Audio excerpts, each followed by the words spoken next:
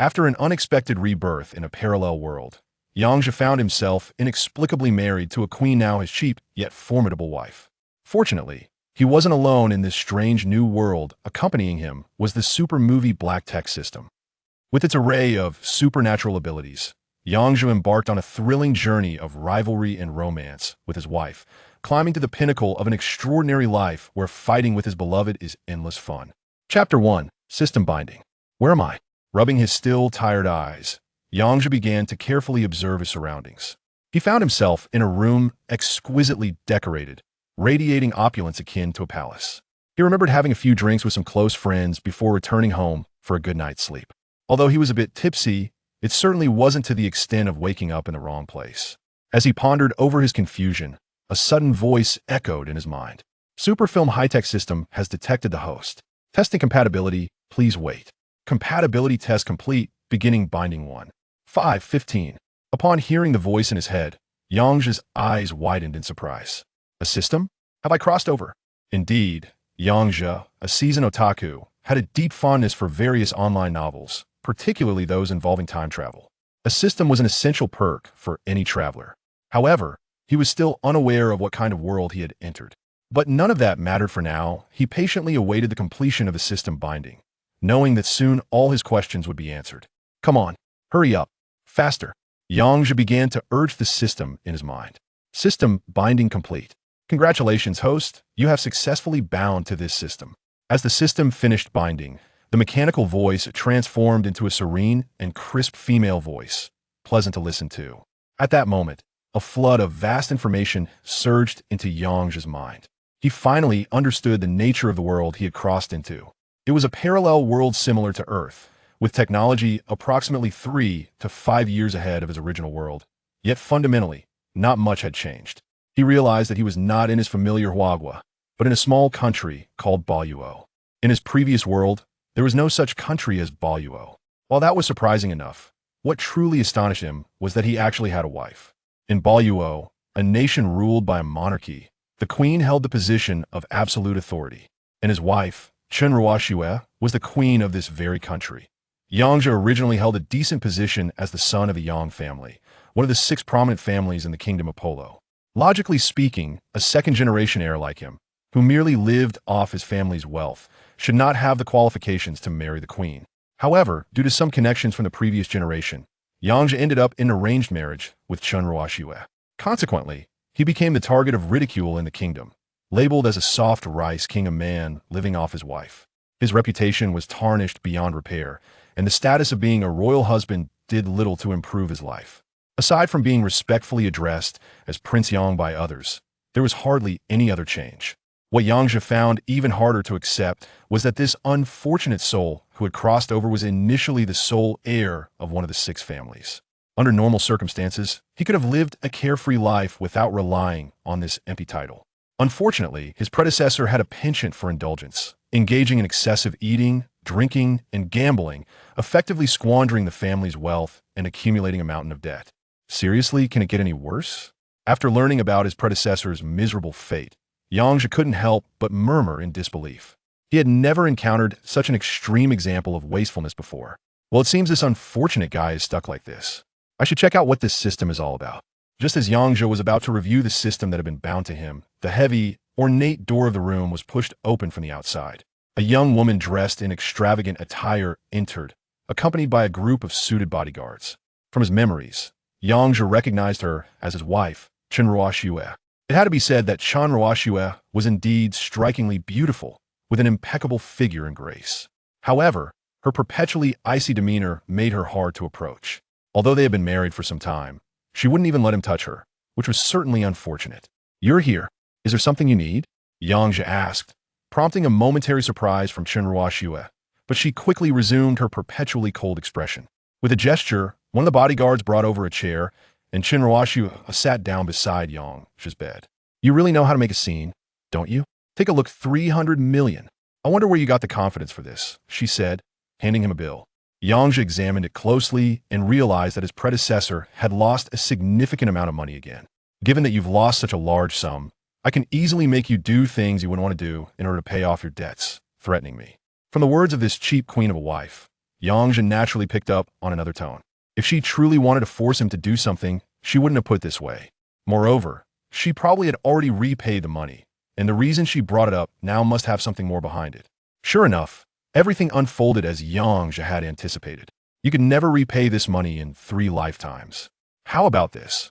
As long as you agree to one thing, I'll wipe away the debt you owe me, and I'll even reward you with a substantial sum to help you live comfortably for the rest of your life. Truly, she was a person of royal stature, though still young. She was quite adept at playing the game of power. What is it?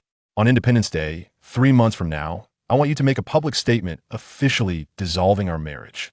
At that moment, Yang Zhe understood it seemed that his cheap queen wife wanted to use this opportunity to divorce him. As the #1 figure in the country, any action she took would garner public attention, and a royal divorce would certainly need to be announced to the world. If this were the case for her predecessor, he would have been too ashamed to agree, even if it meant death. But Yang Zhe was no longer the same man who had once relied on others. Of course, I know you. Is that all? Fine, I agree. What? You agreed? Chen Ruoxue's icy demeanor suddenly showed a hint of surprise. Chapter 2, Micro-Robots. Knowing Yang Zhe as she did, Chen Ruoxue realized this matter wouldn't be so easily resolved. Even if she intended to use this opportunity for some heavy extortion, she had anticipated that. What she hadn't expected was how readily Yang Zhe agreed without any hesitation. What? Was what I said not clear enough? After hearing Yang Zhe's response, Chen Ruoxue returned to her frosty expression. I'm glad you made the right choice. After a brief pause, she continued, the money I promised you will be given after the divorce. In truth, the amount she mentioned was indeed substantial. As she stated, Yang Zhe could live quite comfortably for the rest of his life with that money. Forget about the compensation. Right now, I need you to help me with something, and the rest will be as agreed. After saying this, Yang Zhe gave Chen Ruoxue a meaningful glance. The once cold and frosty expression on her face now turned to anger. She thought Yang Zhe was going to make some outrageous demand. Speak. My shoulder's a bit sore. Can you give it a rub? That's it? Yeah. What else did you expect? Stop dragging this out and get on with a queen. She naturally wouldn't do such things herself. With just a glance, her 2 bodyguards stepped in beside Yang Zhe, one on the left and one on the right. At that moment, Chen Ruoxue shot a complex look at Yang Zhe, realizing that he seemed a bit different now. After a few symbolic pinches, the 2 bodyguards stepped back. I hope you don't forget your promise. Let's go. With that, Chen Ruoxue led the bodyguards out of the room, and the door was slammed shut behind them. There was nothing worthwhile to stay for in the palace. From the memories of his predecessor, Yang Zhe recalled that he still had an apartment in the bustling city. Now, he planned to go back to live there, as it would be much more comfortable than enduring the disdain here. Once he left the palace, he realized he had no money left on him. According to his memories, his home was still quite a distance away. After showing off earlier, now he would have to go back and ask his estranged wife for money. How embarrassing that would be. Fortunately, Yang Zhe began to walk back. He was used to taking a car, so the distance didn't seem too far. However, he soon realized that the journey was indeed quite long. It took him 2 hours to finally reach his home. This apartment, located in the city center, was now his only asset. At least I have a bit of conscience left. I didn't lose the house too. He couldn't help but sigh, pondering why this unfortunate predecessor managed to uphold the last line of defense. The standalone villa appeared extremely luxurious from the outside, but inside it felt quite empty, giving off a sense of desolation. Following the information in his memories, Yang Zhe successfully found his room. He entered and closed the door behind him. At this moment, he began to mentally call out to the system he was bound to. System, are you there? How exactly do I use you? This system is a super movie sci-fi technology system. It will periodically issue tasks, and as long as the host completes the tasks, they will receive substantial rewards. Rewards? What kind of rewards? Most of them are some kind of sci-fi technology for movies. Upon hearing this, Yang Zhe's eyes immediately lit up. In his previous life, he was a sci-fi enthusiast, particularly fascinated by the advanced technologies depicted in films. He clearly understood that having this system marked the beginning of his remarkable journey. By the way, can you tell me what the first task is?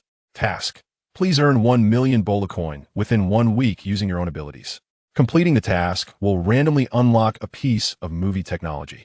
Hearing this task, Yang Zhe immediately felt overwhelmed. He had just been reduced to not even having money for a taxi. Where was he supposed to earn 1 million? He certainly couldn't sell the house. And since the system emphasized earning it through his own efforts, selling the house wouldn't be an option. By the way, system, since I'm new here, don't you have a beginner's gift pack or something?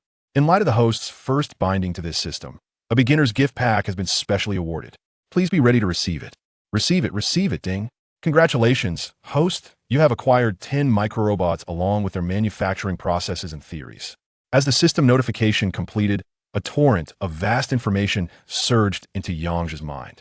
Characters danced before his eyes, with calculations, materials, theories, and more deeply imprinted in his brain. Although this was just a small-sized robot, the theories involved were incredibly complex. Despite being a notorious underachiever before, the influx of knowledge instantly elevated Yang Zhe to a level above many scientists. He opened his inventory and saw 10 microrobots waiting there. Without hesitation, he extracted them. Alongside the 10 robots was a small brainwave controller. Yang Zhe was familiar with microrobots. They were inspired by the technology from the movie Big Hero 6 and could be described as a remarkable piece of technology. Especially for Yang Zhe at this moment, microrobots were exactly what he needed. With these microrobots, some technological feats that are difficult to achieve in today's society could be successfully implemented. Although having only 10 seemed somewhat trivial, he had already mastered the overall theories and technical support. With these 10 microrobots, he could continuously expand his forces like the chicken and egg scenario before long. He could grow his team to a formidable size. Of course, that was his plan for the next step. While the materials for microrobots weren't particularly rare, each one came with a hefty price tag, at least considering Yang Zhe's current situation. Forget it. I should focus on completing the task first, he thought. Despite his eagerness to expand his microrobot army, he had to consider his own circumstances. Making $1 million isn't as easy as it sounds.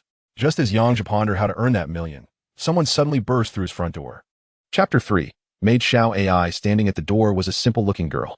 Although she didn't wear the extravagant clothes of a queen, her appearance was not any less impressive. Young master, you're back? Xiao AI. From his memories, he recalled that this girl was named AI Zhiro, one of his maids. She was the only person left from the Yang family after their downfall. AI Zhiro had been sent to the Yang family as a servant at a very young age. But in reality, she was being groomed to be Yang Zhe's wife. In the Borat Empire, it was common for nobles to have multiple wives. As the Yang family fell into decline, everyone around them abandoned ship, but Xiao AI remained steadfastly by Yang Zhe's side. Yet, this former master of his spent his days frequenting brothels and casinos, or shamelessly trying to win over Qin Ruoxi Wei at the palace, completely ignoring the person who stayed by his side. It was infuriating to see him take such a precious gem for granted while chasing after someone who clearly wasn't interested. Unable to hold back, Yang Zhe began to look down on this former master of his. It's been a long time since I came home. Just thought I'd check in. After a brief exchange, Yang Zhe noticed the large bag in Xiao AI's hands. Xiao AI, what do you have there? At his question, Xiao AI's face flushed. Normally, Yang Zhe would never have asked such things. Young master, our family is out of money, so I took on some external processing work from a tech shop nearby. With a cheerful demeanor, Xiao AI set the bag down and opened it. Inside were various electronic components that she needed to assemble according to a blueprint. Seeing this, Yang Zhe felt a pang of sorrow. Xiao AI, you've worked hard. I'm not tired at all, young master. If I can finish assembling these, I'll earn $200. Enough for us to get by for several days. Xiao AI's face lit up with excitement as she spoke. Although she had experienced the glory of the Yang family, there was no sense of loss in her heart now. At this moment, those $200 held significant appeal for her. With that money, she could treat her young master to a nice meal. Just when she was worried about how to earn $1 million, an opportunity had presented itself. Xiao AI, let me see the blueprint. Oh. She rummaged through the bag and pulled out a blueprint, handing it directly to Yang Zhe. From the complexity of the blueprint, it was clear that earning those $200 wasn't easy at all for Xiao AI. However, for Yang Zhe, this kind of manual work was incredibly straightforward. Although I only have 10 microrobots at my disposal, handling this workload is a piece of cake. I released the deformed microrobots that were hidden on my body and used a brainwave controller to line them up neatly. Young master, what is this? This is my treasure. Just watch. After Yang Zhe said this, he controlled the 10 microrobots to start assembling a pack of parts. In just a few seconds, the entire pack of parts transformed into finished products. The craftsmanship was so exquisite that it was even more visually appealing than those made by precision machines. AI Shiro, standing nearby, was utterly stunned. Is it done already? Yes. Come on, let us deliver these and pick up some more. Upon hearing this, Xiao AI's face lit up with excitement. At that moment, she was filled with anticipation for her future. It wasn't just the fact that she earned $200 in the blink of an eye. It was also the change in Yang Zhe's attitude towards her. The processing location for the parts was a toy store in a tech city not far from the Fong family. A recent American movie, Robot Rampage, had taken the world by storm, sparking a global fascination with robots, and the kingdom of BOLO was no exception. Some savvy businessmen quickly recognized the opportunity and began producing corresponding offline products. The parts being processed were the main components for assembling robot toys. And since mechanization was not feasible, they had to be assembled manually. Boss Jiang, I finished processing all these items. Can you give me some more? The middle-aged owner of the toy store looked at Xiao AI with a puzzled expression. Finished already? You just picked them up not long ago, right? It wasn't that Boss Jiang doubted her, but he knew that even a skilled worker would need more than half an hour to assemble that set of products. Xiao AI had come and gone, including walking time, in less than half an hour. Did you finish it that quickly? I can't believe it. Look. Seeing Boss Jiang's gaze, Xiao AI couldn't help but feel a rush of pride, knowing her young master was extraordinary. How is this possible? Did you really make all of these? After inspecting the assembled products in the bag, Boss Jiang couldn't help but open his mouth wide, astonished, to prevent being fooled. He even checked the overall functionality, and the results left him even more shocked. The assembly craftsmanship of these parts surpassed that of the best craftsmen in their store by several levels. I made all of these. Do you have any more? Yang Zhe's words snapped Boss Jiang back from his astonishment. He looked Yang Zhe up and down and realized he was just an ordinary young man. He didn't recognize Yang Zhe as the renowned king of soft rice known nationwide.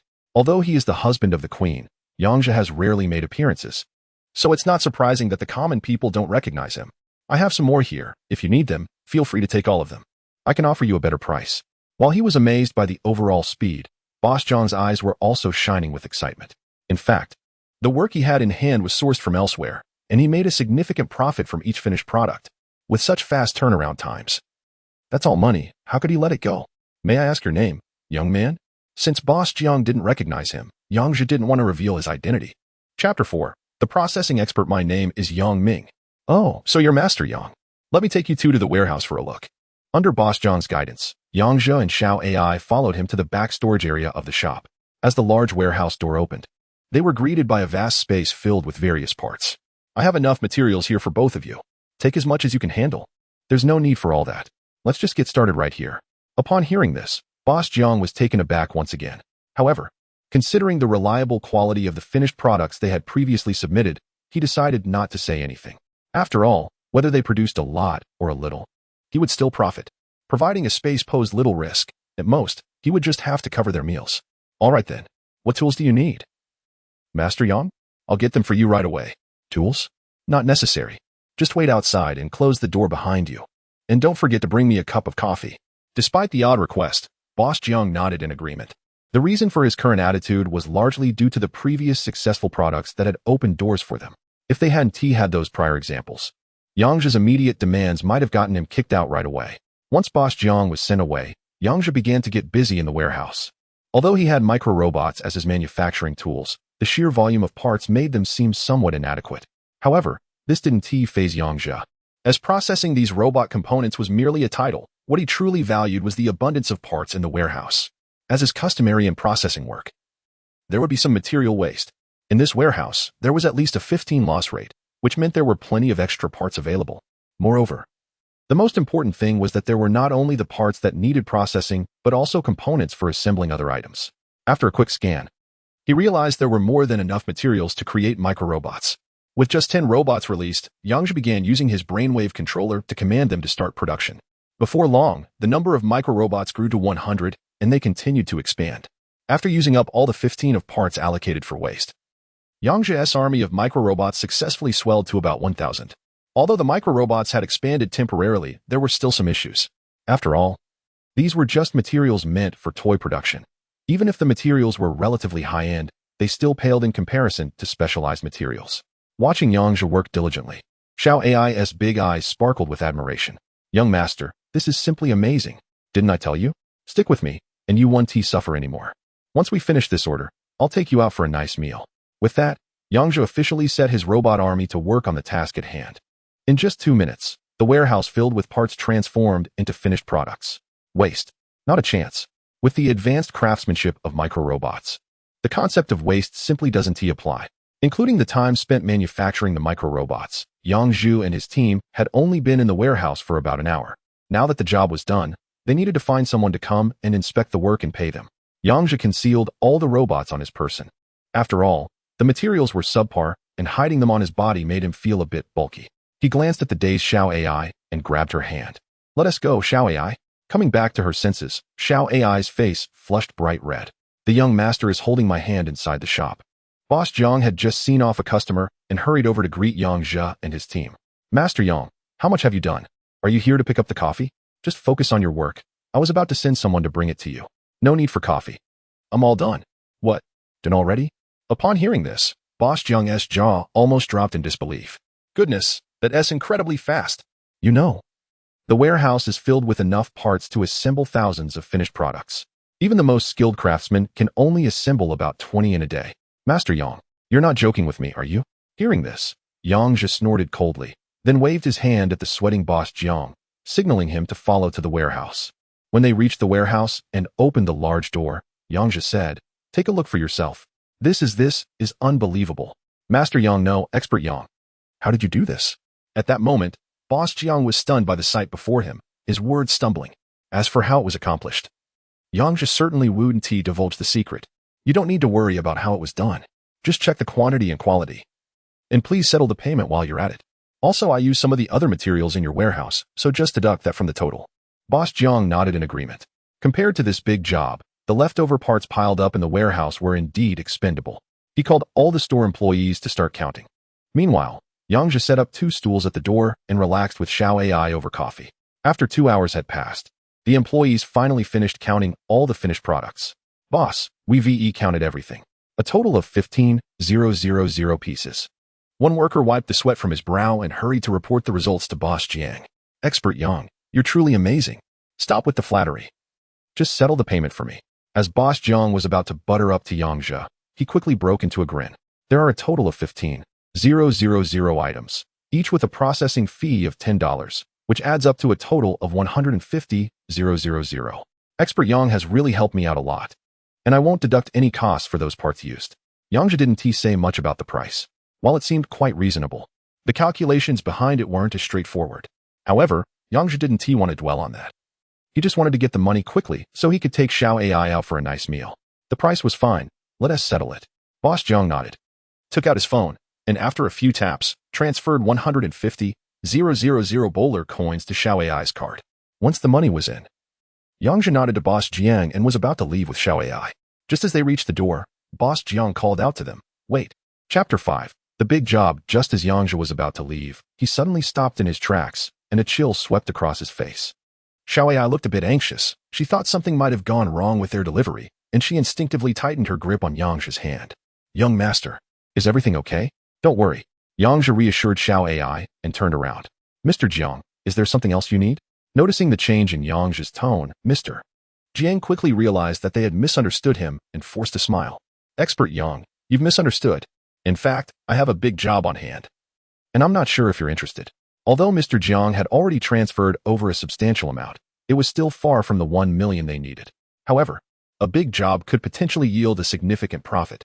Seeing that Yang Zhe was interested, Mr. Jiang began to elaborate on the big job he had mentioned earlier. According to Mr. Jiang, these jobs came from a manufacturer specializing in high-end toys. The workload there was far greater than what Mr. Jiang had. Most importantly, the output of that toy factory wasn't much better than Mr. Jiang's, as the production relied entirely on manual labor. While it might seem like a loss to let such a business opportunity slip away, Mr. Jiang understood that if he could solve the problem for this major client, the commission alone would be enough for him to make a hefty profit. "What do you think? Should we go take a look?" To be honest, after hearing Mr. Jiang's description, Yang Zhe was genuinely intrigued. His interest wasn't solely in the potential to earn $1 million. He was particularly fascinated by the toy factory itself. He recalled that it was a manufacturer known for producing high-end toys, all made to a 1:1 scale with meticulous attention to detail, often rivaling the quality of genuine articles. If he could get to that factory, the flawed miniature robots produced by Mr. Jiang could be significantly improved, and he could even expand the production of these mini robots considerably. With such a promising opportunity, how could Yang Zhe refuse? "All right, let's go take a look." Upon hearing Yang Zhe's agreement, Mr. Jiang's face broke into a wide smile. Since Yang Zhe had taken care of all the current work, Mr. Jiang arranged for a large truck to load the finished products, preparing to deliver them to the toy factory. Yang Zhe and Xiao AI hopped into Mr. Jiang's vehicle and set off towards the factory. The toy factory was located in the outskirts of H City and occupied a vast area. Its grand entrance was quite impressive. Perhaps due to Mr. Zhang's status as a regular, the security guard recognized the truck and waved them through without any questions. After parking the car in front of the office building, Yang Zhe and Xiao Ai, led by boss Jiang, headed straight to the boss's office. Upon entering, they saw a middle-aged man with a serious expression, frowning as he sat at his desk. When he noticed their arrival, he slightly lifted his head to take a look. Upon realizing it was boss Jiang, he offered a token smile and casually remarked, "Oh, it's you, Lao Jiang. I'm quite busy right now. No time for tea." Boss Jiang replied, "Come on, Li, do I look like someone who has the time to just drop by for tea? I have two people here who can help solve your big problem." He then gestured towards Yang Zhe and Xiao Ai. Li raised his eyebrows, giving Yang Zhe and Xiao Ai a quick once-over before shifting his gaze back to the computer screen. "For matters like this, you can just go to the workshop and find Supervisor Zhou. Simple as that," he said dismissively, his tone dripping with disdain. In fact, Li dismissed Yang Zhe and Xiao Ai as mere freelancers looking for work, hardly taking them seriously. Boss Jiang was not pleased. After all, he had brought them here, and being treated this way felt like a slap in the face. Just as he was about to say something, Li's phone rang. "What? It's all done." Li shot up from his desk, his expression instantly shifting to one of shock. "What about the quality? Was it done properly?"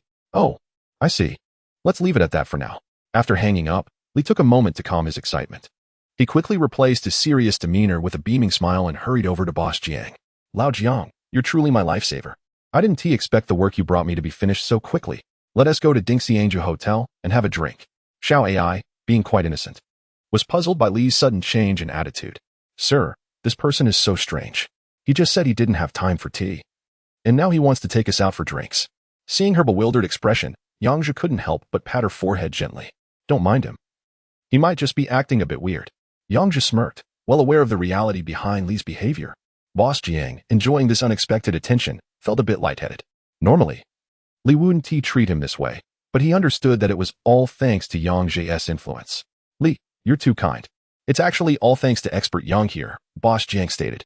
Upon hearing this, Li's gaze returned to Yang Zhe. To him, this young man still seemed like an ordinary person. Despite his skepticism, the truckload of goods was undeniable proof of Yang Zhe's capabilities. "Expert Yang, you've really helped me out a lot. Let us find a place to sit and talk. I want to thank you properly. It's important to remember that Expert Yang's time is extremely valuable. There's no time to waste idly chatting. Completing the task and unlocking the technology is the top priority." "I understand, and we can discuss those other matters later. For now, I'd like to take a look at the inventory you have." Upon hearing this, Mr. Li was momentarily taken aback, but quickly regained his cheerful demeanor. After all, this batch of goods has been a lingering concern for him. Regardless of the methods this young man might use, as long as he can help him complete the task, that's all that matters. Since Expert Yang is so eager, let's head to the workshop right away. With that, Mr. Li led the group toward the workshop. Chapter 6. Just one day, I must say. This toy manufacturer is indeed quite large-scale. At this moment, several massive workshops are continuously in production. The processing parts that need to be handled occupy an entire workshop by themselves. Upon entering the workshop, one can see several towering stacks of components, with workers bustling around everywhere. "Expert Yang, you see, these items have always been a thorn in my side. To be honest, if I can complete this quickly, the profit should be quite considerable." Although Mr. Li didn't need to say it outright, Yang Zhe understood the underlying implications. After wandering around the workshop, he discovered something interesting in a corner. In a storage area, there were shelves filled with dusty components that looked like they had been idle for a long time. Despite the thick layer of dust, Yang Zhe recognized these as rare specialty metal parts. Seeing them, his eyes immediately lit up. It seemed that choosing this place was indeed the right decision. The quality of the parts here was far superior to those from boss Jiang. Even though he was very interested in these items, he couldn't let it show and had to casually ask about them. From Mr. Li, he learned that these were all components that had been sitting and used for quite some time. Initially, Mr. Li was quite an ambitious guy, having manufactured a batch of highly precise robots, using materials that were exceptionally refined, reaching the pinnacle of civilian-grade materials. However, due to the high production costs, the selling price was naturally steep, leading to poor sales and the eventual halting of production for these precise goods, leaving the materials idle here. Mr. Li had considered disposing of these items, but the offered price was only 1/10 of the cost, so they remained untouched. After finishing his tour of the workshop, Mr. Li asked, "Expert Yang, how much work can you take on?" "Actually, not much. I'll handle everything." "What? Everything?" Mr. Li's expression was even more shocked than when he spoke to boss Jiang. Wow, this felt like a joke. He had over 100 people working together, and they were severely understaffed, with a red recruitment notice still posted at the entrance. However, thinking it over, wasn't the work from Boss Jiang also done by him? Perhaps he had a recruitment agency with more manpower at his disposal. So, Expert Yang, how many people do you have? Will they work directly here? Or take the goods back to work on? Take them back? No need for that hassle. It's just the two of us. It's not a big project. So we can manage here. But, let us discuss the price first. Expert Yang, there are 200,000 items here. Yes, is 200,000 items a lot? Mr. Li was instantly dumbfounded. Not a lot. So how many would be considered a lot? Since Expert Yang has put it that way, I won't say much more. The price is the same as Boss Jiang's, 15 yuan per piece. Yang Zhe calculated that this price should be reasonable. However, considering the need to clear out that batch of idle parts, he was worried that if deductions were made later on, he might not complete his task with the payment for the 200,000 pieces. Nonetheless, Yang Zhe also knew that this price was still negotiable. With the quantity being fixed, he could only work on the speed. How long will it take? As long as Expert Yang can finish this batch within half a month, it would be a huge help to me.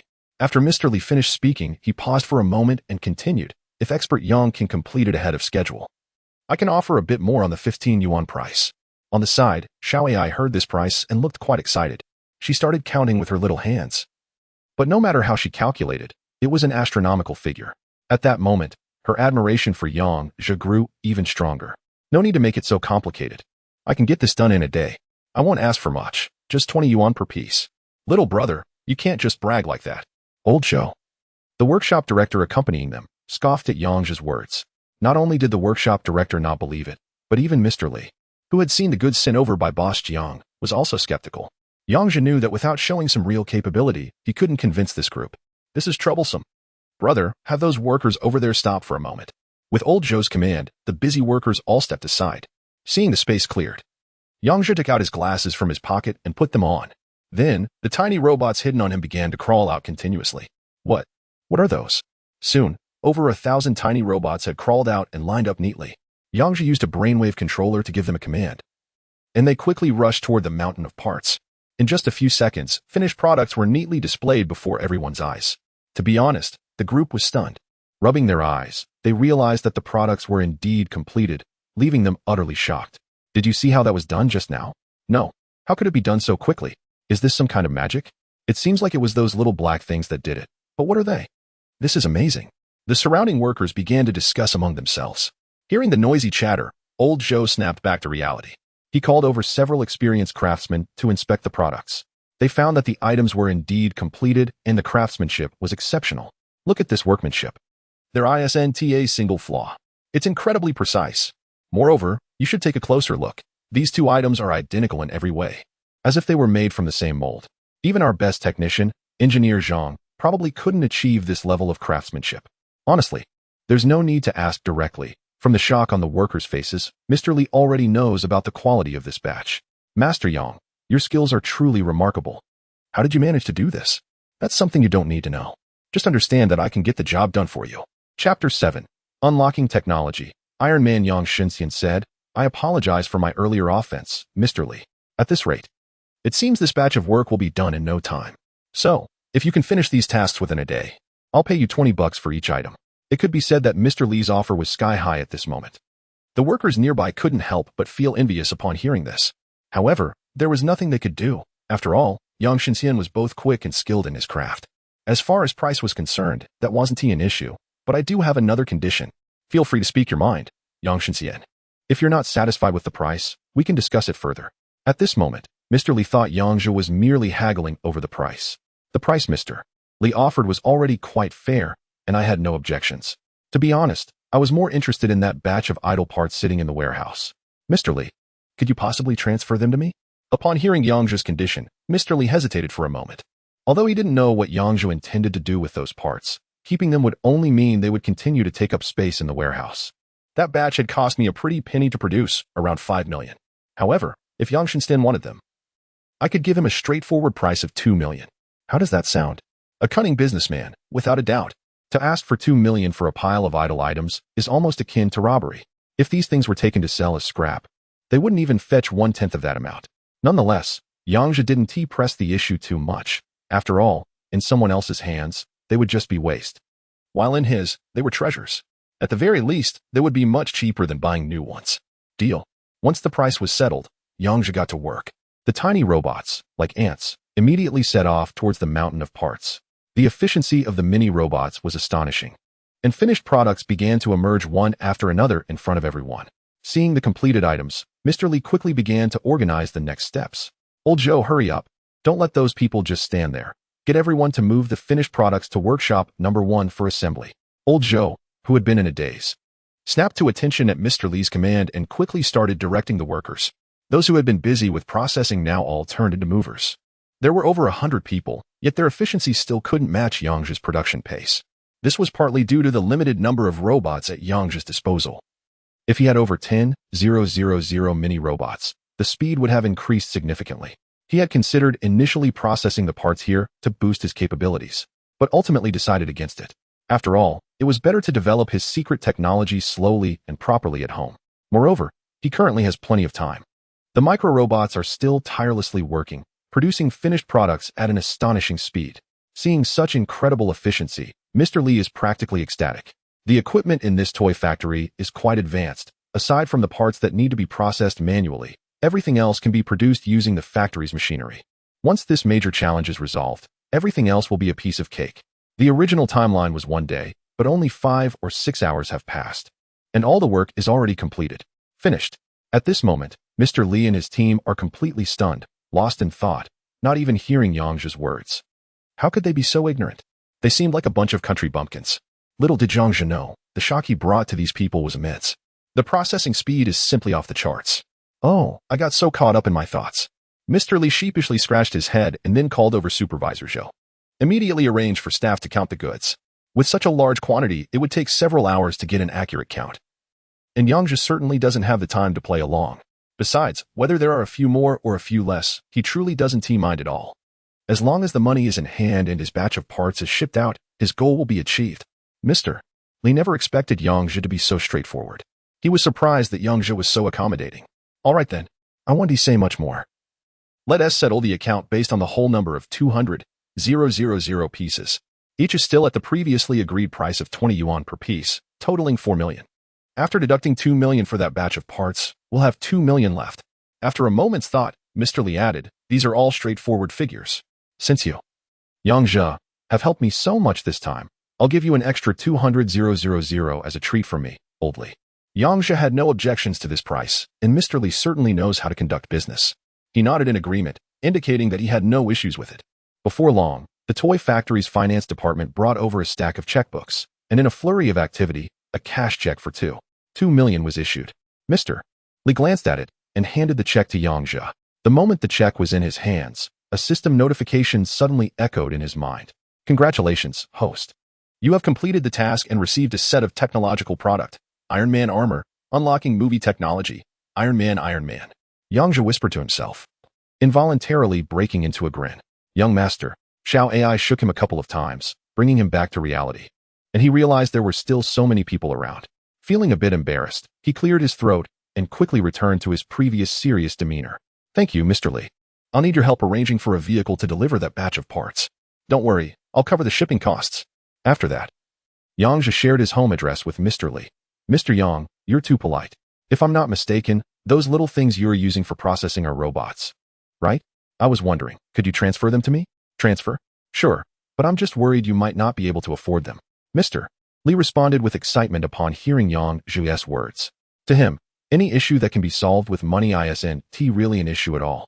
The only concern is whether someone is willing to sell. As long as there's a price, everything is negotiable. Well, you can't say whether I can afford it or not without giving me a price first. Name your price, and if it's reasonable, I'll sell everything I have to make it happen. If you really want them, I'll sell them to you for 20 billion. Chapter 8. The energy core. To be honest, the price Yang Zhe quoted was not outrageous at all. Those micro-robots were worth every bit of the 20 billion he asked for. However, the usually extravagant CEO Li was sweating at the mention of that price. Yang, you really know how to joke. Yang Zhe shot a mischievous glance at CEO Li. Not at all. It's just that you were the one who joked first, right? Having completed the task, Yang Zhe didn't want to linger and chat aimlessly. After a brief goodbye, he took little AI and left. CEO Li personally escorted Yang Zhe to the door and arranged for a car to take them back. But Yang Zhe had his own matters to attend to and politely declined Li's generous offer. Boss Jiang made an excuse about needing to discuss some business and stayed back to chat with CEO Li. Yang Zhe understood that Jiang, as the introducer, was waiting for a kickback, and he had no intention of getting involved in that. The first thing Yang Zhe did after leaving the toy factory was to hail a cab and head straight for a nearby bank. He withdrew the money from the check and transferred it into his personal account. Account 1313 received a deposit of 2 million pineapple coins. Seeing the money had successfully transferred, Yang Zhe smiled with satisfaction and then took little AI to the best restaurant nearby. Let us eat here. It may not be the highest-end place, but we'll make do for now. I promise to treat you to a nice meal.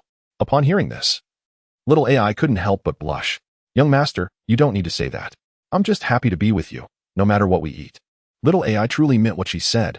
Ever since joining the Yang family, she had remained steadfast in her feelings for Yang Zhe, having endured the toughest times together. She was about to nitpick over trivial matters now. Seeing such a wonderful girl being taken for granted by his ex made Yang Zhe look down on that unfortunate former partner. How could anyone not appreciate such a great wife, only to chase after someone else? Ridiculous. Well, that just means I get to benefit from it. Even though little AI said she didn't care, Yang Zhe did care. Once inside the restaurant, he ordered the most expensive dishes on the menu. Soon, their table was overflowing with delicious food. Young master, we can't eat all this. Maybe we should save some money. Upon hearing this, Yang Zhe was not pleased. He called over a waiter, bring us 2 Australian lobsters, and make sure they're the biggest ones. His woman worrying about money? Absolutely not. In no time, the table was cleared of food. While they didn't finish everything, both of them had certainly eaten quite a bit. Although little AI had experienced the prosperity of the Yang family, she had also endured hard times, so the allure of such gourmet food was still strong for her. Especially for Yang Zhe, who had once been just an ordinary nobody in the 21st century, he had never had the chance to enjoy such luxury. At this moment, he was eating far more voraciously than Xiao AI. After a hearty meal and drinks, he simply swiped his card to settle the bill. This meal cost a staggering amount, easily in the tens of thousands. Looking back, the 200,000 yuan that President Li had generously provided for dining didn't seem like just an excuse after all. Both of them had spent nearly 100,000, and it was clear that the 20,000 yuan was quickly spent. Once home, Yang Zhe immediately retreated to his room. Iron Man armor, he murmured, summoning his attributes interface and opening his backpack. Inside lay a striking red suit of armor, quietly resting. Without hesitation, he extracted the armor. In his previous world, he had been an avid Iron Man fan, always dreaming of the day he could don the armor and soar through the skies. Little did he expect that his fantasy would turn into reality. Just having this ready-made armor was enough to keep Yang Zhe elated for days. But that wasn't even the best part. The entire Iron Man technology had been unlocked. With mastery of this technology, he could assemble his own Iron Man army. At that point, he could go wherever he wanted and challenge whoever he wished. The more he thought about it, the more excited he became. Yang Zhe quickly navigated to the technology unlock interface and found the Iron Man technology that had been unlocked. Iron Man technology unlocked. Would you like to accept? Now is not the time to hesitate. There was no point in saving it for later. Except, just like when he had received the microrobots. A series of characters flashed before him. A massive amount of information surged into his mind. Segments of formulas, lines of code, and the entire production process related to Iron Man creation were deeply imprinted in Yang Zhe's brain. The entire process lasted several hours before he fully digested all the information. Just like before, he had already integrated the various scientific disciplines needed for Iron Man production. The manufacturing process was undoubtedly complex, involving numerous theoretical supports from different fields. Even though it was technology from a movie, once he mastered the production methods, Yang Zhe could replicate it in this world. Some things don't cease to exist just because you don't understand them. While movies may seem fantastical, it's often just that they haven't reached a level of comprehension. The entire Iron Man suit was full of treasures, especially that glowing energy core, which was undoubtedly a miraculous device. To put it simply, it was a super compact nuclear reactor. Yang Zhe's next goal was straightforward, to start mass-producing Iron Man energy cores. Unlike traditional nuclear materials, Iron Man's core used a palladium element. Although this metal is considered precious, it is far easier to obtain compared to uranium, and most importantly, it is much cheaper, only half the price of gold. The materials were not complicated, but the real challenge lay in the craftsmanship, which was Yang Zhe's unique expertise. As long as the small nuclear reactor can be mass-produced, it will bring endless wealth to Yang Zhe. There's no need to worry about imitation issues. The technology involved is beyond the comprehension of this era. Even if it were leaked, outsiders wouldn't be able to replicate it. Moreover, if someone were to carelessly dismantle it, The small energy core would essentially be a miniature nuclear bomb. Feel free to take it apart if you're not afraid of dying. Just as Yang Zhe was contemplating his future plans, a knock on the door interrupted him. Since it was just him and Xiao AI at home, it was definitely her on the other side. Come in, Xiao AI. The door isn't locked. Chapter 9. Procuring Palladium. The door swung open, and standing at the threshold was indeed AI Zhiro. Young master, would you like a late-night snack? Yang Zhe wasn't particularly interested in food at the moment, as AI Zhiro was wearing a loose-fitting nightgown. Her enchanting figure was tantalizingly visible, leaving him momentarily dumbfounded. She looked captivating in her casual attire during the day, but this outfit was making Yang Zhe's heart race. After all, he was a young man in the prime of his youth, not like his former playboy self. Zhiro, come here and sit beside me. Setting the snacks down on a nearby table, AI Zhiro walked over to Yang Zhe's bedside. Since AI Zhiro was his woman, he felt he could do anything without hesitation. Seeing the beautiful girl sitting next to him, he pulled AI Zhiro into his embrace. Zhiro, stay with me for a while. At that moment, AI Zhiro's face flushed bright red as she quietly agreed. Throughout that short day, she had experienced more fulfillment than in the past decade with the Yang family, all thanks to Yang Zhe's transformation. That night passed in a whirlwind of passion. The next day, it wasn't until the sun rose high in the sky that Yang Zhe lazily opened his eyes, exhausted from the night's adventures. Clothes were strewn all over the floor, and AI Zhiro's nightgown was in tatters, unwearable. Seeing the stunning beauty lying beside him stirred a natural response within him. He called AI Zhiro awake, and they soon found themselves busy once again. Though AI Zhiro was still inexperienced in such matters, she eagerly responded to Yang Zhe's advances. When they finally dressed and got out of bed, AI Zhiro walked somewhat awkwardly, a result of their recent activities. Zhiro, why are you walking like that? Upon hearing Yang Zhe's question, AI Zhiro's face turned crimson. Young master, you shouldn't say that. It's all your fault. With that, she covered her face and rushed out of the room. Joyful occasions bring a lightness of spirit, and this perfectly described Yang Zhe's mood. Not only had he successfully completed his mission and unlocked the technology he desired, but he had also won the heart of a beautiful woman. Now, he needed to quickly dive into researching Iron Man technology. He had already outlined the specific steps the day before.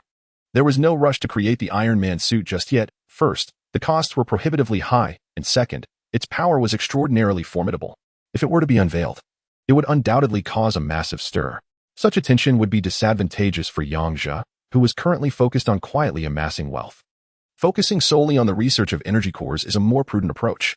Although energy cores can be considered a type of nuclear reactor, the technology of this era is completely unable to grasp their essence. When the time comes, whatever principles are discussed will simply be what they are. Moreover, Yang Zhe, who has a deep understanding of manufacturing processes, knows that these energy cores can be weakened for practical use. If produced in large quantities, they would surely be in high demand for civilian applications. What could be the most impressive weapon in the world? Aside from nuclear bombs, it would likely be nuclear-powered aircraft carriers. However, Yang Zhe does not intend to deal with those labor-intensive projects.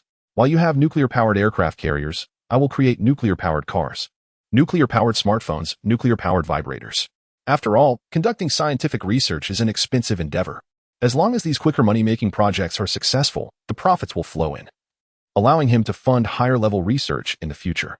Without hesitation, Yang Zhe tidied up his clothes and left the room. At that moment, AI Zhiro was in the living room, where breakfast had already been prepared on the table. Having a good wife at home is truly wonderful. After having a bite to eat, Yang Zhe and AI Zhiro went out for shopping. The element palladium used in energy cores is relatively easy to obtain. Recently, palladium jewelry has become quite popular, and many accessory stores on the street sell a good amount. Although the price of palladium isn't exactly cheap, it can't be considered expensive either. Through his channels, Yang Zhe purchased 10 kilograms of pure palladium, which cost him a whopping 1.5 million. Looking at the bags in his hands, he sighed, briefly enjoying the feeling of wealth before returning to reality. The main components were now secured, and the remaining items wouldn't cost too much. After purchasing a few small accessories for the energy core, Yang Zhe returned home with AI Zhiro to their cozy little nest. At that moment, he noticed 2 box trucks parked in front of his villa. Young master, why are these 2 trucks parked at our door? AI Zhiro asked. Yang Zhe carefully examined the trucks and soon spotted the identification tag in the lower left corner of the front windshield. It must be the delivery from Mr.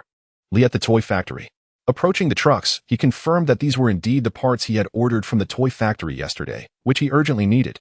Without wasting any time, he opened the door and used the now empty garage as storage. After a flurry of activity, the 2 trucks were completely unloaded and filled with parts stacked in Yang Zhe's home. It seemed like the first step was to swap out the components he had on hand. Muttering to himself, he released all the mini-robots he had hidden on him. After a busy session, the originally simple mini-robots were all upgraded, and the loss of parts was minimal. The quality has improved, and the quantities certainly cannot lag behind. The available materials are just sitting here. The remaining micro-robots got busy, and soon Yang Zhe's micro-robot army grew to over 10,000. With this increase in numbers, the parts in one of the garages were completely used up. Since there weren't any major projects to tackle at the moment, the expansion of the micro-robot army was temporarily put on hold. Essentially, having over 10,000 robots for now is more than sufficient. As for the remaining parts, Yang Zhe plans to use them all to assemble energy cores. With a clear process and operational guidelines in place, the rest of the work is quite straightforward. While these tasks might still be quite challenging for others, Yang Zhe has so many advanced processing tools at his disposal that handling them is a piece of cake. Chapter 10. The budget energy core. Iron Man's energy core is different from traditional nuclear reactors, and the palladium used is not something that can be directly applied to the energy core for reactions. It still requires enrichment and purification. If someone were to create an energy core identical to Iron Man's, the 10 kilograms of palladium bought would hardly be enough. The palladium used in the energy core is similar to enriched uranium, and this palladium also needs to be enriched. The energy produced by the original energy core is comparable to that of a large nuclear power plant's reactor, and using such a powerful weapon for civilian purposes would be an enormous waste. Maximizing profit with minimal investment is Yang Zhe's goal. He typed out formulas on the computer, running calculations. Beside him, AI Zero was already captivated by the scene. Young master, how do you know all this? AI Zero blinked her large eyes, surprised that Yang Zhe, who she thought could only play simple games, had suddenly become so skilled. I'm quite impressive, you know? Didn't you see that last night? Yang Zhe replied, setting aside his work to give AI Zero a playful poke on her backside. You're so naughty. I'm not talking to you anymore. AI Zero pretended to be angry and ran off, but in truth, she didn't want to disturb Yang Zhe's work. After another round of calculations, Yang Zhe finally stretched and stood up from his chair after 2 hours. It's finally done. After all the work, he had come up with the most perfect and practical solution, and the energy modules produced according to this plan were quite functional. He had even developed 3 types of modules: small, medium, and large, based on varying needs. The small module was only 1/10,000th the size of the original Iron Man energy core, while the large one was about 1,000th. After all, Yang Zhe's goal wasn't to develop weapons. He aimed to create civilian applications, and 1/10,000th was more than sufficient. Yang Zhe's plan was straightforward. He intended to use these energy modules as power sources for cars. In this era, various types of new energy vehicles were thriving. Electric cars, hybrid vehicles, and even those powered by natural gas all seemed inferior compared to his energy core. What is new energy? This is the real new energy. It was clear that once Yang Zhe's product hit the market, it would create quite a stir. With the design finalized, he left the rest to the micro-robots to complete. Even though the overall power had been significantly reduced, the consumption of palladium was still considerable. Just making 100 energy cores of various models consumed over half of the 10 kilograms of palladium. With the products ready, Yang Zhe began brainstorming potential partners for collaboration. Although he had micro-robots capable of manufacturing the cores on their own, the overall production capacity would still be limited. Moreover, producing cars required a substantial investment. Although there are micro-robots that don't require any equipment, various raw materials still need to be prepared. Yang Zhe's specialty is making deals with no investment. And right now, he doesn't have extra money to buy materials. Who can he turn to? Oh, Wang Ping. After searching through his memories, Yang Zhe suddenly thought of someone. Wang Ping was one of Yang Zhe's many former buddies, someone he used to hang out with daily, indulging in food and drink at entertainment venues. Whether he was boasting or not, it was said that he owned a car manufacturing factory. With no one else to turn to, he had to choose Wang Ping, as his connections were limited. He took out his phone and dialed the number he remembered. Hello. My dear Yang, what has made you think of me all of a sudden? Where are we partying tonight? Cut the nonsense and get to the point. Wang Ping on the other end was momentarily taken aback. I'm talking about business. At this moment, Yang Zhe gained a deeper understanding of his former buddy's unreliability. No wonder the Yang family had fallen from grace, and the queen was eager to divorce him. A guy who treats eating, drinking, and partying as serious business. It's no surprise his family was in decline. Stop joking around. Where are you? I need to talk to you.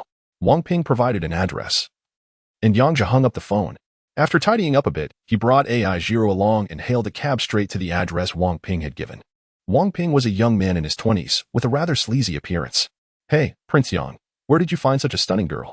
He looked AI Zero up and down, his eyes darting around. Watch where you're looking, or I'll poke your eyes out. This is my wife." Seeing Yang Zhe's serious expression, Wang Ping quickly became awkward and scratched his head. "Sorry for being rude. Brother, nice to meet you, sister-in-law." "All right. My sister-in-law won't hold it against you. You keep bragging about how big your car manufacturing factory is. But I have a lucrative project I'd like to discuss with you. First, take me to see the factory." As soon as Yang Zhe mentioned this, Wang Ping's eyes flickered, revealing a hint of hesitation. Is this guy just boasting? Does he really own a car manufacturing factory? Wait, have you been lying all along? Lying? Wang Ping, never tell tall tales. Just come and see. Besides, my car factory is quite sizable around here. Get in the car." Yang Zhe and his companion climbed into the back seat, and Wang Ping drove them directly to his factory. 20 minutes later, they arrived at the entrance of a factory located on the outskirts of H City. Coincidentally, it wasn't too far from the toy factory owned by Mr. Li that they had visited yesterday. Judging by its size, Wang Ping's factory was indeed quite large, at least several times bigger than the toy factory. Just as he was about to express his admiration, Yang Zhe glanced at the sign at the entrance and was suddenly dumbfounded. At the entrance, the sign read Balong Automobile Manufacturing Company, Limited, First Tractor Factory. "This is the car manufacturing company you mentioned? Isn't this just a tractor factory?" Hearing Yang Zhe's words, Wang Ping scratched his head, looking a bit embarrassed. "Well, a tractor.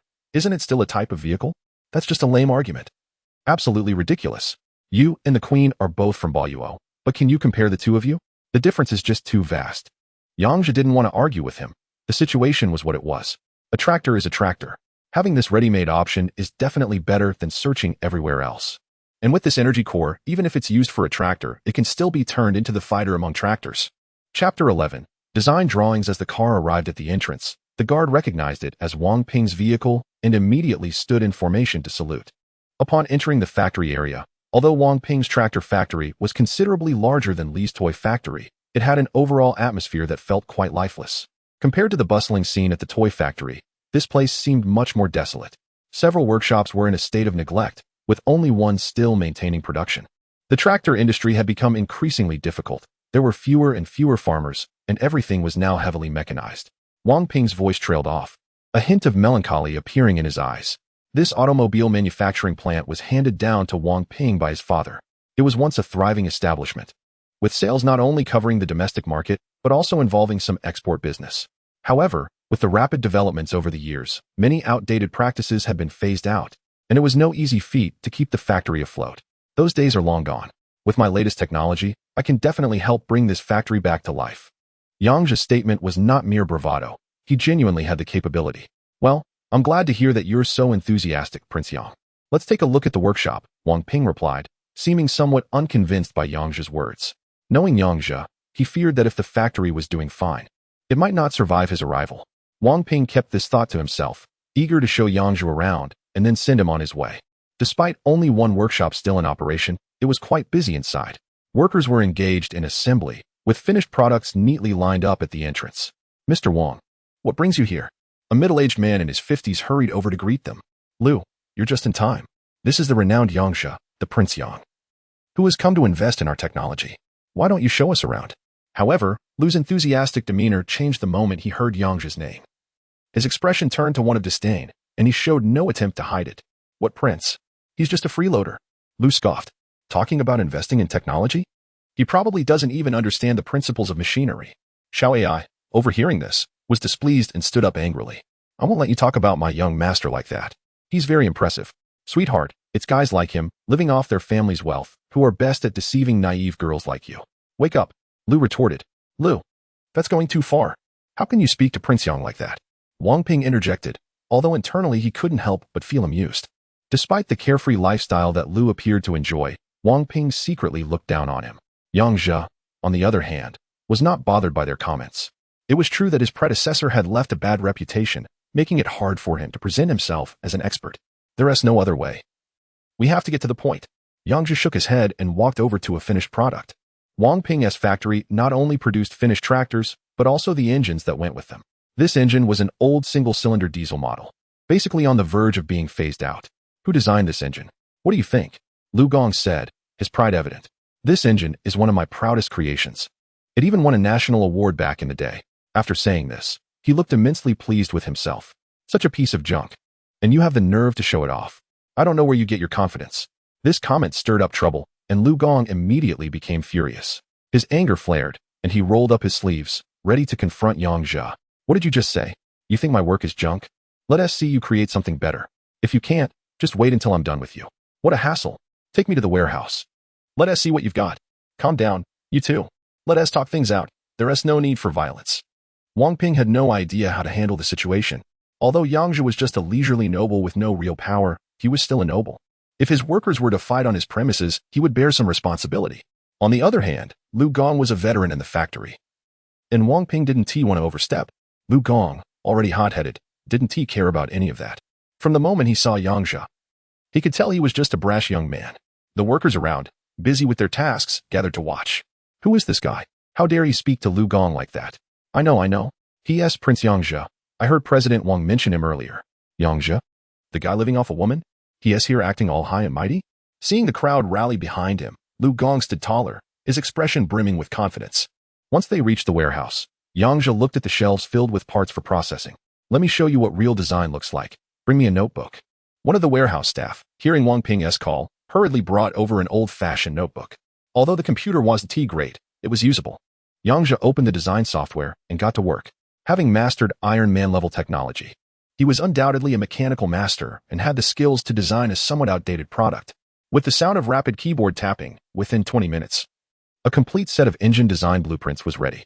Lu Gong, a seasoned veteran in the machinery industry, said, "Take a look at what I designed." "Humph. You think you're so clever? I want to see what nonsense you've come up with." Taking the notebook, Lu Gong was instantly stunned when he saw the design. As an expert in mechanical design, he naturally recognized the extraordinary qualities of Yang Zhe's drawing. The dimensions and materials used were perfectly calibrated, and everything was completed in one go without any modifications. There were even some aspects that he couldn't fully comprehend, yet they all exuded a sense of reason that left him speechless. Such skill could only be achieved with a deep familiarity with mechanics, something that was clearly beyond the ordinary. Moreover, he had witnessed firsthand that this drawing was completed in just a matter of minutes. The sheer speed of it was already quite astonishing. Chapter 12. The finished product is even more amazing. Even if Yang Zhe presented a design that wasn't too terrible, Engineer Lu would still feel a great deal of admiration. Not to mention this design, which was so perfect. The more he looked at it, the more engrossed he became, quickly losing himself in it. The surrounding workers, unaware of the intricacies involved, began to chatter as they saw Engineer Lu studying the blueprint. Doesn't he know his place? Why come out here and embarrass himself instead of staying home? I could design better than him. Exactly. Doesn't he realize that Engineer Lu is an expert in this field? Do you have any idea how many patents he's held and awards he's won? I bet this blueprint is just a mess. Look at how serious Engineer Lu is. He's definitely going to blow up any minute. Amidst the buzzing chatter, Yang Zhe chose to ignore them, knowing they'd soon be silenced. Engineer Lu, what do you think of this design I created? With that question, Engineer Lu snapped back to reality, and his entire demeanor shifted dramatically. To be honest, this blueprint had left him utterly astonished. Quite impressive. The dimensions are reasonable, the technology is sound, and some aspects are simply brilliant. Very good. Excellent.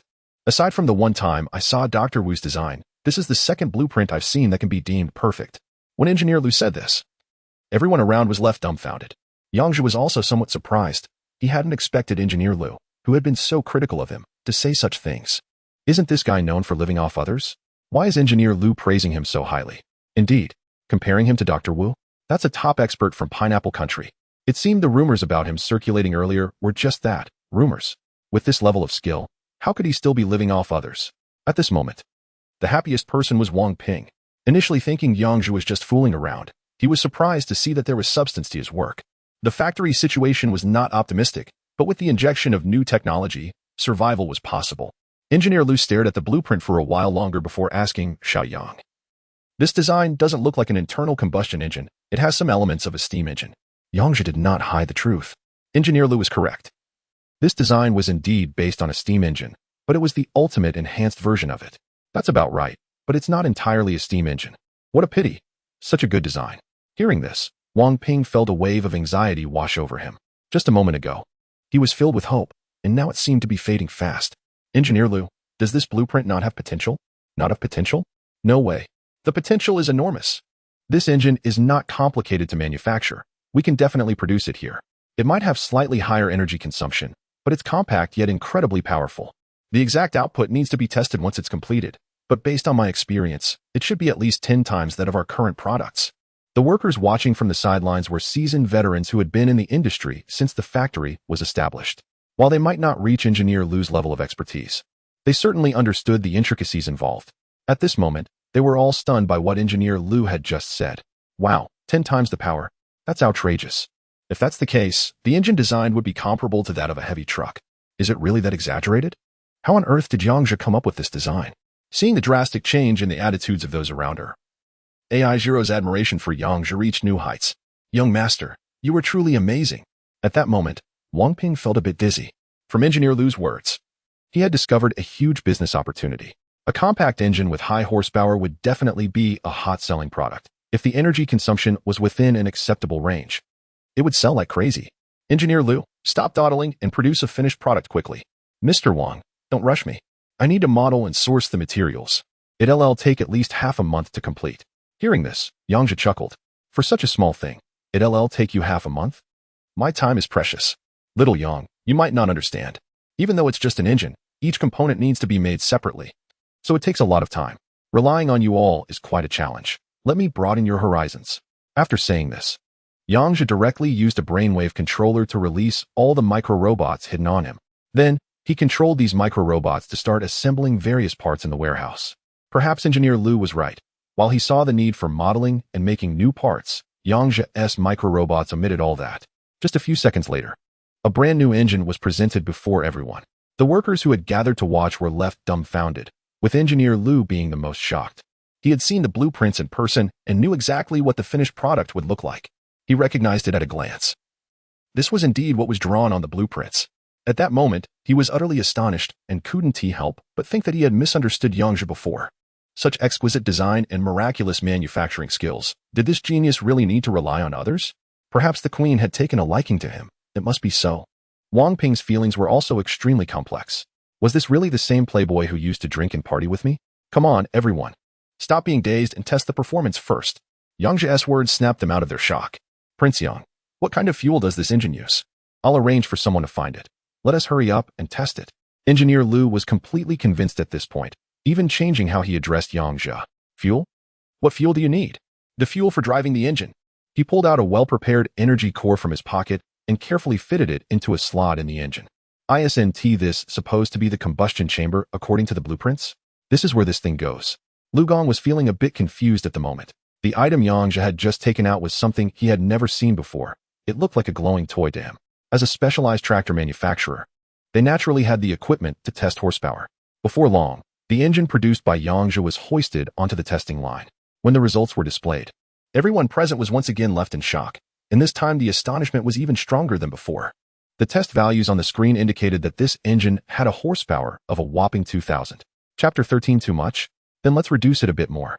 It can be said that the horsepower of this engine was within Yang Zhe's expectations. Of course, if he wanted to, Yang Zhe could increase the horsepower even further, considering that the energy core he had just used was merely the most basic type. After a while, everyone finally came to their senses. At this moment, Wang Ping was stunned to the extreme, but more than that, he was excited. An engine of such quality, once it hits the market, would definitely shock the world. When that time comes, there would be no shortage of demand, and money would flow in like water. My dear prince, you are truly my great savior. We need to have a serious discussion about the technology investment. Lu, being a seasoned mechanical expert, naturally understood that this engine would lead in sales once it was released. Hearing his boss say that, he quickly chimed in, eager to facilitate this partnership. After all, once they had this new technology, their factory could absolutely revive its former glory. Yang Zhe was unaware of their little schemes at this moment. He pretended to think for a moment. Well, there's no need for further negotiations. I can take a small loss, and we can split the profits 90-10. Upon hearing this, Wang Ping nearly drooled. A 90-10 split, that was practically a gift. How could he stumble upon such a great deal? Seeing Wang Ping's greedy expression, Yang Zhe realized he had been misunderstood. I didn't make myself clear earlier. It's 90 for me and 10 for you. Wang Ping was left dumbfounded. The contrast was too stark. Although the technology was solid, he was the one providing the venue and personnel, and if things went poorly, he might even have to invest the startup capital himself. At the very least, it should be a 50-50 split, or at worst, a 70-30. A 90-10 split was simply outrageous. Well, Prince Yang, how about we negotiate this a bit more? Too much? All right, I'll reduce it to 95-5 then, 90 for me and 10 for you. Goodness, Wang Ping felt like he could die from frustration. Just a moment of hesitation, and he lost 5. If he hesitated any longer, this deal might just fall through. Agreed, agreed. Let us go with 10. Wrong. It's 5. When it comes to profits, Yang Zhe wouldn't budge an inch. In fact, Wang Ping's 5 was already quite a bargain. Wang Ping was a seasoned businessman. He certainly understood the market potential of this engine. Moreover, the most important thing was that Yang Zhe was becoming increasingly inscrutable to him. In just a short time, he had managed to create such a rare piece of technology, and who knew what other secrets he held. It was easy to foresee that following him would be like making money effortlessly. While 5 seemed like a significant loss, deep down, Wang Ping knew he was getting a great deal. With the cooperation settled, the next step was to determine the promotion strategy. The product was excellent, but only they knew it. They needed to spread the word so more people would learn about it, thereby opening up the market. Although the saying goes that good wine doesn't fear the deep alley, Yang Zhe couldn't afford to waste time. The group began brainstorming promotional strategies. With suggestions ranging from advertisements to free giveaways, there was a plethora of ideas. Seeing their short-sightedness gave Yang Zhe a headache. It seemed that this was all they could come up with. He recalled that there would be a large auto show in H City in a little over a month. Why not bring our engine there for a showcase? Wang Ping was immediately confused. But that's an auto show, and we're producing tractors. So what if we're making tractors? Aren't they a type of vehicle? Yang Zhe smirked, recalling Wang Ping's earlier words. With that, the subsequent matters were more or less settled. And everyone got busy with their tasks. Engineer Lu took charge of assembling the machine bodies, using ready-made blueprints to create molds and produce parts for assembly. As for the energy core, that wasn't his concern. It was entirely in Yang Zhe's hands. To be honest, when Yang Zhe acquired the Iron Man suit, he started thinking about establishing a tech company. In the Iron Man movies, groundbreaking research was backed by a globally renowned tech company. However, the thought of all the hassles involved in starting a company made Yang Zhe's head spin. Choosing a location, hiring staff, purchasing materials. It all required a significant amount of money. Coincidentally, Wang Ping's auto manufacturing plant met all those conditions. Everything was ready to go. And since they had already formed a partnership, all they needed to do was change the name, saving Yang Zhe a lot of time and money. Changing the nature of a company can be quite a hassle for others, as all the various documentation can be overwhelming. But with the prince's title backing him, Yang Zhe sailed through the process and smoothly renamed the company to Big Pineapple Technology. The business focus shifted to that of a high-tech company, and the tractor business became a thing of the past. Wang Ping would handle the arrangements for the auto show, while Yang Zhe focused on his own tasks. He intended to apply for patents on all the technologies involved, including the micro-robots and the Iron Man suit. Only by doing this could he ensure that these innovations truly belonged to him. Even if some technology advanced and there were overlaps, they wouldn't be able to use it without paying him. To be honest, while the prince's title might not bring direct economic benefits, it offered considerable convenience. In a society where royalty reigns, nobles enjoy absolute advantages.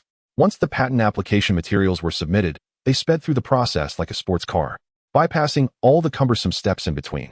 Although the title of Soft Rice King is quite infamous for Yang Zhe, the staff did not dare to be negligent at all. They initiated an emergency process that went directly to the director. All that was needed was for the experts to review the feasibility, and once approved, the patent would be officially completed. There was still some time before the auto show, and with engineer Lu and his experienced team at the factory, Yang Zhe had nothing to worry about. Originally, this engine could easily be mounted on a sedan or an SUV, and Yang Zhe could even produce a few prototypes. However, to create a significant contrast, he chose to install it on a tractor instead. Chapter 14. The Queen's astonishment. The 2 tractors prepared for the exhibition were quite eye-catching, featuring a massive logo of the Big Pineapple Technology Company prominently displayed on the front. This logo had been meticulously designed by Yang Zhe, with the overall shape resembling a pineapple, but at first glance, it also looked like a fearsome demon, giving it a striking presence. The contrast was there, but of course, there also needed to be ample hype and selling points, which Yang Zhe had already thought through well in advance. Naturally, they weren't nuclear-powered vehicles. That was a project for the future. To ensure the car exhibition was full of buzz, Yang Zhe specifically took AI Zhiro to visit the military. At this moment, the prince's title came into play once again. The troops simply made a brief inquiry before granting them access. Soon, Yang Zhe found a logistics officer in charge. "Oh, it's Prince Yang. What brings you here?" the officer asked. "Well, I'm here to borrow a few things," Yang Zhe replied. The deputy minister, Zhang, looked skeptical. He had a poor impression of this notorious soft rice prince. "What are you looking to borrow? Guns? Cannons? Or perhaps missiles?" he wondered. "What does Prince Yang want exactly? Do tell." Without wasting time, Yang Zhe got straight to the point. "Do you have any decommissioned tanks? I'd like to borrow too. What do you need decommissioned tanks for? Zheng asked, clearly perplexed. That's not something you need to worry about. I have my reasons. Just let me know if you have any, Yang Zhe insisted. As it turned out, they did have some decommissioned tanks, but given the sensitivity surrounding military matters, Zhang couldn't make a decision on his own without risking offense to Yang Zhe. I'll need to check with higher-ups. Prince Yang, why don't you head back? And I'll get in touch once I have an answer? Yang Zhe understood that staying there to chat further was pointless. Zhang's mention of needing to check was just a way to report up the chain of command. Whether or not he could get those tanks didn't matter much. If it didn't work out, he would find another way. After leaving the military, Yang Zhe drove to the patent office to check on the progress. The staff at the patent office were initially just accommodating Yang Zhe due to his status as a prince and the husband of the queen. But they still had to follow proper procedures. However, once they began to review the patents Yang Zhe submitted, the experts were left dumbfounded. The patents he presented were simply too extraordinary. It wasn't that they were nonsensical, on the contrary, while they seemed outrageous at first glance. They were all interconnected and surprisingly feasible. Furthermore, simulations indicated that not only were the theories sound, but the results showed that these seemingly absurd patents were entirely viable. At this point, it seemed almost certain that the patents would be approved. It was merely a matter of time. How could the soft rice prince have come up with such advanced patents? This is simply beyond the realm of existing technology. The official responsible for reviewing patents was already quite shocked. Although he was very familiar with Yang Zhe, the title of King of Soft Rice was well known. At this moment, he realized the seriousness of the situation and, not daring to delay further, quickly reported the news to his superior. In a lavishly decorated room, a young woman was currently reviewing documents at a large desk. If Yang Zhe were there, he would certainly recognize that this young woman was his cheap wife, Qinruoxue. Next to her stood a serious-looking elder, reporting something to her. Your Majesty, there is something I need to report to you. Uncle Chun, there's no need to be formal. There are no outsiders here. Just speak your mind. Your Majesty, Prince Yang has recently submitted numerous patents to the patent office, and he seems quite anxious, constantly urging for updates. Upon hearing this, Qinruoxue was visibly taken aback. Having spent considerable time with Yang Zhe, she felt she knew him fairly well. While he was quite adept at eating, drinking, and gambling, she could never believe he was capable of inventing or researching patents. If he truly had that kind of ability, the Yang family wouldn't have fallen into decline. In her mind, Qinruoxue thought Yang Zhe was just messing around. After all, he had done plenty of embarrassing things in the past. Did he somehow get his hands on some bizarre ideas and was just fooling around? The elder pondered for a moment, his serious expression unchanged. Your Majesty, it seems that Prince Yang is not just fooling around this time. He has submitted a total of 385 patents, and after preliminary review, all of them are feasible. At this point, a flicker of shock crossed Qinruoxue's cold expression, though it quickly passed. As a queen, she had a solid psychological constitution, although she didn't show it outwardly. A storm was brewing within her.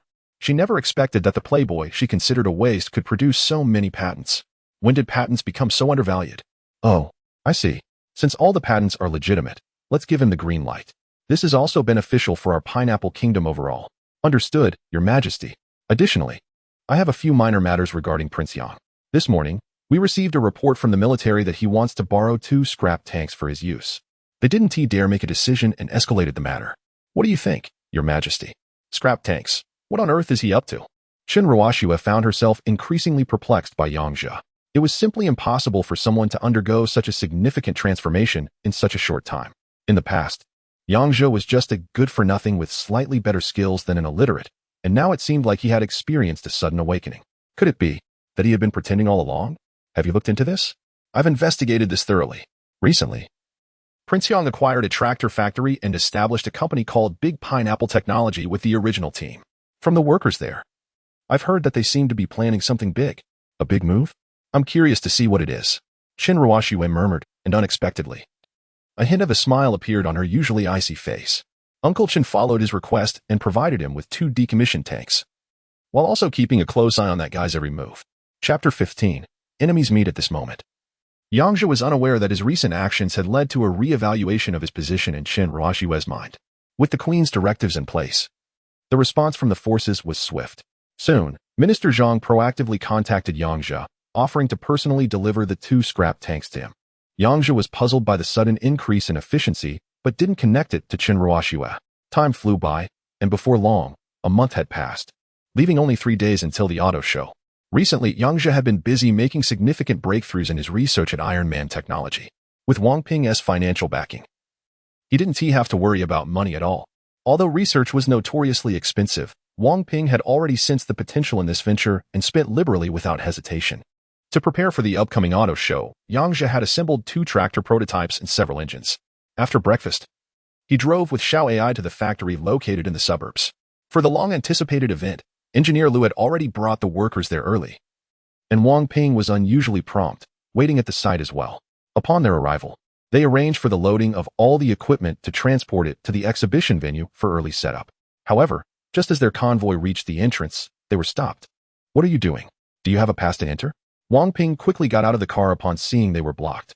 "Hello, sir. We are from Big Pineapple Technology Company, here to participate in the auto show." The security guard, dressed in uniform, had an extremely unfriendly demeanor. "What Big Pineapple or Big Orange? Never heard of it.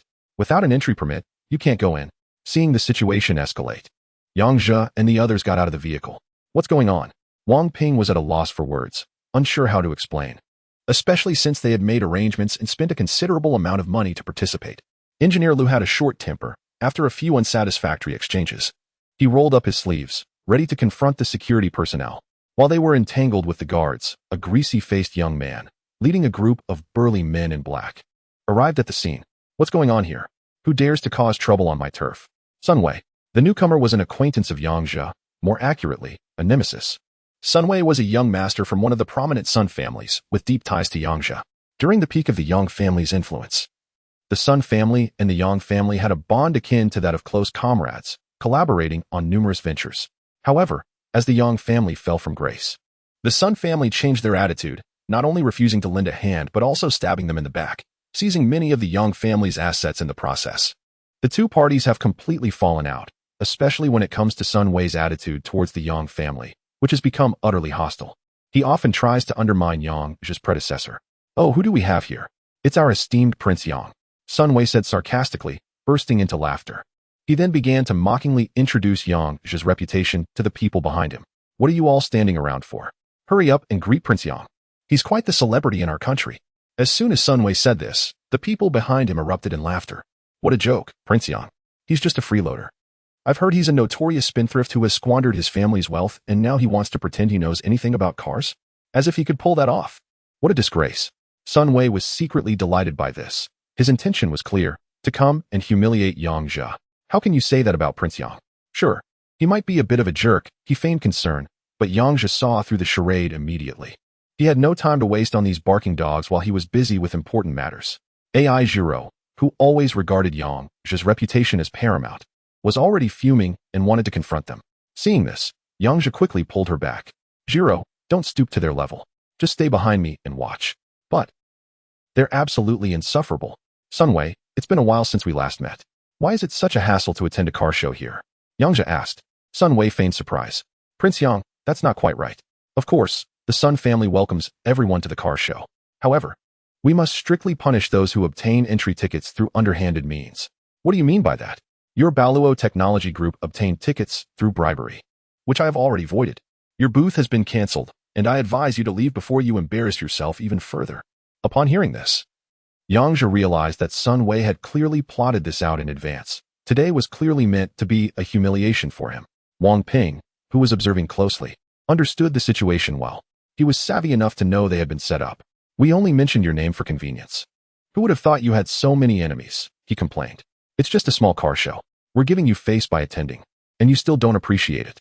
Let me tell you, even without this car show, our products would still make a splash." Sunwei laughed heartily at this, filled with disdain. "You folks, a bunch of country bumpkins, think you can produce a best-selling car? I'm curious to see what kind of junk you've produced." Lu Gong can't handle this kind of pressure.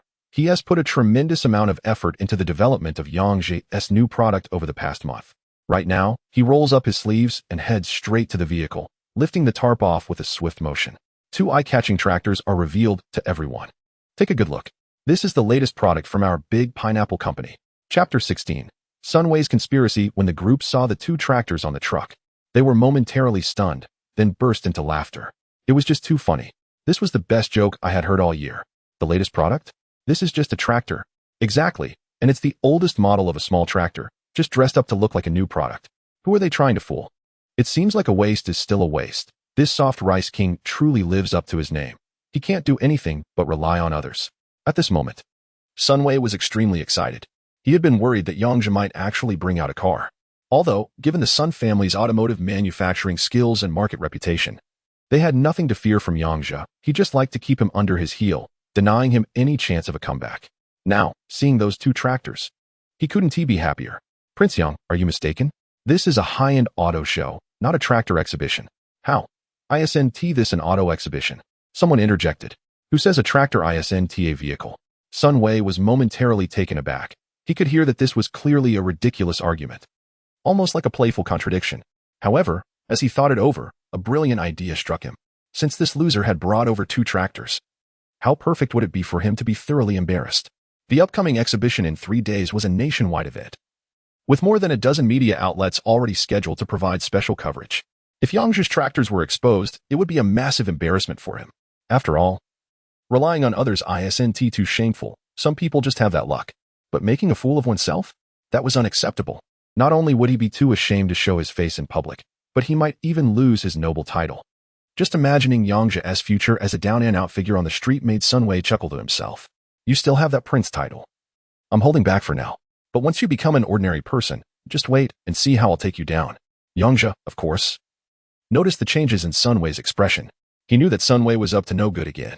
What Prince Yang said was absolutely right. Who says a tractor isn't a vehicle? Doesn't it have 4 wheels? And an engine? Stop dawdling. Since Prince Yang is so ambitious, let us get him inside quickly. Let us arrange for the biggest exhibit space. Lu Gong and Wang Ping were momentarily confused by how drastically Sun Wei had changed his tune. Just a moment ago, he wouldn't let them in at all. And now he was offering them the largest exhibit space. What was going on? Yang Zhe understood perfectly. Sun Wei was planning to humiliate him, and in front of the entire nation, no less. But little did he realize that this decision might haunt him for the rest of his life. Humiliation? That was unlikely. Instead, it would likely be a stunning success. Thank you so much, Sun Wei. I'll treat you to a meal another day. No need for that, Prince Yang. You're too kind. Given our relationship, I'm more than happy to help out. You all should hurry in and get set up. With a wave of his hand, the convoy started moving into the venue. At that moment, at the largest booth, someone was already waiting there, directing a few people to unload goods from the truck. It seemed that Sun Wei had everything arranged well in advance. AI Zhiro, being quite naive, was puzzled by what had just happened. Young master, what's going on with that person? I don't quite understand. He's just here to see us make fools of ourselves. But we have no jokes for him to enjoy. The car show was quite a grand affair, with many automotive companies arriving early to set up their displays, and there were plenty of workers busy at work around them. Once the tractor was unloaded onto the booth, a crowd quickly gathered around. Look, this is unbelievable. A tractor is actually being exhibited. That design is the oldest style. It's hard to even find a brand new one these days, and someone is still producing them. Hey, isn't that the famous king of soft rice? Looks like he's the one who brought all this junk. This car show is really going to be entertaining. Let us ignore these bumpkins and get back to work.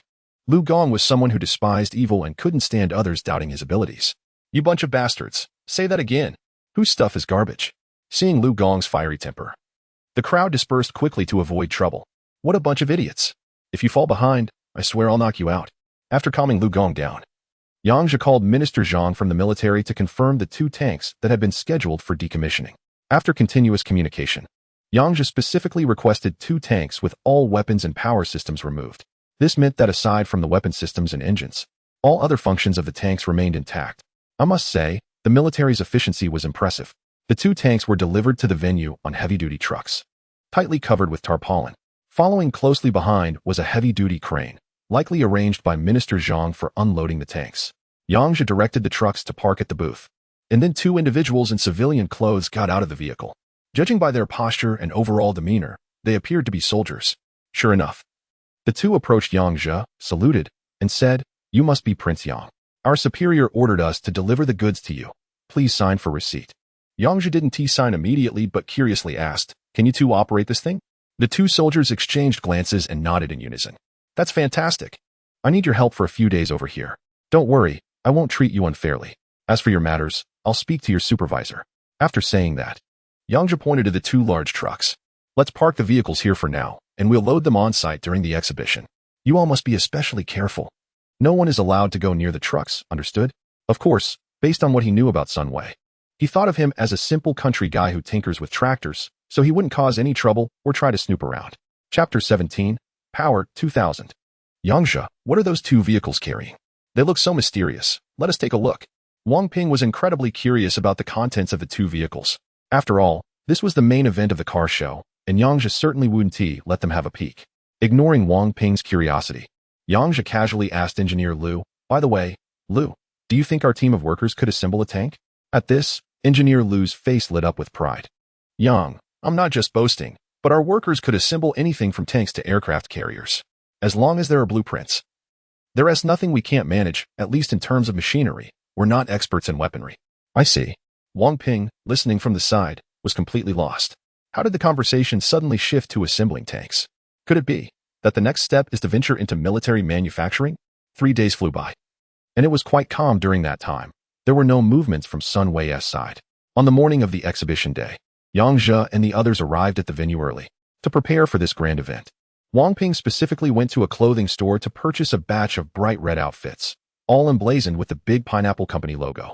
The workers, dressed in their neat uniforms, stood confidently by, waiting. Soon, with all the opening ceremonies completed, the car show officially began.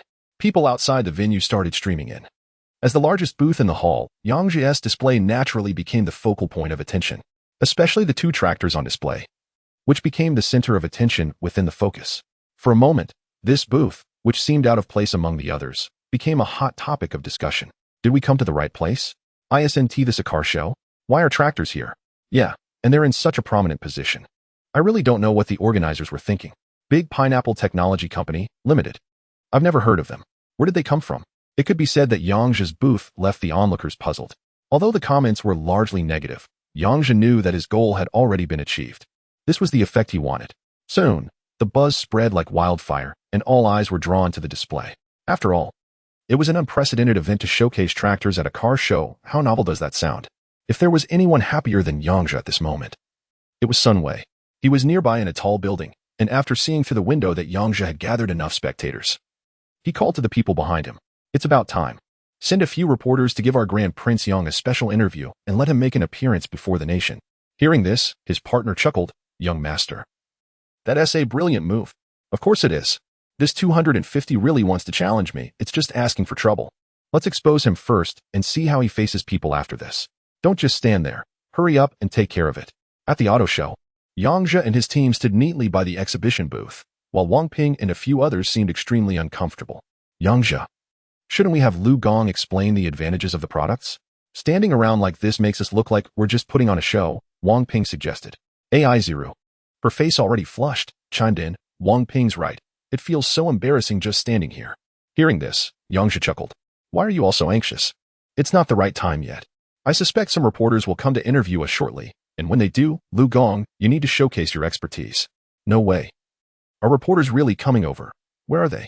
Wang Ping looked around, noticing the crowd was densely packed, with no sign of any reporters. Just as he was puzzled, a few reporters holding microphones, accompanied by a cameraman, pushed through the throng and made their way to the front.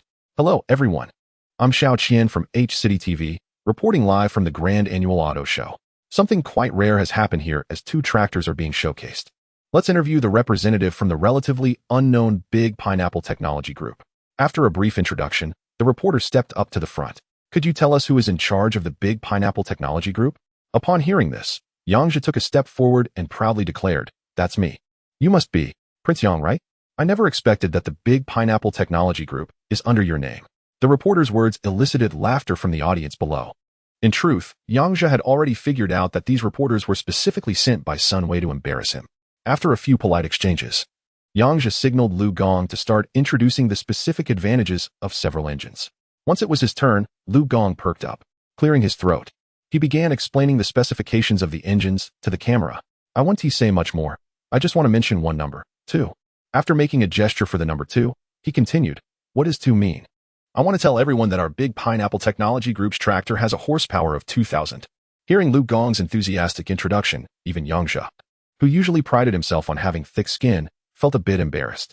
Lu Gong, typically quite serious, was really getting into it, making 2,000 sound like 200 million. The crowd was momentarily stunned by Lu Gong's claims, but soon erupted into heated discussions. "Bragging. You really think this broken machine has 2,000 horsepower? Do you think we're all fools? We used to have one of these machines at home. I mean, it's only got 20 horsepower. Come on. That's quite the exaggeration. Looks like this guy has gotten a bit too comfortable with his claims. It's just an old tractor. And he is talking it up like it's something incredible. What about all those cars around? They must have thousands of horsepower. The reporter, despite his disdain, maintained a level of professionalism and didn't voice any harsh opinions in front of the audience. It seems you have a lot of confidence in your product, sir. But we can't just take your word for it. Why don't you show us what it can really do? Let us give the viewers across the country a chance to see the advanced products from the Big Pineapple High-Tech Group. Chapter 18. My engine runs on cold water. After the reporter finished speaking, a look of triumph spread across her face, as if she had just uncovered a conspiracy. As a seasoned journalist, she was well aware of various matters and had no faith in the claim that this engine could produce 2,000 horsepower. She knew that once the so-called lie was put to the test, it would be immediately exposed. The atmosphere in the room had reached a boiling point, with everyone adopting a stance of amusement, ready to witness the spectacle. Seeing this, Yang Zhe decided to up the ante. What our engineer Lu just said was slightly inaccurate. 2,000 horsepower is just the minimum version, and our engine has a significant advantage. It doesn't require fuel. As soon as Yang Zhe said this, the reporter's tone shifted. Although she had encountered many people in her career, she had never met anyone so audacious. Unable to contain herself, she blurted out, "No fuel? Are you saying it runs on cold water?" The reporter was right. Indeed, our engine runs on cold water. Yang Zhe's statement caused quite a stir. It was utterly absurd. The horsepower claim was already far-fetched. And now he was saying it ran on cold water. Why not say it runs on air? This was nothing short of boasting. I see now. This must be a publicity stunt, a deliberately concocted entertainment spectacle. I initially thought this so-called king of soft rice would back down, but it seems he is even less reliable than the so-called engineer. Meanwhile, Sun Wei was upstairs, glued to the screen broadcasting the auto show live. When he heard that the tractor ran on water, he nearly fell off his chair laughing. Yang Zhe never ceases to surprise me. I can't wait to hear what other bizarre theories he has up his sleeve. The more he thought about it, the more amused he became. And he poured himself a glass of wine, sipping leisurely. I know everyone will find this hard to believe, but it's true. Now, let me show you. Yang Zhe called over a few workers and had them bring out 2 boxes of mineral water. From the packaging, it was clear that these bottles had been provided by the event organizers, and there were plenty at their exhibit as well. He opened the engine cover and started pouring the bottles of mineral water into the fuel tank. One bottle after another, they filled the tank until both boxes were emptied. Next, it was time to witness a miracle. Yang Zhe took his seat in the small tractor's driver's seat and pressed the start button. To everyone's astonishment, the engine actually roared to life. Though the sound was peculiar, it was definitely running.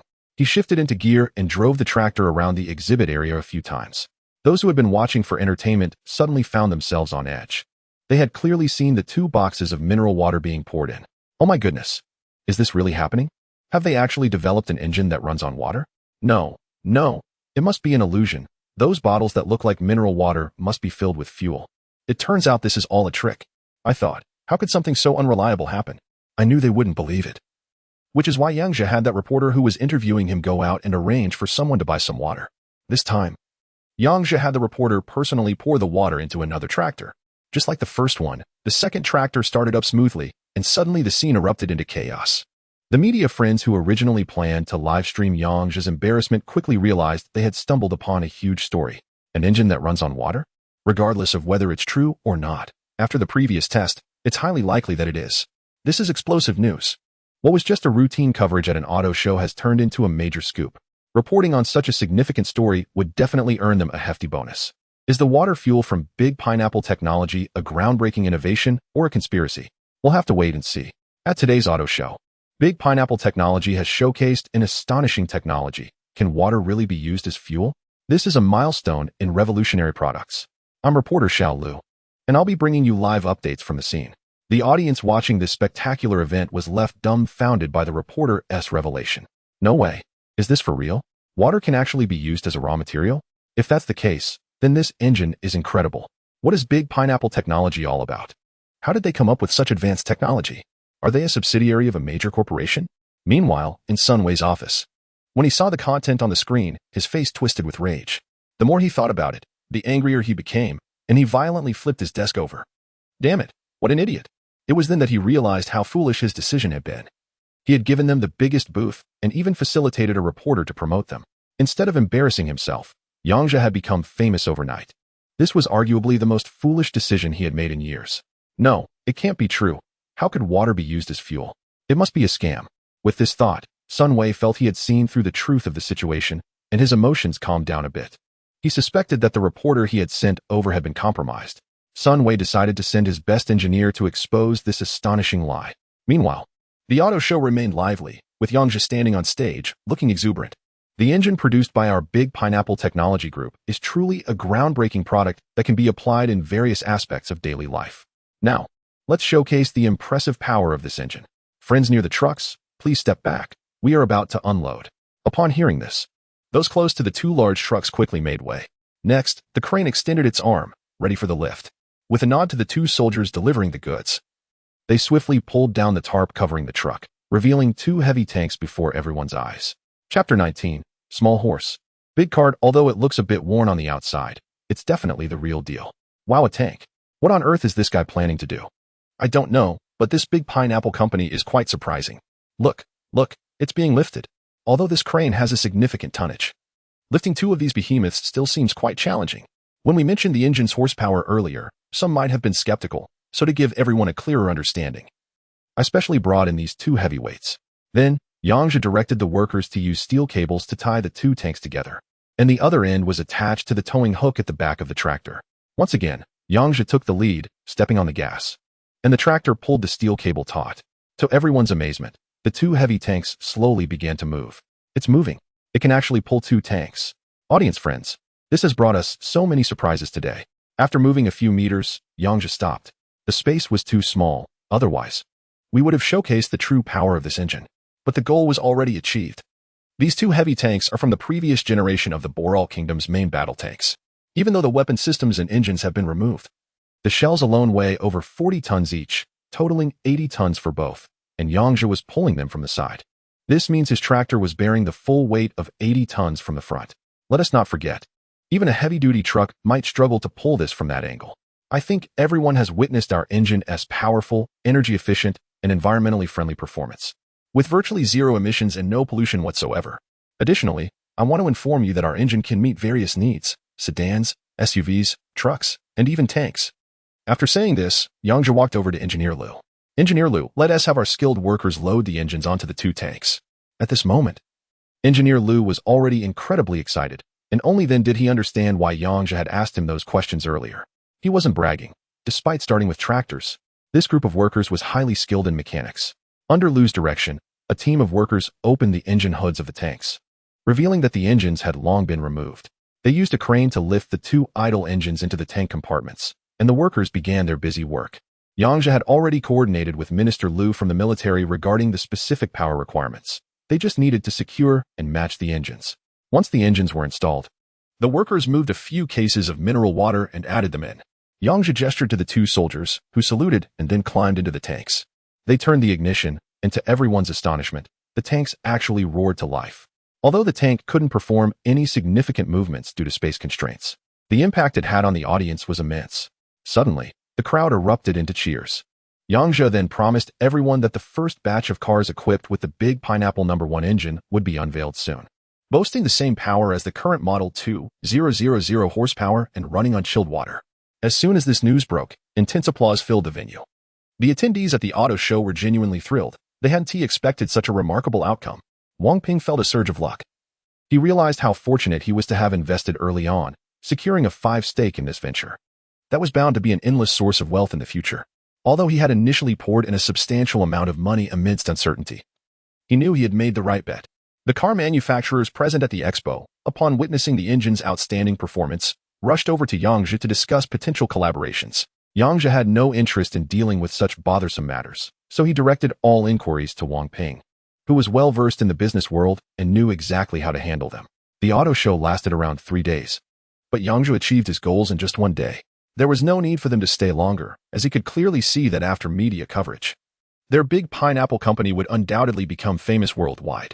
Once all the attendees left the expo, Yang Zhe stored the 2 tanks used as props and arranged for the 2 soldiers to escort them back. Then, he and his team prepared to pack up and head home.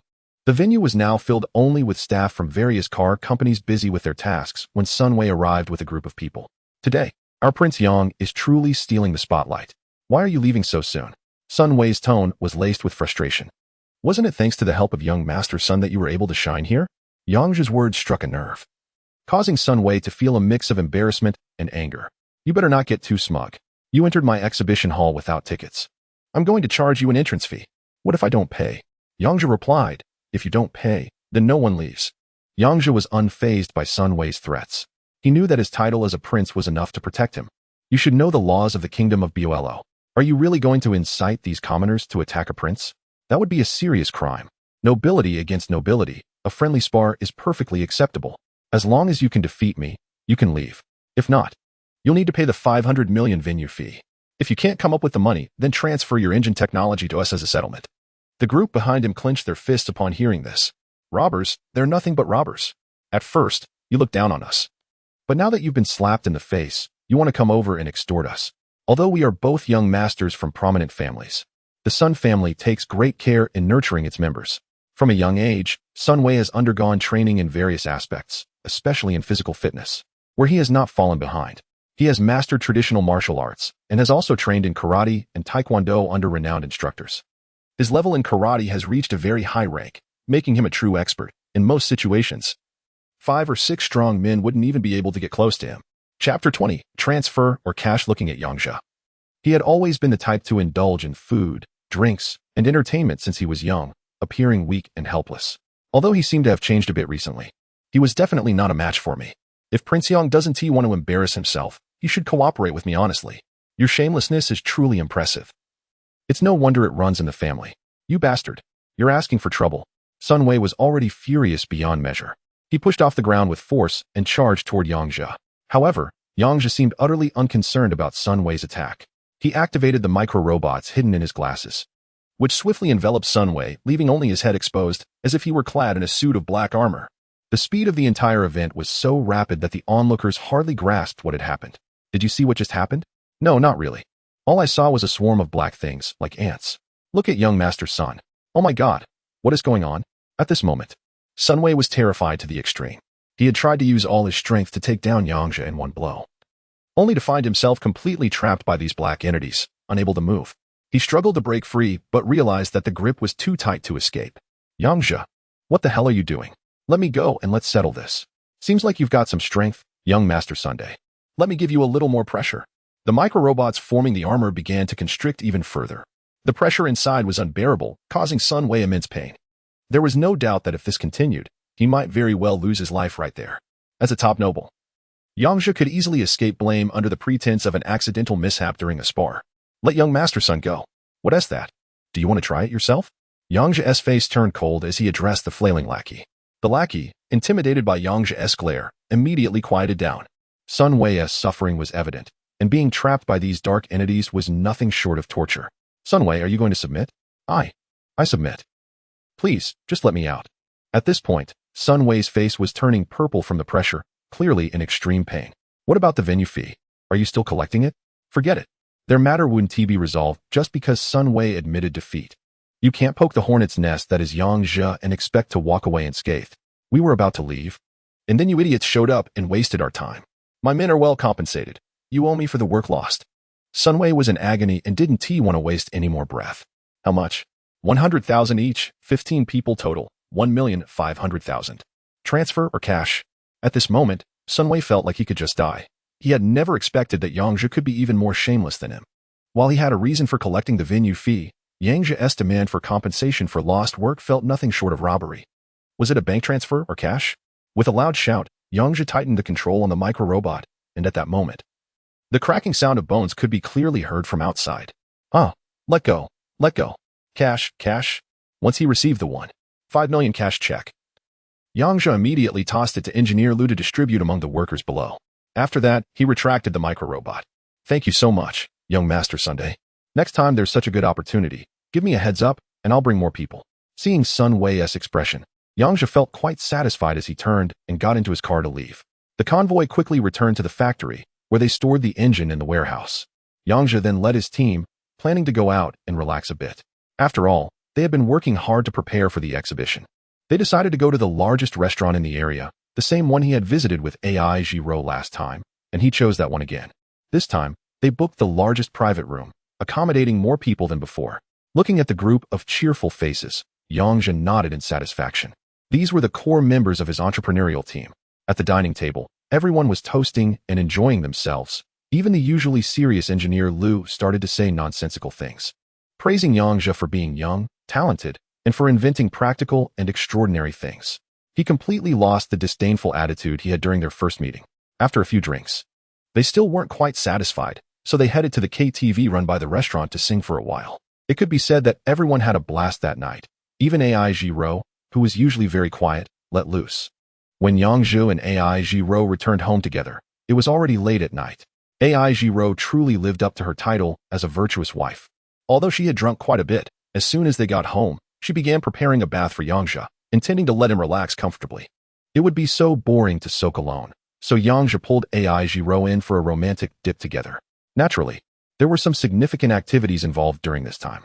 After a busy day and a long session in the bathroom, both Yang Zhe and Yang Zhe felt quite exhausted. They lay down in bed, and before long, they fell asleep in each other's arms. The next day, Yang Zhe lazily opened his eyes only after the sun had risen high in the sky. At that moment, he noticed that Yang Zhe was no longer beside him. Knowing her habits, he realized she had gone to prepare breakfast for him. What a wonderful wife! Yang Zhe couldn't help but sigh as he got dressed and got out of bed. As he walked into the living room, he found that Yang Zhe wasn't the only one at home.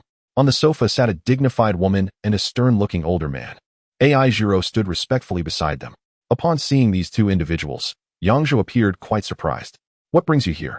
The visitors were none other than his wife, Qin and Zhang Sun, the Prime Minister of the Kingdom of Bolo. As Yang approached, Zhang Sun stood up and performed a rather formal courtly gesture, before returning to sit beside Qin. Yang Zhe, to be honest, I must say I'm quite surprised by you. The commotion you caused at the auto show yesterday was quite significant. Qin spoke with an authoritative tone, reflecting her long-standing position of power. Chapter 21. Qin purpose, Your Majesty, you flatter me.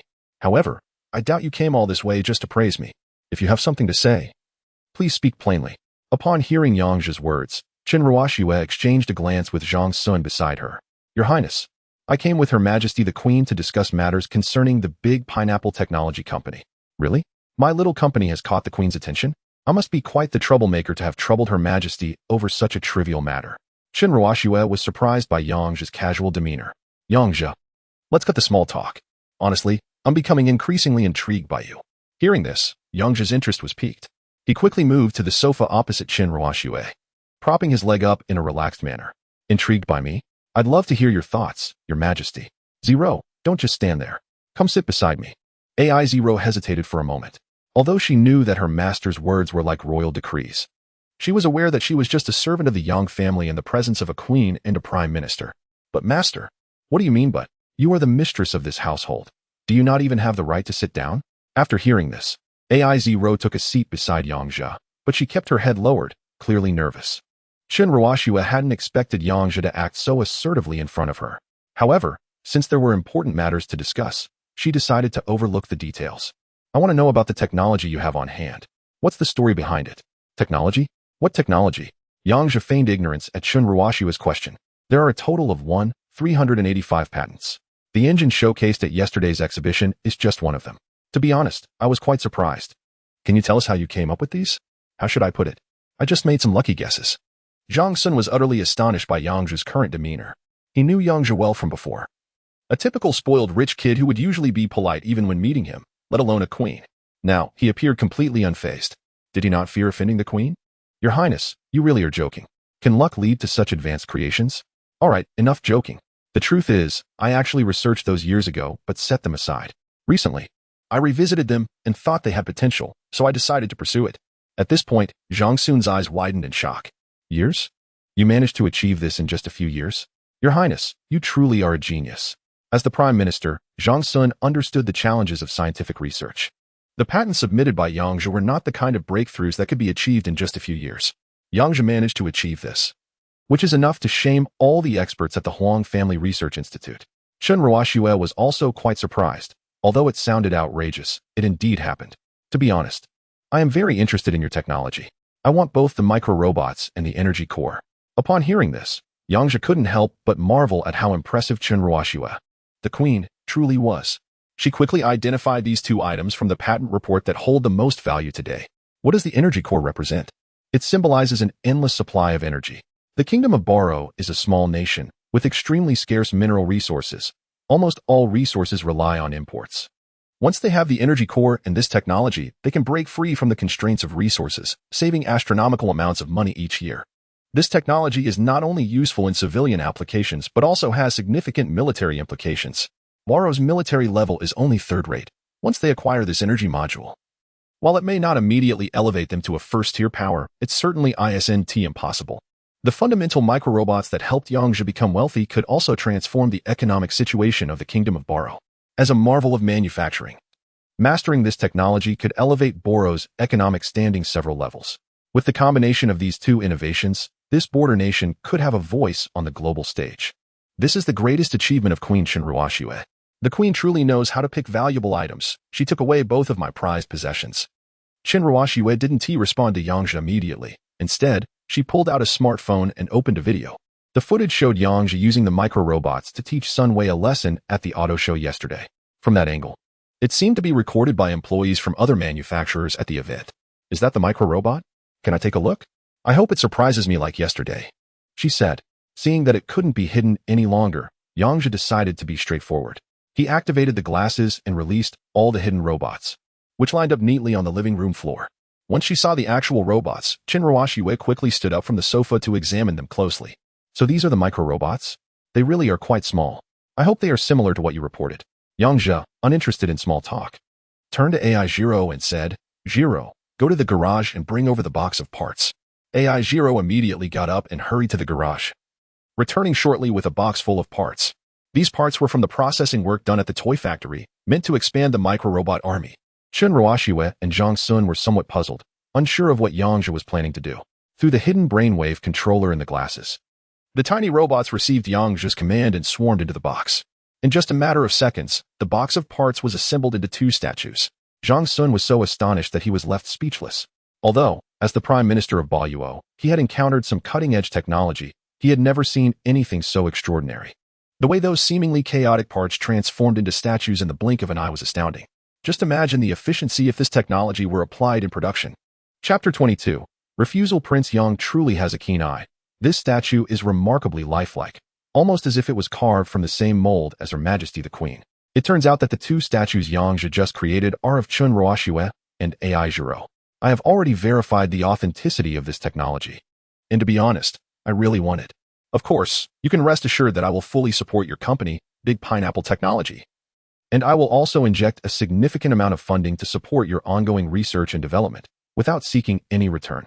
The conditions offered are indeed quite generous, and funding has been a persistent issue that has troubled Yang Zhe. Even though yesterday marked a promising start, I foresee that a substantial amount of funding will flow into his hands in the near future. However, for the more advanced technologies he is working on, this is merely a drop in the bucket.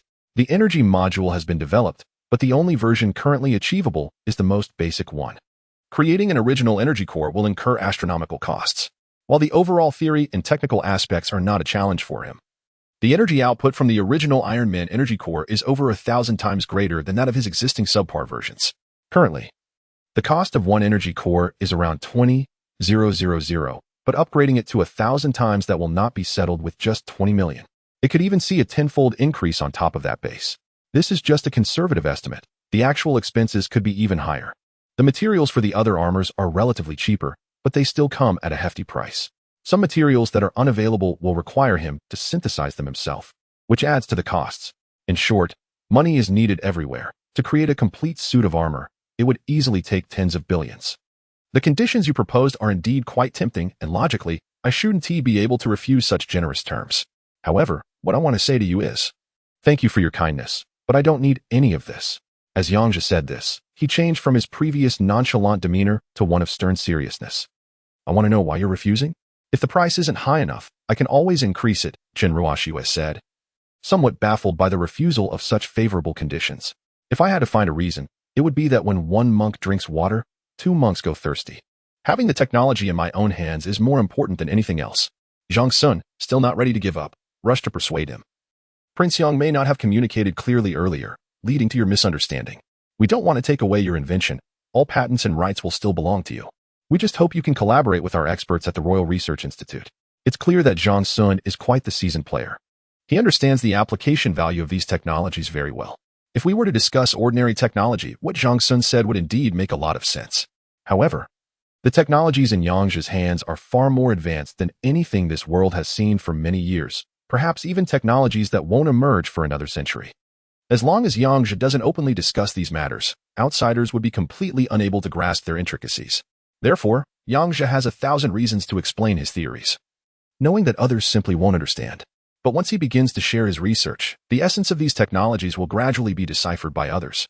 Even if they can't replicate it, as they slowly comprehend the underlying theories, they'll become increasingly aware of how formidable Yang Zhe is. This could bring him endless troubles in the future, potentially making him a global adversary. Although Yang Zhe isn't afraid of this, he knows it's just the beginning. The priority now is to quietly amass wealth. The engine showcased at yesterday's exhibition was indeed quite extraordinary, yet it still falls within the realm of what is considered normal. Additionally, it has a self-destruct mechanism designed so that any tampering would result in an explosion, ensuring that secrets remain safe. These inventions are yours, and I believe you understand their significance for our Boro Kingdom. I'm curious to know what conditions would lead you to agree to share your technology. Upon hearing this, Yang Zhe's eyes darted around, and he began to scrutinize Chen Ruoxue from head to toe. If your condition is to cancel our divorce agreement, I can completely agree to that and even grant you significant authority. Yang Zhe was genuinely surprised. He hadn't expected Chen Ruoxue to invest so heavily in these two pieces of technology, essentially putting herself on the line. Your Majesty, it seems you are truly willing to make sacrifices. For the sake of the Boro Kingdom, I am prepared to pay any price. Upon hearing this, Yang Zhe paused to think. This matter is of great importance, and for now, I cannot give you an answer. Let's wait until I've had some time to consider it. At this point, Chen Ruoxue and Yang Zhe exchanged glances, realizing that Yang Zhe had effectively declined their request. When he said he needed to consider it, it was merely a polite way of turning them down. However, Yang Zhe did not completely shut the door on the conversation, as he sensed Chen Ruoxue's unwavering determination in her gaze. If pressed too hard, she might resort to unforeseen measures. While Yang Zhe didn't recall Chen Ruoxue being that kind of person, he still sought a more cautious approach. The group continued to chat for a while, but Yang Zhe was no longer interested in discussing that topic and began to shift the conversation elsewhere. Chen Ruoxue and Yang Zhe quickly realized that there had been little significant progress this time. However, it wasn't entirely fruitless. Yang Zhe agreed to prioritize the supply of cutting-edge products to the Boro Kingdom at a very low price, ensuring that they could have as many finished products as they wanted, with discussions about the technology to follow later. They understand quite well that being overly eager won't yield quick results, especially when it comes to matters like this. Rushing can often lead to the opposite effect. After chatting a bit more, Chen Ruoxue left with Yang Zhe. Your Majesty, Prince Yang is no longer the same Prince Yang he used to be. I really don't know what caused such a drastic change in him. Uncle Zhang, you're right. Yang Zhe's transformation has truly shocked me. Through the car window, Chen Ruoxue cast a meaningful glance at Yang Zhe's house. Yang Zhe, you really are becoming more and more incomprehensible. It feels like I've never really understood you. With a self-deprecating sigh, Chen Ruoxue quickly returned to her previous cold demeanor. Chapter 23, A Bustling Entrance Young Master. Are you really not worried about the queen? After Chen Ruoxue left, Yang Zhe appeared quite anxious and began to worry about Yang Zhe. As a maid, she felt a deep-seated fear in front of the queen of the nation. Although Yang Zhe had given her a considerable amount of courage, it was still difficult for her to shake off her concerns. Seeing Yang Zhe in this state, Yang Zhe didn't respond immediately. Instead, he walked up to her and gently stroked her hair. What is wrong with the queen? Chen Ruoxue is just an ordinary person. Just like you. She doesn't have any extraordinary powers. You need to be more confident from now on, alright? Yang Zhe was no longer the spoiled brat he once was. With the advanced technology he now possessed, he had every reason to hold his head high. So what if she's the queen? She still has to come to me. I understand, young master. It was evident that Yang Zhe's mindset had shifted at that moment. Alright, let's get breakfast ready. We have a lot to do, and the factory is probably already in chaos. Yang Zhe agreed and hurried off to prepare. Before long, a nutritious breakfast was laid out on the table. Yang Zhe made good use of this precious time and took out his phone to check the news online. As he expected, the media had reached a remarkably advanced stage. Although television coverage had diminished significantly, various forms of social media and live broadcasts had flourished. Regarding the sensational news from yesterday, not only had traditional media reported extensively, but short videos from social media had spread the information exponentially. In no time, Yang Zhe and his company, Big Pineapple Technology, became the center of discussion.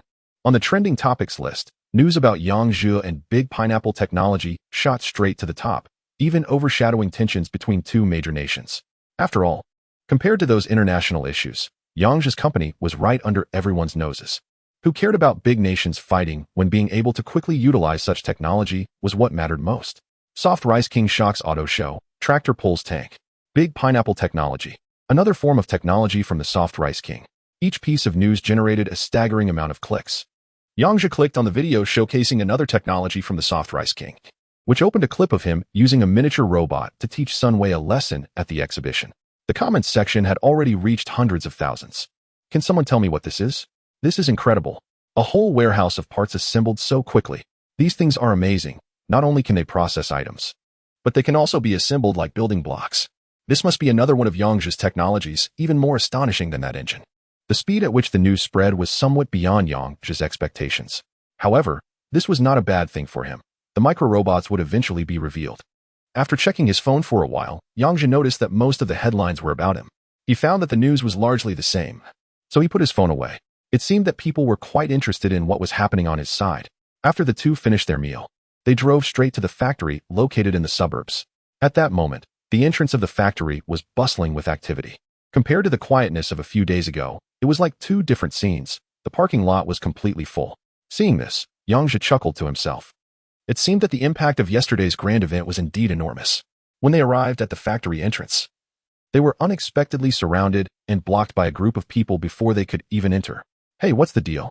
Get to the back of the line. I've been waiting here all morning and still haven't gotten in, and you just cut in. One person stepped forward, knocking on the car window. Yang Zhe rolled down the window, and the person was instantly taken aback. Prince Yang. What? Is there something you need? Upon hearing Yang Zhe's question, the person looked a bit awkward, but quickly replaced it with an excited expression. He had come early to discuss a potential collaboration with Yang Zhe. And now that the opportunity was right in front of him, he had to seize it. Even if nothing progressed, at least he could establish a familiar face. Hello. Prince Yang, I'm from FIMA Automobile, and I want to. Before he could finish, Yang Zhe interrupted him. Please step aside. I need to go in first. We can talk inside. With that, Yang Zhe rolled up the window. After all, he was quite a prominent figure now. And discussing matters at the entrance would be rather embarrassing. The crowd around Yang Zhe's car immediately parted, and the vehicle started moving into the factory.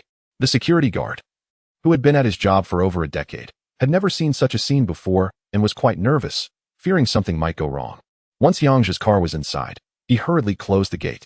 Upon reaching the office, Wang Ping and Engineer Liu were deep in discussion. Mr. Yang, you've arrived just in time. What should we do now?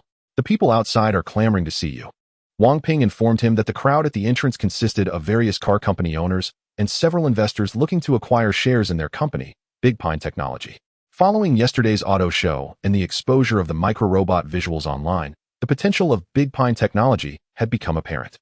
It was clear that investing in this company would yield significant returns in the future. The car companies had a straightforward goal. They all wanted to secure the first release rights from Yang Zhe to make their initial profits. Driven by their respective motives, they had arrived early to wait. Although Wang Ping is also a boss, he doesn't dare to make decisions on these matters and can only wait with the door tightly closed for Yang Zhe to arrive. Wang Ping, you're doing great.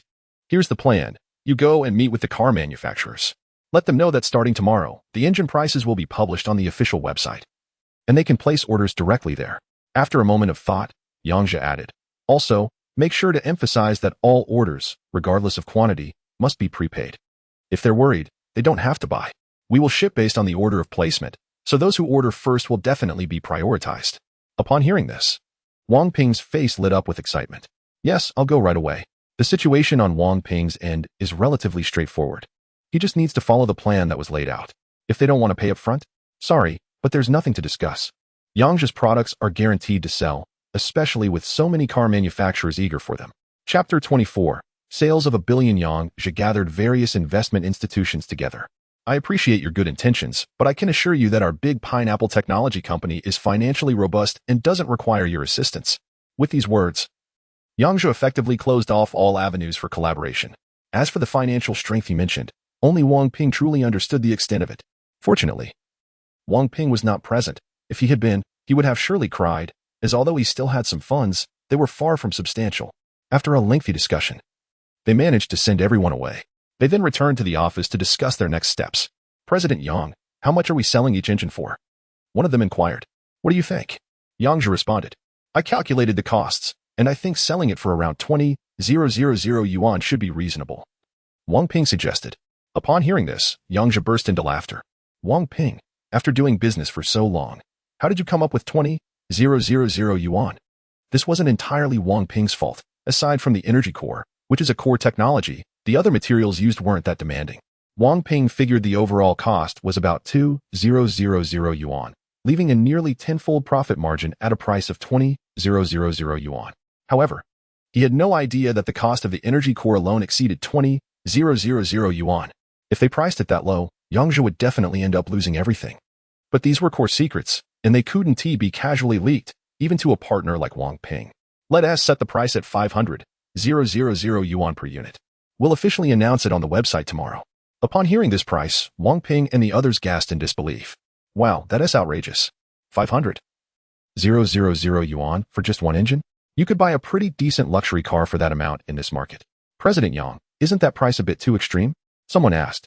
Now that you mention it, it does seem a bit low. Let us set it at 600,000 yuan. Just as Wang Ping was about to take a sip of water to calm himself, he ended up spitting it out. 600,000? Just a moment ago, 500,000 already seemed ridiculous. Is it really possible to sell it at such a high price? What if we end up with all the inventory on our hands? That would mean losing everything. Wang Ping had poured all his savings into Big Pineapple Technology Company. Don't worry, just do as I say. Yang Zhe reassured him. All right. Who am I to argue with the chairman? The next day, as the price was announced on the official website, it caused a huge uproar. Big Pineapple Technology Company seemed to be robbing people, selling an engine for 600,000 yuan. How much would a complete vehicle cost? With that kind of money, one could buy a luxury car instead. Look at you, with your pathetic attitude. 600,000 yuan for such an excellent engine is an incredible deal.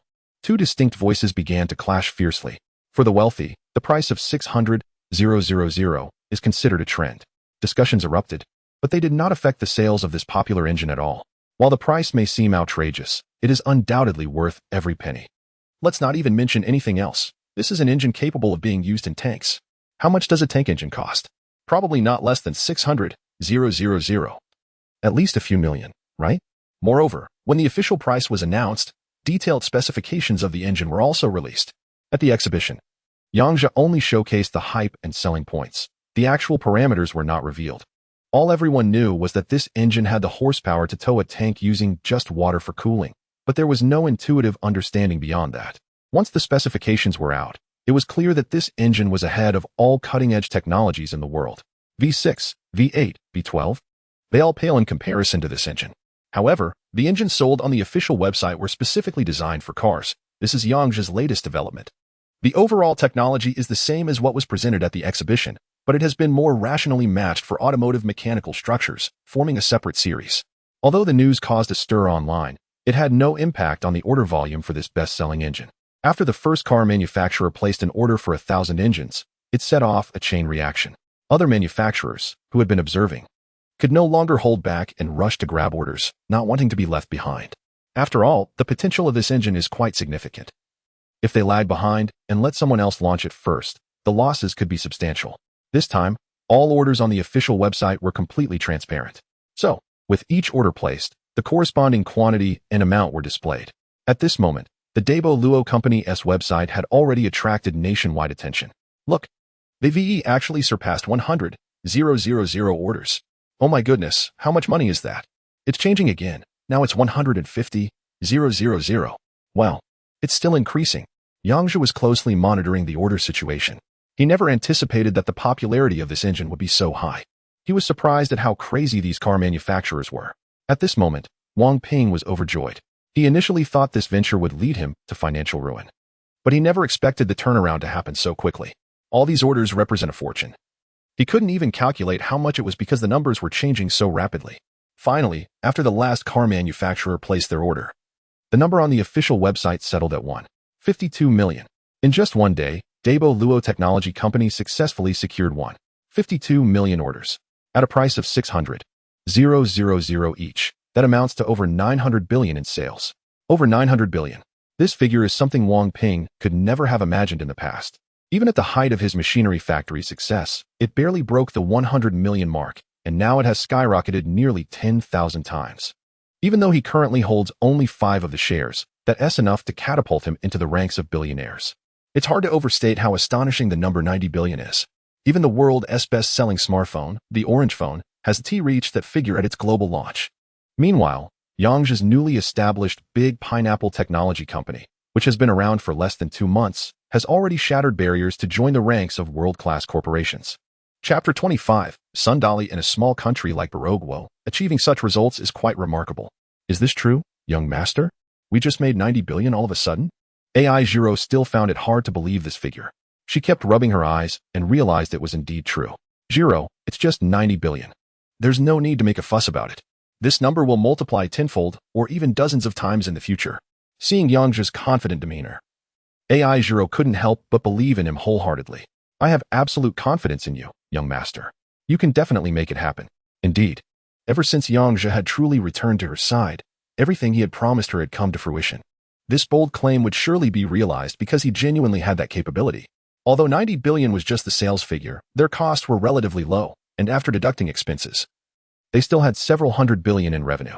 Moreover, this money was real and had directly transferred into his account. Yang Zhe was playing a clever game of leveraging resources. Everyone could see that at first, car manufacturers were hesitant because they were concerned about this very issue. After all, they were sending money without having seen the goods. If Yang Zhe had run off with their money, they would have suffered significant losses. However, once one car manufacturer broke the deadlock, the others had no choice but to follow suit, even if it meant jumping into a potential pitfall without hesitation. One thing did give them a sense of security: Yang Zhe's status. While the Big Pineapple Technology Company might not hold much weight, and the title of prince might not count for much, the title of the queen's husband was a solid gold brand. Even if Yang Zhe were to abscond, the queen couldn't just ignore it and run away too. Breaking news! Breaking news! The sales of the Big Pineapple Type 2 engine have surpassed 90 billion. A shocking revelation. The unexpected emergence of Big Pineapple Technology Company, the most promising tech company in the history of Barogwo, Big Pineapple Technology Company. Recently, any slight movement from Big Pineapple Technology Company has captured the attention of all media outlets. After all, since the exhibition yesterday, Yang Zhe had been continuously delivering shocking news. At this moment, in a lavishly decorated room, a group of people was engaged in a discussion, with a stern-looking middle-aged man pacing back and forth. Among this group was a familiar face to Yang Zhe, Sun Wei. It could be said that the new engine from Big Pineapple Technology Company was the source of the greatest losses for the Sun family. The Sun family was a traditional automotive manufacturing family, having cultivated their business for decades and holding the top position in Barogwo. Although Barogwo's automotive industry began slowly, the Sun family continuously invested significant funds to develop their core technology engine. During this exhibition, they plan to unveil their latest engine. It can be said that the performance of this engine is exceptionally superior, completely comparable to the engines of top international brands. Of course, the overall investment was substantial, totaling tens of billions. However, unexpectedly, the high-tech research that consumed countless human and material resources was abruptly overshadowed by this sudden emergence of a big player, rendering it an obsolete product. Not only did the tens of billions of investment go down the drain, but they also had to spend a fortune to buy engines from others just to keep up with the trend. This left Sundali, the current head of the Sun family, feeling quite furious. Can someone tell me how that young man from the Yang family managed to get into the auto show? And he even secured the largest exhibition space.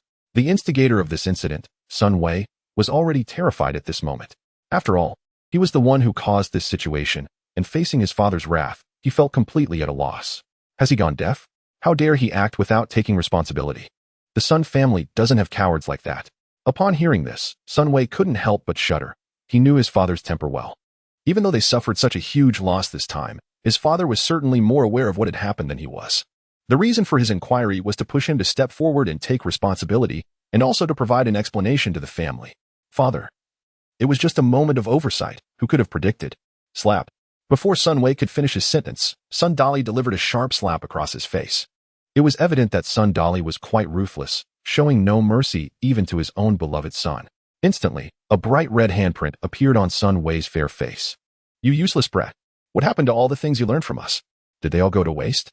Sun Wei's face was filled with grievance as he covered his stinging cheek. Father. In truth, he never expected that the seemingly outdated tractor could have such great potential, even if he was initially deceived by appearances. How could he have missed the 2 tanks that were later brought over? Father, I know I was wrong. What good is knowing you're wrong? What about the money lost? Although the tens of billions of investment had indeed gone to waste, it was not enough to bring down the massive Sun family. But it certainly dealt a significant blow to their vitality. Sun Dolly had no choice but to give the younger generation of the Sun family an explanation. You fool. Once was enough for your foolishness, yet you even arranged for reporters to conduct some special interviews. Is your head filled with nonsense? And then, in a reckless attempt at extortion, you ended up getting scammed out of 1.5 million.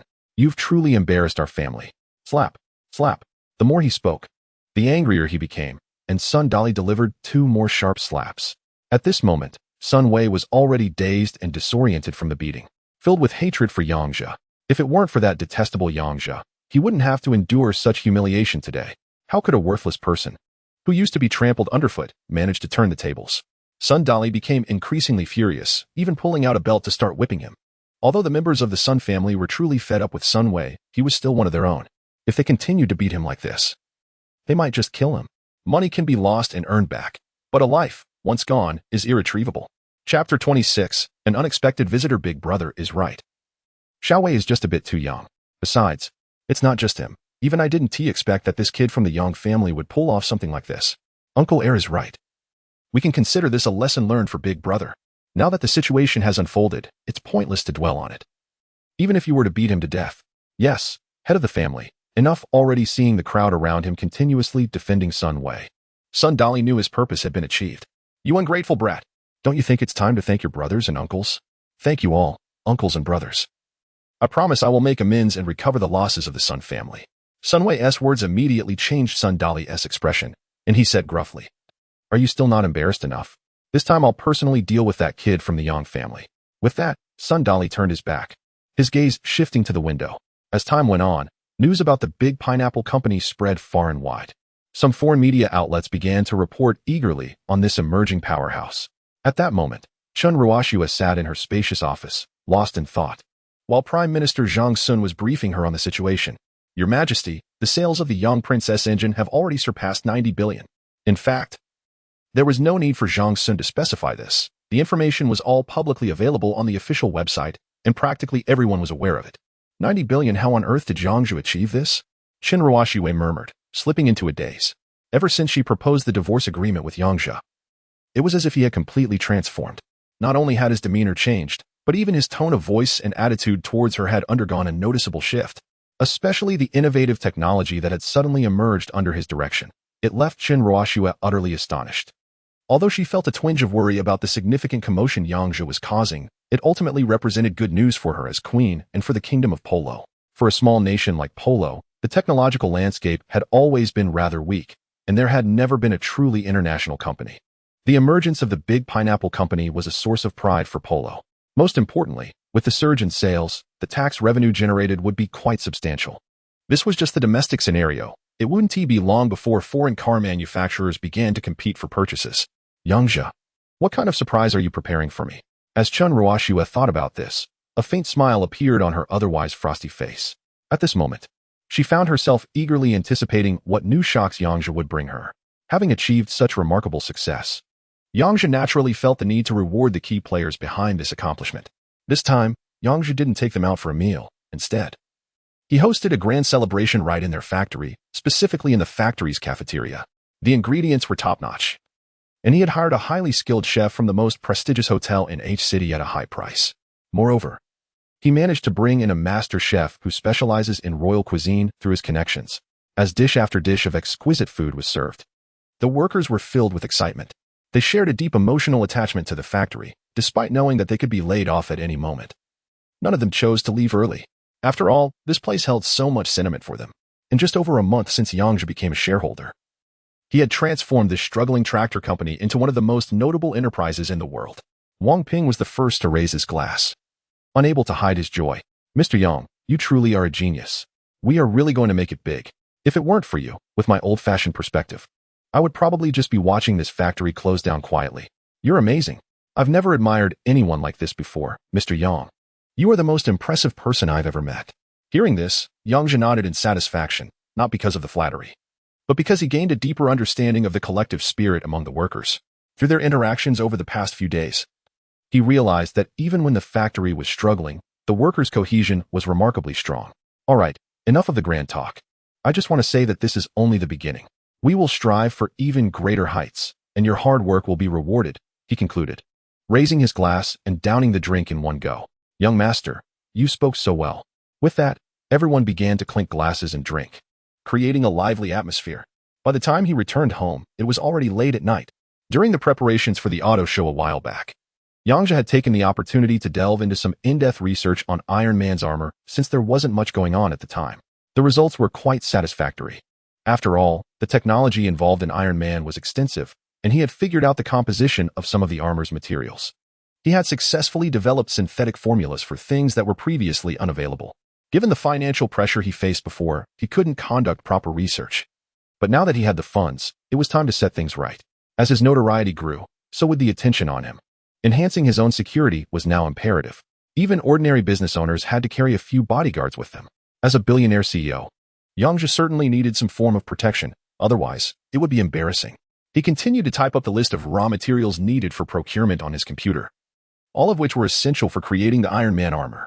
He planned to compile the list and hand it over to Wang Ping for the purchases. Just as he was busy with his tasks, a series of knocks echoed through the room. Zairu, go see who's at the door, he called out, acknowledging his request. AI Zairu hurried to the door and peered through the peephole, discovering that it was Sun Dali and his group outside. Having grown up in the Fong family, she naturally recognized the head of the Sun family, Sun Dali. Young master, come quick. Upon hearing AI Zairu's words, Yang Zhe sensed that there was definitely something off about the people outside.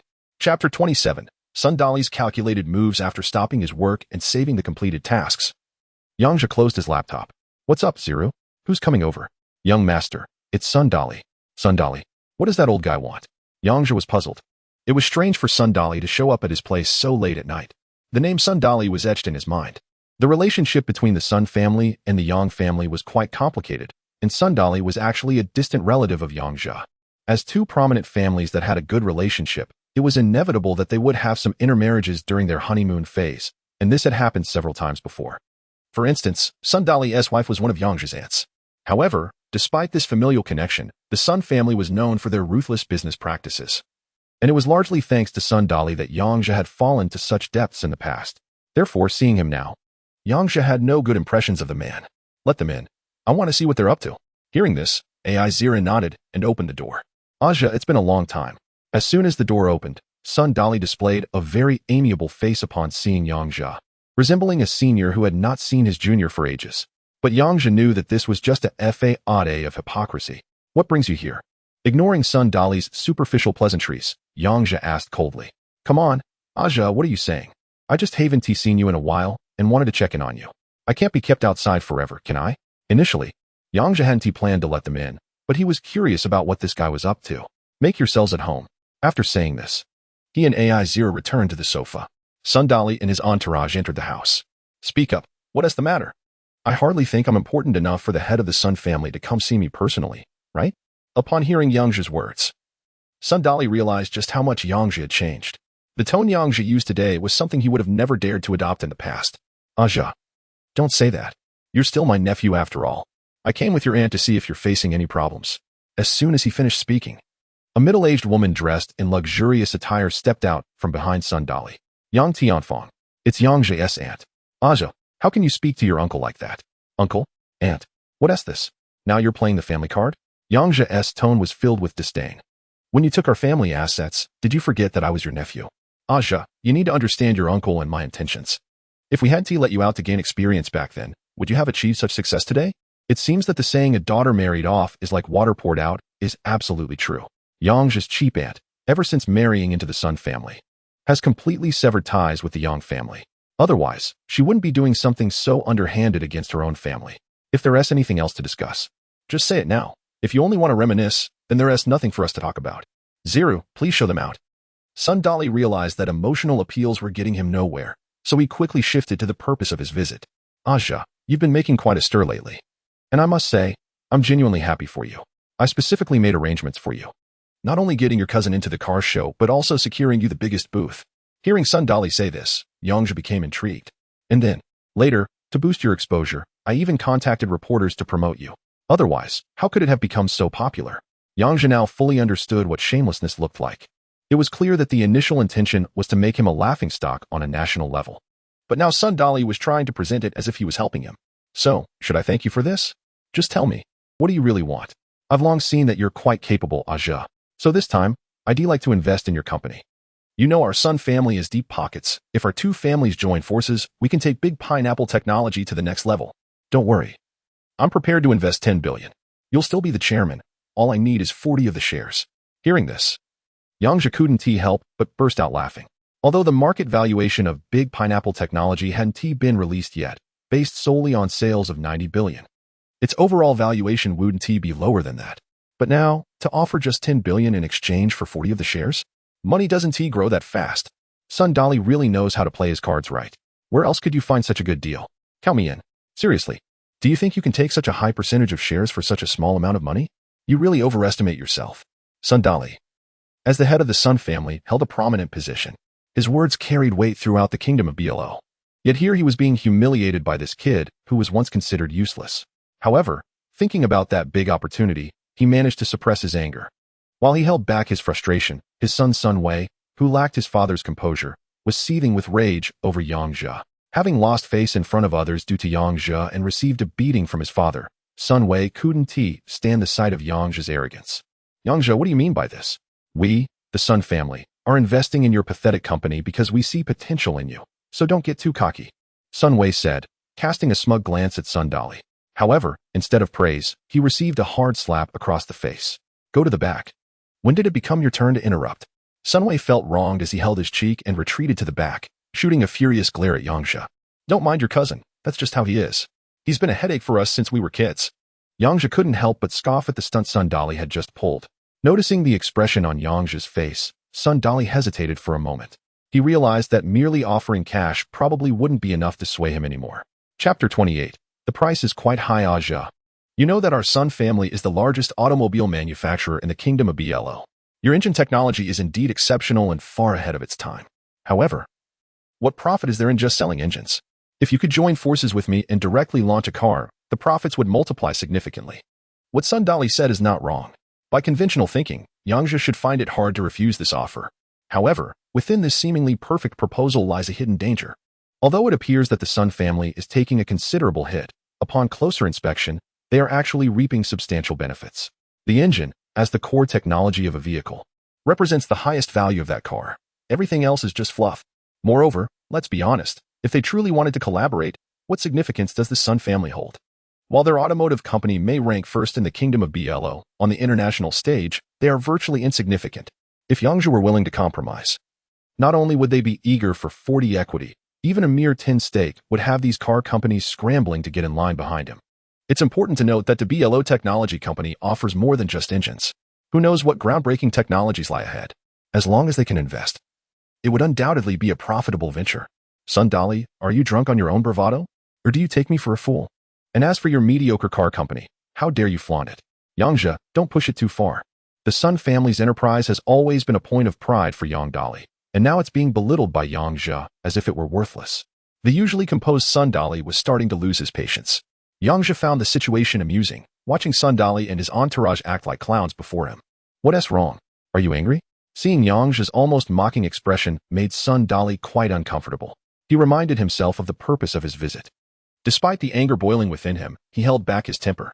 Securing this collaboration with Yang Zhe would bring significant benefits to the Sun family. He believed he would eventually get back at Yang Zhe for today's indignities. Yang Zhe, you're too modest. Of course, our company can't compare to yours. But if we work together, the prospects are quite promising. After all, we've been in the automotive industry for decades and have considerable experience. Sundali was right. They indeed had substantial experience in the car manufacturing sector. But the question remained, would Yang Zhe value that? The answer was a clear no. Nonetheless, Sundali's words did serve as a wake-up call for Yang Zhe. Moving forward with the vehicle assembly had potential. At that moment, Yang Zhe suddenly recalled the super artificial intelligence system of Tony Stark that was included when he unlocked Iron Man technology. Due to previous constraints, I had never conducted the corresponding research. Now that we have the funds, it's time to accelerate our efforts in artificial intelligence. After all, having a super intelligent butler could help Yang Zhe solve many issues. Are you done speaking? If so, leave immediately while I'm still calm. Once again, Yang Zhe issued an eviction order, He felt a deep-seated disdain for the group from the Sun family at that moment. Yang Zhe, don't go too far. My elder brother has come to you in such a humble manner, and look at your attitude. Aja, I've always cared for you since you were a child. Today, just consider helping your aunt. Upon hearing Yang Zhe's words, those around them began to echo support for Yang Zhe, increasing the pressure on him. However, they were mistaken. Yang Zhe was no longer the same person he used to be. The once mighty Sun family now seemed insignificant to him, akin to mere ants. How about this? As long as the Sun and Yang families can collaborate strongly, you will be the second in command at the Sun family's decision-making center, enjoying a 33% stake in the Sun family consortium. How does that sound? This is the best offer I can make. Feeling it might not be enough, Sun Dali added. Moreover, I can grant you significant authority. Although the Sun family can't compare to your company right now, we still have a scale in the hundreds of billions. I hope you will consider it. Yang Zhe was well aware of what Sun Dali was proposing. The decision-making center of a family is akin to a board of directors in a company or a cabinet in a government. It wields absolute power, and being the second in command would grant substantial influence within the family. Having once been a young master from a prominent family, Yang Zhe understood the weight of such a condition. However, those were matters of the past. The current Yang Zhe was no longer interested in superficial offers. He would eventually see the Sun family reduced to ashes. While Yang Zhe was indifferent, others were not. Sun Dali's remarks left the accompanying Sun family members in disbelief, just as Yang Zhe had thought. Entering the Sun family's decision-making center would grant control over much of the discourse. There were only 3 positions in the decision-making center, with 2 already held by Sun Dali and his brother. The remaining position was originally intended for Sun Wei or a promising younger member of the family, as many were vying for it. Now, Sun Dali was offering such a crucial position in exchange for something uncertain, which they found incomprehensible. The engine was indeed impressive, with advanced technology and outstanding performance, and its sales were staggering. But what was the market response to this engine? Would it sell when installed in a vehicle? At that moment, no one could say for sure. While it was likely to succeed, those were considerations for the future. Brother, are you out of your mind? Who does this kid from the Yang family think he is to deserve a position in our Sun family's decision-making center? Not only was Sun Dali's brother feeling extremely unbalanced, but Yang Tianfang, who had just been following Sun Dali like a dutiful partner, also started to speak up. Master, didn't you say that position was reserved for a Wei? Exactly, head of the family. What qualifications does this kid have to take charge of our Sun family? As he listened to the heated discussions around him, Yang Zhe took a sip of tea, intrigued by their little performance. Chapter 29, Threaten me? You're not worthy. Everyone, quiet down. I know how to handle this matter. At this moment, Sun Dali's expression turned cold as he shouted, silencing the chattering crowd behind him. Although they were still unwilling in their hearts, they didn't dare to disobey the family head's order. Aja, this is already the biggest concession I can make. Are you satisfied with this? Upon hearing this, Yang Zhe stood up from the sofa. To be honest, the offer you've put on the table is quite good. Sun Dali's eyes lit up at this, thinking he had struck a chord. In fact, while the offer seemed appealing, he had his own agenda. Once this deal was finalized and he secured his shares, he could gradually infiltrate the organization and dilute Yang Zhe's power, ultimately pushing him out and reaping the rewards. Sun Dali had successfully executed similar plans before against Yang Zhe's father. Aja, are you agreeing to this? Seeing Sun Dali's eager expression, Yang Zhe chuckled. Zero. Show our guest out. At that moment, Sun Dali felt as if he had swallowed a fly. He never expected that after putting in so much effort, he still couldn't deal with this previously unambitious fool. This was a significant humiliation for someone who had always been successful. Yang Zhe, what do you mean by this? You should know better than I do. Don't push your luck. Although your company has just begun to shine, our Sun family has deep roots built over many years. Sun Dali's words dripped with menace. He made it clear that while Yang Zhe's company was thriving, it was still in its infancy. The Sun family had established itself in the kingdom of Blo and was adept at creating obstacles. Threaten me? How could that be? Aren't we here for a friendly negotiation? I'm just reminding you to leave some room for future interactions. Hearing Sun Dali's words, Yang Zhe smiled again. It seems you're out of ideas now. You can get lost immediately. This is a gathering area for the elite, and if you want to cause trouble, you'd better think twice. To Yang Zhe's surprise, instead of getting angry, Sun Dali laughed. Look at our Prince Yang, flaunting his authority. But then Sun Dali's smile vanished, replaced by a cold, sinister look. I think it's you who should leave. Have you forgotten that you lost everything before? How could this house still belong to you? Your aunt only let you stay here out of pity, and now I'm reclaiming my property. You're living quite well in this upscale neighborhood. But if you get kicked out, tomorrow's headlines in all the newspapers will surely be eye-catching. After saying this, Sun Dali turned to Sun Wei behind him and said, away. Don't forget that for something this big, We need to get a few more reporters to cover it so that our Prince Yang can save face. Hearing this, Yang Zhe didn't show the slightest bit of shock. At first, he had pondered over why this good-for-nothing had lost billions, yet still managed to keep a house. He was puzzled until he investigated and discovered that the homeowner was Yang Tianfang, Sun Dali's wife and Yang Zhe's aunt. So when he found out about this issue, Yang Zhe sensed something was off. So this is the clever scheme you had in mind? It seems the head of the Sun family is quite confident. Haha. No real man is without faults. Even though you're just trash, I still need to prepare a trash can, don't I? For emerging companies. The worst thing to deal with is negative news, so I hope you can think this through. Perhaps the old Yang Zhe didn't care about his reputation, but now, his face is quite valuable. Although it was just a minor issue, even if he really did get kicked out, it wouldn't be a big deal. What he feared most was those unscrupulous media outlets wildly reporting, twisting facts, and adding vague nonsense. If that happened, public opinion could turn, and the promising situation he had just built could come crashing down.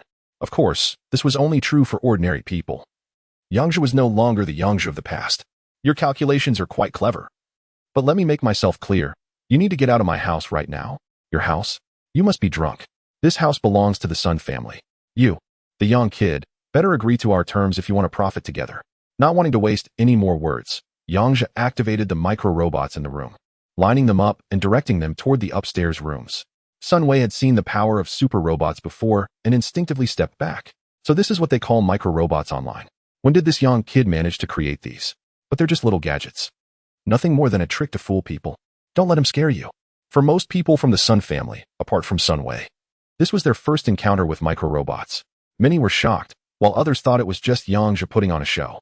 In a moment, a piece of paper was brought over. Take a look. As soon as Sun Dali received the paper from the micro-robot, his face turned from blue to purple. A housing sale contract. Wang Ping. Impossible. How could this house belong to Wang Ping? I get it now. Yang Zhe, you little rascal. You made a fake one, didn't you? At that moment, upon hearing Wang Ping's name, Yang Tianfang's expression changed slightly. Master. Turning around and seeing Yang Tianfang's hesitant demeanor, Sun Dali sensed that something was wrong. A few days ago, someone approached me about buying this property. And they offered a pretty substantial price. I thought to myself, even though this location is decent, it's still considered an upscale area where prices are heavily controlled. And it's really only worth around 20 million. But the other party came in with an offer of 100 million and what's wrong? Just say it. I ended up selling the house. I had intended to tell you about it, but I thought it wasn't a big deal and just forgot. Hearing this, Sun Dali was instantly furious. What good does it do to talk about it now? Chapter 30 The Potential of Artificial Intelligence. Yang Zhe never expected that Yang Tianfang would make such a significant decision without consulting Sun Dali. At that moment, he suddenly recalled a piece of intelligence he had on hand. Let me remind you, that kid Wang Ping is actually my deputy. Don't be too surprised. There are many people like him around you. To be blunt, I know your intel inside and out. Sun Dali realized that there was no room for negotiation. He had to resort to the simplest and most effective method. First, control the situation. Don't get too cocky, young man from the Yang family. There are more of us here. It's best if you cooperate. More? Not necessarily. After Yang Zhe spoke, all the micro-robots stored in the garage surged out. Under Yang Zhe's control, they combined to form over a dozen towering robots, encircling the group. Right now, I don't want your life, but if you provoke me later, who knows what unexpected things I might do. You think I'm scared of you? The middle-aged man beside him was still eager for a challenge and wasn't intimidated by Yang Zhe's display. However, Sun Dali's expression was incredibly grim. From Sun Wei's account and videos captured by others, he was well aware of the power of these micro-robots. He knew that this time, they would return empty-handed. And staying any longer would only bring humiliation. All right, let us not waste time here. We're leaving. Seeing them about to depart, Yang Zhe had an idea. Wait, I almost forgot to mention, since you all came here today, I should at least offer you something beneficial, right? Sun Dali was immediately filled with confusion. Given Yang Zhe's previous behavior, it was hard to believe he would actually offer them anything good. What do you mean by that? If your Sun family wants to purchase my engines, I can give you a discount. Given our relationship, this is a small matter, right? Upon hearing this, the people around perked up. They thought Yang Zhe had come to his senses and was proactively reaching out to them. Even if they didn't get the shares they hoped for, if they could buy the engines at a price lower than the market rate, then this trip wouldn't be in vain. Sun Dali, an experienced veteran, knew that Yang Zhe wouldn't genuinely offer them any benefits. If you have something to say, just say it. I don't believe you'd be so kind. Let me be clear, if the Sun family wants to buy our engines, I'll give you a 15 markup. The meaning of 15 markup was quite clear. selling to others for 100, but selling to the Sun family for 115. What? A 15 markup? You might as well rob us. Why should we pay more when others are paying 600? 000. I'm going to report you for price gouging. Having finished his words, Yang Zhe couldn't be bothered to waste any more time with them. Zero sent them off, saying, you can buy if you want. But if you think it's too expensive, then I won't sell it to you. AI Zero nodded and stood up, while a few miniature robots followed closely behind her. Everyone, my young master requests that you leave immediately. Very well, very well. You did a great job, Yang Zhe. Until we meet again, Yang Zhe said, fuming as he waved to the group behind him and turned to leave the house. As for the harsh words spoken by Sun De, Yang Zhe didn't care at all. After sending off this annoying crowd, AI Zero returned to the sofa. Young master, are you really okay with treating them like that? I don't think they're good people, and I'm afraid they might try to pull something behind our backs. Hearing AI Zero's concerns, Yang Zhe ran his fingers through her hair. I don't take them seriously at all.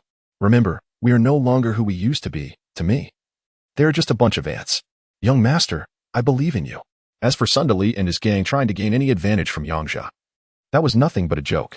However, their visit did bring some benefits to Yang Zhe. At least the proposal that Sun De put forward was quite feasible. But he decided to take it a step further and pursue some higher-level research. When it comes to modern transportation, the trend is clearly towards smart technology. Currently, artificial intelligence is just in its infancy.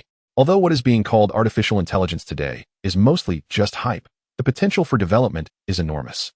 Smart systems and intelligent transportation represent a massive opportunity. Combined with excellent engines, the profits from smart transportation would be more than enough to enrich Yang Zhe significantly. The research that had been delayed due to a lack of funds in the past now needed to get back on track. Yang Zhe was eager to create the super artificial intelligence seen in Iron Man. After all, Stark's AI assistant was no joke. Having it would not only save a lot of time, but also assist in research. However, such a super AI system requires the support of a supercomputer to operate. Relying on ordinary computers was out of the question. Yet, supercomputers have always been treasures for various countries. And the technology for researching these supercomputers has been in the hands of a few tech giants from major powers. The Iron Man technology that Yang Zhe had unlocked only covered artificial intelligence, with no mention of supercomputers. It was quite troublesome. While I can write an AI system, how do I go about getting a supercomputer? Yang Zhe felt a bit confused. The difficulty of the AI system wasn't a problem for him, but he still had no leads on the supercomputer as a carrier. Just then, he suddenly thought of Wang Ping, who had been busy with procurement. His channels were indeed quite extensive. Some items that are hard to find on the market became quite simple to obtain through him. Perhaps this guy, Wang Ping, could help out. I'll ask him tomorrow. Due to the delays caused by the Sun family, it was already getting late. So Yang Zhe and the others went to their rooms to sleep. The next morning, they drove to the factory together. By that time, the factory was bustling with activity. The products being sold on the official website had undergone some modifications, which meant that some molds had to be redone. For the experienced workers, this was particularly complicated, as it was their area of expertise. The only critical element was Yang Zhe's energy cores. The output would depend solely on his mood. Chapter 31. Supercomputer in the workshop. Yang Zhe found Wang Ping and called him over. Mr. Yang, what do you need? I'm really busy with all these orders, Wang Ping replied, brimming with energy. Seeing Wang Ping so motivated, Yang Zhe felt quite satisfied. I need to ask you something. Is there any way you could get a supercomputer? Even a lower-end model would do. A supercomputer. Wang Ping muttered, then curiously asked, what do you need that for? We don't really have any use for something like that. Hearing Wang Ping's response, Yang Zhe was confident that he knew what a supercomputer was. Otherwise, he wouldn't be engaging in this kind of banter. He would have simply said he didn't know. Don't worry about what it's for. Just tell me if you can get one, Yang Zhe replied. Wang Ping scratched his head and chuckled. Well, there's one, but I'm not sure if it's still operational. He then detailed the situation regarding the supercomputer. It was located in Axie country, which borders Bolo country. In his previous memories, Axie was a small country, similar in size and population to Bolo, but it had the backing of the Eagle Nation, which put it ahead of Bolo in many aspects. The Eagle Nation had provided significant assistance to Axie, including this supercomputer. However, Axie had recently broken out in civil war, and both sides were still fighting. The supercomputer had been seized by the opposition, whose technicians only had basic computer skills and were clueless about how to operate it. Moreover, due to the war, parts of the supercomputer had been damaged, and it was uncertain whether it was still functional. You're something else, Wang Ping. How did you get in touch with such a source? Yang Zhe couldn't help but feel a bit emotional. The young man he used to party with had proven to be quite resourceful.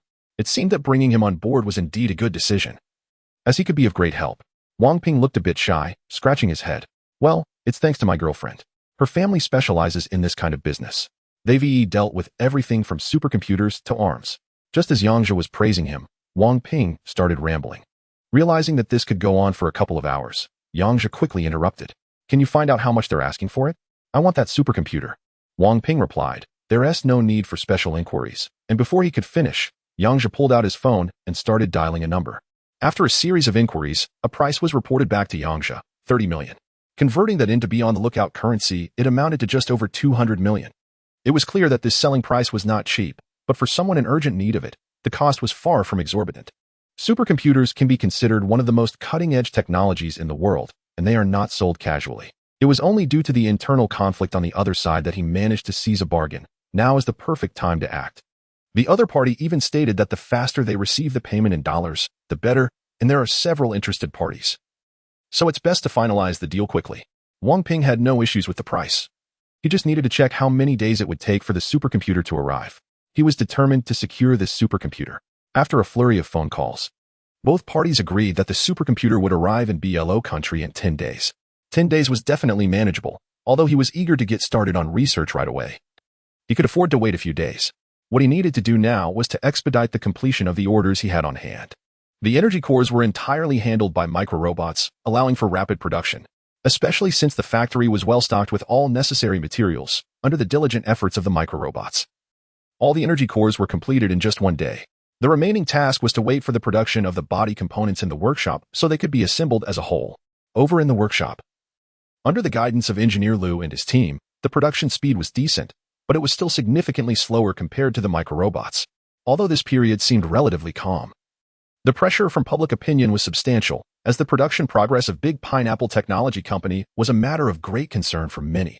The entrance to the factory was still crowded, with numerous people waiting outside every day. Various car manufacturers that had placed orders were eager for updates, while reporters from different media outlets, along with various social media influencers, were aiming to report the latest news firsthand. Originally a quiet suburb with a modest level of economic development, the influx of people made the area lively, even leading to the establishment of a market. Big Pineapple's factory maintained a high level of confidentiality. Not only were journalists not allowed in, but even the car manufacturers that had placed orders had to wait outside. Since Yang Zhe had made the engine parameters publicly available on the official website, the car companies that placed orders quickly began producing corresponding models. As soon as Yang Zhe's engines were ready, they could be assembled and, after simple testing, put on the market for sale. With the full deployment of micro-robots, Yang Zhe's progress was remarkably quick, with hundreds of thousands of energy cores produced in no time. After all, these were not the original Ultimate Enhanced versions, but rather simplified models with much simpler processes. However, producing hundreds of thousands of engine bodies still represented a significant workload for the factory. While the materials were all in place, the production capacity was somewhat outdated. Nevertheless, this was not a challenge for Wang Ping. Even though the factory had only one workshop operating normally, the equipment in several other workshops was still available. He just needed to recall the workers to ramp up production. After all, aside from the truly core energy components, the rest are quite ordinary and cannot be used on their own. Mr. Yang, as you can see, we have a significant gap here. I suggest we bring back some of the former workers and start ramping up production urgently. What do you think? To be honest, what Wang Ping said makes a lot of sense. It reflects the normal operation of a factory. However, this approach may not be suitable for Yang Zhe. While increasing the number of workers might boost output, it could also lead to inconsistent product quality, and overall cost would likely rise as well. Moreover, Yang Zhe currently has the advantage of advanced micro-robots in the manufacturing process. Instead of hiring so many people, it might be more effective to expand the fleet of micro-robots and let them handle all the assembly tasks. Chapter 32. The exaggerated speed of the giant pineapple. It's important to note that the finished products assembled by the micro-robot team are far superior to those put together by the seasoned craftsmen. That aside, all the workshops can be fully utilized. Just follow the blueprints for the workers to process all the parts. And leave the assembly to me. There is no need for you to worry about that. At this point, he knew full well that Yang Zhe was preparing to unleash a powerful weapon. When they assembled that engine earlier, Wang Ping and the others had witnessed it clearly. In just a moment, a pile of scattered parts transformed into a complete engine. The speed was simply countless times faster than theirs. If they focused all their efforts on producing the parts, the current workforce would be more than sufficient. I trust Yang Zhe to get the job done. All right, I'll head down to make personnel arrangements. Wang Ping said, quickly heading off to handle the staffing. Thanks to Yang Zhe's adjustments, the factory's production rate skyrocketed by dozens of times. After all, the number of processes was reduced from dozens to just a few, dramatically improving overall efficiency. In just over a week, with all the factory workers putting in overtime, they finally amassed a mountain of parts in the warehouse. These were all the components needed for the first batch of orders, 150,000 units. During these days, Yang Zhe had been busy as well. Now that he had the funds, his fleet of micro-robots had expanded significantly, reaching over 100,000 units. If the entire fleet of micro-robots were deployed, it would be a spectacular sight. A sea of black. With the warehouse piled high with parts, the robots worked tirelessly and completed the assembly in just a few hours. They even finished the packaging in the process. At this moment, the warehouse was neatly stacked with finished engine products. Once Yang Zhe wrapped up his tasks, he hurriedly called Wang Ping and engineer Lu to the warehouse. Although Wang Ping understood the power of the micro-robots and knew that using this formidable tool would greatly increase speed, he never expected it to improve this much. Staring at the warehouse overflowing with finished products, he was utterly stunned. Mr. Yang, this is incredibly fast. That's 150,000 pieces. Yes, Mr. Yang. This speed is terrifying. If we had started from scratch using micro-robots for production, we could probably have produced it all in just one day. Engineer Lu expressed his astonishment, admiring Yang Zhe to the utmost. Reflecting on his initial attitude towards Yang Zhe made Lu feel quite ashamed. It was true that everything he had said earlier was correct. Claiming Yang Zhe was purely benevolent would be misleading, as that was only part of the story. In such a large factory, it wouldn't make sense to have no workers at all. If that were the case, it would be problematic. Therefore, taking care of these workers was one aspect, but using them as a facade was another. Some simple tasks still rely on these workers to get done. You two should stop flattering around here. Now that the goods are complete, hurry up and announce it on the official website. All orders have been fulfilled, and we invite all car manufacturers to come pick up their shipments. Oh, I'll get right on it. Upon hearing this, Wang Ping quickly agreed and got to work. That same day, the homepage of the Big Pineapple Technology Company's official website revealed this shocking news. As soon as the announcement was made, it stirred up a tremendous wave of excitement. I originally thought that this batch of orders would take Big Pineapple Technology Company at least several months to complete, but they finished everything in just a few days. The speed of Big Pineapple Technology Company is utterly terrifying. We are producing engines, tens of thousands of them. At our pace, even if we pushed ourselves to the limit, it would take over 3 months. What on earth is Big Pineapple Technology Company? Not only have they released such impressive engines, but their efficiency is equally astonishing. Not only did the public begin to engage in frenzied discussions, but various media outlets and newspapers also started their coverage. Our report states that the much-anticipated large orders from Big Pineapple Technology Company have now been confirmed as completed. If this news is true, the speed is simply astonishing. Is it rapid progress or a hoax? Stay tuned for our live coverage. Hello, viewers. I'm reporter Xiao Lu from H City Television. I've arrived at the factory located in the suburbs of Big Pineapple Technology Company to bring you real-time reports. The online trending topics and major headlines have once again been dominated by Big Pineapple Technology Company. The entrance of the factory is now even more bustling than before. Since they had already notified various car manufacturers on their official website to come pick up their goods, the area is now filled with an endless line of large trucks, along with teams of reporters covering the story. The factory area is highly confidential, and ordinary people are definitely not allowed inside. Even if they were allowed in, it would just be ordinary production lines. But Yang Zhe wants to create an air of mystery. As the first truckload of goods was pulled out of the factory, reporters rushed forward to cover the event. It's coming out. Look at the model number spray painted on the wooden crates. This should be the Big Pineapple L-type engine. So everything is true. Cheers to the technological advancement of the Bololo Kingdom. Cheers to the rapid development of Big Pineapple Technology Company. And cheers to Yang Zhe for creating these miracles. Big Pineapple Technology Company has brought us so much shock. This is a speed that transcends the times. This is the Big Pineapple speed. Meanwhile, in the office, Yang Zhe and a few others were glued to the television. Honestly, he hadn't expected that merely advancing the timeline would cause such a massive stir. Young master, I didn't expect you to be a celebrity again. AI Zero couldn't help but tease Yang Zhe at that moment. With the way you put it, haven't I always been the focus of the entire nation? Seeing Yang Zhe and AI Zero banter like this, Wang Ping let out a slight sigh of relief, as all the urgent orders had been completed. Now that this batch of orders is finally done, we can take a proper break. The workers can rest, but you need to stay busy. Don't forget to check on our goods. How are they coming along? Chapter 33, The Authentic Iron Man Armor. To be honest, Yang Zhe initially just wanted to nudge the progress along, but he didn't expect that this inquiry would actually reveal some issues. After Wang Ping made the call, he had only said a couple of sentences before his expression grew increasingly grim. Yang Zhe noticed this and realized that something must have gone wrong. After a few more exchanges, Wang Ping hung up the phone. Is there a problem with that shipment? Yes, Yang. I didn't expect there would be an issue either. Everything was progressing smoothly, but, hearing Wang Ping's response, Yang Zhe snapped, what are you dragging this out for? Just spit it out. My contact said that the goods were almost at the border, but suddenly the Eagle Nation intervened. Yang Zhe felt a wave of disappointment wash over him. If the Eagle Nation intercepted the shipment, it would take a lot of effort to obtain a decent supercomputer. After all, strategic items like these aren't impossible to find on the market, but it would be quite a hassle, definitely not as easy as the shipment had been. So what happened in the end? Did those bastards from the Eagle Nation intercept the shipment? Not exactly. They're currently trying to figure things out on their end. The Eagle Nation only managed to block them. There haven't been any further actions. After that, Wang Ping carefully explained the specifics of the shipment. It turned out that after they took possession of the goods from the opposition, they began transporting them, and everything was going smoothly until they reached the border. There, a squad of about 100 soldiers from the Eagle Nation stopped them. These soldiers didn't engage in any conflict. They merely restricted their movements and took control of the situation. Although Wang Ping's contact was quite capable, they dared not confront the Eagle Nation. So they were busy coordinating efforts without yielding an inch. What a troublesome situation, but at least the goods are still there. All right, Wang Ping, you've done well. I'll handle the rest. Wang Ping was puzzled by Yang Zhe's statement. He couldn't understand how Yang Zhe planned to resolve this issue.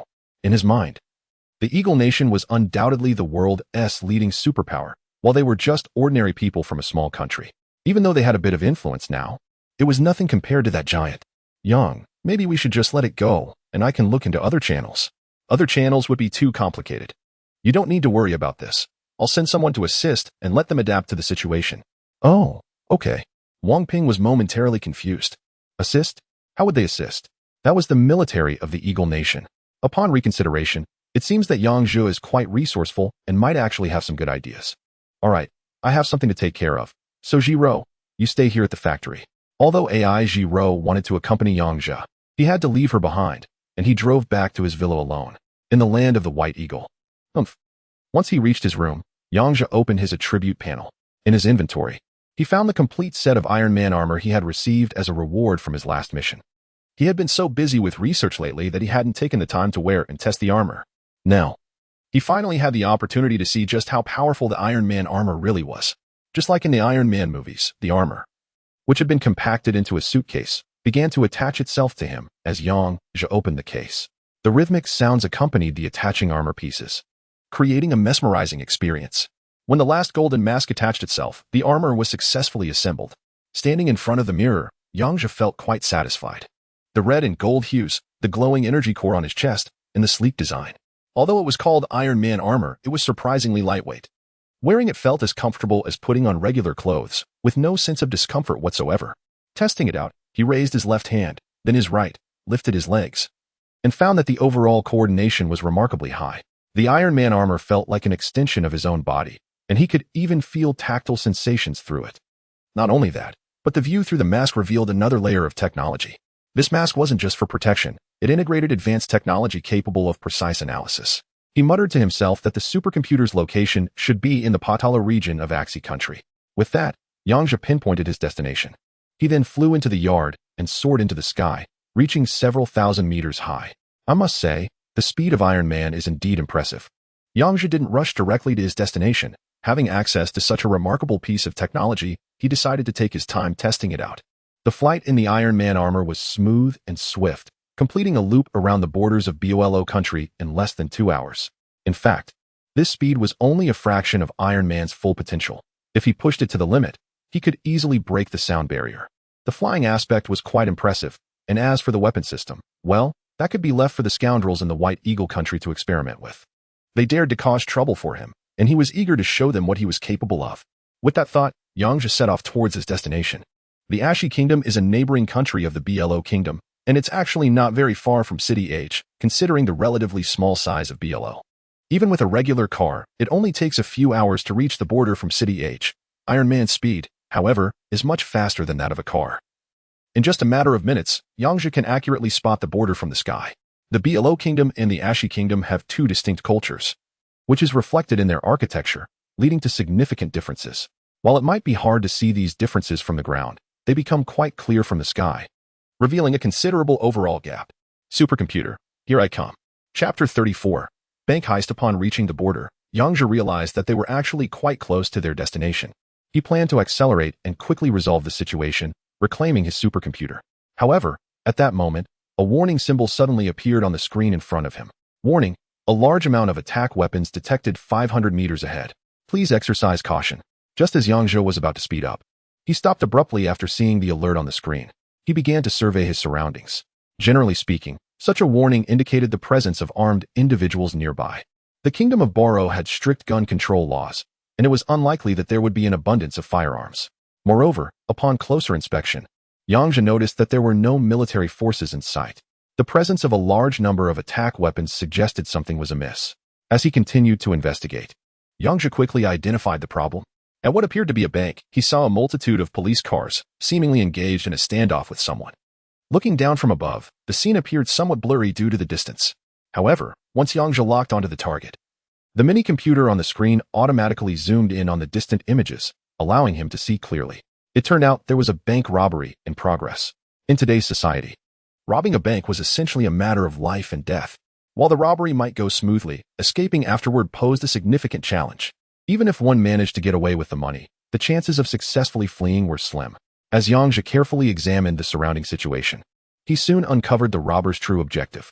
The country of Axi was currently embroiled in civil war, leaving the border area quite vulnerable. The bank's location was not far from the border, and if the robbers could take hostages and secure a vehicle, they could smoothly cross into Axi and achieve safety. Once they crossed the border, the Boro Kingdom's guards would have no authority to pursue them.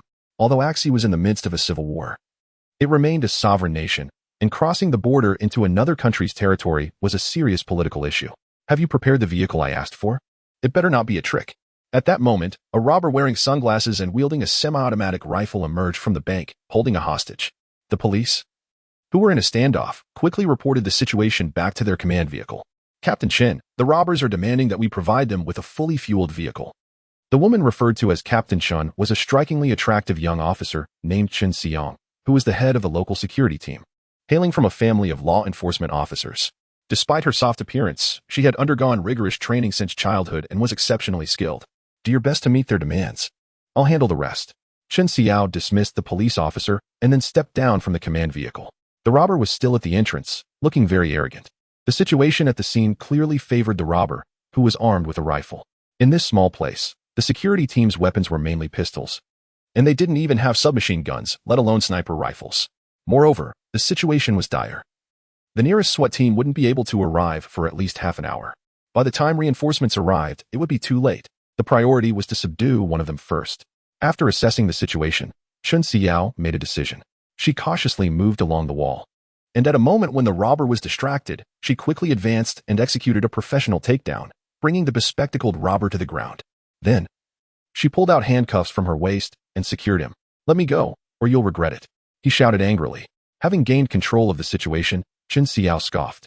I'm a police officer from Bielo country, and I'm not afraid of any threats from robbers. You'd better behave, or you will face the full force of the law. Just as she finished speaking, a gun barrel from inside the bank was suddenly pressed against the back of her head. Not bad for a little girl. Let my brother go, or I'll blow your head off. Hearing this, Chen Xiao pulled out the key to the handcuffs, pretending to unlock them. In reality, she was poised to counterattack at any moment. You'd better not try anything sneaky. Bullets don't have eyes. Just as she was about to seize the opportunity to fight back, another dark gun barrel appeared beside her. She might have been able to handle one, but dealing with two was beyond her capability. At that moment, she realized how impulsive she had been. Acting without fully understanding the situation was reckless. If her father had been handling this, he would have waited for a safer opportunity to act. Clank.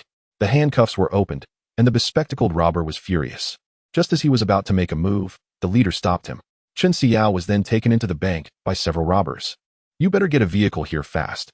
Our patience is running thin. With their leader captured, the remaining officers were unsure what to do and could only follow the robbers' orders, as ensuring the hostage's safety was the top priority. Soon, an SUV was driven to the bank entrance. Old 3, go check if the vehicle has any issues. The robber known as Old 3 inspected the car and, finding nothing wrong, hurried inside to check it out. No problems, big brother. Get in. But at that moment, a red and gold robot suddenly descended from the sky and crushed the SUV flat. Old 3, who had been inside celebrating, was now trapped in the wreckage. Old 3. What on earth is this? It must be a trick by the police, but whatever, let us go all out. Upon seeing this, the robbers immediately thought it was a ruse by the police. They were already planning to go down fighting, intending to eliminate the hostages before engaging the remaining security team. But just as they raised their guns and were about to act, the female officer in front of them suddenly vanished. Dozens of meters above their heads, Chen Xiyu was being held in the arms of Yang Zhe, who was clad in Iron Man-like armor. Just moments ago, Chen Xiao had felt she was on the brink of death, convinced she would not survive. However, when she opened her eyes, she found herself suspended in midair, being cradled by a man in a suit of armor. Her cheeks flushed slightly. After all, she had always been strong-willed and had never been held like this before. Chapter 35. Don't panic. I'm here to rob you, however. She also knew that it was the person in the red armor who had saved her. Quick, go save them. Yang Zhe nodded and swiftly flew over to the police formation, gently placing Chen Xiyuan down before rushing towards the bank entrance. At that moment, the robbers had completely lost their minds. What was supposed to be a meticulously planned operation had gone awry. All their steps had been carefully calculated. But the appearance of this armored bastard had disrupted everything. Moreover, with how things were now, it seemed unlikely that the third guy could be saved. You bastard. One of the robbers, seeing Yang Zhe approach, pointed his gun at him and pulled the trigger. A long tongue of flame erupted from the barrel, and a barrage of bullets rained down on Iron Man's armor. This was a powerful rifle, yet the bullets merely ricocheted off the armor without leaving a single scratch. While Yang Zhe was unharmed, he was enraged. This is one of a kind in the world, and you dare to shoot at it? With that, he pushed off the ground and dashed toward the robbers at lightning speed, too fast for them to react. In just a few punches and kicks, several of them were knocked to the ground, unconscious. I might have gone a bit too hard. I hope I didn't kill them, to be honest. The most shocked were the police officers who were in a standoff with the robbers. They had already given up hope, only wanting to ensure the safety of the hostages. But no one had expected such a figure to suddenly drop from the sky. The striking armor looked like something out of a sci-fi movie. The robbers, who were previously at a deadlock, were quickly dispatched, and the hostages were successfully rescued. You in the red armor, you're surrounded. Drop your weapons and surrender, shouted a young officer through a megaphone. Upon hearing this, Chen Xiyuan's expression changed, and she hurried over to the officer, giving him a sharp slap on the back of the head. What are you shouting about? He is not a bad guy. Chen Xiyuan wanted to thank her savior, but Yang Zhe made a gesture and soared into the air, flying towards the horizon. Who is he anyway? But that armor is so cool. Although Chen Xiyuan was a police officer, she was still a girl, and she had always admired heroes. Especially in that moment when she was saved by a hero, she was completely captivated by the mysterious figure in the red armor. Everyone, stop standing around. Check to see if these guys are alive or dead, and arrest them all. A few minutes later, Yang Zhe successfully arrived at his destination. It was only a few hundred miles from the border between the kingdom of Bolo and the kingdom of Axi. Due to the war, this area had become a wasteland. In the sky, Yang Zhe didn't spot any particularly obvious targets. However, after scanning the area, he quickly located the supercomputer. Even handheld firearms could be detected, let alone something as sophisticated as a supercomputer. Along with it, he also detected the soldiers from the Eagle Nation dispatched to intercept the supercomputer. In a makeshift camp, the Eagle soldiers were lounging around, completely at ease. They had built several campfires and were feasting on meat while drinking beer, with a few others soaking up the sun. These guys were quite relaxed. Seeing the soldiers, Yang Zhe decided to have a little fun with them. He quickly flew forward, landing above the camp. The soldiers, busy with their drinks and food, immediately noticed this outsider. What is that thing? Get out of here quickly, or we'll open fire. They shouted. Is this some kind of sci-fi movie? Are we doing cosplay here? No matter who you are, leave now, or we'll shoot. Observing the soldiers' reactions, Yang Zhe chuckled. Leave? That was impossible. He stepped forward and straightened up. At this point, the Eagle soldiers had lost their earlier arrogance. They realized he was clearly here to cause trouble. They quickly grabbed their weapons and aimed them at Yang Zhe, who was clad in Iron Man armor. Stop right there, or we'll shoot. One soldier shouted, chambering around and taking off the safety, ready to fire at any moment. Everyone, don't be nervous. I'm here to rob you. Yang Zhe's voice, altered by the Iron Man suit's voice modulation, sounded eerie. Initially, the alert soldiers of the Eagle Nation burst into laughter upon hearing that he intended to rob them. The idea of someone coming to rob them, while telling them not to be nervous, was utterly ridiculous. They had always been the ones robbing others. No one had ever dared to come to their territory to act tough. So he's just a lunatic. Chasing him off is just a joke. I've heard that people who like cosplay usually have something wrong with their heads. Just because you're wearing some broken armor doesn't make you a superhero. What nonsense. Forget about robbing us. I think your armor looks pretty cool. Just leave the armor behind and you can go, and I'll spare your life. In general, the Eagle soldiers displayed an attitude of disdain toward the situation. Yang Zhe had long anticipated that this would happen. Ignorance breeds fearlessness. As Yang Zhe finished speaking, he suddenly propelled himself forward, and his armor shot like lightning straight towards a soldier standing ahead. Although both sides were in a standoff, there was still a distance of over 10 meters between them. In an instant, he closed the gap with astonishing speed. The group of soldiers was caught off guard. The one at the front was kicked away and sent flying. When he landed, he was already dozens of meters away, lying on the ground, frothing at the mouth. Completely unconscious. Enemy attack. Prepare for battle. Seeing this mysterious figure take the initiative, the soldiers of the White Eagle unit all aimed their weapons at Yang Zhe. Chapter 36. All captured. Bang. Bang. Bang. Dozens of guns fired simultaneously, unleashing a torrent of flames. At this moment, the weapons used by the soldiers of the Bald Eagle were undoubtedly world-class. In terms of performance and power, they were extremely advanced. It wasn't just an ordinary armored person in front of them. Even an armored vehicle placed here would likely be turned into Swiss cheese. However, to their astonishment, the bullets that had previously never failed bounced off the red armor without causing any harm. They clearly saw the bullets hitting the armor, only to fall neatly to the ground. What on earth is this? This is unbelievable. The coordinated barrage left the Bald Eagle soldiers dumbfounded. Damn it. Just wait till I blow you to bits. When the bullets proved ineffective, the soldiers quickly resorted to grenades. They launched dozens of grenades towards him. But the result was much the same, still no effect. At this moment, Yang Zhe felt quite satisfied with the outcome. The Iron Man armor was indeed impressive. As the original version of the Iron Man suit, it was incredibly powerful. Not only could these ordinary firearms not harm him, but even armor-piercing rounds would probably fail to inflict any damage. The Bald Eagle soldiers were now panicking, desperately using every weapon at their disposal to attack him. Hand grenades, claymore mines, and even rocket launchers were all brought into play. Yet, these once deadly weapons had no effect on Yang Zhe. They didn't even scratch the paint on the armor. Are you done? Now it's my turn. After saying this, Yang Zhe took a few steps forward. The soldiers were terrified. In their everyday lives, they were used to walking with swagger wherever they went. But now, Yang Zhe's presence filled them with deep fear. Not to mention anything else, just the fact that he was impervious to bullets was shocking enough. They had just witnessed him kick one soldier several meters away. What kind of force was that? Even a cannonball wouldn't have done much more damage. Realizing the hopelessness of their situation, one soldier, seemingly a communications operator, pulled out a battlefield radio and began to call for help. Calling headquarters. Calling headquarters. We are facing an emergency situation, requesting support. Requesting support. However, after shouting for a while, he realized something was wrong. The radio was completely unresponsive. This was supposed to be a military-grade radio, a top-notch piece of technology. And yet it was malfunctioning. Little did he know, the radio was broken. Yang Zhe had simply jammed all signals within the area. All right, now you're all my people. I command you to stand over here immediately. As soon as Yang Zhe's ominous words were spoken, the group of soldiers exchanged glances and collectively dropped their weapons, beginning to line up neatly in the open space in front of them, just as Yang Zhe had instructed. While most complied, there were still a few who, oblivious to the situation, glanced at each other and ran off in different directions. Logically, with several directions of retreat happening simultaneously, Yang Zhe, being just one person, wouldn't know how to pursue them. However, they were mistaken. Yang Zhe didn't need to chase them at all. He extended his hand, palm open, and beams of light shot out, instantly vaporizing the fleeing individuals on the spot. What? What is this? This is terrifying. Oh my God, I don't want to die. I must be dreaming. I'm definitely dreaming.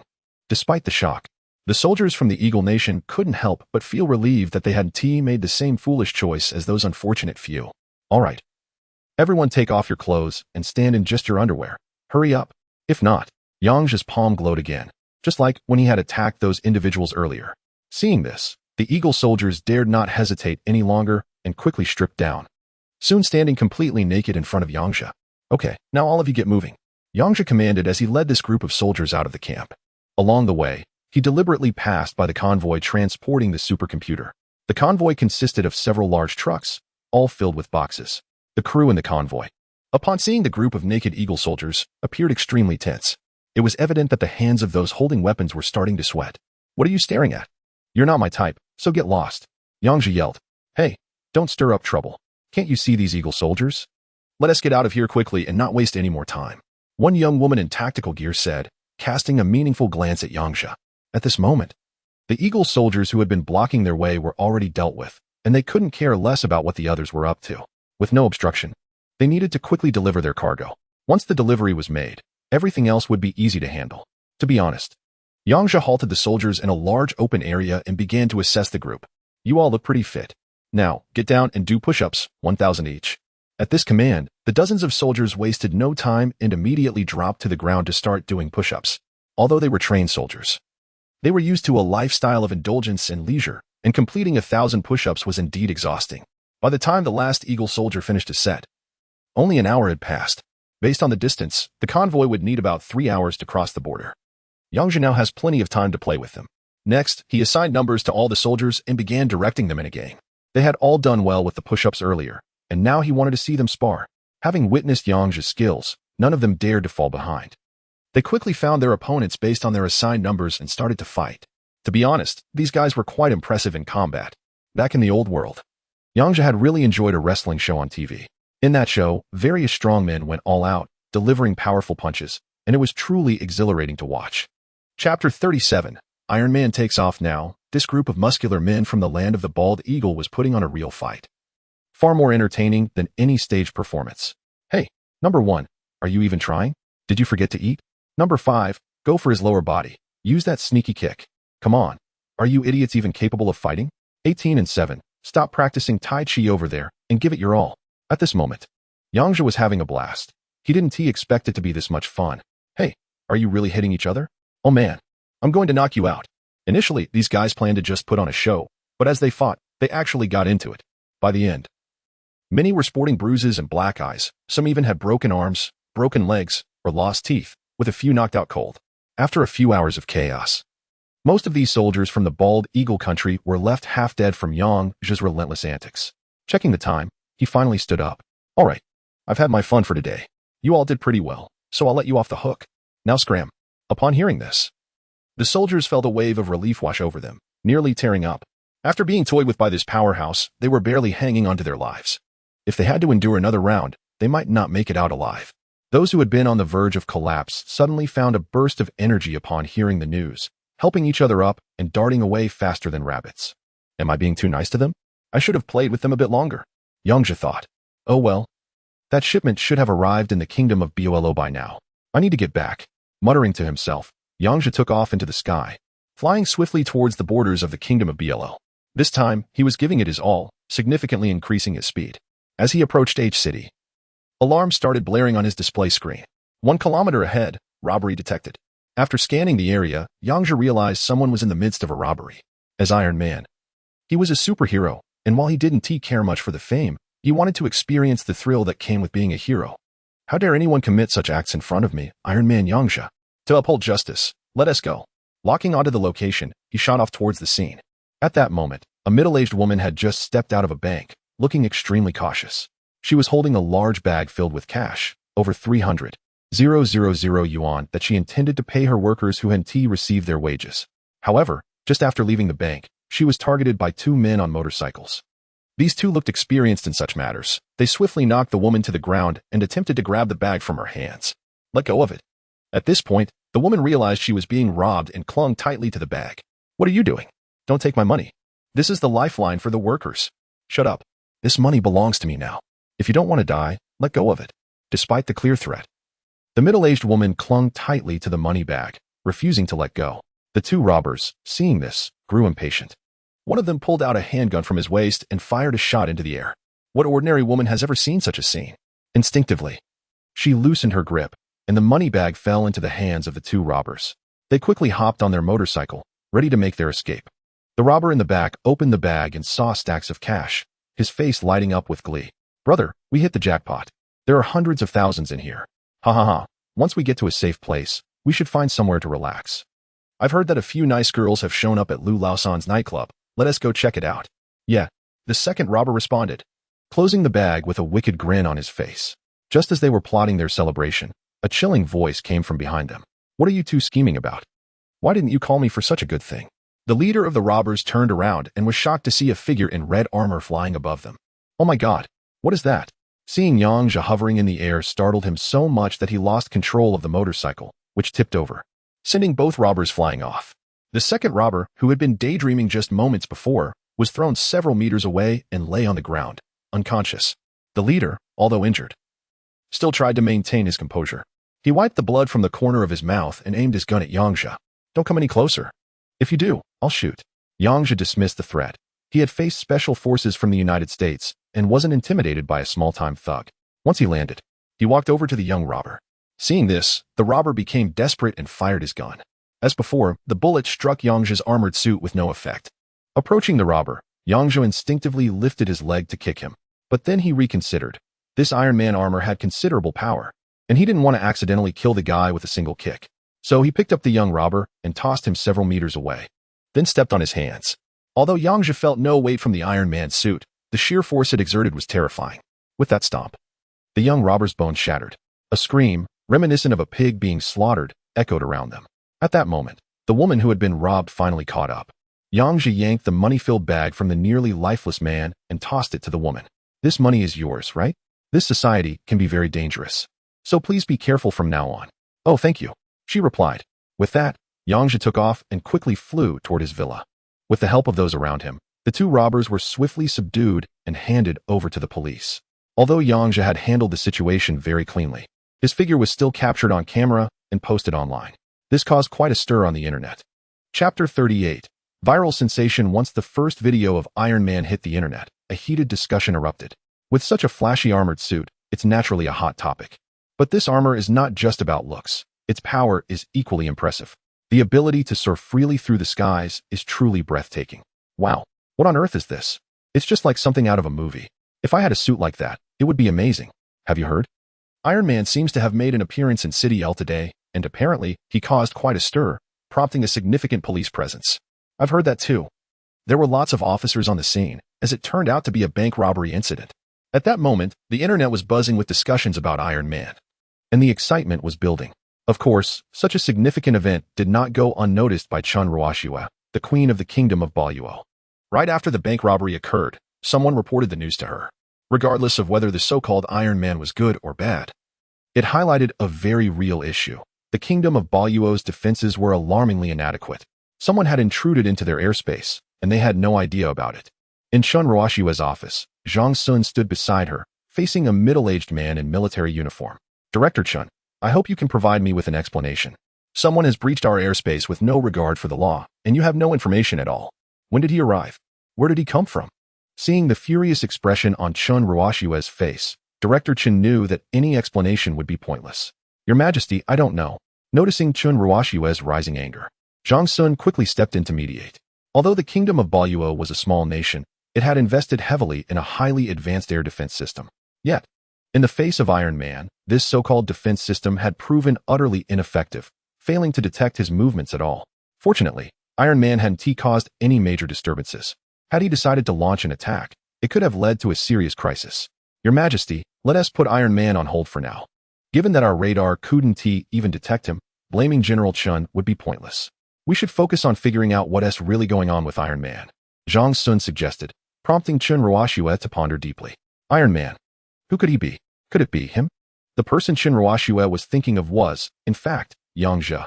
In recent times, Yang Zhe had been involved in too many perplexing incidents that left her struggling to comprehend. First, there was the high-powered engine, then those miniature robots, and now this astonishing processing speed. Although Chun Ruoxue knew that these might all be the work of the microbots, she had thoroughly studied all the patents that Yang Zhe had submitted, even if he hadn't revealed much in front of the public. If there's anyone in the world capable of creating such an advanced set of humanoid armor, it could only be Yang Zhe. Director Chen, you can leave now. Go back and make sure to perfect our system to ensure everything is foolproof, she said, dismissing the Minister of Air Defense. After a moment's thought, she added, Uncle Zhang. Do you think Iron Man was also created by Yang Zhe? Zhang Sun pondered for a moment upon hearing Chun Ruoxue's question. In his heart, he shared a similar opinion with her. Your Majesty, that's quite possible. If we want to confirm it, it's not difficult. We can just ask Prince Yang directly. Let's hold off on that for now. Right now, I'm thinking about something else. Our Independence Day in the Kingdom of Blo is just around the corner. Upon hearing this, Zhang Sun immediately understood Chen Ruoshua's intention. Your Majesty, are you saying that you still intend to divorce Prince Yang? That's right. After all, it was agreed upon back then. But Prince Yang now. Zhang Sun's words were abruptly cut off. I know what you're going to say. Let us leave it for now. I need some quiet time. Meanwhile, Yang Zhe returned to his villa, feeling quite exhilarated after the day's events. The Iron Man armor, which he had only experienced in movies before, had allowed him to indulge in the thrill of being a superhero today. Navigating through a hail of bullets while upholding justice was undeniably exhilarating. He had hoped for significant progress in his research, but compared to the real thing, what he had developed felt like an inferior imitation. In fact, there were many elements within the armor that couldn't be replicated just by knowing how to build them. They required the assistance of a super artificial intelligence system. Otherwise, some calculations alone could be incredibly exhausting. With the super AI system, what would have taken Yang Zhe several days to compute could be reduced to just a minute, not only increasing accuracy but also vastly improving efficiency. Now that these issues were resolved, the supercomputer should have already arrived in the kingdom of BLL. All that was left was to assemble it and write the AI program. The AI system was quite complex, but once completed, it would solve many unimaginable problems for Yang Zhe, making it all worth it. Just as he was lost in thought, Wang Ping's call came through.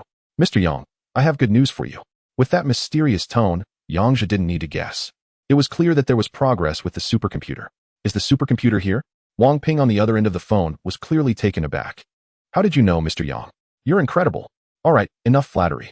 Since it's arrived, let's get moving. Arrange for someone to go pick it up, and remember, you need to personally bring the shipment straight to my villa. Yang Zhe specifically sent Wang Ping to ensure everything went smoothly. The process of receiving the shipment went quite well, but by the time the components of the supercomputer, which had already been unpacked, arrived at Yang Zhe's place, it was already late at night. He had all the boxes placed in the garage of the villa, sent Wang Ping and the others away, and then got started on his work. Chapter 39. Seclusion. Seeing the large boxes, AI Zero curiously asked, Young Master, what are these? Are they the supercomputers you mentioned? Yang Zhe didn't respond verbally, but nodded in confirmation. Why do they look a bit different from regular computers? In AI Zero's mind, she thought supercomputers were just high-spec computers with no significant differences from ordinary ones. However, upon seeing the boxes in front of her, she was momentarily taken aback. Supercomputers are definitely not ordinary computers. Just wait and see. You'll understand soon enough, Yang Zhe said before summoning all the micro-robots to start working. This supercomputer was quite sophisticated. While it wasn't massive, it was more than sufficient for running an artificial intelligence system. Although his two garages were not small, they were still a bit cramped for a supercomputer setup. Fortunately, Yang Zhe had already secured a location in advance. The basement of the villa had ample space, over 200 square meters, making it perfect for the machine room. Once the micro-robots transported the boxes to the basement, they quickly got to work. I must say, the efficiency of the micro-robots was impressive. Even though Yang Zhe didn't know how to build a supercomputer, assembling it was relatively straightforward. The most important thing was that along with the wooden boxes, there was a set of blueprints for the supercomputer. Yang Zhe simply needed to send the blueprint details to the micro-robots using a brainwave controller. In just over 10 minutes, the machine room was filled with various pieces of equipment. Actually, it shouldn't have taken this long. A few minor issues caused some delays. Young Master, is this really a supercomputer? It feels just like a machine room, AI Zero remarked. You're right. You could say this is indeed a machine room. Yang Zhe replied with a smile, ruffling AI Zero's hair. As the foundation for the future super artificial intelligence system, ordinary power sources wouldn't suffice. Yang Zhe had a considerable number of energy cores, albeit in a smaller version. These could provide a continuous power supply for the computer. The conversion process was quite simple. After a flurry of activity from the micro-robots, the supercomputer was powered on and began operating. Overall, the supercomputer was looking quite good, and any minor damages were fully repaired under the micro-robots' operations. Since the system wasn't fully developed yet, Yang Zhe didn't actually measure the overall computing speed. However, given the impressive configuration, it should be quite ideal. If the supercomputer's processing speed didn't reach several hundred billion calculations per second, it couldn't truly be called a supercomputer. After finishing up his tasks, Yang Zhe returned to the upstairs room with Xiao AI. The next thing on his agenda was to quickly start working on the artificial intelligence system. Although he had the entire system's approach firmly in mind, the content involved was vast and couldn't be completed in a short time. Moreover, writing the system required a dedicated space for careful crafting, free from distractions. Zairu, let us get some rest. I'll be going into seclusion starting tomorrow. You can keep an eye on things at the factory for now, and I'll reach out to you once I'm done, he said. Hearing this, AI Zairu appeared somewhat reluctant. Young Master, I want to be by your side no matter what you do. With that, She playfully twisted in his arms, clearly wanting to indulge in some affection. However, this was different from other matters. Creating something that required intense concentration could not tolerate any interruptions. Be good. I should be able to finish quickly. When I do, I'll contact you. Also, you need to handle anyone who comes looking for me. Just tell them you don't know anything. Understood, young master. The thought of being busy for several days ahead made Yang Zhe feel a bit bored at the idea of being alone, with the beautiful girl in his arms. He naturally couldn't help but get a little frisky. The two then engaged in some passionate activities on the bed until they were utterly exhausted. The next morning, Yang Zhe drove AI Zairu to the factory. After giving a brief explanation to Wang Ping and the others, he headed to a previously arranged location. It was a rather secluded place, and the room he chose was quite spacious, featuring only a chandelier and a computer, along with some simple food and fresh water. Now it was time to get to work for several days. First, he turned off his phone and got started. Stretching a bit, he powered down his phone and began his task. He opened the computer and accessed the familiar interface, then started programming the system based on the knowledge stored in his mind.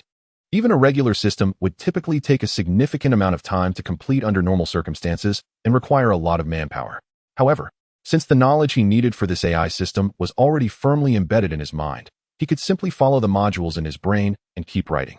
As a super artificial intelligence system, the amount of data involved was indeed immense. The various aspects that a typical system would require were not something just anyone could manage.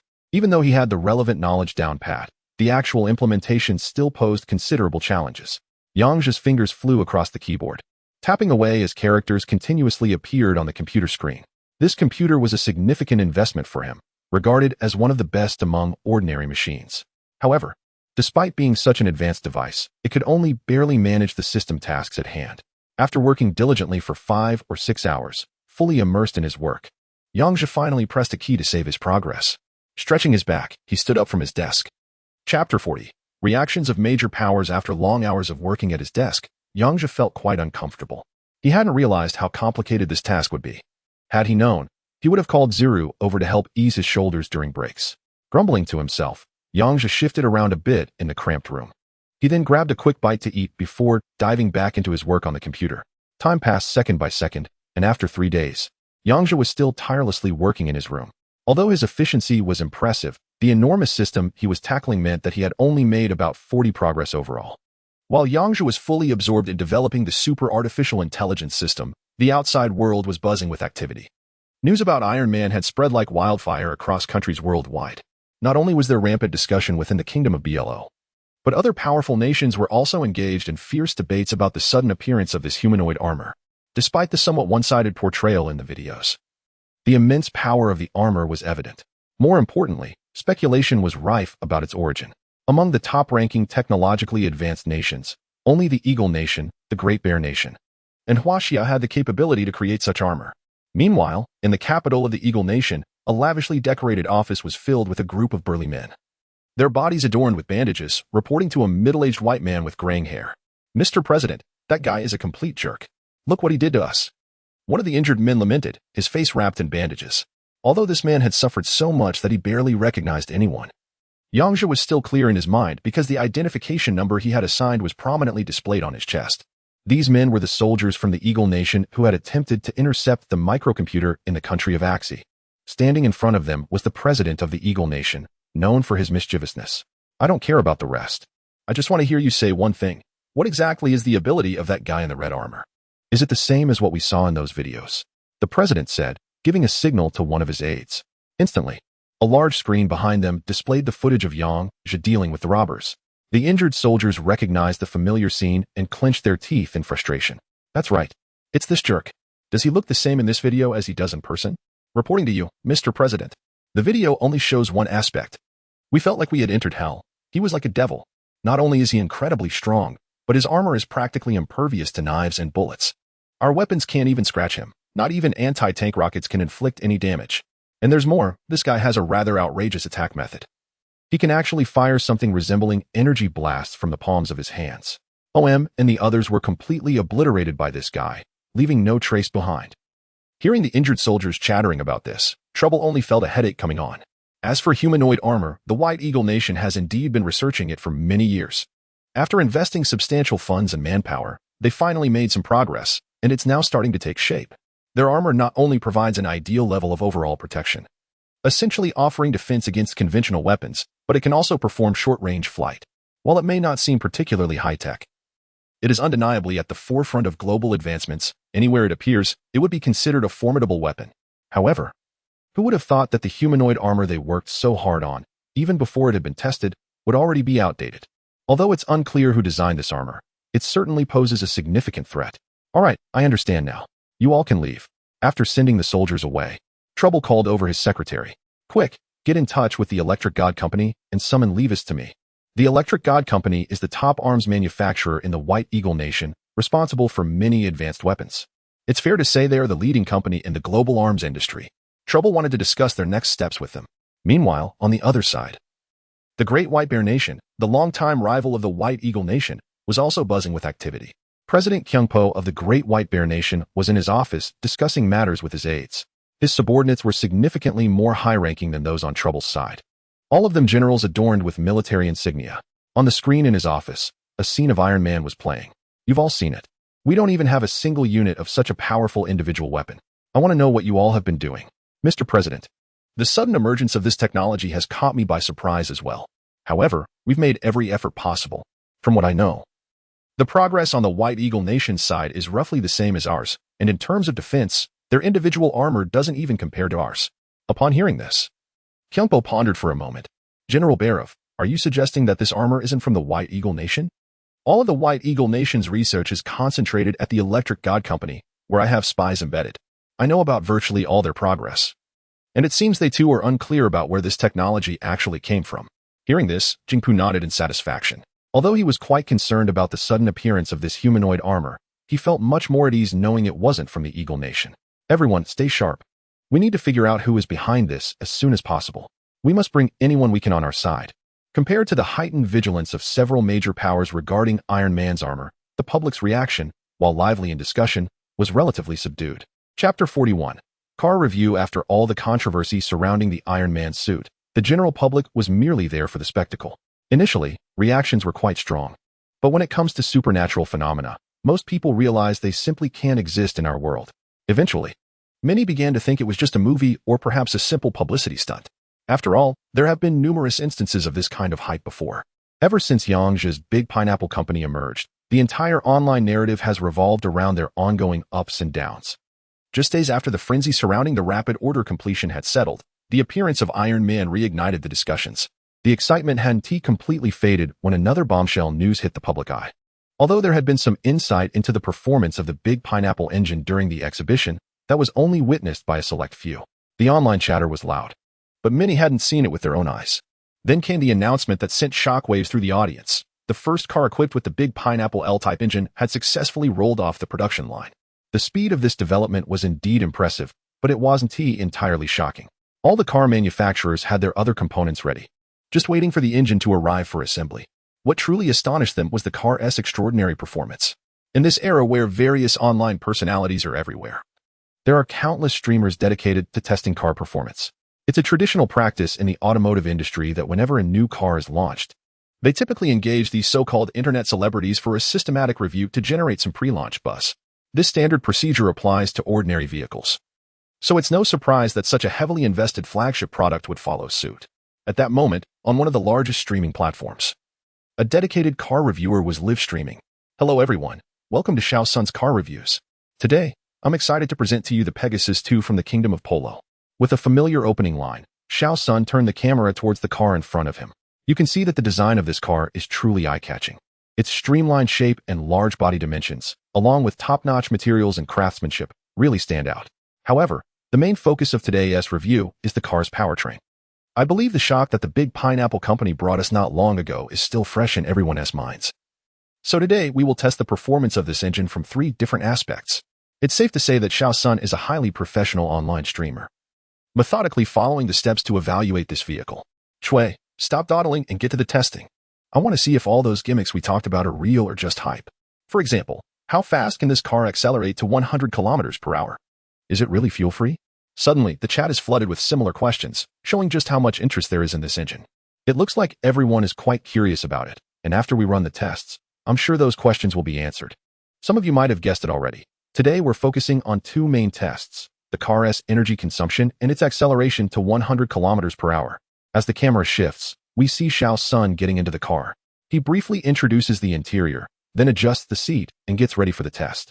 You can see here that the manufacturer claims a 0 to 100 kilometers h acceleration time of just 1.5 seconds. As soon as Xiao Sun says this, the chat is instantly filled with comments. Are you kidding? 1.5 seconds to 100 kilometers h? That's ridiculous. Yes, even the most advanced supercars in the world can't achieve that speed. However, who knows? I think it might actually be possible. This engine can even pull a tank. I know many of you are skeptical about this claim, and to be honest, I'm a bit doubtful myself. But to give you a clearer picture, I've brought a few high-performance cars for comparison. The camera shifts again, and we see Xiao Sun's team pulling up several eye-catching supercars, neatly parked next to the Pegasus car. Look at that. Wow, the latest model of the Strala, which claims a 0 to 100 kilometers h time of just over 2 seconds.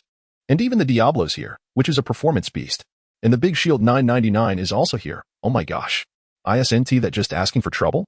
As these supercars arrive, the chat goes wild. It's safe to say that everyone following the automotive scene here are seasoned car enthusiasts, and they're quite familiar with these top-tier supercars. Alright, let us get started. After Xiao Sun finishes speaking, he presses a button to start the engine. The sound of this new engine is a bit unusual, so let us see how it performs. With that, he shifts into gear. Xiao Sun gestures to his assistant next to the car, and the assistant with the megaphone shouts, "Go." As professional testers, their driving skills are top-notch. With the command given, all the cars rev up and take off at the same time. As a super-performance sports car, the sound of tires screeching against the pavement filled the air, accompanied by a cloud of smoke and the sharp smell of rubber. Suddenly, several cars surge forward with incredible power, but this legendary flying horse automobile, often dismissed as mere hype, quickly pulled ahead, leaving the others far behind. Oh my goodness! I can hardly believe my eyes. I felt like I was glued to the seat, unable to move. What a breathtaking experience. This is simply beyond what one would call a car. Xiao Sun, a seasoned tester, was beyond excited, completely overwhelmed by the sheer power of it all. Chapter 42, the completion of the AI system after the car stopped at the speed test point. The results left everyone in shock. Acceleration from 0 to 100 kilometers h in just 1.2 seconds. This figure is simply unbelievable. An acceleration time of 1.5 seconds already outclasses most cars in the world. To achieve even more under these conditions is beyond imagination. It's astonishing, easily surpassing several supercars. Wasn't FIMA Motors known for producing low-end vehicles? How did they suddenly become so formidable? Of course, it's all thanks to the engine. After completing the speed test, the next step was to evaluate the car's fuel consumption. Given the results of the speed test, people had no doubts about what was to come. But they were still eager to see just how efficient this engine could be. Xiao Sun conducted the test in a very professional manner. He first filled the car with water, although he appeared quite serious in front of the screen. He had received thorough explanations from the manufacturer's staff when he took delivery of the vehicle. While even the manufacturer couldn't fully explain how this engine could run on water, the results were undeniably real. The efficiency test was even more astonishing than the acceleration results. Typically, cars with such explosive acceleration have terrifying fuel consumption rates. Even the electric supercar, Strala, has a pretty scary power consumption. However, when the fuel consumption data for this vehicle was revealed, it left everyone utterly speechless. Xiao Sun's testing process involved driving the car at a constant speed of 100 kilometers h on the highway to see how far it could go on a single tank of water. Since the car runs on water, there is no need to worry about fuel supply, as it can be replenished anytime, anywhere. Once the water tank was nearly empty and the car came to a stop, Xiao Sun focused the camera on the odometer for a close-up shot. Oh my god. I can hardly believe my eyes. Look, everyone. This tank of water managed to take us over 500 kilometers. How is this even possible? I can barely get 600 kilometers on a full tank of gas. And the best part? It's running on water. This is incredible. Where can I buy this car? I want one. I want one too. Xiao Sun's testing reached its conclusion here, but the shock it delivered lingered on. This car is simply extraordinary. Its overall performance has eclipsed all other vehicles on the market. The testing of this car has basically concluded. We welcome everyone to follow the official WeChat account of Xiao Sun Car Testing. As for the car's price, it will be announced during the press conference. Thank you all for watching, and goodbye. At this moment online, it's not just Xiao Sun conducting tests. FIMA Automobile has taken the lead in breaking the silence, and naturally, other car manufacturers cannot fall behind. Each company that has equipped this engine has found their respective reviewers and has begun a barrage of promotions online. The conclusions drawn are all the same. There are no complaints about the engine. Next, All attention has shifted to the vehicle's design and interior, even incorporating the newly emerging AR smart system. Meanwhile, in the palace of the kingdom of Bolo, Qin Ruoxue appeared deep in thought as she glanced at Zhang Su standing beside her. Uncle Zhang, have you managed to contact Yang Zhe yet? Yes, Your Majesty. I've made countless calls, but they all go straight to voicemail. I even sent someone to his home and factory to look for him. But no one knows where he has gone. Upon hearing this, Qin Ruoxue fell silent for a moment. In just a few days, it would be Independence Day. Are you really determined, Your Majesty? Enough. Keep trying to reach Yang Zhe. No matter where he is, we must find him. Though Qin Ruoxue spoke with conviction, she felt a flicker of uncertainty within. The fact that Yang Zhe was in seclusion was a secret, apart from AI Zero. No one else knew. And even she was unaware of the location he chose, let alone Qin Ruoxue. Deep down, she believed Yang Zhe was intentionally hiding. If he couldn't be found by Independence Day, their divorce would have to wait until next year. Her heart was conflicted. Rather than a momentary impulse, securing Yang Zhe through this connection would make her the true winner. Unbeknownst to her, Qin Ruoxue had gradually developed some feelings for Yang Zhe. Days passed, and in contrast to the happenings outside, Yang Zhe, who had been buried in work, was completely oblivious. These days had been quite dull and tedious, leaving him looking unusually haggard. In the cramped room, the table was piled high with instant noodle cups and beer bottles, and he had grown unkempt. Finally, it's done. After typing the last symbol, Yang Zhe completed the entire system. Given the intelligence level of the system, it couldn't run on such a computer. After considerable effort, he managed to transfer the entire system onto a hard drive with a capacity of 2,000 terabytes. The initial memory usage of this system might not be substantial, as it is, after all, a super-intelligent artificial system that will continue to learn. Having wrapped up everything, Yang Zhe picked up the hard drive and exited the room. The long-awaited sunlight streamed onto Yang Zhe's face, and he felt a deep sense of satisfaction with his extraordinary achievement. He hailed a cab and headed straight to his villa. Upon arriving in the basement, Yang Zhe imported the hard drive containing his meticulously crafted program into the supercomputer. Given the immense size of the data, the entire process took over an hour to complete. Then, the once silent supercomputer seemed to come to life, launching into a frenzy of calculations as its lights flickered on one by one. Hello, my master. Thank you for successfully completing me. Upon hearing this voice, Yang Zhe knew he had succeeded. The super artificial intelligence system was now activated. Please, no need for master. Just call me sir from now on. Understood, sir. Indeed. This super AI system displayed independent logical reasoning and the ability to think critically, which greatly pleased Yang Zhe. Chapter 43. Harassment calls. Thank you very much for creating me. Sir, please give me a name. When it came to naming, Yang Zhe wasn't particularly skilled. He racked his brain for a long time, but couldn't come up with a name he found ideal. How about, I call you Nicholas Two Eggs? The super artificial intelligence system immediately paused at this name. Sir, please think twice. Think twice? No way. Let's just go with Two Eggs. Yang Zhe found it amusing. He hadn't expected the super AI to be so intelligent that it would even negotiate with him. It seemed that Two Eggs knew that its name wasn't exactly pleasant. Thank you very much for naming me, sir. I will certainly serve you well. All right, let's put aside the useless chatter. How about you transfer to my phone? That way, it will be easier for us to communicate anytime. To be honest, Yang Zhe found this request quite challenging. Two Eggs. Noticing that Two Eggs wasn't responding at all, Yang Zhe wondered if something had gone wrong. Sir, I apologize. Due to the outdated configuration of this phone, the transfer process took some time, but it's all good now. At that moment, Nicholas Two Eggs' voice emerged from Yang Zhe's phone. He truly felt the power of this AI system. It was almost omnipresent. Keep in mind, his phone was still in the off state, and yet it managed to do this.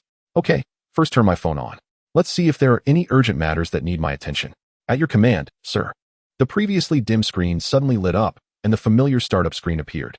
Sir, there are a total of 219 emails and 358 missed calls in the past few days. That many missed calls? Two Eggs, can you check who called? Investigating, please hold on. After a moment, Two Eggs' deep voice came through again. After location scanning and various comparisons, 5 individuals have called you, the most frequent being from a landline number at the palace of the Kingdom of Polo. Hearing this, Yang Zhe was utterly shocked. For a royal family, the phone numbers inside are absolutely top secret, constantly changing with each outgoing call. No one outside knows the real numbers. And as someone from nobility, Yang Zhe was well aware of this. The sole purpose of this system was to allow calls to anyone within the palace, while no one could call back. Even the staff who work in the palace daily are unaware of the real numbers. Yet, based solely on these unpredictable numbers, being able to accurately pinpoint the location of a call was simply astounding. Two Eggs, how on earth did you manage to do that? Mr. Report, it's actually quite simple. Just now, I directly hacked into the communication system of the Kingdom of BLO, and after searching and comparing, I've pinpointed the location. Hearing this, Yang Zhe nodded silently, surprised by what Dan had just said. Although Dan mentioned it casually, Yang Zhe was well aware of the high level of technical difficulty involved. A call came in from the palace. Qin Ruoxue. What could she want from me? Yang Zhe couldn't help but mutter to himself. The fact that the call was coming from the palace indicated that Qin Ruoxue was looking for him. Given the number of calls, it was clear she must have something urgent to discuss. Oh man, I almost forgot that Independence Day is just a few days away. It seems she's come to remind me not to forget. It suddenly hit Yang Zhe that Independence Day was approaching, and he would definitely go over to have a thorough discussion with Qin Ruoxue.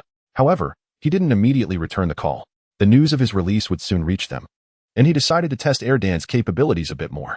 Just then, a mischievous thought crossed Yang Zhe's mind. Since he could easily find the phone number of the Kingdom of BLO, could he also call elsewhere without any issues? Yang Zhe decided to make a prank call first. As for whom to prank, he had already decided he would target the president of the Bald Eagle Nation. Dan, connect me to the president of the Bald Eagle Nation. Make sure to hide our number completely. Don't worry, sir. This is a piece of cake. But, please hold on. Just a moment later, a string of numbers suddenly appeared on the phone screen, and the call was automatically dialed. Wow, that was fast. Seeing the number had already been dialed, Yang Zhe quickly put the phone to his ear. After ringing for a while, the call finally connected. Hello? Who? Mr. President. I've got great news for you. Who are you? The president was cautious even when answering a phone call. I have an amazing offer for you. Right now, for just $998, you can enjoy coverage of up to 20 million. What a fantastic deal. Shit. The call abruptly ended. And Yang Zhe didn't expect it to be so easy. As the world's leading power, the Bald Eagle Nation had much stronger defensive systems compared to the Kingdom of BLO. However, he was surprised that Dan could easily breach all the barriers and connect to the president's number in such a short time. Not to mention, the phone numbers of national leaders are definitely state secrets. While Yang Zhe was having fun, the president, currently in Congress, was both furious and confused. How could a stranger call him, and even worse, try to sell him insurance? This indicates a serious issue. It suggests that the security and defense departments under him are completely incompetent. If a mere insurance salesperson can make harassing calls like this, what is next? Are we going to have telemarketers for health products too? Quickly, get the personnel from the security and defense departments over here. We need to investigate where this number is coming from. The secretary understood the gravity of the situation and hurriedly rushed out.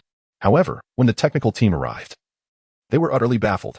No matter how they scanned it, the origin of this number remained impossible to trace, as if it were just a jumble of random characters. In the end, the technicians reached a conclusion. Mr. President, have you visited any inappropriate websites and possibly caught a virus on your phone? As for what was happening over at the troublemaker's end, Yang Zhe was completely unaware. However, he was quite satisfied with Dan's earlier performance.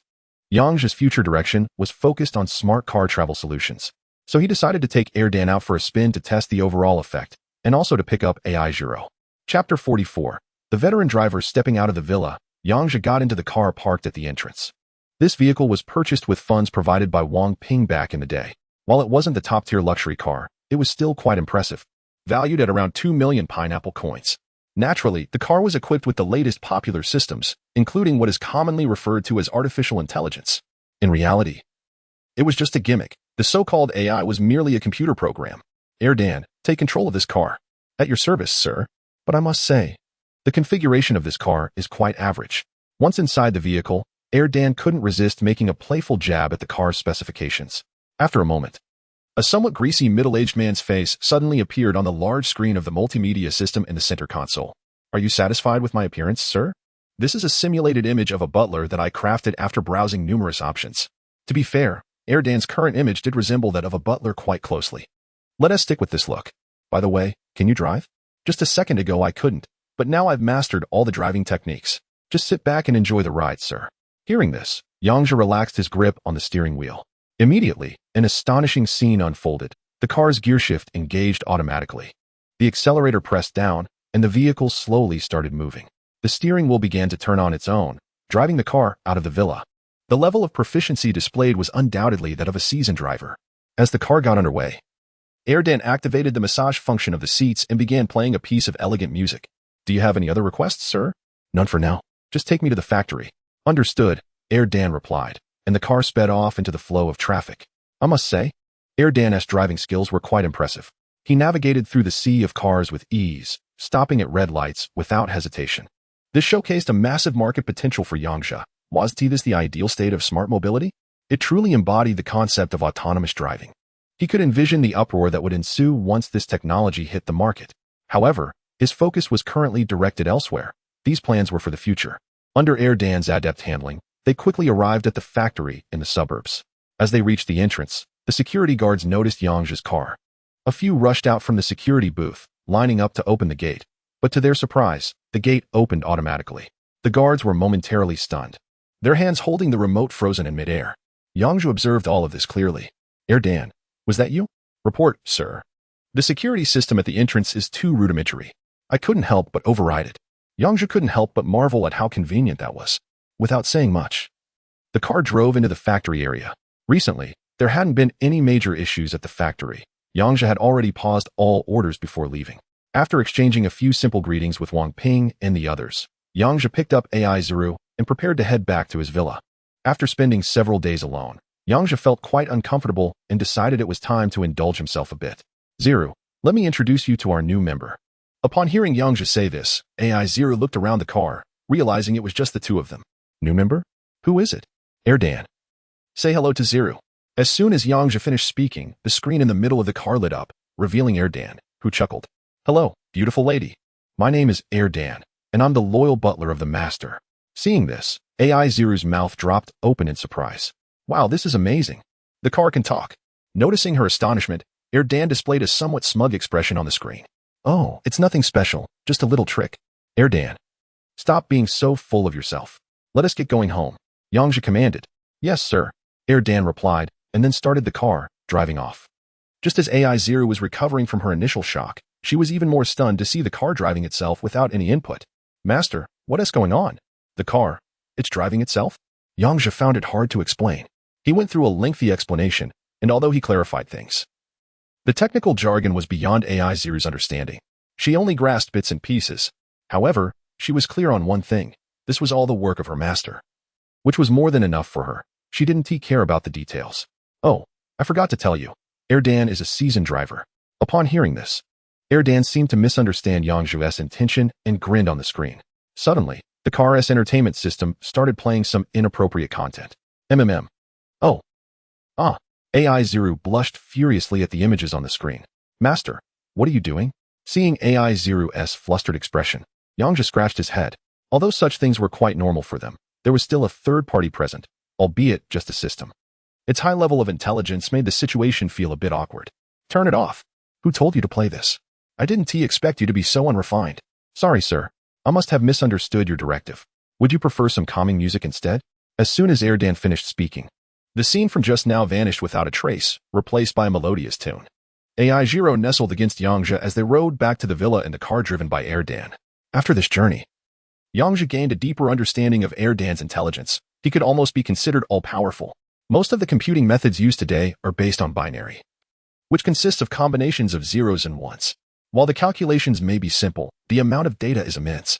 However, the artificial intelligence system known as Erdan has reached an impressive level of 32-bit customization. Chapter 45. Butler Erdan, what might take a dozen characters to express on an ordinary computer can be accomplished with just one character by Erdan, greatly increasing efficiency by more than several times. This is why Erdan can seamlessly integrate into existing society in any system without being detected, as its level of sophistication surpasses that of many others. With the arrival of this super-intelligent butler, Yang Zhe naturally wants to fully enjoy a smart home lifestyle. The first thing he does upon returning home is to let Erdan take control of all the smart appliances in the house. Additionally, all the micro-machines left behind are now under Erdan's jurisdiction. At this moment, Erdan is not only a super versatile butler but also an excellent guardian. If any individuals labeled as dangerous were to show up, they would likely leave in tears. It's Ai Zuru's first time experiencing such advanced technology, and she finds it quite refreshing. To make it convenient, Yang Zhe shares Erdan on Ai Zuru's phone, allowing her to command Erdan to perform certain tasks around the house.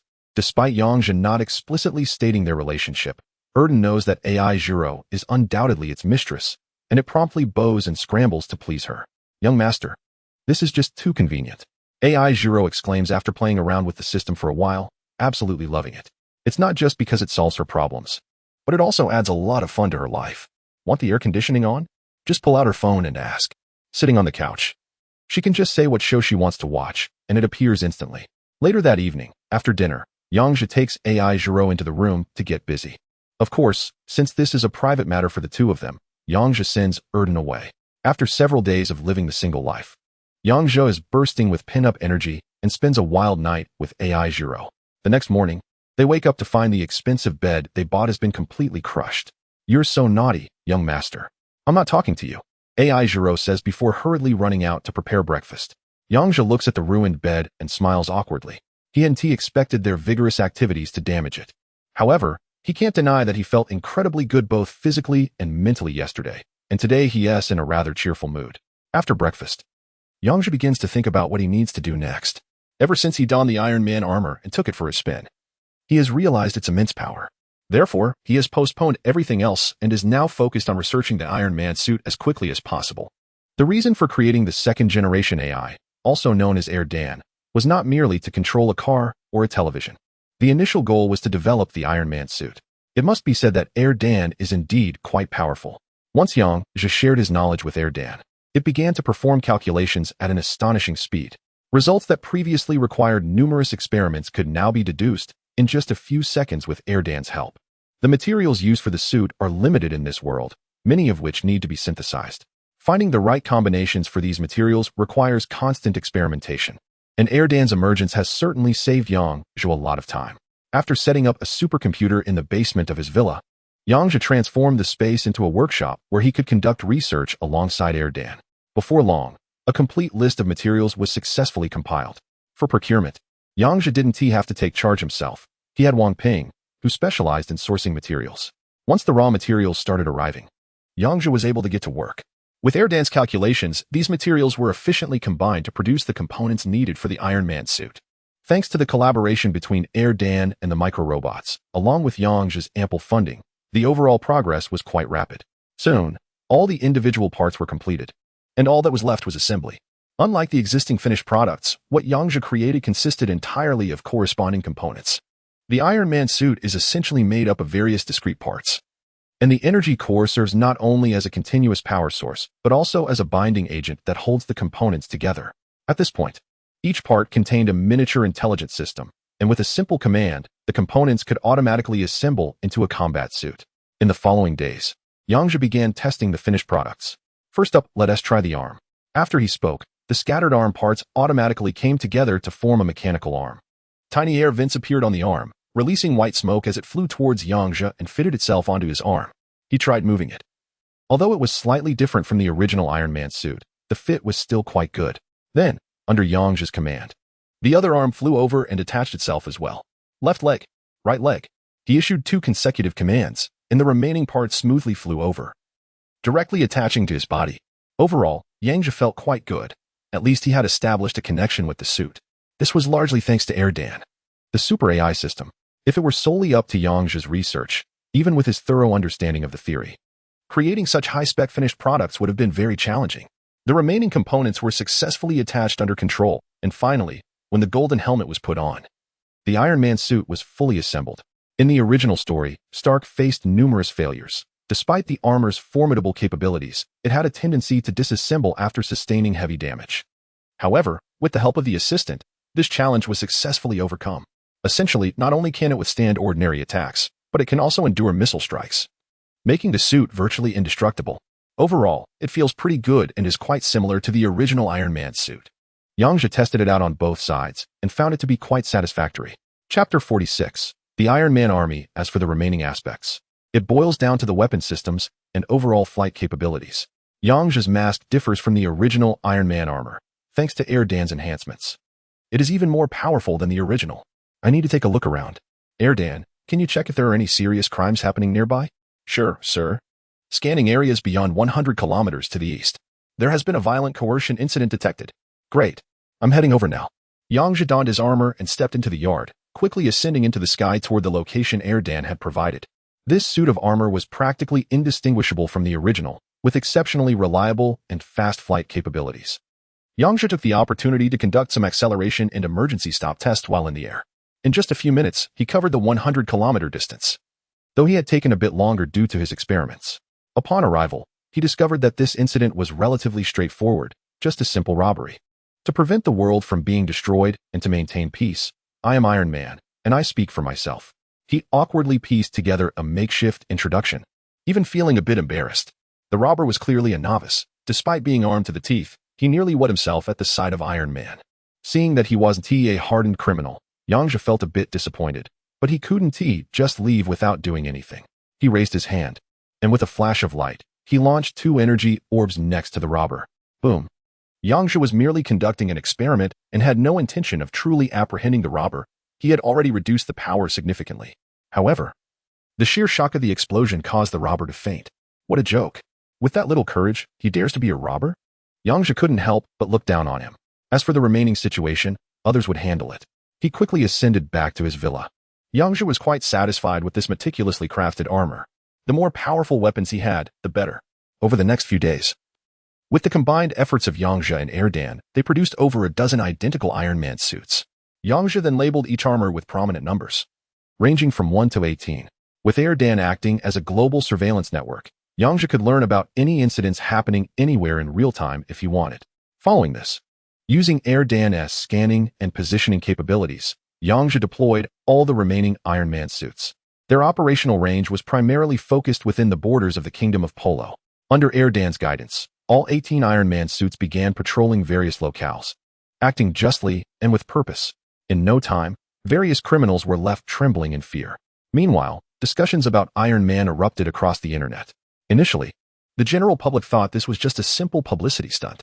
However, as more and more videos surfaced online, an increasing number of people who had actually witnessed the power of Iron Man began to speak out.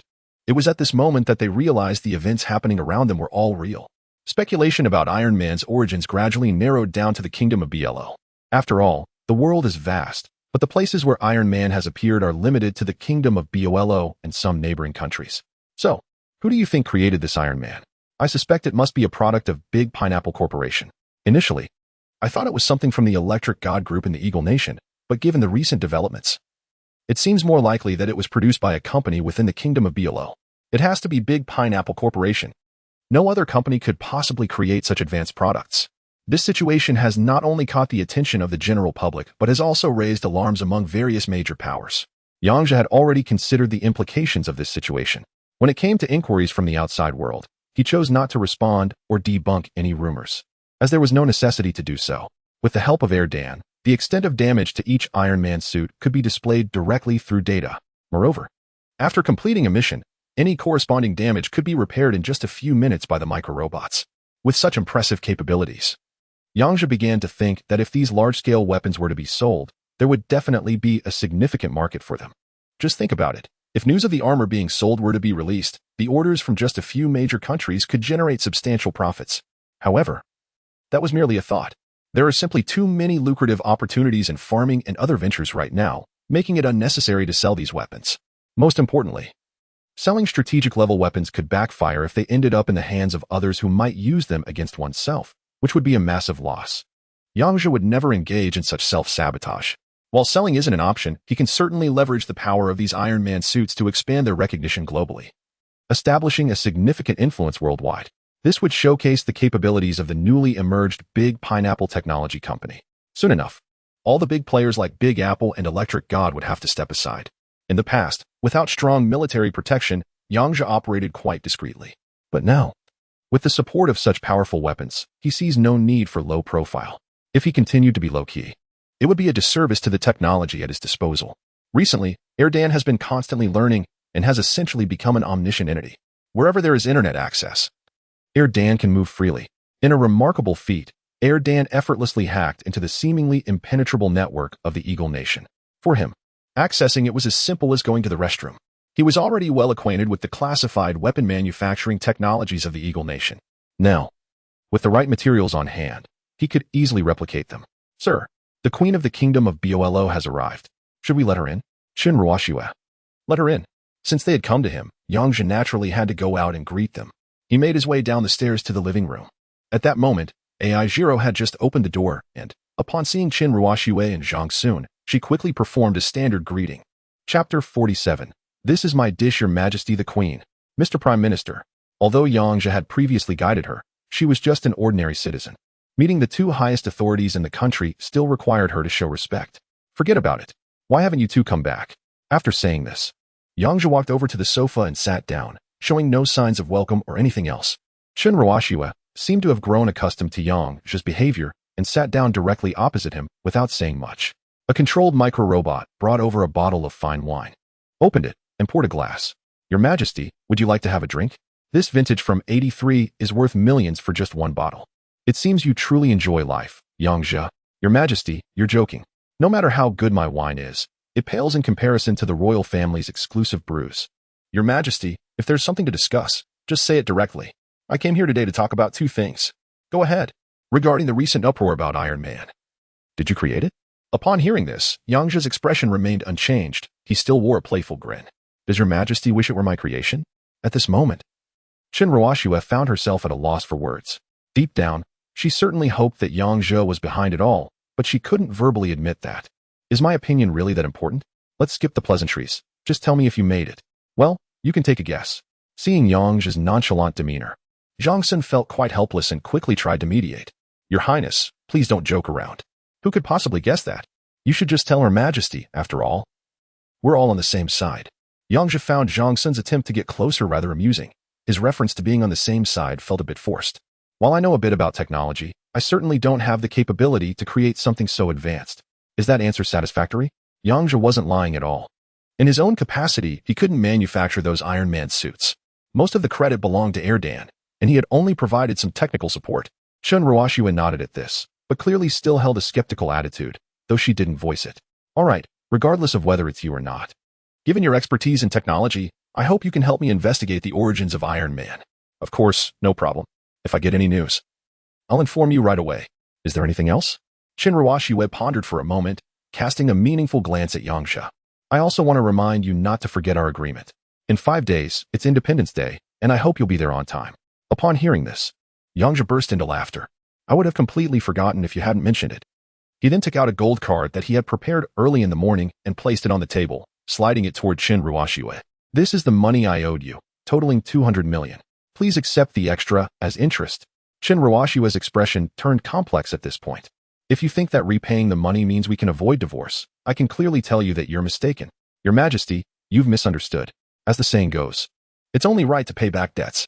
Now that I'm financially stable, I naturally want to repay you. But we still need to proceed with the divorce. Yang Zhe's actions took Chen Ruoxue by surprise. She couldn't quite figure out what this man was up to. In fact, I want to say that not only do you resist our marriage, but I resist it even more.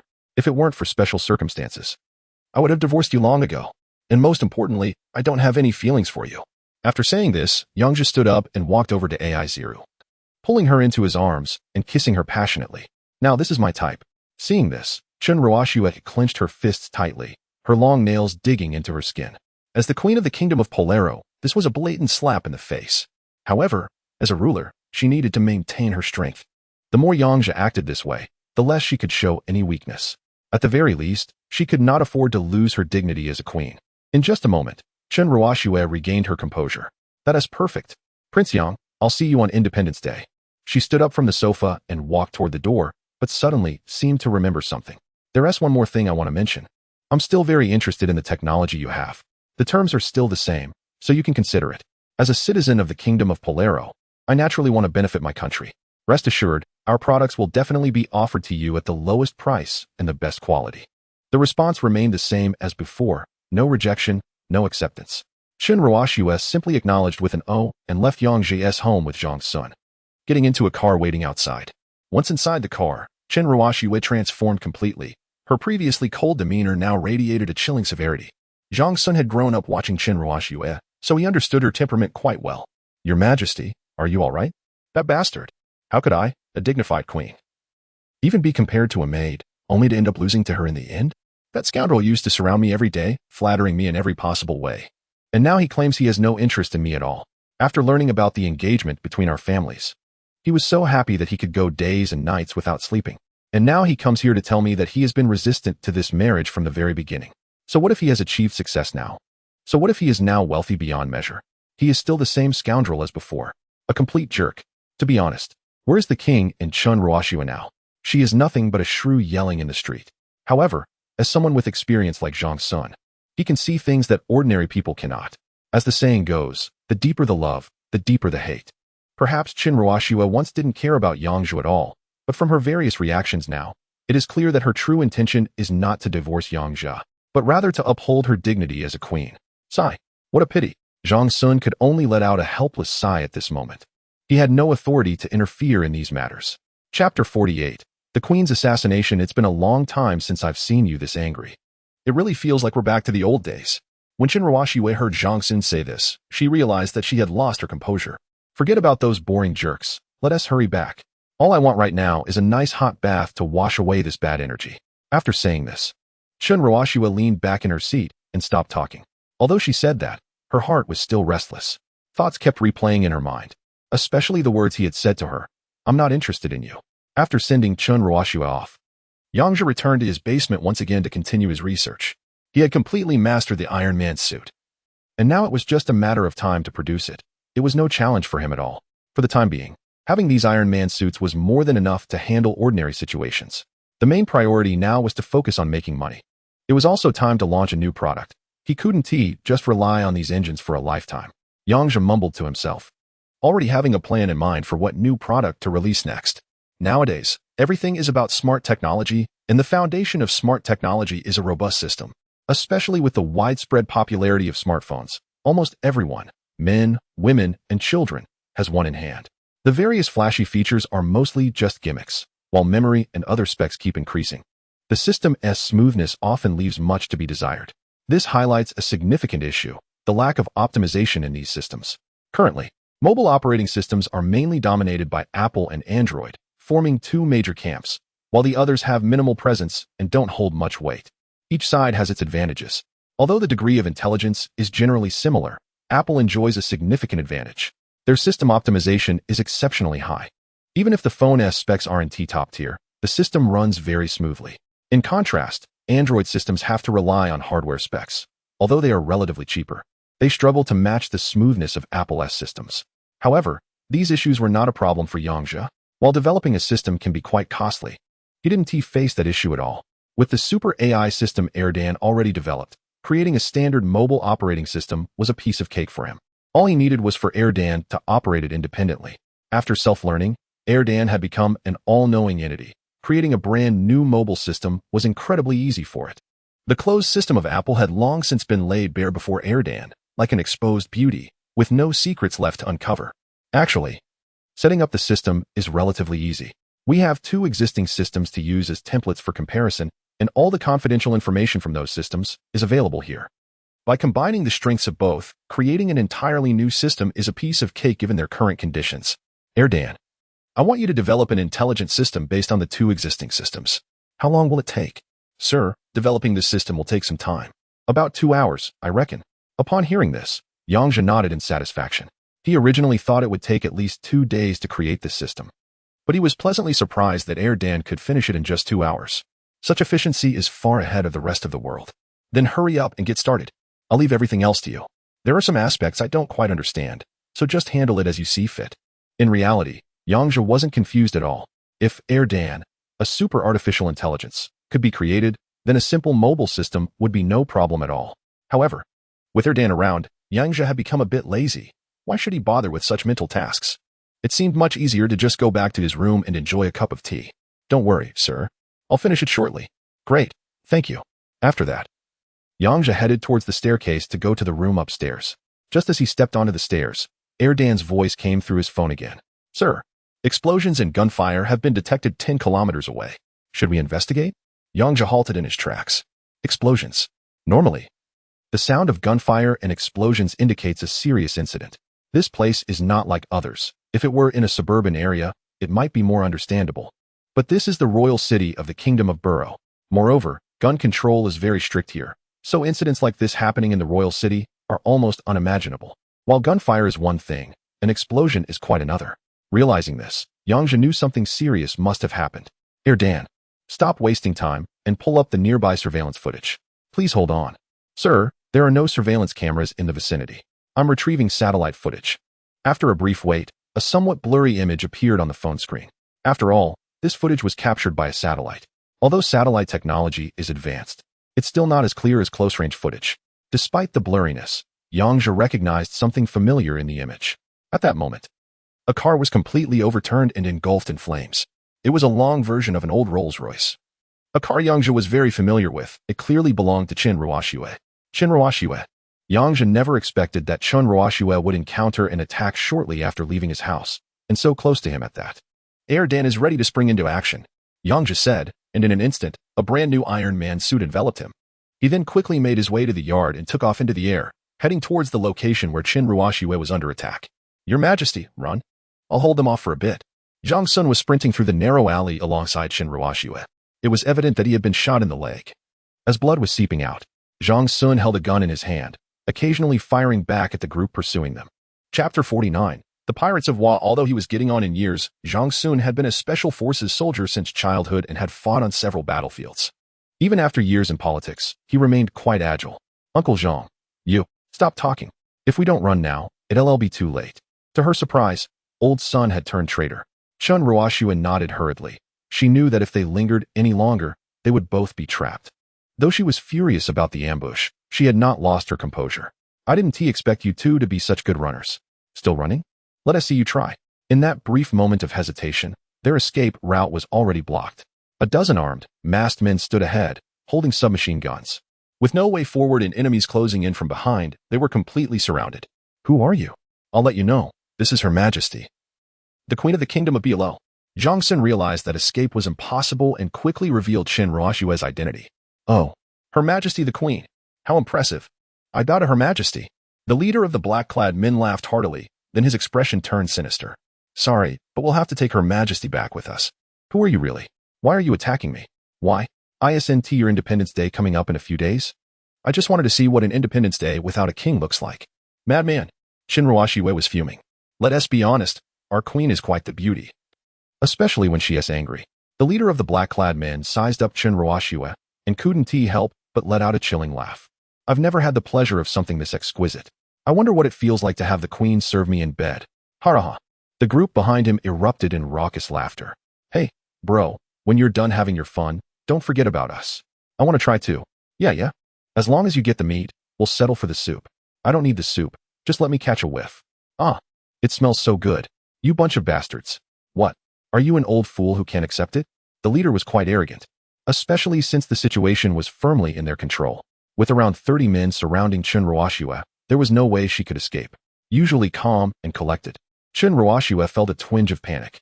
Though a queen rarely showed such expressions, the situation was indeed dire. In the royal city, security was generally quite good, with hardly any major issues, and she had been in the noble district.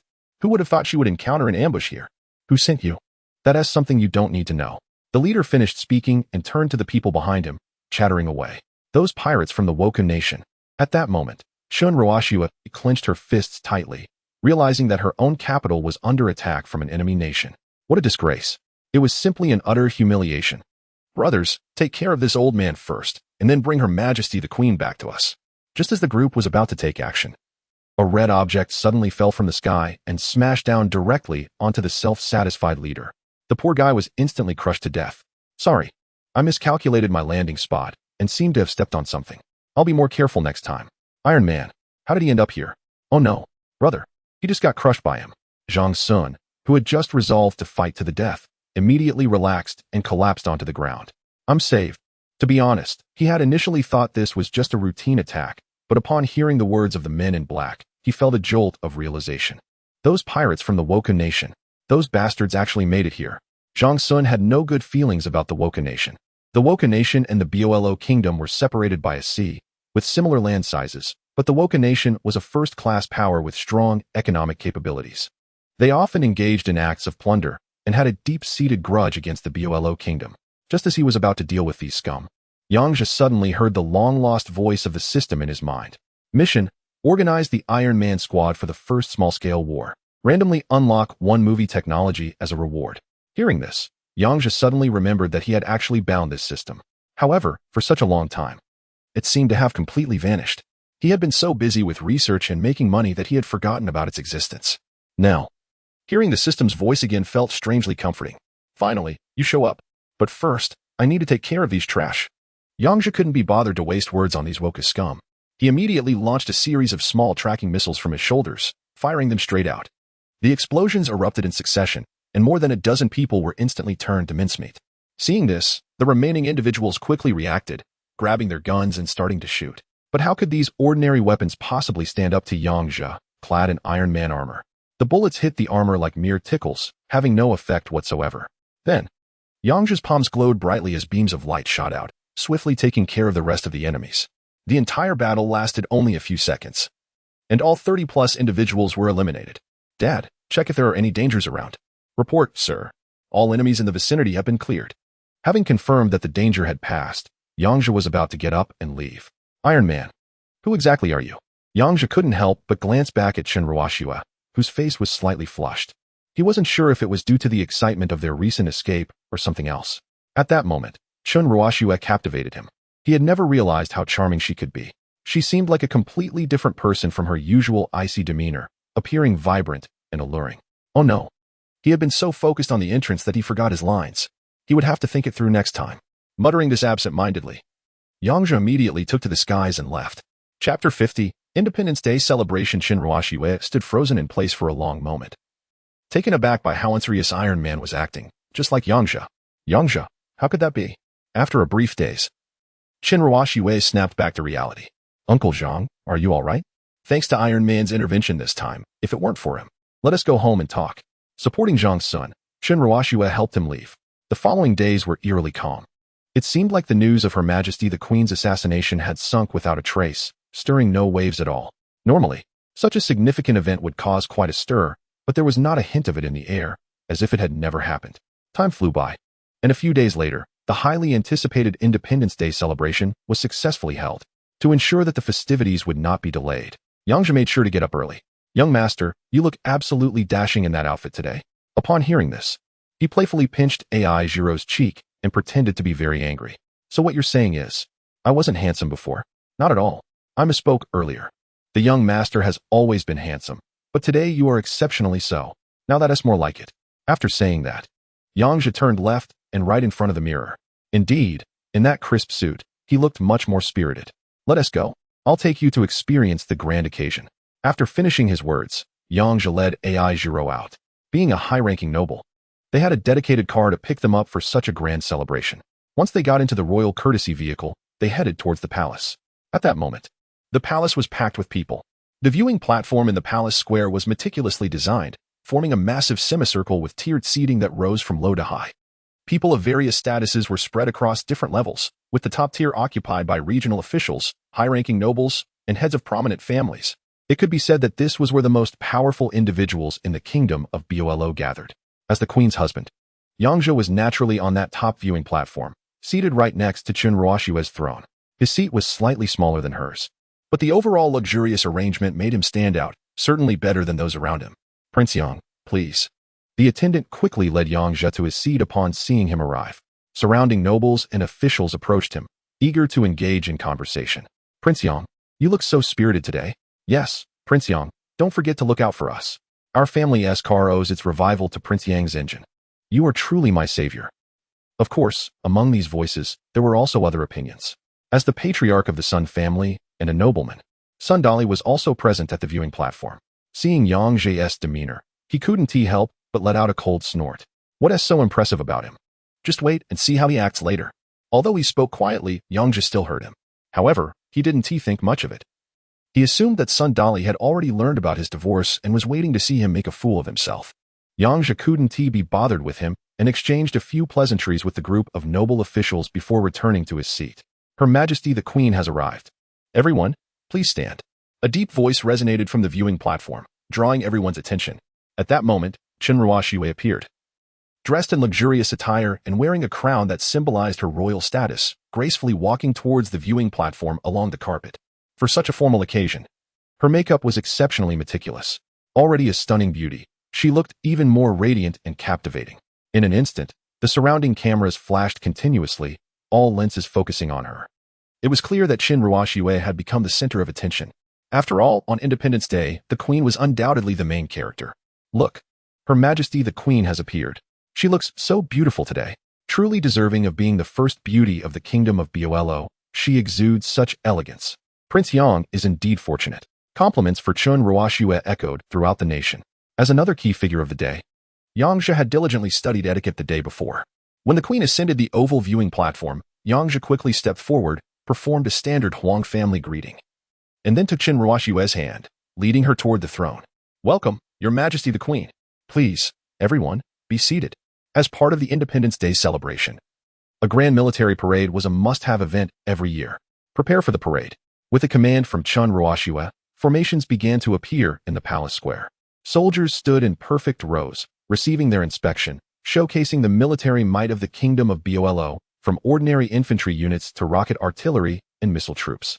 In that moment, the soldiers being inspected all wore bright smiles, excitedly saluting towards the viewing platform. For Yang Zhe, this was his first close-up experience of a military parade, and he found it quite refreshing. Although the weaponry wasn't particularly advanced, it was still invigorating to witness. He couldn't help but imagine how stunning it would be if his Iron Man could also participate in a parade like this. As the last formation passed by, the parade officially concluded. According to the next agenda, it was time for the Queen to deliver the Independence Day Declaration. "Everyone, please stand." Chun Ruoxue took out the prepared speech and began her customary address. In line with the Independence Day tradition, the speech typically summarized the achievements of the Kingdom of Bolo, improvements in people's livelihoods, and changes in its international standing, among other topics. Yang Zhe doesn't really care about these matters. Instead, he's more concerned about the purchasing power of the entire world and how well his products are selling. Although the speech was passionate and expressive, it was inevitably lengthy and tedious for a formal presentation. After nearly half an hour of reading from the script, Chun Ruoxue finally finished. "Today, I have one more thing to officially announce to everyone." After such a long wait, the main event was finally here. Upon hearing that Chun Ruoxue was about to make an announcement, Yang Zhe quickly composed himself, eager for the news to be revealed. Chapter 51. A major turn of events 3 years ago, on Independence Day, with the entire nation as witnesses, Prince Yang and I officially tied the knot. However, after 3 years of a bumpy marriage, we have come to realize that we are not suited for each other. Therefore, on this grand day, I also wish to ask the people of the nation to witness the dissolution of my marriage with Prince Yang. As Chun Ruoxue finished speaking, she took out a pre-prepared divorce agreement and displayed it before everyone. The media present, upon hearing this shocking news, quickly turned their cameras toward the viewing platform. The news of the king's divorce was simply explosive. Through live broadcasts, this announcement quickly spread across the nation. The audience, who had been dozing off from the official speeches, suddenly perked up upon hearing such sensational news. The king is getting a divorce? My goodness. Just moments ago, they were showcasing their love. I wonder if Prince Yang can handle such a blow. Prince Yang? He might just be an ordinary person by tomorrow. As this news broke, the entire kingdom of Bolo was shaken. Among all, the calmest was Yang Zhe, who had already been aware of the news, showing no excess emotion. It was his turn to take the stage. After Chun Ruoxue announced the news, Yang Zhe stood up from his seat, still wearing a joyful smile. As if the divorce had nothing to do with him, he took the divorce agreement from Chun Ruoxue's hand and pulled out a pen from his pocket. As soon as he signed the document, their marriage would officially end. But before Yang Zhe could put pen to paper, a rumbling sound interrupted the proceedings. Boom. Walls began to rise around the palace, starting from the ground. These were no ordinary walls. As a noble, Yang Zhe knew that these walls served as the final barrier protecting the palace. Generally, these walls would only rise in times of great crisis to safeguard the palace. As the last Noah's Ark of the Kingdom of Bolo, they had rarely been activated. What is happening? Chun Ruoxue's expression turned cold at this sight. Zhang Sun realized the seriousness of the situation and quickly pulled out his phone to contact the security department. But upon checking, he was stunned to find that his phone had no signal. Realizing the problem, Zhang Sun quietly reported to Chun Ruoxue, "Your Majesty, it's bad. It seems the signal has been cut off." Meanwhile, the audience eagerly waiting to watch the divorce on their screens were left dumbfounded. They couldn't understand what was happening. Why had the live broadcast suddenly stopped at such a crucial moment? What is going on? I want to see the king get divorced. Hurry and restore the broadcast. What is going on with this media group? They dropped the ball at a critical moment, but they didn't have any issues when it came to airing advertisements. Is it because the king's divorce wasn't discussed with the parliament in advance, and they decided to cut the live feed at the last minute? I think that's a possibility. It must be the case. Suddenly, there's a flurry of discussions nationwide, as they are not on site and don't know what's really happening there. The focus of their debate remains on the king's divorce. They believe it was Chun Ruoxue's unilateral decision that met with backlash from the parliament. After all, The king's divorce is a significant event, and it does have an impact on the kingdom of Bolo's standing in the world. Meanwhile, the various television stations, realizing that the live broadcast has been interrupted, are in a panic, like ants on a hot stove. What on earth is going on? Why did the signal suddenly drop? Someone get in touch and get the live feed restored quickly, or we might all be out of a job. The station manager. I can't reach them over there. The phones aren't working at all. Moreover, it's not just us. The other stations are in the same boat and have lost all contact with the palace. Upon hearing this, the station manager stood up from his seat, tense, and clenched his fists. As someone who has reported news for a long time, he has a keen sense of smell for trouble, given the various unusual occurrences. Something must be happening inside the palace. What is going on? What exactly happened on site? Keep trying to make contact. We need to get through quickly. After about 10 minutes, the entire palace area was wrapped in thick walls, plunged into darkness. However, the lights on the walls suddenly illuminated, brightening the scene as if it were daytime. Yang Zhe had just heard what Zhang Sun said and pulled out his phone to contact Erdan. Erdan, help me find out what is going on. Sir, all electromagnetic signals in the palace have been completely blocked. Do you want me to disable it? Yang Zhe thought for a moment. In situations like this, there is sure to be follow-up content. Hold on. I'll let you know when I need you to disable it. At that moment, all the lights focused on the center of the viewing platform. Ladies and gentlemen, hello? As soon as he spoke, all eyes turned toward him. Standing there was a young man dressed in splendid attire, wearing a crown on his head. At first glance, he bore some resemblance to Qin Ruoxue. Prince Yan. This man was none other than Qin Ruoxue's brother, Qin Ruoyan. What is he doing? Why is he wearing the king's attire? Has he been drinking? This is simply outrageous. Yeah. Could he be planning a rebellion? The people around began to whisper among themselves, commenting on Qin Ruoyan's appearance. At this moment, Qin Ruoxue was as cold as ice, and it was no surprise that everything before was orchestrated by him. Brother, what on earth is going on? To her astonishment, the person across from her burst into laughter. What's going on? I want to ask the same. Why did father pass the throne to you, a mere girl, instead of me? If the crowd still didn't understand the situation at this point, they would truly be foolish. The truth was clear. This was a plot for rebellion. Qin Ruoxue remained remarkably calm, maintaining the dignity of a queen. Brother, if you can confess right now, I can pretend that nothing has happened today. The one who should confess is you. The throne you took from me, I will reclaim it today. Yang Zhe had a poor impression of Qin Ruoyan. Although he usually seemed inconspicuous, he always gave off an insidious vibe, and today, his true colors were finally revealed. Erdan, did you hear that? Release all the cameras that were blocked from the scene, and let the whole nation see his true face. Please hold on, master. The cameramen on the observation deck were busy tinkering with their equipment, trying to restore the live broadcast. The green light lit up. The signal was restored. Quickly, focus the cameras on the stage. One by one, the cameras began to resume the live stream. As the broadcast signal returned, the audience, who had been eagerly waiting, suddenly felt quite confused. Chapter 52. Usurpation. Just moments ago, all eyes were on Yang Zhe and his companion, but after a brief interruption in the live broadcast, the focus shifted to another person. What just happened? And who is that crowned figure? I recognize him. That seems to be His Majesty's brother, Prince Yan. Prince Yan? Why is he dressed like a king? Could it be he's planning a coup? Should we call the police? The crowd, initially only interested in news about the divorce, was taken aback by the sudden turn of events. However, they weren't fools. Some had already begun to suspect that Prince Yan was preparing to rebel. Once the live broadcast signal was fully restored, Yang Zhe returned to his seat, eager to see what Qin Ruoyan was up to. This is your final warning. Don't test my patience, Qin Ruoxue declared, nodding at Zhang Sun. Where are the royal guards? She shouted. Her commanding voice echoed, and soon a contingent of several hundred armed guards swiftly emerged from the palace, tasked with ensuring its safety. The lead guard rushed to Qin Ruoyan and dropped to his knees in salute. Your Majesty, the royal guards have been fully assembled. Please give your orders. Just moments ago, Qin Ruoxue had been calm and collected, but now she felt a wave of panic. She hadn't anticipated that the royal guards, whom she had always considered her loyal allies, had been turned against her. It seemed her brother, who usually kept a low profile, had been secretly plotting all along. Yet, it remained unclear what kind of incentive he had offered to make them risk execution by openly rebelling. Ha, my little sister. What's wrong? Do you have any trump cards left to play? Let me share some news. Those troops participating in the parade outside are also mine. At this point, Qin Ruoyan had gained a significant advantage, with all the armed forces present now loyal to him. Very well, you think you're clever. But how could you do this to our father? Qin Ruoxue retorted. What right do you have to say that? Father passed the throne to you, and you were thrilled. But did you ever think of my feelings? That old man chose to pass the throne to you instead of me, and you dare to mention him to me. At that moment, one of the noble officials stepped forward, the mayor of H City. Prince Yan, you are openly plotting a rebellion. Do you bang? Before he could finish his sentence, a gunshot rang out, and the mayor of H City fell, his head exploding in a gruesome display. Outrageous. How dare you openly defy his majesty? Sundali. Yang Zhe found the situation increasingly intriguing. He hadn't expected that Sundali was also aligned with Yang Ruoyan. In such a grand celebration as Independence Day, who but those with ill intentions would dare to carry weapons?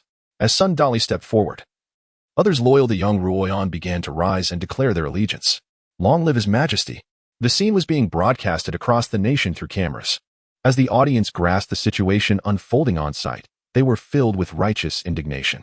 Since Chun Ruoxue took the throne, she had made tremendous contributions to the kingdom of Buelo, significantly improving the lives of the people and handling foreign affairs adeptly, which elevated the kingdom's international standing. Thus, she enjoyed substantial support among the populace. On the other hand, Chen Ruoyan had always been known for his ruthless and cunning nature. His actions today revealed his true, sinister character to the entire nation. If someone like him were to become king, what kind of future would they have? This was nothing short of treason. If such a person ascended to the throne, would they still have a life to live? The queen is truly in danger now. Are we really just going to wait for death? The only one who could resolve this situation is Iron Man. Yes, Iron Man. Someone contact him quickly. Although they were deeply concerned about the scene, they were just ordinary citizens, powerless to change the unfolding events. At that moment, they could only silently show their support from behind, hoping that the superhero Iron Man would arrive to rescue the queen. Little did they know, Iron Man was merely watching the spectacle from a distance. Even if Chen Ruoxue was naive, she understood that her brother's plan was meticulously crafted. Many of the noble ministers were likely already swayed by him, while the rest were simply fence-sitters. However, in this situation, Chen Ruoxue didn't hold it against them. The mayor of H City was a prime example. The only person she could trust now was Zhang Sun, but with just the two of them, they had no way to turn the tide. Chen Ruoyan, what do you really want to do? Don't worry, little sister. I'm not that heartless. All you need to do is announce your abdication in favor of me. And I won't harm my sister. Chen Ruoxue had always been strong-willed. She would never bow down to such an obvious threat. At that moment, she slammed her hand on the armrest of her throne and stood up. In your dreams, don't blame me for being ruthless. Then, if I take you out, I'll still be the king of this country. Chen Ruoxue realized she was at a significant disadvantage, but as a queen, she would never yield to hostile forces. This was part of why a woman like her could manage the kingdom of Buelo so effectively. Prince Yan, aren't you afraid of being scorned by the world for your blatant usurpation? As soon as Zhang Sun said this, Chen Ruoyan burst into laughter. Haha. You don't need to worry about that. Do you think what is happening here is visible to the outside world? I believe everyone present can see the situation quite clearly. After saying this, Chen Ruoyan's gaze swept over the group of nobles and ministers on the viewing platform. Her Majesty the Queen announced her divorce from Prince Yang, and then she declared her abdication. Yes, that's what the Queen said. I heard it. I heard it too. Chapter 53. The bouncing Sundali. At this moment, the surrounding nobles were all lining up to express their stances. Yang Zhe found it quite amusing. This group of people was practically speaking nonsense with their eyes wide open. However, he understood their motivation quite well. You people are just talking nonsense. Zhang Sun was already furious. He never expected that the ministers would change their stance so quickly. Fortunately, Yang Zhe had restored the live broadcast signal, and what was happening in the palace was being transmitted nationwide through the cameras. Suddenly, everyone was aware of the events taking place on site. The ministers, who were like flip-floppers, had stirred up righteous indignation across the country.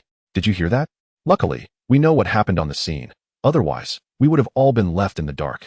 How could such shameless bastards be worthy of being the king of our pineapple country? If someone like this were to become king, what would that mean for us? The most despicable ones are those flip-floppers who usually flaunt their power but are now so cowardly. In an instant, voices condemning these nobles and ministers filled the air. At this time, Chunran was already feeling quite pleased with himself, as all favorable conditions were now on his side. However, he wanted to utterly crush Chen Ruoxue. Look at this. The ministers didn't see anything. The king of pineapple country never boasts to traitors. Just kill me already. Chen Ruoxue realized that no one would speak for her anymore, and the best outcome for her now would be a quick end to her life. Watching the drama unfold, Yang Zhe felt he had seen enough. He initially didn't want to get involved, but he couldn't stand Shen Ruoyan's arrogant demeanor any longer. Especially since Sun Dali was also meddling, Yang Zhe had never gotten along with the Sun family. After so much talking, can I say something? As soon as Yang Zhe spoke, everyone's attention turned to him. Sun Dali, holding a gun, looked quite pleased with himself. As if he had absolute control over the situation, brimming with arrogance. Yang Zhe, what more do you have to say? Are you planning to beg for mercy? Don't worry, given our relationship, I can guarantee you'll wish you were never born. How about that? Aren't I great? Haraha. Yang Zhe looked at Sun Dali as if he were an idiot, utterly baffled by the old fool's misplaced confidence. Beg for mercy? You're thinking too highly of yourself. What I want to say is that this is your royal family's business. It doesn't seem to have anything to do with me, so can I leave now? Qin Ruoyan has yet to express his stance. Upon hearing this, Sun Dali burst into laughter, as if he had just heard a particularly amusing joke. He then approached Qin Ruoyan. Your Majesty, this kid is quite the villain. We absolutely cannot let him go. Besides, if he dies here, his pineapple company will be ours. Hearing Sun Dali's words, Qin Ruoyan nodded in agreement. Prince Yang, I'm afraid you won't be leaving today. While I truly value your talents and would like to keep you around, as you can see, once you're out of the way, I can take full control of your pineapple company. As soon as these words were spoken, the crowd gathered around the television, watching the live coverage, erupted in outrage. They were now fully aware of the shamelessness exhibited by Qin Ruoyan and Sun Dali. If it were simply a matter of vying for the throne, that would be a family affair. But now, they were openly attempting to seize the pineapple company through underhanded means. This was utterly disgraceful. Yang Zhe was not surprised by their actions. He remained remarkably calm. Let me remind you once more, it's best not to try and stop me from leaving. Otherwise, if I change my mind, I might just refuse to leave. Upon hearing this, Sun Dali laughed heartily. Yang Zhe, how did I never realize how humorous you are? Even now, you're pretending to be tough, saying you want to leave. Do you really think you can escape? After a prolonged silence, Qin Ruoyan could no longer hold back. Qin Ruoyan, isn't at the throne you want? I'll give it to you, but please don't harm the innocent. Are you begging me? You don't have that privilege. You're already my captive. Take care of yourself first. After saying this, Qin Ruoyan turned to Sun Dali and instructed, Sun Dali, see our dear Prince Yang off. At your command, Your Majesty. Sun Dali responded, laughing uproariously. He recalled the humiliation he had suffered at Yang Zhe's home and felt a sense of satisfaction. If Yang Zhe were to die here today, the Sun family would smoothly take over Pineapple Technology Company. He had already gathered all the necessary information about the company, and aside from Yang Zhe, only Wang Ping was managing affairs there. Compared to Yang Zhe, Wang Ping was practically a soft target, though he was also from a prominent family. He was far easier to deal with. The situation for Prince Yang was truly dire. He thought he could leave after the divorce, but now, everything had escalated. He initially believed he could escape, but it was clear that these people had no intention of letting him go. This was truly the end for him. He couldn't help but wonder what the future would hold for the Sun family once they took over Pineapple Technology Company. In an instant, the entire nation began to mourn for Yang Zhe, as many believed this was a dead end. Sun Dali, you really have been drinking too much. You think you can take me on with those sticks in your hand? Upon hearing this, Sun Dali couldn't help but feel a surge of anxiety. He had been so caught up in his excitement that he forgot about the strange and unpredictable things Yang Zhe might still have up his sleeve. Just thinking about it made him instinctively take a few steps back until he felt he was at a safe distance. He then waved his hand, summoning the royal guard behind him. Chapter 54. Iron Man appears, realizing he couldn't handle Yang Zhe alone, especially with over a dozen armed men surrounding him. All wielding submachine guns, Yang Zhe knew that even with superhuman abilities, he couldn't escape such a coordinated assault. Thanks to Prince Yang's timely warning, he narrowly avoided falling into their trap. Now, with more than 10 guns aimed at him, he couldn't wait to see how they would react when they turned him into a sieve. At this point, Yang Zhe knew he had to stop wasting time. Dan, can you get the armor ready for me? He whispered softly into the phone tucked in his jacket pocket. Yes, sir. The armor will arrive in 3 seconds. Hearing this, Yang Zhe glanced around. The surrounding parts had already begun to fly toward him, unnoticed by the distracted crowd. He stepped to the edge of the viewing platform and jumped off. Yang Zhe, Prince Yang. Qin Ruoyan gasped as she saw him leap. But it was too late to stop him. She couldn't help but sigh, thinking Yang Zhe might have chosen to end it all rather than endure their humiliation. Haha. You're a smart kid to choose this route. Otherwise, we would have turned you into a sieve. Sun Dali's taunt was cut short as the group around him suddenly froze in shock. As Yang Zhe jumped off the platform, various parts suddenly appeared, shooting out white smoke and rapidly assembling around him. When he landed, the components completed their assembly just in time. The golden mask, the striking red and gold design, and the glowing energy core on his chest. It was unmistakably Iron Man, the figure who had caused a stir in the kingdom of BLO. Iron Man. Yang Zhe is actually Iron Man. Oh my god, how is this possible? Sun Dali, lost in his joy, initially thought his men were confused. How could Yang Zhe be Iron Man? Shouldn't he have appeared earlier? But as he turned around, he fell back in shock. Landing on the ground, there was Iron Man, flying in midair, waving at him. Chun Ruoxue felt a whirlwind of emotions. Though she had a lingering suspicion that Yang Zhe was Iron Man, seeing it confirmed in person today left her exhilarated and breathless. So it was true. Iron Man was really you, Yang Zhe. Oh my god, we're saved again. Zhang Sun sighed in relief, collapsing onto the ground. Compared to the shock of those present, the news of Yang Zhe being Iron Man sent ripples across the entire nation, while some had suspected it was him. No one had made an official statement until today, when the truth was finally confirmed. I knew it. Iron Man is definitely Prince Yang. I'm really surprised. I thought this was a product of the Electric God Company, but it turns out to be from Big Pineapple Company. Now this is going to be quite a show. Iron Man, go take care of those bad guys. Yes, go Iron Man. At this moment, Yang Zhe, clad in Iron Man armor, landed directly in front of Sun Dali. What were you saying just now? I suddenly forgot. At this point, Yang Zhe's voice, altered by the Iron Man suit, sounded extremely menacing to Sun Dali. Sun Dali was already in a state of shock, and upon hearing Yang Zhe, he stumbled backward a few steps. Why you? How are you Iron Man? What are you still standing around for? Hurry up and shoot. Although Sun Dali shouted urgently, it was clear that he was terrified. Not only was he scared, but even the nobles who had been supporting Chenrun just moments ago were extremely tense. They'd been closely following the recent chaos caused by Iron Man. They had seen on video that dozens of long guns firing continuously posed no threat to Iron Man at all, even though they had a large number of troops. They only had some low-powered submachine guns at hand, with no heavy weapons to break through Iron Man's defenses. Chun Ruoyan, having come back to his senses from his shock, never expected that the situation he thought was in his favor would suddenly take such a drastic turn with Yang Zhe's appearance. Yang Zhe, I've changed my mind. Since you're already divorced from Chun Ruoxue, please leave immediately. We'll handle our royal matters ourselves. The audience watching the live broadcast suddenly erupted in excitement. This Prince Yan is quite the comedian. So entertaining. Just now, Prince Yang wanted to leave, and he wouldn't let him. Now that he sees he is Iron Man, he is scared and wants him to go. Iron Man, take care of these usurpers. Upon hearing Chen Ruoyan's words, Yang Zhe found it amusing. I already made it clear to you. Even if you want me to leave, I want tea. With Yang Zhe's intentions clear, a hint of malice appeared on Chen Ruoyan's face. Yang Zhe, don't overestimate yourself. Leave a way out for future encounters. Don't think I'm afraid of you just because you're Iron Man. Don't forget, even if you are Iron Man, you're just one person. And I have over 10,000 troops here. How, do you really think you can take on all of us alone?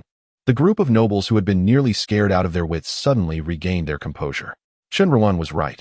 Although Iron Man was impressive, he was still just one person. With so many troops present, they had nothing to fear. They straightened up, realizing they had been momentarily intimidated by Iron Man Yang Zhe. You should leave quickly. We don't want to drag you into this. Your Majesty, stop. I have my own decisions to make. Hearing Chun Ruoxue say this, Yang Zhe couldn't help but be taken aback, although he wasn't sure if Chen Ruoxue's words were sincere or not.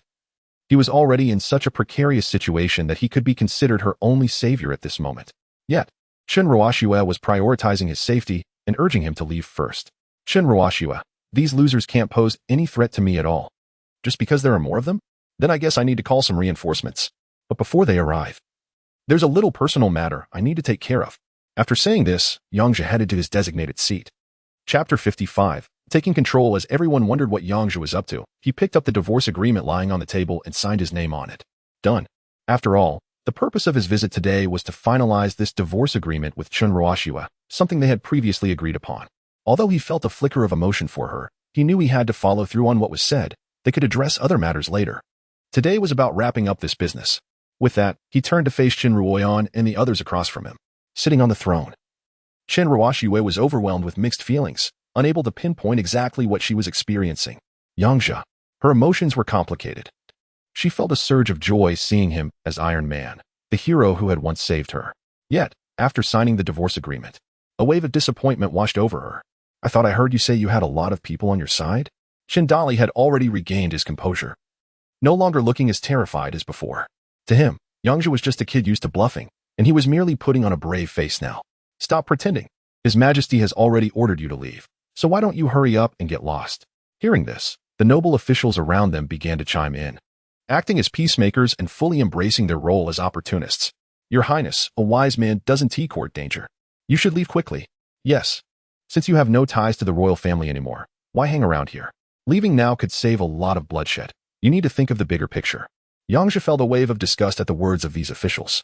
You see, Yang Zhe, you're a smart guy, and I hope you act like one. Please leave immediately. This situation has nothing to do with you. Oh, really?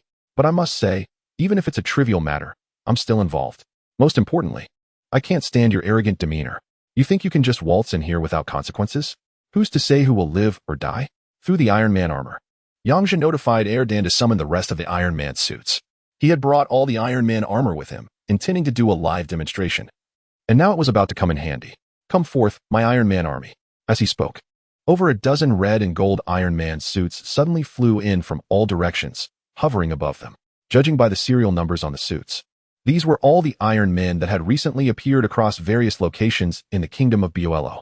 As the Iron Man armors gathered together, they landed neatly in front of Yang Zhe, kneeling on one knee in unison. We greet you, sir. The sight left everyone around in utter shock. Chen Ruoyan, who had just been so confident, now looked pale as a ghost. Just as he had claimed earlier, he held an absolute manpower advantage, even if Iron Man was impressive. There was only one of him. He believed he could handle it, even if it meant a mutually destructive showdown. However, the situation had suddenly turned on its head. From the way these Iron Man units were behaving, it was clear that Yang Zhe was their leader.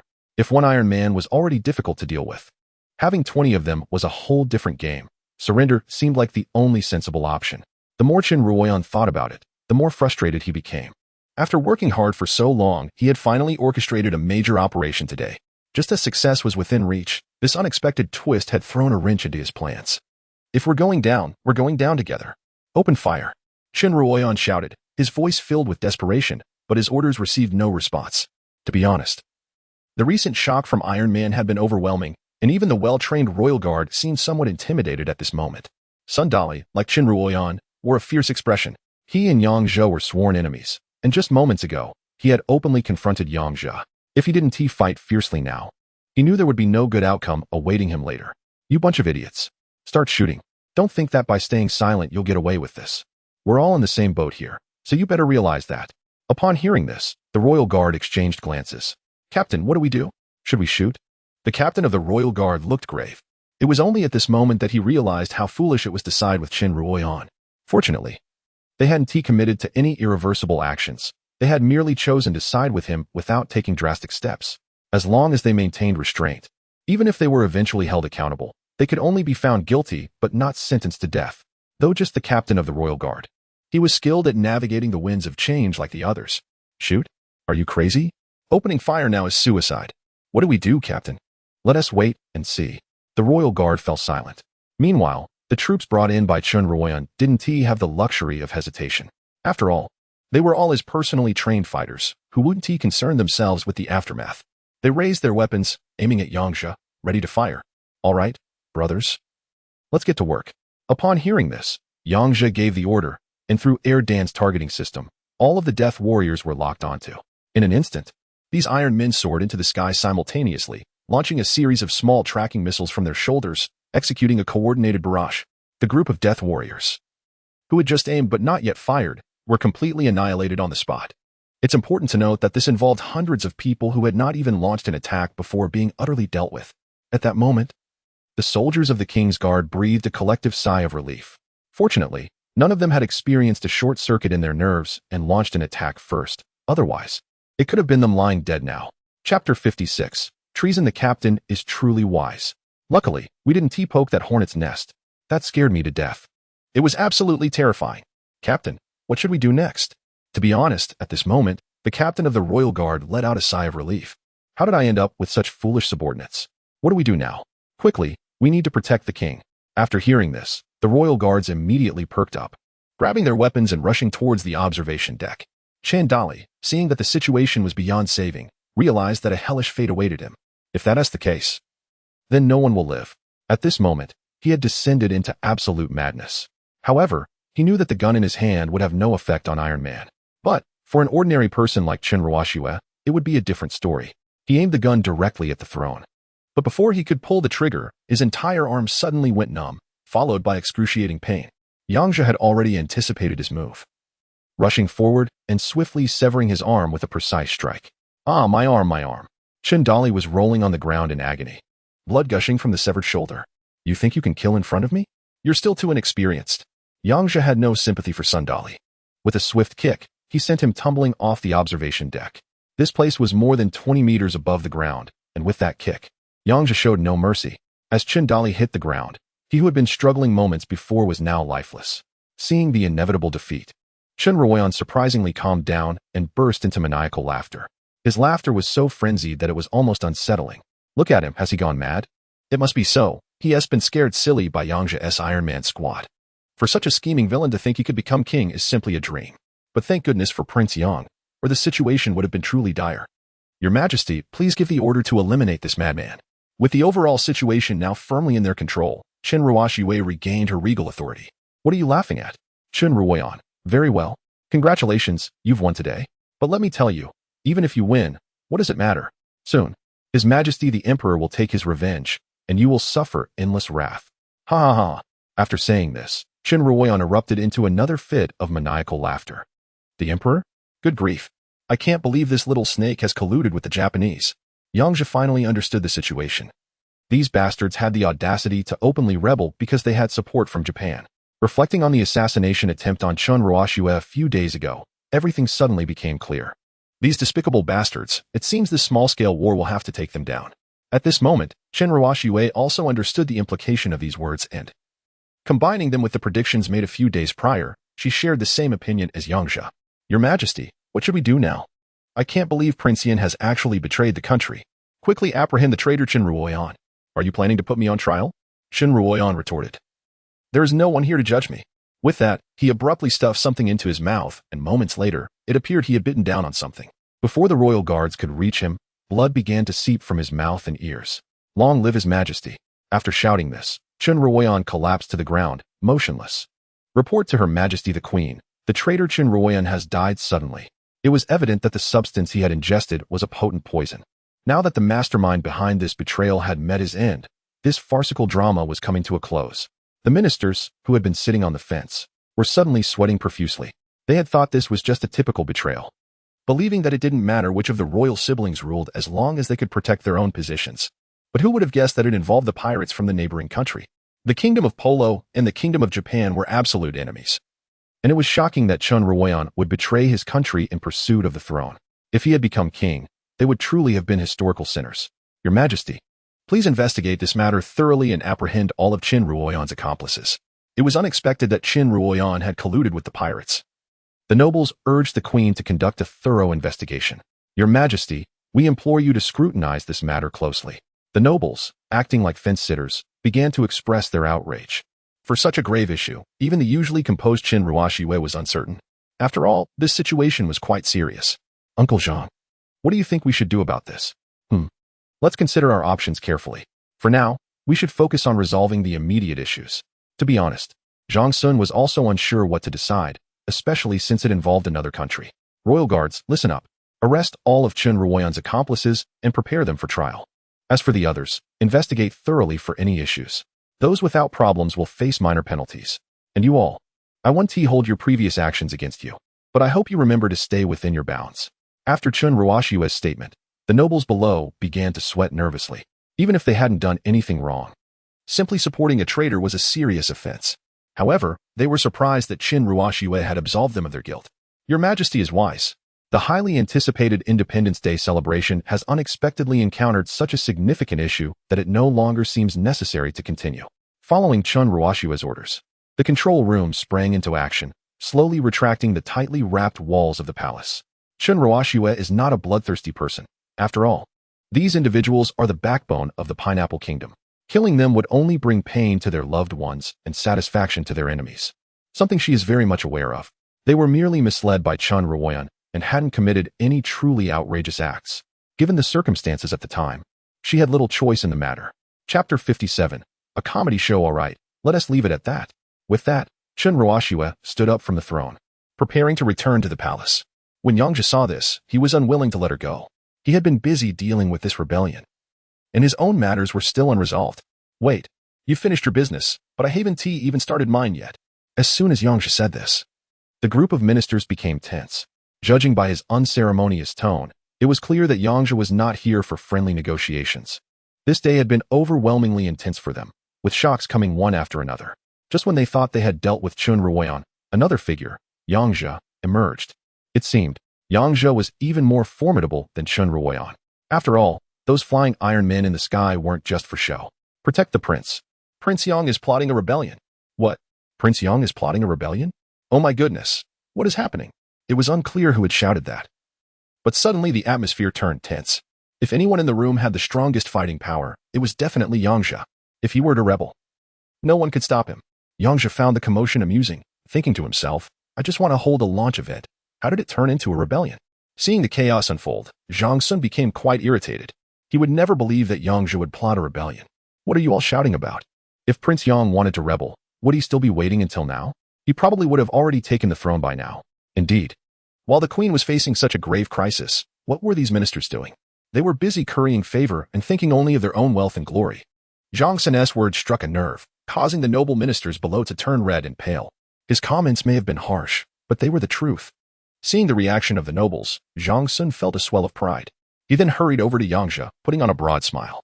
Do you agree with what I said, Prince Yang? Yang Zhe was momentarily taken aback by this obsequious expression. Was this the same Zhang Sun who had just spoken so passionately? Now he seemed like a mere errand runner. You old rascal, I don't trust you one bit. Don't try to get close to me. I'm not just Prince Yang anymore. At this moment, Chun Ruoxue also became intrigued. She wanted to know what Yang Zhe was planning next. Yang Zhe, do you have something else to say? Actually, it's nothing major. I just want to take this opportunity to promote my new product. After saying this, Yang Zhe rose into the air. Hello to all the viewers in the audience and at home. I'm your old friend, Yang Zhe, the founder of Big Pineapple Technology. With a simple opening line. It was clear that everyone was familiar with Yang Zhe. I am proud to announce something. From now on, I am no longer the soft rice king that everyone laughs at. Upon hearing Yang Zhe's words, Chun Ruoxue couldn't help but burst out laughing. For the first time, she realized that Yang Zhe wasn't as annoying as she thought. He even had a knack for humor. It wasn't just Chun Ruoxue who felt this way. Even the audience watching from their TVs found it quite refreshing. Prince Yang was indeed humorous, casually referring to himself as the soft rice king. Wait, didn't you just hear that he is no longer the soft rice king? So what is Yang Zhe up to now? It seems like he has something to say. Could it be a new product launch? Nonsense. Today is Independence Day, not a trade show. In an instant, discussions erupted all over the country about Yang Zhe's actions, leaving many puzzled. However, they had previously witnessed the power of Yang Zhe's Iron Man armor, which was undeniably impressive. And they were eagerly anticipating his next move. I think some of you might be wondering why I'm sharing all this, Yang Zhe began. Actually, I want to take this opportunity to introduce our company, Big Pineapple, and our brand new product. It might not be entirely new, as it had already made an appearance before. Could it be that the new product Yang Zhe is referring to is this Iron Man armor? It certainly seemed that way, as news of Iron Man had been circulating nationwide recently. Some astute viewers had already picked up on the implication of his words and had guessed what Yang Zhe was about to unveil. Perhaps some of you have already figured out that the product I want to introduce is the Iron Man suits behind me. Let's show them off.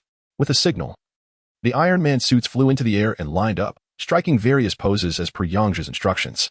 Just look at suit number 5's pose. Wow, that's quite indecent.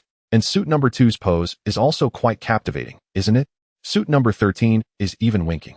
As for the power of the Iron Man armor, everyone had already witnessed it, so I want to elaborate further. Zhang Sun was watching intently, fully embracing his role as the perfect straight man. I have to ask, where can we buy such amazing products? And how much would they cost? Yang Zhe chuckled at this timely question from Zhang Sun, who seemed to have an uncanny sense of timing. Great question, Prime Minister. A suit as incredible as this definitely won't be for sale, and besides, you probably couldn't afford it.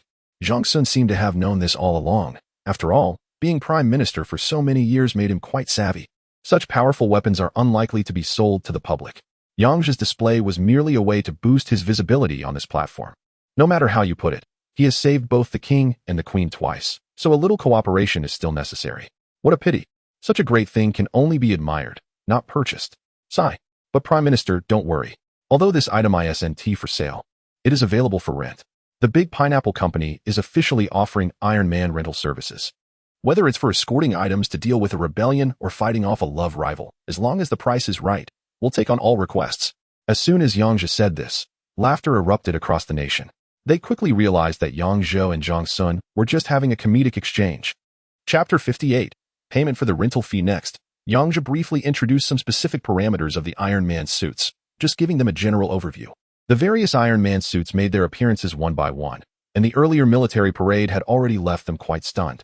Now, These performances from the Iron Man suits were even more exhilarating. Although they had seen the incredible power of the Iron Man suits in videos, nothing could compare to the shock they felt in person. Yang Zhe, the show you brought is truly spectacular. Upon hearing this from Chen Ruoxue, Yang Zhe chuckled. Your Majesty, you flatter me too much. However, there's something I need to discuss with you. Chen Ruoxue was a bit confused. What else could Yang Zhe have to say? Just say it directly. You know I'm a businessman. I just solved a significant problem for you, and considering how many Iron Man suits were deployed, the rental fee. You need to cover that, right? Rental fee. Chen Ruoxue was taken aback for a moment, but quickly regained her composure. Logically, spending some money to resolve such a major issue was worth it. Moreover, during the demonstration, Yang Zhe had clearly stated that his Iron Man units were available for rent. Although she didn't know how much it would cost to deploy so many Iron Man suits, she certainly didn't want to owe such a huge favor, especially since she was keen to avoid any personal debts to Yang Zhe. All right, Mr. Yang Zhe, please name your price for this deployment. My brothers usually charge around 10 to 18 billion. However, since we're old acquaintances, I'll give you a significant discount. Let's make it 3 billion. As soon as this price was announced, the entire nation was stunned. Oh my God, 3 billion. How much is that? Honestly, I think 3 billion is not too much, especially considering that it resolved such a massive issue for our Boron Kingdom. Is Yang Zhe trying to take advantage of the situation? Take advantage? If it weren't for Yang Zhe's timely intervention, Boron Kingdom might have changed hands by now. Although the entire nation was shocked by the price, they still felt that spending 3 billion was justified. Chen Ruoxue had initially thought Yang Zhe would demand an exorbitant fee, but she was surprised that 3 billion was enough. Even though the overall economic level of Boron Kingdom was very high for the royal family, 3 billion was merely a drop in the bucket. Despite the fact that it wouldn't hurt too much to spend, Chen Ruoxue still wanted to negotiate. In business, haggling is never considered shameful, no matter where you are. Then, Chen Ruoxue exchanged a glance with Zhang Sun, who was standing nearby. As the Prime Minister of Boron and Chen Ruoxue's longtime partner, Zhang Sun quickly understood her intentions. Your Majesty, Old Chen has something to report. Speak. Today, Mr. Yang Zhe has made a tremendous contribution to our Pineapple Kingdom. I sincerely urge Her Majesty the Queen to reward Mr. Yang Zhe. Upon hearing this, Chen Ruoxue pretended to ponder for a moment. In truth, she had already made up her mind. This was all just for Yang Zhe's benefit. Mr. Yang Zhe, since you have achieved such great merit for the Pineapple Kingdom today, I have decided to grant you the title of Prince. As Chen Ruoxue said this, she couldn't help but smile. Of course, this title of Prince is not the same as the previous one, the Soft Rice Prince. Her words immediately sparked another wave of astonishment across the nation. Oh my gosh, did you see that? The Queen actually smiled. Well, the Queen looks so beautiful when she smiles. Ha ha ha. Even the Queen has learned to tell jokes. This is so entertaining. Yang Zhe understood perfectly what Chen Ruoxue meant. This was clearly a duet with Zhang Sun, suggesting that now that he had the title of Prince, he couldn't just ignore matters concerning the Pineapple Kingdom. It was a way to bind him to the kingdom. For Yang Zhe, this didn't matter much, although the title of Prince was somewhat redundant. It could still provide him with certain conveniences. Since Chen Ruoxue had set this price, it would be polite to negotiate a bit. Thank you, Your Majesty. Since you are so generous, I can't be stingy either. Let's take off 1 billion and settle on 20 billion. Deal. Ultimately, this National Day celebration concluded perfectly with their banter. The opposing forces present had been completely cleared, and Yang Zhe descended from the sky. With a command, his armor disassembled completely. Dressed in his sharp suit, he walked down from the observation deck. At that moment, AI Zero, sitting in the regular audience, hurriedly rushed to Yang Zhe's side and leaped into his arms. Young master, your performance inside was amazing. Oh, come on. I've always been this great. Yang Zhe replied, playfully pinching AI Zero's shapely rear. Now that he was no longer known as the king's husband, he could freely show his affection for AI Zero even in such a grand setting. Let us go home. I need a good bath. Upon returning to his villa, Yang Zhe and AI Zero indulged in a playful time together in the bathroom. After some time, they finally emerged from the bathroom. Yang Zhe sat on the sofa and took out his phone, browsing the internet to see the public's reaction to the day's events.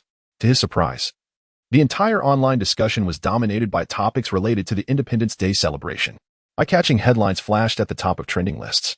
Critical moment. The Pineapple Kingdom faces an unprecedented crisis. Traitor Chen Ruoyan, openly colluding with the Japanese invaders to seize the throne. The savior of the kingdom of Bolo.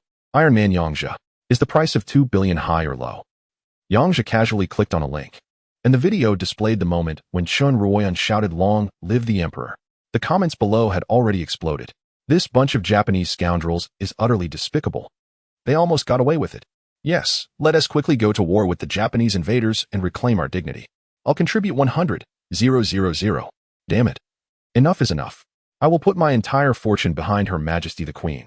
Let's wage war against the Japanese invaders and eliminate this bunch of bastards. Our kingdom of Bolo is not a soft target. We won't be bullied by anyone. Yang Zhe saw this, and a slight smile appeared on his lips. Chapter 59. Yang Zhe declares war. It seems like everyone's reaction is quite intense. It's time for me to stoke the flames a bit. With that thought, Yang Zhe immediately opened the back end of the Big Pineapple Technology Company's homepage. He edited an announcement and posted it in a highly visible spot on the homepage. Although the public's attention was primarily focused on the National Day festivities, as the main character of the day, Yang Zhe knew that the homepage of Big Pineapple Technology was still drawing significant interest. Meanwhile, in an office of a company, Xiao Bing was browsing the trending topics online.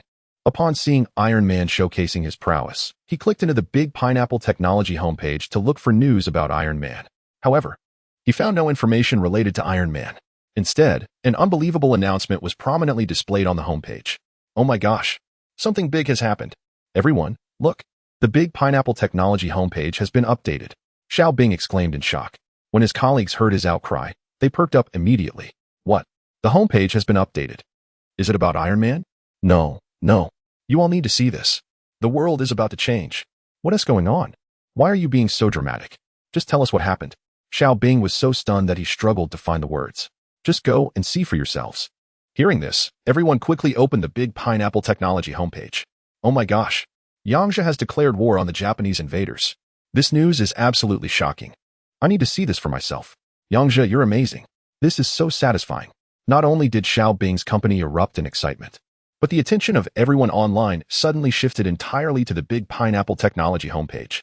At that moment, the high-tech homepage of Big Pineapple was completely cleared of all content, leaving only one announcement.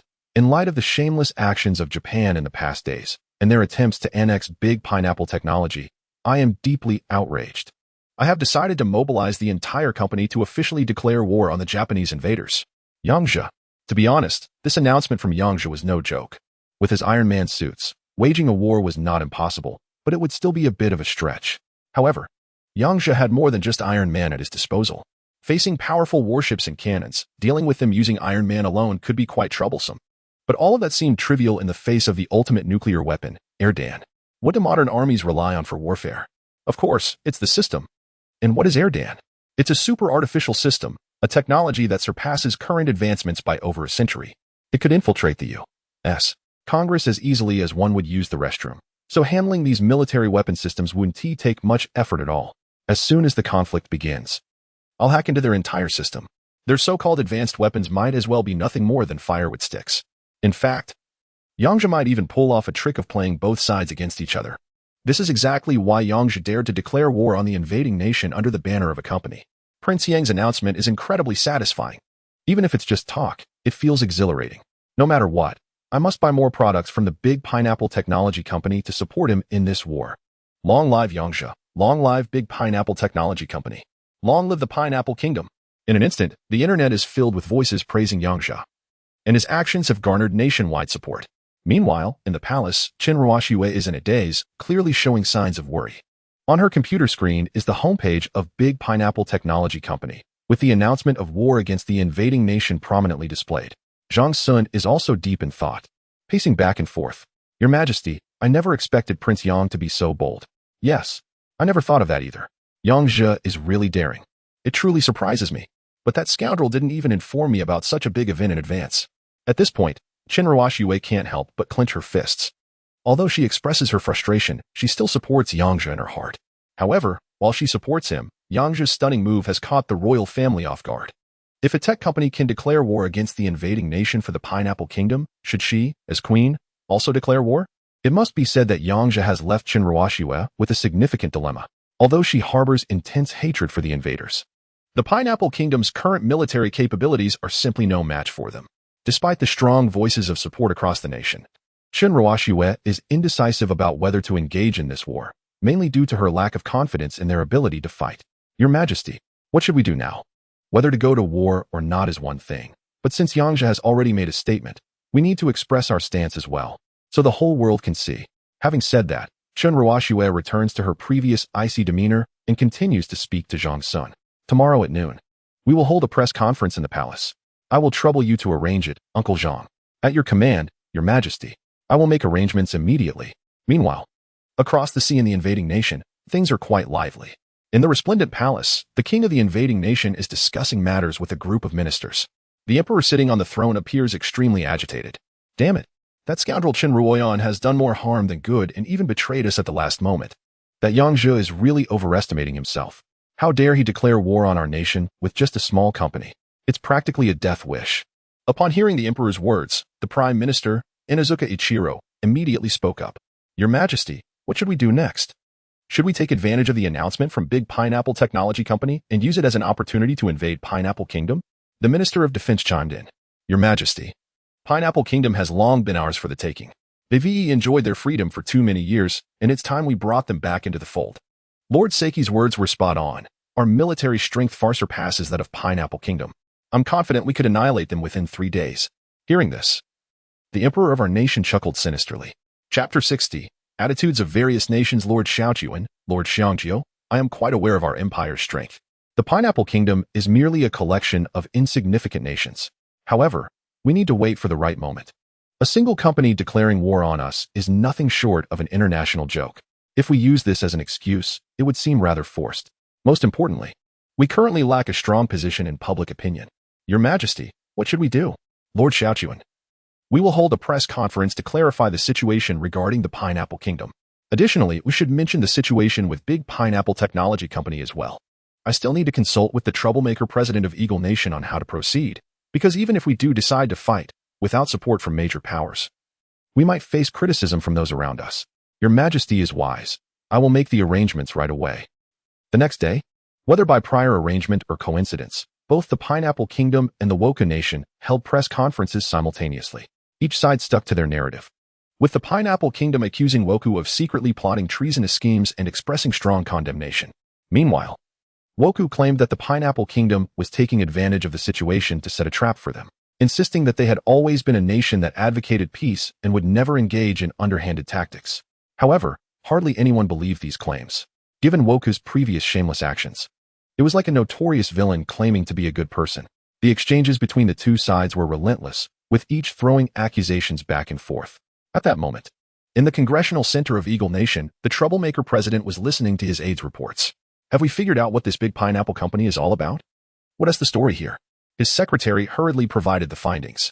Mr. President, it turns out that Big Pineapple Company is actually linked to Queen Chen Ruoxue of the Pineapple Kingdom's husband. It seems they staged a dramatic divorce on Independence Day, and I suspect there's more to it than meets the eye. I don't care about their divorce drama. I just want to know how this bizarre entity emerged out of nowhere, with not only audacity, but also valuable resources. That's what I need to focus on. Mr. President, it appears that Big Pineapple Company has seemingly appeared out of thin air, and their technology is quite unconventional. I've heard they might be up to something new lately. Yang Zhe, an interesting character, daring to provoke a nation with just a handful of meager suits of armor. While I'm impressed by Yang Zhe's Iron Man-like capabilities, what can those armors really do in the face of war? Mr. President, do you think there might be other issues at play here? I'm not sure where to find that out. But you can tell the people over in the island nation that we're not concerned with how they want to handle this matter. No matter what they do, we'll take care of the aftermath. Understood, Mr. President. After saying that, Tay Dowden carefully went back to studying the materials his subordinates provided about the Pineapple Kingdom. To be honest, if it were any other ordinary company declaring war on a country, it would be utterly ridiculous, and no one would believe it. However, during Independence Day, Yang Zhe made quite a statement. Although he only had a few Iron Man suits at his disposal, their power was not to be underestimated. If these suits were to stealthily infiltrate and carry out an assassination on their homeland, it would be nearly impossible to defend against. On the other side, the White Bear Nation, the arch-nemesis of the Eagle Nation, was equally lively. As two of the world's biggest troublemakers, these two countries could certainly stir the pot. Any country supported by the Eagle Nation would undoubtedly clash with the White Bear Nation. Mr. President, what are your thoughts on this matter? President Jingpu of the White Bear Nation looked at the screen and pondered before replying. Well, I actually want to see what this Big Pineapple Company is up to. Those so-called Iron Man suits seem decent, but with just those, I doubt they could take on a regular army, right? So, Your Excellency, are you suggesting that Yang Zhe is just going crazy? Do you think someone capable of developing such advanced technology could be a madman? There must be other issues at play here. Let us not worry about it for now and see how they handle it. In Jingpu's mind, Yang Zhe might be overconfident, but he was certainly not a madman. Based on previous intelligence, Yang Zhe had done several things that seemed insane, yet each time he surprised everyone. Although it was clear that the Pineapple Kingdom was destined to lose, he was curious to see what Yang Zhe would stir up this time. Additionally, the regional power of Huaxiao was also engaging in heated discussions regarding this matter. "Chairman, what do you think?" asked one official. "The Pineapple Kingdom has deep ties with our country. We can support them discreetly, but we must leave no traces. Furthermore, we should issue a statement calling for both sides to exercise restraint and avoid provoking disputes." Yang Zhe is indeed interesting. I'm eager to see what kind of commotion he can create. Meanwhile, Yang Zhe, who had already caught the attention of the leaders of major powers, was in his villa executing his grand scheme. Under Yang Zhe's intense assault, AI Zero quickly found herself unable to withstand the pressure. But Yang Zhe had no intention of letting up. After another round of vigorous activity, the two only stopped when they were completely exhausted. AI Zero, her face flushed, leaned against Yang Zhe's chest and shyly said, "Young master, you're getting more and more impressive." Hearing this, Yang Zhe wore a mischievous smile. "Haven't I always been this impressive?" Yes, you're incredible, young master. Zero feels there's simply no way to satisfy you. How about we call Her Majesty the Queen over?" Actually, AI Zero was just joking. Little did she know that Yang Zhe heard her words, and suddenly, the image of Chen Ruoxue popped into his mind. Her frosty, icy demeanor flashed before him, and he couldn't help but recall her smile on Independence Day, which made his heart flutter a bit. "That's actually a pretty good suggestion," he replied. "Don't worry. There will definitely be someone to share the burden with you in the future." After putting on his clothes, Yang Zhe stepped out of his room, and at that moment, Erdan's voice came through his phone. "Sir, there's someone at the door claiming to be a staff member from the palace of King Bielo. Should we meet with them?" "Let's go ahead and meet them," Yang Zhe said, and he made his way to the living room to wait quietly. After a while, AI Zero entered, leading someone with her. Chapter 61. The Kingdom of Beyond the Lookout declares war. Prince Yang. A courtier performed a formal bow to Yang Zhe. It turned out to be Secretary Zhou. "What brings you here?" "Prince Yang, Her Majesty the Queen requests your presence in the palace for a private discussion." "Oh, got it. I'll be there shortly." Seeing Yang Zhe's laid-back demeanor, Secretary Zhou became anxious. "Prince Yang, this is very urgent. Her Majesty hopes you can come right away." Yang Zhe's temper flared at the audacity of someone using the Queen's name to pressure him. "Let Qin Ruoxue wait. I know what I'm doing." Noticing Yang Zhe's displeasure, Secretary Zhou didn't dare to say more.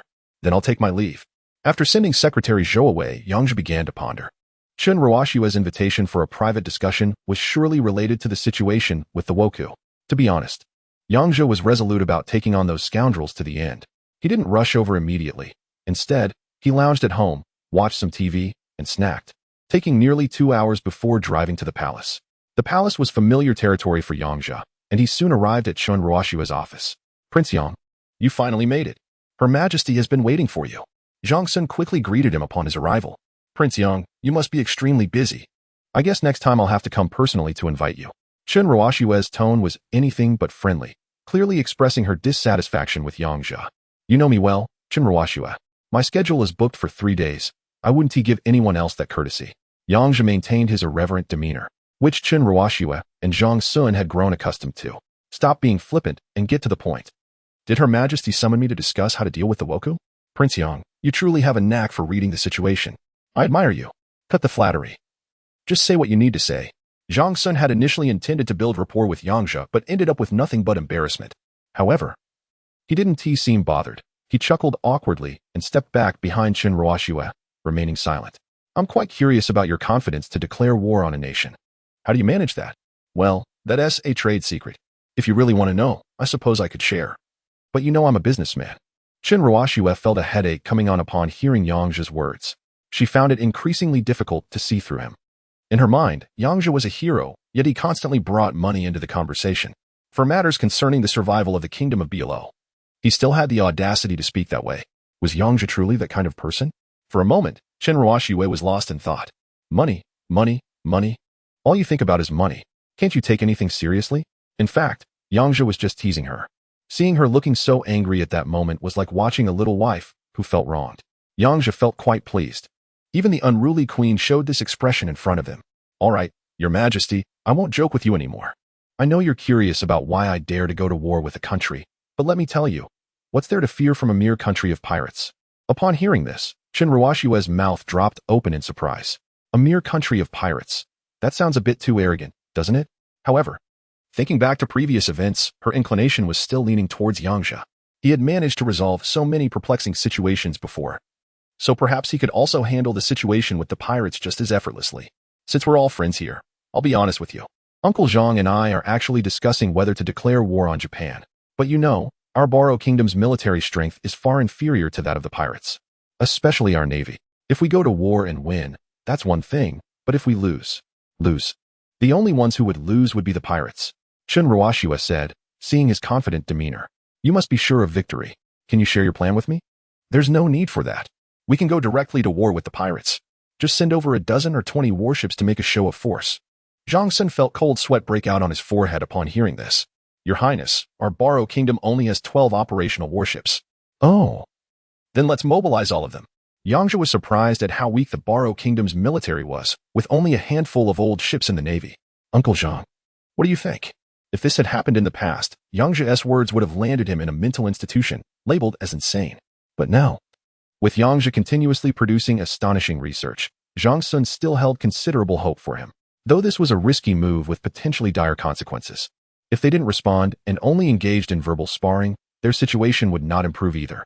A stern response was necessary against the shameless actions of the pirates to deter any forces that might covet the Baro Kingdom. If this matter were to pass without consequence, who knows what plots other princes and nobles might concoct in the future. The old minister was at a loss for words, but he chose to trust Prince Yang. I understand, Shinruashua said, standing up from her seat and walking over to Yang Zhe. Starting today, you will serve as the acting Grand Admiral of the Navy, fully responsible for the war against the pirates. Grand Admiral Yang, you can go prepare now. Uncle Zhang and I will discuss a few more matters. Upon hearing this, Yang Zhe nodded to them and left the palace. After 2 days of calm, the exchange of verbal jabs between the Pineapple Kingdom and the Woken Nation continued unabated. However, the rhetoric became increasingly heated. Finally, on the third day, the Pineapple Kingdom held a rather formal press conference. This event was notably different from the previous days. While only Prime Minister Zhang Sun had spoken in the earlier days, this time the speaker was Queen Shinruashua. At the press conference, Queen Shun, adorned with a crown and dressed in formal attire, addressed the audience. Hello, everyone. I am Queen Shinruashua of the Pineapple Kingdom. We are deeply outraged by the shameless actions of the Woken Nation in recent days. Since they refuse to acknowledge the situation, we have no choice but to resolve it with force. Today, in my capacity as the Queen of the Pineapple Kingdom, I officially declare war on the Woken Nation. Chapter 62. On the battlefield in an instant, the declaration of war personally issued by the Queen ignited a fervor throughout the kingdom of Bolo. Well done, Your Majesty. Let's crush those scoundrels from the Woken Nation. The people of Bolo rallied. Those bastards from Woken Nation better brace for our wrath. At worst, we'll fight to the bitter end. Your Majesty, you're doing great. It can be said that Shinruashua's declaration directly represented the sentiments of the entire kingdom of Bolo at that moment. Her statement had spread to every corner of the world alongside the press conference. Meanwhile, in the palace of Woken Nation, the celebrity emperor appeared quite pleased. See, I told you to wait a few days, and what do you know? Here it is. The little girl couldn't hold back. The emperor is indeed wise. The child lacks patience. Had it been my father, this matter might have been swept under the rug, and we would have been too lazy to pursue it. But now, since they're practically offering their heads on a platter, why not take the opportunity to eliminate her? After the emperor spoke, he glanced at the ministers below. Rest assured, Your Majesty, our imperial navy is unstoppable and will swiftly bring this pesky Bolo kingdom under our control. I am confident in this, and let me add, Yang Zhe's big pineapple company will also become part of our empire. Let us declare war on the kingdom of Bolo as well. Long live His Majesty the Emperor.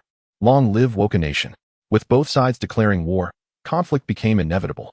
Woken Nation was now urgently mobilizing troops and preparing military forces for naval combat.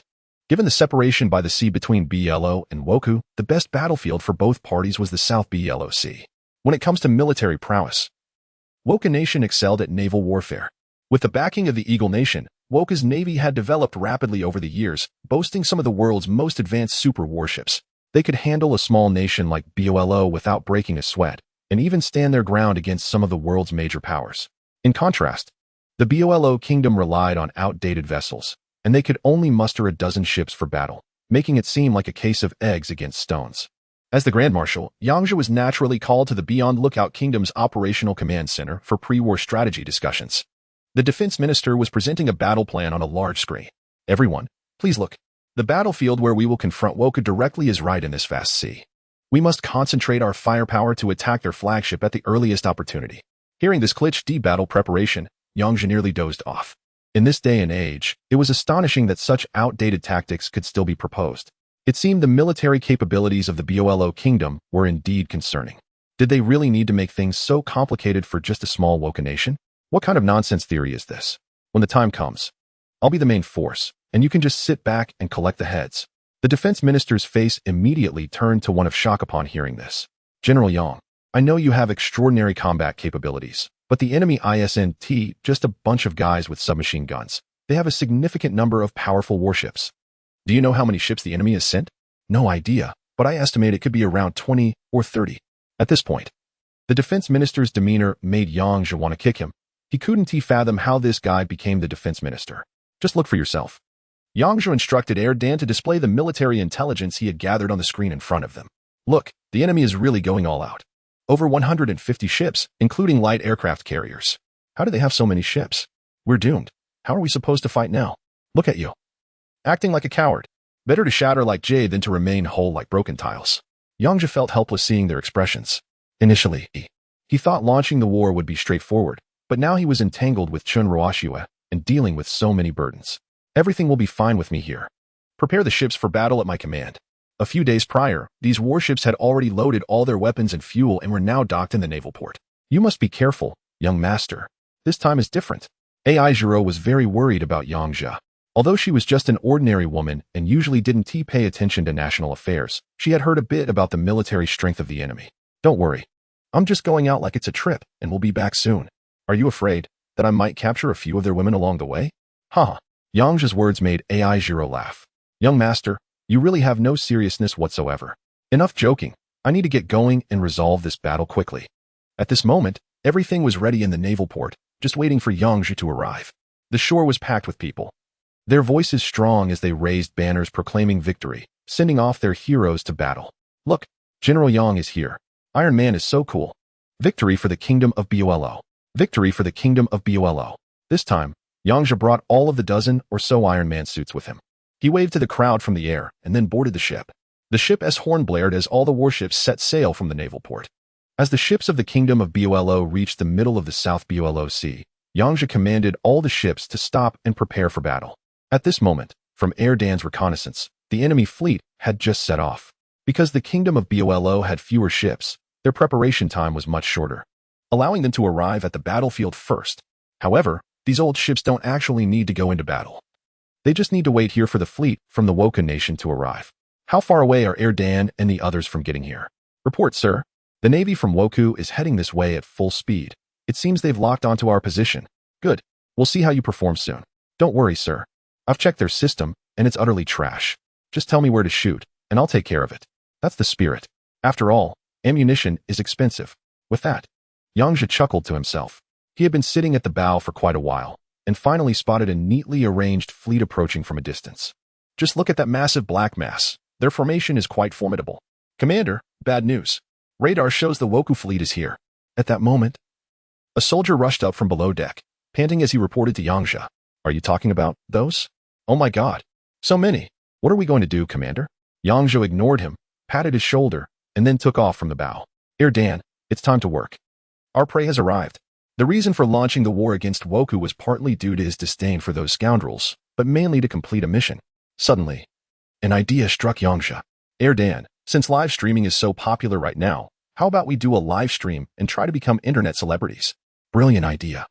Sir, Chapter 63. Going live as an influencer. The live streaming industry has exploded in popularity these days. Even ordinary people can easily start streaming with just a smartphone. Highlighting how low the barrier to entry is. Yang Zhe was facing a massive opportunity, and if he let it slip away, it would be a terrible waste. It was clear that once he went live, it would undoubtedly go viral across the internet.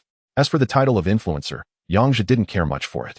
He was already the biggest influencer out there, and the profits from being an influencer were trivial in comparison to what he had achieved.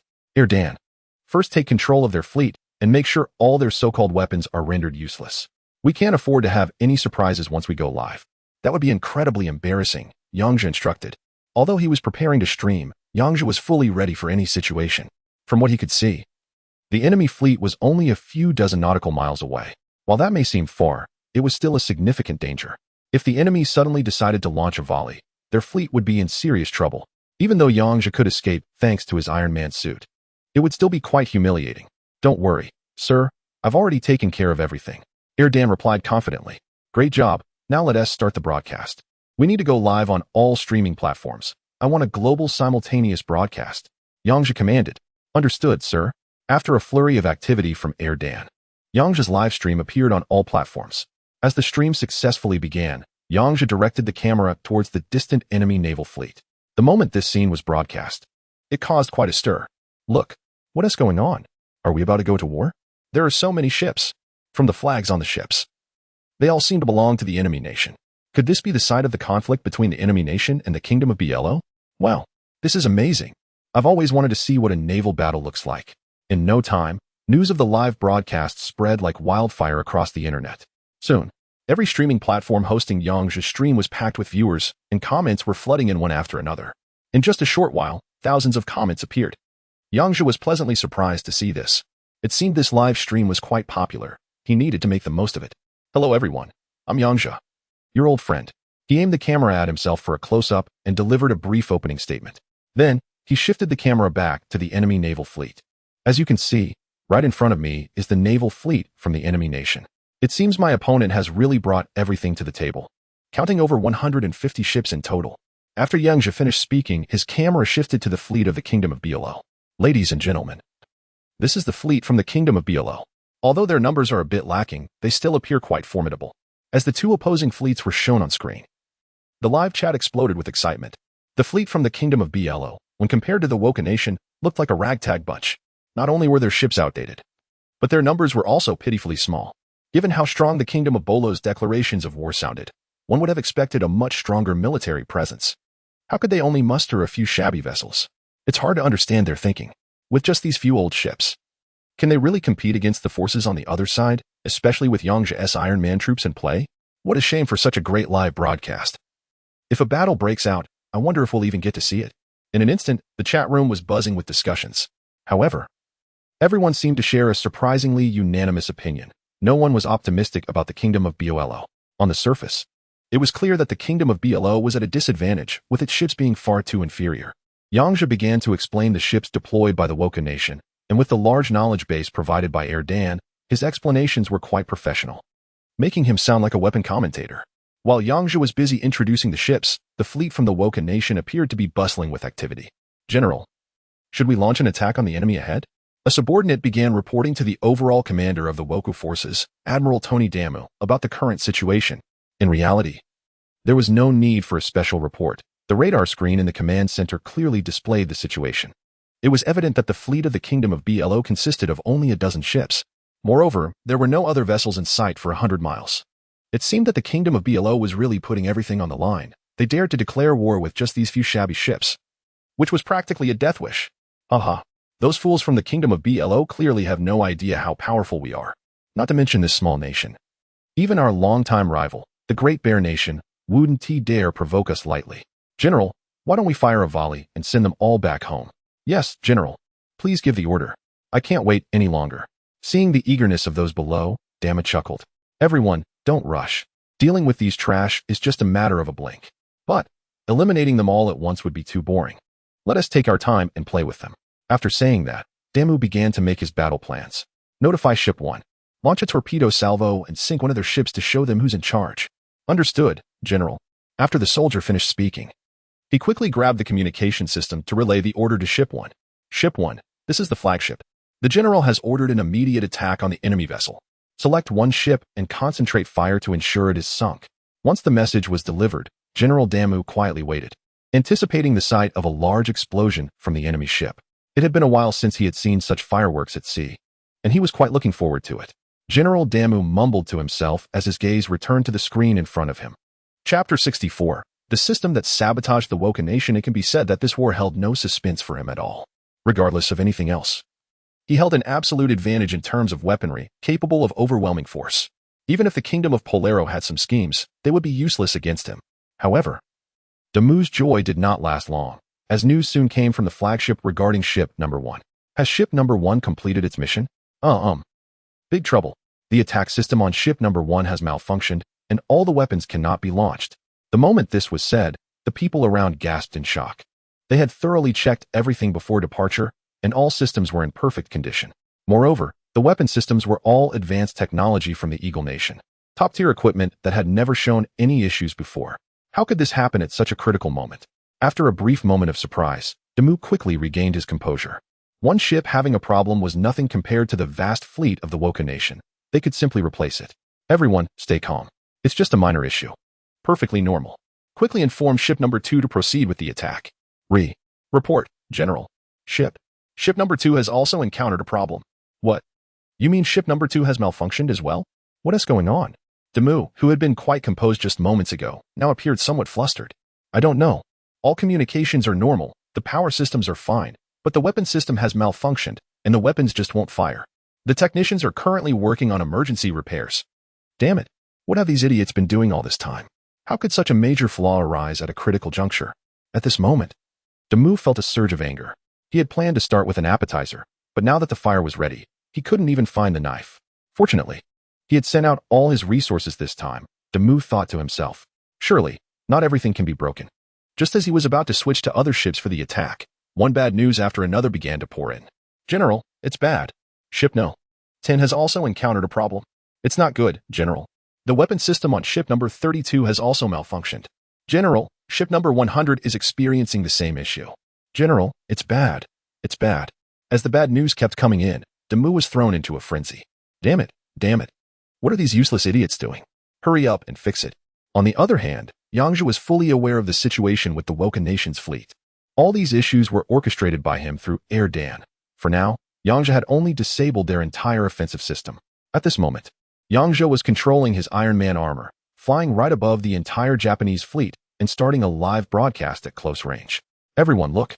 To my knowledge, the Japanese fleet has mobilized all its assets to prepare for this war. Yang Zhe then pointed his camera down at the fleet, zooming in on each warship. Wow. I didn't expect the Japanese Navy to be so formidable. Look over there. Those several ships must be the Eagle-class destroyers from the United States. They're the main battleships.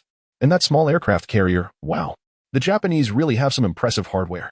Discussions about the weapons were flooding the entire page. However, some people began to notice a problem. Yang Zhe was right under their noses and still managed to broadcast calmly. Were the Japanese forces really that clueless? After all, they were in a state of hostility. Yang Zhe's actions were akin to defecating on their heads. Have you all noticed something? Yang Zhe seems to be right in the center of the Japanese fleet. It was indeed the case. Were the Japanese all blind? What was going on? Weren't they supposed to be at war? With both sides so close, why hadn't they started fighting yet? Yang Zhe, please respond. What is going on? Suddenly, the live chat exploded again. People were confused about what was happening on the ground. Yang Zhe was live on major streaming platforms worldwide, catching the attention of not only ordinary citizens, but also the top leaders of various countries. As the parties involved in the conflict, the Emperor of Japan urgently summoned the Prime Minister and his advisors to discuss the situation upon learning about the live broadcast. At that moment in the Imperial Palace of Japan, Emperor Meiji was furious. What the hell? Are these idiots blind? They're broadcasting right above us, and Haven T even noticed. He ordered, quickly inform Lord Amori to resolve this situation immediately. How could those shabby ships have delayed things for so long? Hearing the Emperor's reprimand, the Defense Minister, Ko Inu, had a grim look on his face because he had just received some troubling news. Your Majesty, when I saw the live broadcast, I attempted to contact the fleet, but Emperor Meiji immediately tensed up and stood up from his throne. What? Speak.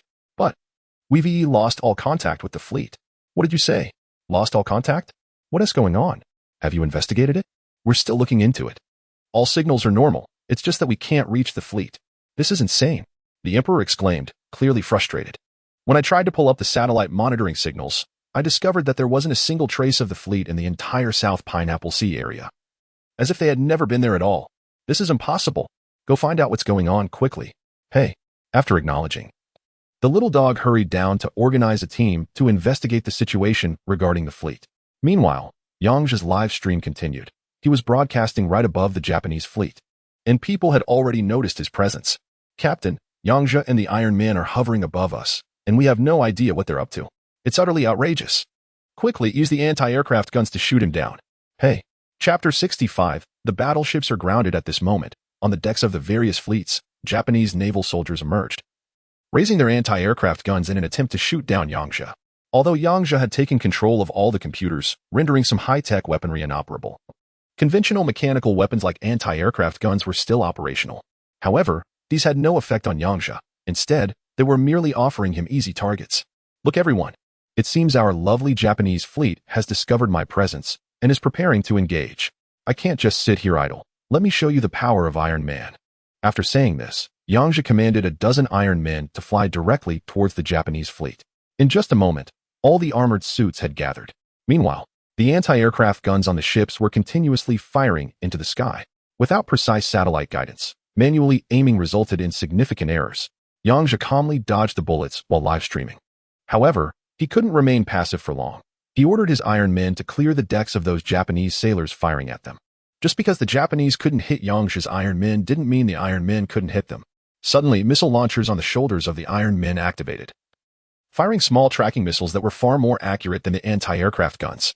Soon, explosions erupted across the Japanese ships, and the soldiers who had attempted to attack Yang Zhe were taken down on the spot. This left the Japanese fleet stunned. What had started as an aggressive advance had quickly turned into a scene resembling a toothless tiger. Although the anti-aircraft guns were powerful, they couldn't even touch Yang Zhe's shadow. Frustrated, one commander shouted, "Damn it! Keep attacking. We must bring down this annoying mosquito. General, please calm down. Don't sacrifice more lives needlessly. We should retreat." "What did you say? You are a disgrace to the Imperial Army. I will bring you before a military tribunal. Imperial soldiers never retreat. Pass the order down. Full speed ahead. We must ram the scraps of the BLO kingdom into the sea." With the flagship issuing the command to advance, the entire fleet began to accelerate forward. Seeing that no one was coming to their demise, Yang Zhe felt a bit bored. Having explained the previous ships and let a little slip from the Iron Men, he realized that without some big action, he wouldn't be doing justice to the eager audience watching. As a responsible streamer, Yang Zhe was committed to his craft. After all, this was a naval battle involving both sides. It would be too dull if the Japanese side fell silent. Dan cut off the power systems on the Japanese side as well. The fleet, which was supposed to be sailing swiftly, suddenly encountered issues with all power systems at once. Report, General, something's wrong. At this moment, Demu was already furious, receiving one piece of bad news after another since his encounter with the fleet of the Kingdom of Polero. What now? The power system has malfunctioned again, and all the ships have come to a halt. Baka, what the hell is going on? Hurry up and send someone to fix it. We don't know what's happening. The technicians are baffled. At this point, Demu's eyes were bloodshot. They had relied on their advanced ships to sink the enemy's outdated vessels, but now, not only were they like a toothless tiger, but they were also limping. The once mighty Japanese Navy had now become sitting ducks in front of the enemy. Although the enemy's ships were old, their firepower was still formidable. A single barrage could spell disaster for them. However, Demu suddenly remembered something important. They still had their ultimate defense weapon. Everyone stay calm. Our ships are equipped with the most advanced defense systems in the modern world. Those are just a few old ships, and they can't carry much firepower. Once they run out of ammo, we'll have the absolute advantage. Yes, we have the most advanced defense system provided by the Eagle Nation. Those outdated weapons from the Pineapple Kingdom pose no threat to us at all. I must say, Demu and his team were indeed quite optimistic. Even with such significant issues in their fleet, they hadn't yet realized what was truly going on.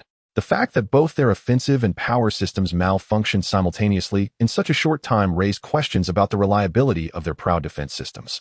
Dan, connect me to the fleet of the Kingdom of Polero. After speaking to Dan, Yang Zhe quickly connected the communication system to the command center of the fleet.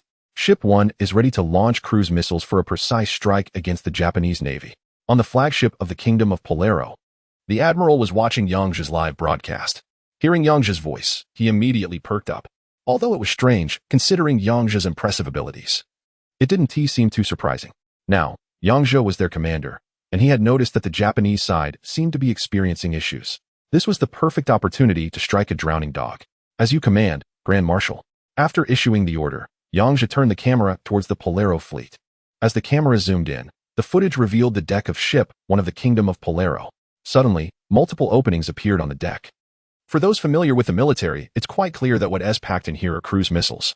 Compared to the Japanese, who are as frantic as ants in a hot pot, the soldiers of the Kingdom of Bolo are much more relaxed. Right now, they are holding their phones, watching Yang Zhe's live stream. They know exactly what's happening on the ground. Haha. It turns out that this group of Japanese is just trying to intimidate with their numbers. All that talk about high-tech equipment is just nonsense.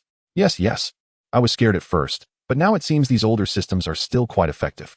Let's launch them quickly and show them the strength of the Kingdom of Bolo. Chapter 66, Virus Attack? As all weapon systems were fully prepared, the fleet signaled that they were ready. Grand Marshal. The attack systems on Ship 1 are fully operational and have locked onto the enemy vessels. Should we fire? Fire. With Yang Zhe's command. The operations center aboard the ship of the Kingdom of Bolo received the order to engage, and the button for weapon launch was pressed. From the deck, several meter-long cruise missiles shot out through the openings, soaring into the sky before accelerating rapidly toward the fleet of the invading nation. This launch utilized half of the ship's payload, and despite the significant cost, it would barely be enough to sink one enemy warship, although they were no longer a fierce tiger. Sinking the warships of the invading nation was anything but simple. As the first ship went down, morale surged within the Kingdom of Bolo. In the royal palace, Shinrawashue was watching Yang Zhe's live broadcast with a group of ministers. Upon witnessing the sinking of the first warship, they erupted in cheers. This is so satisfying. It seems the invading nation isn't that scary after all. Well done. Keep this momentum going and crush them. Earlier, Shinrawashue had been sweating nervously, but now, seeing the situation unfold, she realized that Yang Zhe's earlier bravado was no exaggeration. The so-called threat from the invading nation was indeed not worth worrying about. Yet, she also understood that the reason their fleet had become so timid was entirely due to Yang Zhe's tactics. Yang Zhe, you really have some skills. Thinking this, a rare smile appeared on Shinrawashue's face. Meanwhile, Damu and his team had expected their defensive technology to be their saving grace. Yet it had not been utilized at all. What the hell is going on? Why has our defense system become useless? Quick, contact the defense minister for support. Our report. General. It's bad. Our communication system is completely down. We can't contact the outside world. Damu fell into despair upon hearing this news. We're done for. Our so-called advanced technology is now entirely out of commission, and we are left passively taking hits. Even though the enemy's weaponry is relatively outdated, with so many ships here, it will take time before they can sink us one by one. However, without support, all of our naval forces will inevitably be wiped out. Seeing his side score the first victory, Yang Zhe resumed his commentary during the live broadcast. It seems this so-called advanced defense system is not all that impressive. The Kingdom of Bolo has successfully sunk an enemy ship. Let's give a round of applause for the Bolo Navy. As this news broke, it caused quite a stir online. The ship that was just sunk belonged to the country of the invaders, and virtually all military enthusiasts recognized it. It was equipped with the world's most advanced Aegis combat system. Forget about the outdated ships of the Kingdom of Polaro. Even the most advanced ships of the Great White Bear's royal fleet would struggle to penetrate this defense system. Yet, the cruise missiles that were launched all hit the ship squarely, and the supposedly invincible Aegis system failed to activate at all. What on earth is going on? Aren't Aegis-class vessels supposed to have strong defensive capabilities? I've seen videos demonstrating their interception capabilities. How could they not react at all? I've got it. The invaders must have installed a fake system just for show. It's all just a bluff. Or perhaps they were duped by the country of the bald eagle. In the live chat, the discussions erupted. Everyone was focused on why the Kingdom of Polaro's outdated ships were able to sink such an advanced warship. Meanwhile, in the palace of the invaders, the emperor was restless.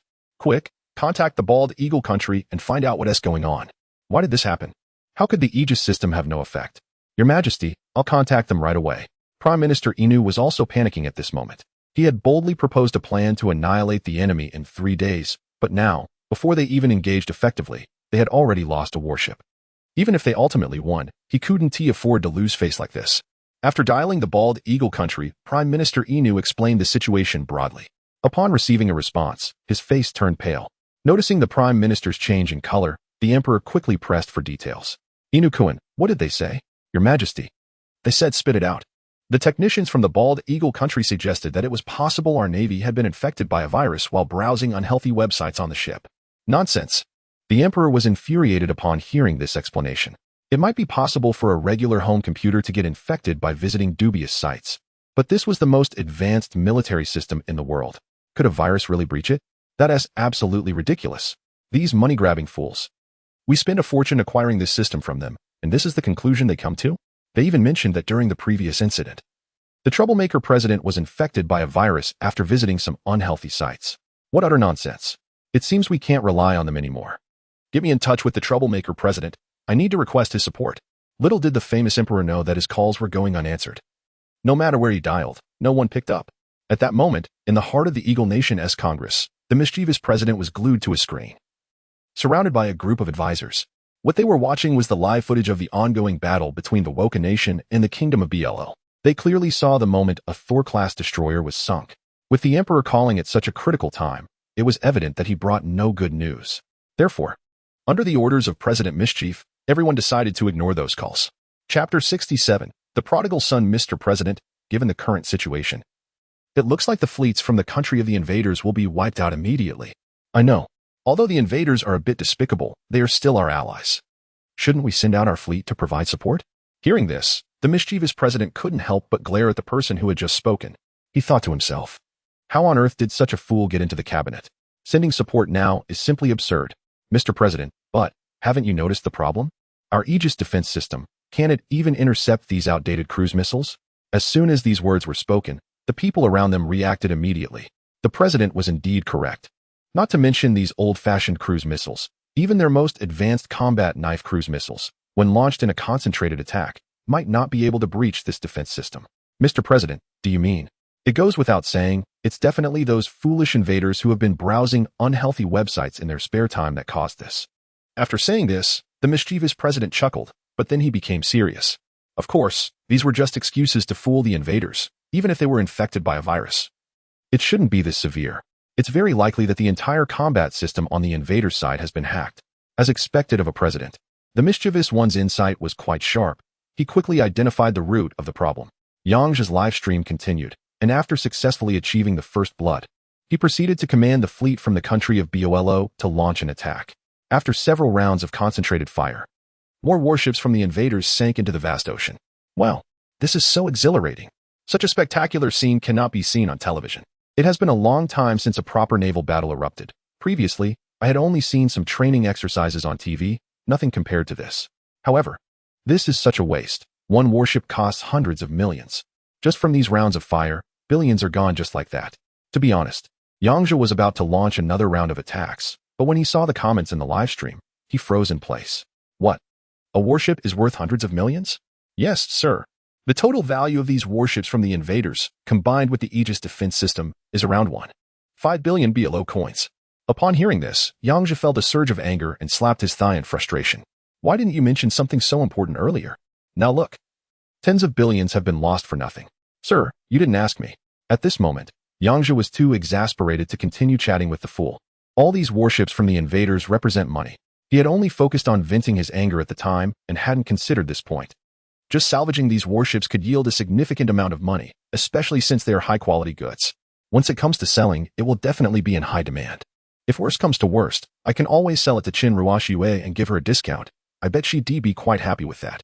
Yang Zhe thought to himself that selling these warships from the Woku country could earn him a hefty sum. Meanwhile, the fleet of the Kingdom of Poro, having achieved consecutive victories, was itching to take action. When would the Grand Marshal launch another attack? The last one was exhilarating. Who would have thought that the Woku country was just a paper tiger? I want to sink them all. Yang Zhe was already frustrated about wasting tens of billions. And hearing this made him furious. Exhilarating? If tens of billions went down the drain, who wouldn't be upset? These bastards, aren't they just squandering money? From now on, all offensive actions are to be halted. Just sit there and have some tea. I'll take care of the rest. At that moment, the fleet of the Kingdom of Poro was unwilling to accept Yang Zhe's arrangement. Grand Marshal, you've worked so hard. Let us handle this rough work instead. Hearing this, Yang Zhe couldn't help but laugh at the Poro crew. Look at how righteous they sound. If it weren't for him, they would probably all be sent back home as soon as they exchanged fire. Stop talking nonsense. Do as I say, or you can all get lost. Seeing Yang Zhe get angry, everyone in the Kingdom of Poro fell silent. After all, they knew very well that the achievements so far were all due to Yang Zhe's efforts. Although they didn't understand why the usually unstoppable navy of the Woka country had suddenly gone quiet, they were certain that Yang Zhe was behind it. Having dealt with the eager young ones from the Kingdom of Poro, Yang Zhe began his looting plan. These warships were all money, and he couldn't let a single one slip by. With that thought, Yang Zhe quickly boarded one of the battleships and summoned the rest of the Iron Men to his side. Through Erdan's detailed scanning, each battleship had about 100 personnel on board, and even the smaller ships had nearly 100 people.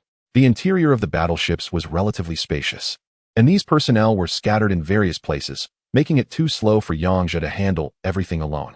With all the Iron Men assisting him, combined with Erdan as a mobile radar station, Yang Zhe could easily locate them, no matter how hidden they were.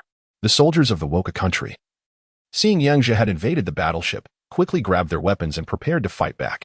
Most of these soldiers had seen videos of the Iron Men in action and were uncertain whether their weapons could inflict any damage. However, having weapons in hand provided them with some comfort. Damn you, I'm going to kill you. At that moment, a soldier from the Woku country inside the battleship raised his weapon and opened fire on Yang Zhe. As expected, the bullets hit the armor and were completely deflected, causing no harm whatsoever. Iron Man had already activated his combat program. There was no need for him to waste words with these soldiers. He unleashed a wave of energy, and the soldier who had raised his weapon to attack was instantly killed without a chance to react. At first, a few of the soldiers showed some bravery, but after seeing several of their comrades fall, the rest were paralyzed with fear. In the past, the soldiers from the Woken Nation were notorious for their fearlessness and even formed suicide squads, showcasing just how reckless they could be. However, that was in the past. Now that life has improved, who would be willing to gamble with their lives? Chapter 68. The ship is mine. Several radicals have been dealt with, and the others quickly vanished without a trace. They thought they could play hide and seek with Yang Zhe inside the enormous space of the warship. However, they were entirely mistaken. No matter where they hid, Yang Zhe was able to find them effortlessly. It seems that these naval soldiers from the Rogue Nation are quite skilled at playing hide and seek. Where could they be hiding next? Yang Zhe was live streaming while searching for these soldiers who were trying to evade him. After about 5 or 6 minutes, all the hiding Japanese soldiers had been located. The viewers in the live stream were utterly amazed by Yang Zhe's ability to find them. Well, this is just too exaggerated. He can find them even in such hidden spots. Exactly, could it be that this Iron Man armor has an automatic scanning feature? I think it must be equipped with a thermal imaging system that would make locating people much easier. It seems that way. Otherwise, how could he find them so smoothly? While the outdated thermal imaging system is indeed a feature of the Iron Man armor, the main advantage comes from the precise positioning capabilities of Erdan. Yang Zhe gathered all the soldiers together. At this point, they had completely lost their will to fight and were too demoralized to resist. They understood that fighting back would be futile, and it was better to wait here peacefully in hopes that Yang Zhe might spare them. Surprisingly, these innocent soldiers waiting for their fate were right about one thing. Yang Zhe was indeed in a good mood, especially since he was live streaming to a global audience. Facing the prisoners who had given up resisting, if he were to kill them, it would likely provoke public outrage. Although they were currently at war, the unwritten rule of not killing prisoners was recognized worldwide. While the Rogue Nation's soldiers might not adhere to such principles, Yang Zhe was not a bloodthirsty person. However, even though he decided not to kill them, he was troubled about how to handle this group of people. Hey, you there, step forward. Yang Zhe pointed at a short Japanese soldier in the crowd and called out to him. Are you calling me, sir? The singled-out soldier looked around before asking, pointing at himself. Yes, you. Come out. Yang Zhe continued, I have some good news for everyone. From now on, you are my prisoners, and you will be the leader of this group of prisoners. Now please take off your armor. Take off our armor? What do you mean, sir? For a moment, the captured Japanese soldiers did not understand Yang Zhe's intent. Strip. Take off all your clothes. After Yang Zhe finished speaking, he waited on this side while the group of captives removed all their gear. In fact, as Navy personnel, they didn't have much equipment, and not everyone even had a standard weapon. The chosen leader among the captives, a short man from Japan, was the first to start undressing. Seeing this, the others quickly followed suit, not daring to lag behind. As they continued to strip, Yang Zhe began to feel something was off. I just asked you to take off your clothes, not to be completely naked here. What is going on with these Japanese people? Do they all have a thing for exhibitionism, or what? Wait. You can keep your underwear on. We're live streaming right now, so be mindful of the impact. Meanwhile, aboard the flagship of Japan, news of the loss of the number 10 warship quickly spread. At that moment, Omuki's assistant rushed in again, flustered. Gee, General, it's bad. Upon hearing the assistant's report, Omuki was infuriated. Can you say something else? Is that all you know how to say? And no. It's bad, General. Omuki felt utterly helpless. He realized that his earlier words were in vain. The saying goes, when there are too many lice, you don't feel itchy. When there are too many debts, you don't worry. This perfectly described Omuki's current situation, as his assistant always seemed to bring bad news. What happened? Did another warship sink? Omuki was deep in despair. They were now sitting on a stockpile of advanced weaponry but had no way to launch an attack. They could only watch helplessly as their warships sank one after another in the sea. Given such a colossal blunder, even if he managed to return to Japan, the Emperor would not forgive him. What awaited him would be endless rage, making life worse than death. rather than return in disgrace. It would be more honorable to go down with this warship into the depths of the ocean. At least then, he could earn a reputation for sacrificing himself for his country. General, the enemy has started boarding to capture people. The number 10 ship has fallen, and all the crew members have been captured. What did you say? The enemy is boarding to capture people? What on earth are they doing? To be honest, this news was worse than hearing about another warship sinking. Dying in battle is one thing, but being captured is another. And now it seemed the enemy had no intention of launching a large-scale attack anymore. Pass the word down. All warships, prepare for battle. Grab your weapons and drive these bastards away. Omuki clenched his fists tightly and hurriedly instructed his subordinates to issue combat orders. Yang Zhe found a spacious room and locked all the Japanese captives inside. At this point, they were only wearing their underwear, with nothing else on. So there shouldn't be any problems. Although he had successfully taken over the warship, Yang Zhe also realized a major issue. Relying solely on himself and the Iron Men to continue this operation was just a waste of time. Plus, capturing so many prisoners would be difficult to manage, especially when it came to providing meals. They were already prisoners, yet they still needed to be fed 3 times a day. And the worst part was that these people didn't pay for their meals. Where could you find such a good deal? If they wanted free food, they should go back to their homeland and find it there. As Yang Zhe thought about this, an idea suddenly struck him. Erdan, connect me to all the fleets from the enemy country. Yes, master. Please hold on. Yang Zhe waited quietly for a few seconds, and then Erdan's voice came back. Sir, the connection is established. Chapter 69, Fighting to Surrender. Hello, friends from the land of the rising sun. I am your friend Yang, or perhaps I should say, your opponent now. At this moment, on the warships of various pirate nations, every control center screen is displaying Yang Zhe's face. His words are being broadcasted across the ships, reaching every corner of the vessels. The naval soldiers of these pirate nations, who are on high alert and ready for battle, are startled by Yang Zhe's sudden voice. Some of them begin to tremble, losing their grip on their weapons, which clatter to the ground. They frantically seek the source of the voice and soon realize it's coming from the ship's PA system. What the heck? This Yang Zhe is simply infuriating. What is going on? Has the control room been taken over? Should we go provide support? In an instant, the soldiers are confused about what is happening. Yang Zhe, however, has no intention of wasting breath on them. He chuckles a couple of times and then speaks up. I have good news for you. I really like your ships. They are now all products of my big pineapple company. As for you lot, don't linger on my ship any longer. Hurry and get on the lifeboats and return to your homeland. The soldiers of the pirate nation are bewildered by Yang Zhe's nonsensical words, unsure of what to do. The battle is clearly unwinnable now. The priority is to figure out how to save themselves. On one of the pirate nation's warships, after hearing Yang Zhe's announcement, the command room is in discussion. What should we do, Captain? Should we leave or stay? One of the crew members asks. The captain, with a meaningful look, responds, leave? Where to? Of course, back home. What else is there to do here? We can't fight anymore. Upon hearing this, the captain can't help but smack his forehead. He thinks to himself, how could the subordinate be so foolish? Have you ever heard the saying, between two evils, choose the lesser? We've already lost. We might soon lose the ship as well. If we just go back, do you think the Emperor will let us off the hook?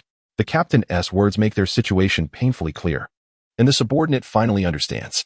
If they run back now, it might be worse than dying on the battlefield. So what should we do then?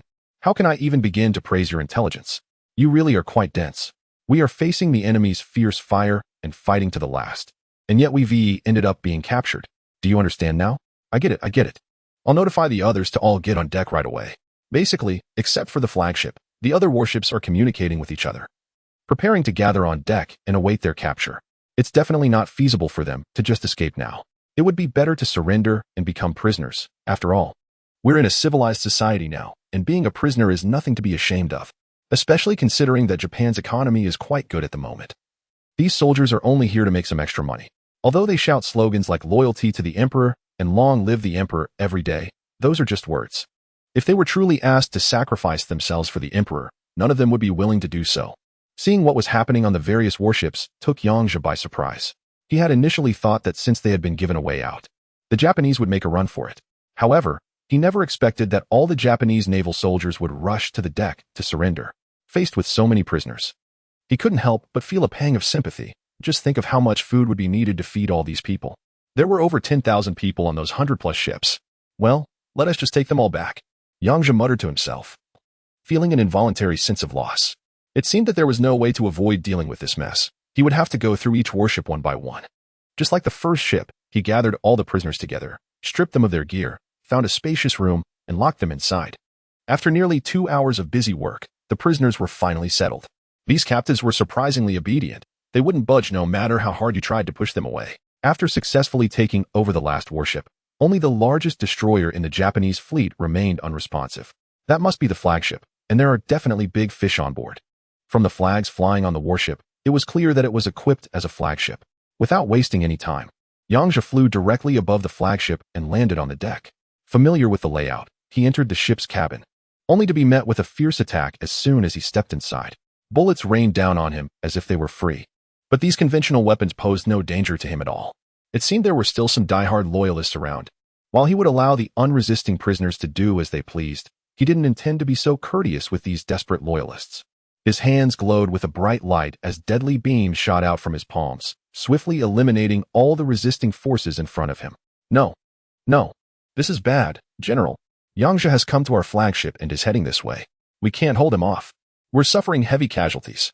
Upon hearing this news, Damu surprisingly remained calm. The moment has finally come, and now I can serve the Emperor with loyalty. After saying this, Okumura equipped his weapon and straightened his military uniform.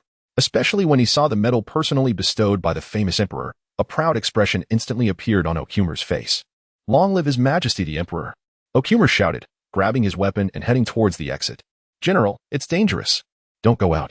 But no matter how much his assistant shouted, Okumura continued to walk straight outside. At that moment, Yang Zhe, who was advancing forward, noticed a figure in a general's uniform approaching from the opposite side. Judging by the insignia, the person was a lieutenant general, likely the commander of the Japanese naval fleet for this operation. What a big catch indeed. Chapter 70. Unlocking new technology. After taking care of a few soldiers nearby, Yang Zhe made his way straight ahead. Damu spotted Yang Zhe, who was clad in Iron Man armor, and immediately pulled out his handgun. Yang Zhe, you truly are a force to be reckoned with. Our fleet is in this state because of your tricks, isn't it? Ha ha ha, you do have some knowledge. But this is just a small feat. Damu appeared unusually calm at this moment. So, you're here to kill me, right? Upon hearing this, Yang Zhe couldn't help but chuckle. Unlike the minor players he usually dealt with, he wouldn't waste time chatting with them. He would simply eliminate any resistance. But the Navy Admiral in front of him was a big fish. Indeed, a standard big fish. Someone influential like him definitely needed to be captured and brought back for some serious face-saving.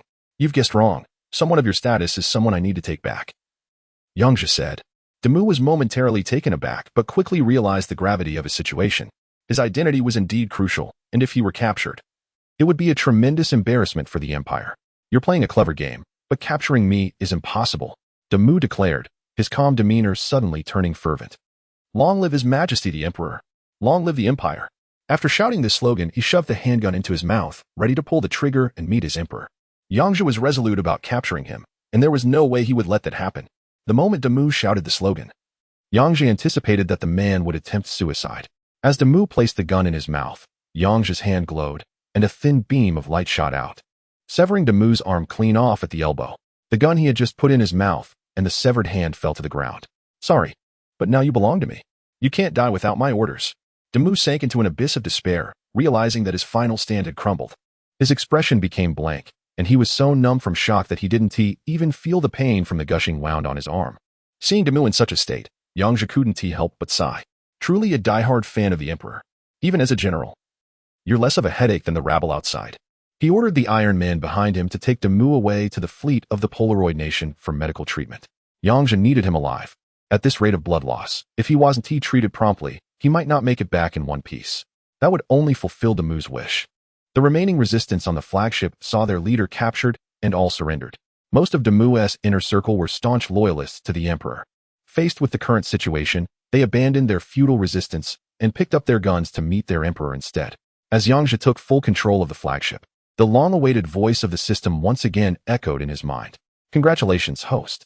You have completed the mission. You have received a vial of Superman serum and unlocked the cinematic technology of Superman genes. The sudden announcement from the system left Yang Zhe momentarily stunned. What did you just say? I didn't catch that. Congratulations, host. You have completed the mission. You have received a vial of Superman serum and unlocked the cinematic technology of Superman genes. The system repeated its previous message. At this moment, Yang Zhe snapped back to reality. Superman serum? Judging by the literal meaning, it should allow one to become Superman upon injection. If he could develop this serum, Wouldn't it mean he could continuously produce Supermen? The Iron Man army was already quite terrifying. If he could create an army of Supermen on top of that, wouldn't he be virtually invincible? In the future, if he faced such a war again, there would be no need for Dan to manipulate some foreign system. He could simply send Supermen to the enemy's palace to give the president a good beating, and the problem would be perfectly resolved. In the Superman movies, Superman is portrayed as an omnipotent being, capable of anything. Yang Zhe wondered if such a powerful thing could really be realized in this world. After all, in the Superman films, Superman is an alien, inherently different from humans in terms of genetics, and whether their genetic makeup is the same remains uncertain. While Iron Man is incredibly powerful, it falls within the realm of technology. However, Superman is absurdly beyond comprehension. From the perspective of current technology, such a transformation seems impossible. The idea that an ordinary person could become Superman simply by injecting a vial of serum feels downright bizarre. Yang Zhe opened the package to reveal a vial of blue liquid inside. He didn't need to ask. He knew this was the Superman serum. Host, do you wish to accept the technology now? Hearing this, Yang Zhe considered for a moment. Not right now. Let's wait until I get back home. There were still many tasks waiting for him, and it was best to resolve the immediate issues before moving on. As for the newly unlocked technology, he could take his time to understand it once he returned home. There was no rush. The grand naval battle between the Woka Nation and the Beyond the Lookout Nation had now come to a complete end. Yang Zhe had achieved a total victory, suffering no losses while capturing the entire naval fleet of the Woka Nation. Aside from dealing with a few stubborn resistance fighters, all the other naval soldiers had become his prisoners. His achievements were truly remarkable. Throughout the history of the world, Yang Zhe was undoubtedly a unique presence. With all the warships under his control, he instructed Dan to steer the vessels toward the Bielo Kingdom.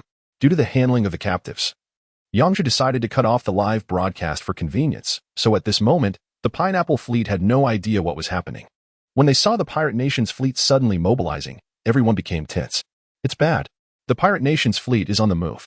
Yang Zhe heard the report from the Pineapple Kingdom's fleet and couldn't help but chuckle. What are you panicking about? There are no pirate fleets here anymore. These are all my Pineapple Company's fleets. As soon as Yang Zhe's words came out, the Pineapple Kingdom's fleet erupted in chaos. Chapter 71. All these ships are mine, what? Your Excellency, you mean all of these are your fleet? Yang Zhe couldn't be bothered to explain much to them. Annoyed, he replied, don't ask what you shouldn't. Everyone, return to base now. Understood. Although the people from the Boral Kingdom were still quite confused, they dared not defy Yang Zhe's orders. Since the beginning of this war, they had witnessed Yang Zhe's terrifying capabilities. Soon, the few battered ships from the Boral Kingdom joined Yang Zhe's fleet, which then swiftly set sail towards the Boral Kingdom. The live broadcast had been interrupted due to the earlier battle, but now he decided to resume it to showcase his achievements. With such fruitful results, he wanted to announce the news to the world. Of course, more importantly, he aimed to promote the captured warships. Advanced naval vessels like those from Japan would surely be in high demand. Not to mention, having so many ships equipped with the Aegis combat system right here was a significant advantage. Countries like the Great White Bear and Huaxia, which had strained relations with the United States, would definitely be very interested. If they could take a set back home for research, it would yield substantial results. From what Yang Zhe understood, the Aegis system was only sold to allied nations by the United States, and it came at a steep price. For other countries, no matter how much they offered, the U.S. had never sold it again. Even if he were to sell just this system, Yang Zhe could make a considerable profit. Now was the perfect opportunity to promote his fleet through the live broadcast. Hello everyone, I'm back. I just resolved a minor issue, and everything is good now. As Yang Zhe reappeared on the live stream, the comments surged once again. Yang Zhe is back. I thought he was done for. Quick. Tell us how the situation is now. What is happening in the battle? Yeah, I was on the edge of my seat. I want to see naval battles. Seeing the comments, Yang Zhe noticed that they were all eagerly focused on the battle situation. It seemed everyone was quite concerned about the outcome. I have an announcement. The war between the Great Boral Company and Japan has officially ended. Upon hearing Yang Zhe announce this news, the comments went wild again. Oh my gosh. What did I miss? What happened just now? It ended so quickly? From the looks of Yang Zhe, it seems like the Boral Kingdom won. Isn't that obvious? Japan was already down for the count, just a sitting target. How could they possibly turn it around? Seeing these discussions, Yang Zhe nodded in satisfaction, excited about his achievements. To clear up any lingering doubts, he turned the camera directly towards the returning fleet. At this moment, since the entire fleet had been captured by Yang Zhe, all the Japanese flags were taken down. As he didn't carry any micro-robots, Yang Zhe had the captured Japanese soldiers modify their original flag.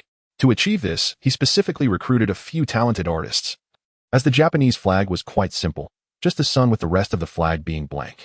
After some effort, the Japanese flags were transformed into the logo of the Big Pineapple Company. Although the artwork was a bit rough, it was immediately recognizable as the standard of the Big Pineapple Company. At that moment, over 100 warships of the Big Pineapple Company were sailing ahead, while the dozen or so dilapidated ships of the Kingdom of Bolo lagged far behind due to their outdated technology. It was clear to everyone that the fleets, once bitter enemies, had now merged into one. What was going on? How did the Japanese warships end up alongside those of the Kingdom of Bolo? Look, what is that painted on the pieces on the warships? Pieces? Oh my, that looks like the logo of the Big Pineapple Company. How did the Japanese warships get the Big Pineapple logo? Could it be that all these people have been turned to Yang Zhe's side? He must have defeated them. Yang Zhe's hand-painted flag was so eye-catching that people started to notice it and began to discuss it. Essentially, flying this flag signified that the entire fleet belonged to the Big Pineapple Company. Given everyone's curiosity about this issue, let me clarify. In this war, the Big Pineapple Technology Company achieved a resounding victory. A total of over 13,000 Japanese soldiers were captured, along with more than 150 warships of various sizes, which can be considered a significant haul. Yang Zhe's announcement was like a bombshell. Oh my god, this is simply too shocking. Who exactly is Yang Zhe? He wrapped up the battle so quickly, and he captured so many people. Is this for real? This sounds too incredible.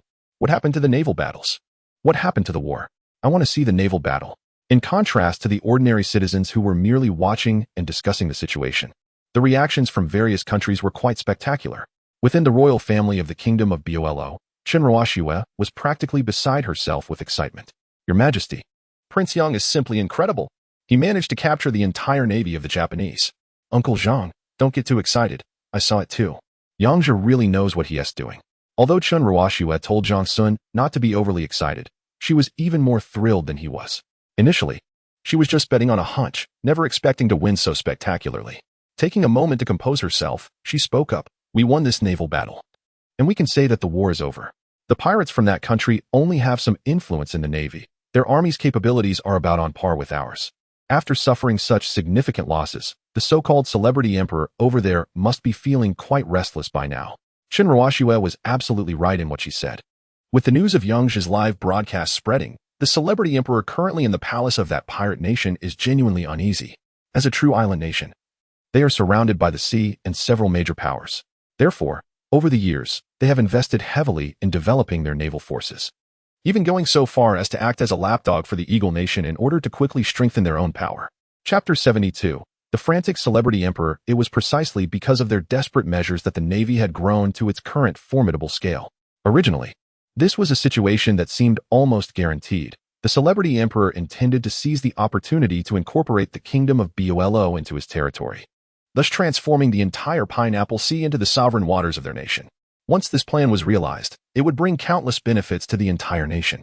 After all, the southern Pineapple Sea was rich in resources that the nation had long coveted.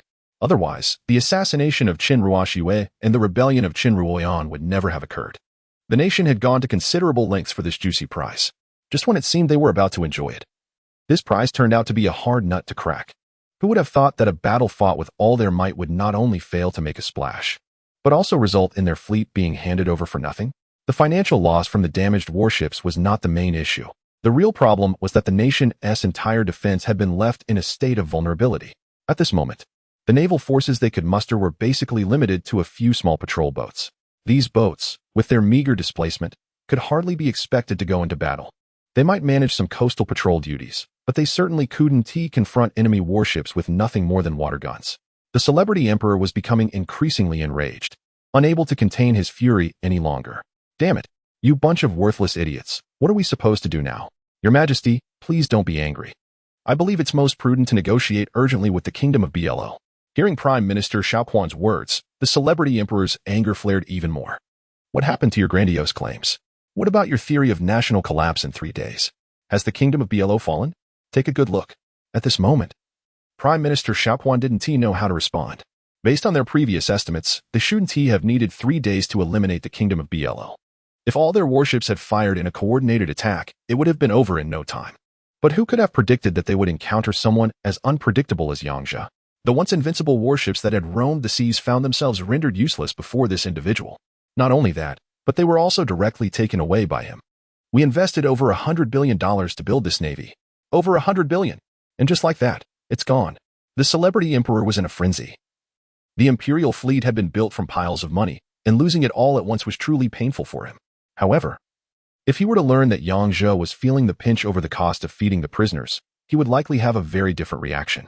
Though the nation was still large and prosperous, and this loss would not lead to bankruptcy, it had indeed suffered a significant blow. The most unacceptable situation for the celebrity emperor was the current vacuum in defense. Forget it. Blaming you won't solve anything. Hurry up and negotiate with the kingdom of BLO. We must get our warships back. As the little dog departed, the celebrity emperor helplessly sat on the throne.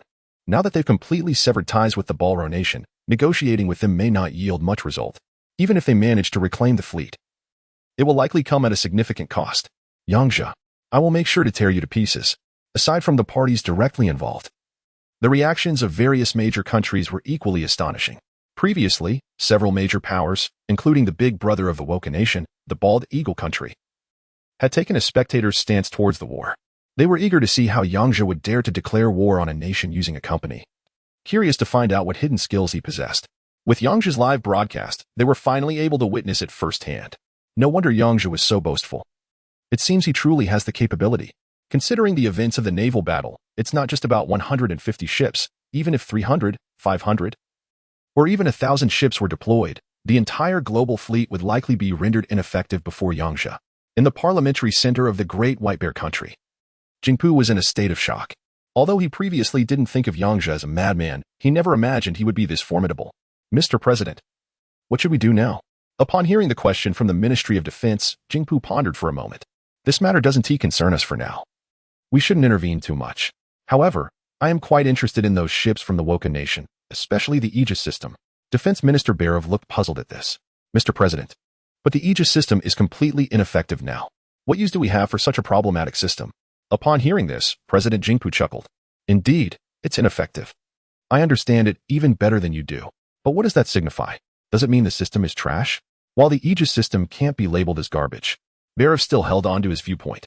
To be honest, the Aegis system is quite impressive, and as the main defense system of the Bald Eagle country, if we could conduct a thorough analysis, we might uncover numerous issues. Understanding Barov's concerns, Jingpu explained further. The Aegis system may not work against Yang Zhe, but we can build a good relationship with him. What doesn't work against him might still be effective against others. Upon hearing this, Barov suddenly had a realization. Mr. President, you are truly wise. Meanwhile, the regional power of Huaxiao was also engaged in heated discussions. Similar to the Great White Bear country, they were quite interested in the warships of the Woken nation. Instead of spending a fortune on research, reverse engineering ready-made products would be much quicker and could also yield some cutting-edge technology. At this point, the entire world had learned two key pieces of information. First, Yang Zhe and the Kingdom of Bolo have won a victory against the Woken nation. Another piece of news is that Yang Zhe has seized over 150 advanced warships from the Woken nation. The concerns of ordinary citizens are primarily focused on the first point, while the various countries are more interested in the second point. After all, Yang Zhe is just a businessman. Having so many warships is not particularly useful for developing a tech company. The Kingdom of Bolo is a small nation and cannot fully utilize such a large number of warships. Therefore, in the end, it is certain that these warships will be sold.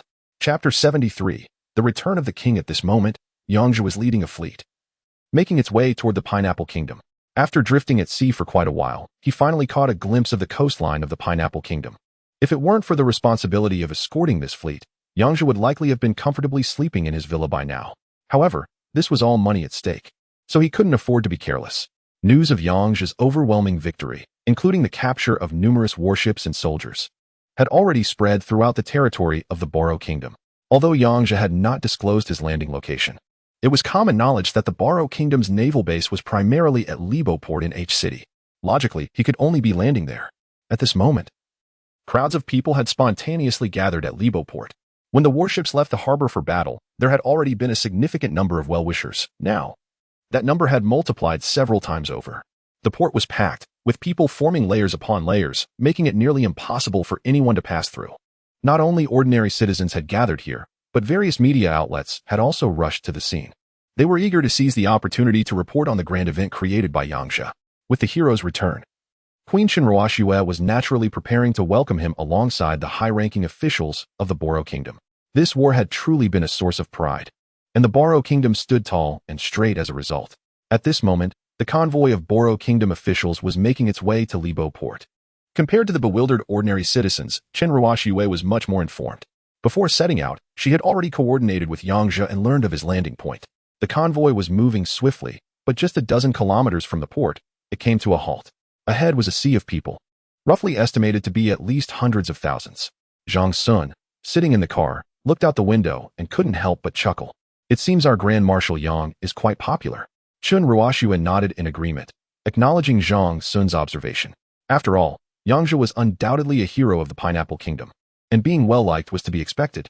However, they couldn't remain stuck in this traffic forever. After much effort, Qin Ruoxue's convoy finally managed to navigate through the crowded throngs. Upon reaching the military port's dock, she and the high-ranking officials of the Boro Kingdom waited for Yang Zhe's return. After about an hour, warships began to appear on the horizon. They're coming. Look, this is truly spectacular. Yes, it's even more breathtaking than the footage we saw live. These are our adversaries. Simply terrifying. If it weren't for Yang Zhe, our few shabby ships would have been doomed long ago. You're absolutely right. If it weren't for Yang Zhe, the entire kingdom of BLO would likely be plunged into crisis, despite the formidable warships and cannery at our disposal. Yang Zhe. Although the fleet is still some distance away from the naval port, its sheer presence has already left everyone in awe. Reporters on the scene are eager to capture the moment and begin their coverage. Hello everyone, I'm Xiao Chun from H City TV. We can already see the shadow of the fleet, and soon our hero from the kingdom of BLO will land. Viewers can clearly see Yang Zhe and his crew appearing on the coastline, and this station will continue to provide updates on the unfolding events. To be honest, it's not just the people on the shore who are witnessing Yang Zhe's fleet. He himself, standing on the flagship's deck, has noticed the crowd gathered on the beach. Well, look at all these people. Yang Zhe realizes that the commotion he has caused has attracted quite a crowd at the naval port. However, he didn't expect there to be so many. But this is precisely what he hoped for. His fame has skyrocketed, and he has become a household name. You could say that while the world may not know who the president of the Bald Eagle country is, everyone knows who Yang Zhe is and who the Pineapple Company is. Soon enough, the entire fleet is docked. The kingdom of BLO is, after all, a small nation, and its naval forces could be described as meager. The port's capacity for docking is also quite limited. With such a large fleet, finding space to anchor is somewhat troublesome. Fortunately, they won't be staying long, and the subsequent arrangements should be sorted out quickly. So a specialized docking process isn't necessary. Yang Zhe had already coordinated with Qin Ruoxue in advance, as aside from the warships, there are also thousands of captives that need to be managed. Qin Ruoxue had already brought her troops to successfully take over Yang Zhe's prisoners. Yang Zhe intends to sell these warships for profit, so he won't be handing them over to Qin Ruoxue. However, keeping the captives would only mean they would consume his resources, so it's best to leave that burden to Qin Ruoxue. Besides, it's just a favor he is doing for her. After handing over the captives, Yang Zhe, wearing Iron Man armor, flew down from the flagship and landed on the dock. At that moment, Qin Ruoxue, Zhang Sun, and the senior officials of the Kingdom of Pineapple were all eagerly waiting for him. Welcome back, our great Marshal Yang. After Zhang Sun's words, the senior officials of the Kingdom of Pineapple chimed in, praising Yang Zhe's achievements. Great Marshal Yang, you truly displayed your might this time, showcasing the power of the Kingdom of BLO. Indeed, Marshal Yang, your tactics are truly unfathomable. Those from the enemy nation were practically trembling in front of you. That essay given. When the warships from the Woka Kingdom reached General Yang, they simply lay still, indicating just how formidable his presence was. With General Yang around, the likes of the Woku and the Bald Eagle Kingdom seemed trivial. Hearing the flattery from the high-ranking officials, Yang Zhe felt a headache coming on. These guys really had a way with words. Qin Ruoxue also noticed that the officials were becoming increasingly ridiculous in their praise, so she quickly waved her hand to stop them. Then, she stepped forward and approached Yang Zhe. Chapter 74. Welcome banquet today is quite a formal occasion. Qin Ruoxue is dressed in elegant attire, wearing a crown fit for a queen. Thank you, Yang Zhe. Thank you for winning this war. Qin Ruoxue's words caught Yang Zhe off guard. Given her formal outfit today, it felt a bit out of place for her to say such things to him. Your Majesty is too polite. This is just a matter between me and my country, so there's no need for thanks, Yang Zhe replied. At this moment, Zhang Sun, who was nearby, burst into laughter and stepped closer to Yang Zhe. General Yang, look at what you're saying. You've brought us so many good things to the kingdom of BLO. As an old minister, I must express my gratitude to you. Yang Zhe didn't see any issue with Qin Ruoxue's comments, but the sly look on Zhang Sun's face immediately made him realize that these guys were up to something. You old rascal, I don't trust you one bit. Just say what you want to say. Yang Zhe shot Zhang Sun a disdainful glance, clearly annoyed. Having known Yang Zhe for a while, Zhang Sun, a high-ranking official, wasn't he offended? He chuckled awkwardly and said, "Oh, come on. General Yang, with all the advanced warships you've brought to our kingdom of BLO, our Navy's strength has skyrocketed into the world-class ranks." Wait a minute. At that point, Yang Zhe understood Zhang Sun's intentions. They weren't satisfied with just the captives. They were eyeing his prized fleet as well. Let me clarify. All these warships belong to the big pineapple company. Let's keep things separate and not mix up concepts. Seeing that Yang Zhe wasn't falling for his tricks, Zhang Sun looked a bit embarrassed. Noticing this, Qin Ruoxue quickly intervened to ease the tension. All right, everyone. Let's not waste any more time here. I've prepared a welcome banquet for you at the palace. Let us hurry back. Then, Yang Zhe and the high-ranking officials got into their vehicles and headed toward the palace. Along the way, Yang Zhe truly witnessed how popular he was. The crowd gathered around, holding signs and shouting slogans, and some enthusiastic fans even lifted up his portrait high in the air. Seeing such a strong reaction, Yang Zhe couldn't remain indifferent. He had the driver open the sunroof, and in his Iron Man armor, he soared out into the air. This sparked a wave of cheers and screams from the crowd. Wow, Iron Man is so cool. Yang Zhe, I love you. Yang Zhe, I love you. I want to have your babies, Yang Zhe. Long live Yang Zhe. Hearing the chants from the female fans, Qin Ruoxue could only smile wryly and shake her head, not saying much more. Zhang Sun was beside her, chuckling and enjoying the spectacle. Your Majesty, look at Prince Yang, he's quite popular. Just look at how crazy that group of women is. Qin Ruoxue naturally caught the meaning behind Zhang Sun's words and quickly intervened. Uncle Zhang, I know what you mean. Just as Yang Zhe said, he is not my type. After saying this, Qin Ruoxue turned her head to the side, glancing at the frenzied crowd around her. As the absolute star of the day, Yang Zhe had overshadowed her as the queen. At that moment, Qin Ruoxue realized that she had unconsciously become a bit too reliant on Yang Zhe. This was not a good phenomenon, at least not for the authority of a queen. Yang Zhe had wasted quite some time at the military port avenue and finally managed to break free from the group of fans. He returned to his car. In such a lively welcome banquet naturally couldn't leave AI Zero behind. In fact, after hearing the news of Yang Zhe's triumphant return, AI Zero had wanted to wait for him at the military port. However, Yang Zhe had anticipated that there would be many people at the dock, so he told her to stay home and wait patiently. The car turned and passed by Yang Zhe's villa, picking up AI Zero. It must be said that the welcome banquet prepared again in the palace was indeed of a very high standard.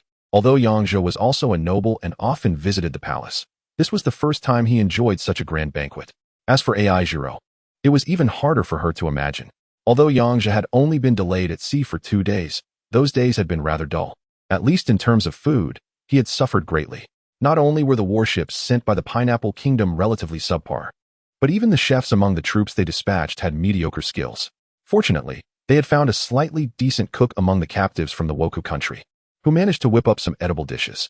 Now, faced with so many delicious delicacies, Yang Zhe paid no mind to those high-ranking officials chatting about formalities. While those people were still talking, he directly started to dig in. Whatever looked good, he ate, and he continuously served more food onto AI Zero's plate. Delicious. This one is good too. Zero, have some lobster. This one is nice as well. Everyone around was taken aback. After all, Yang Zhe was a noble. Yet here he was, eating in such a casual manner.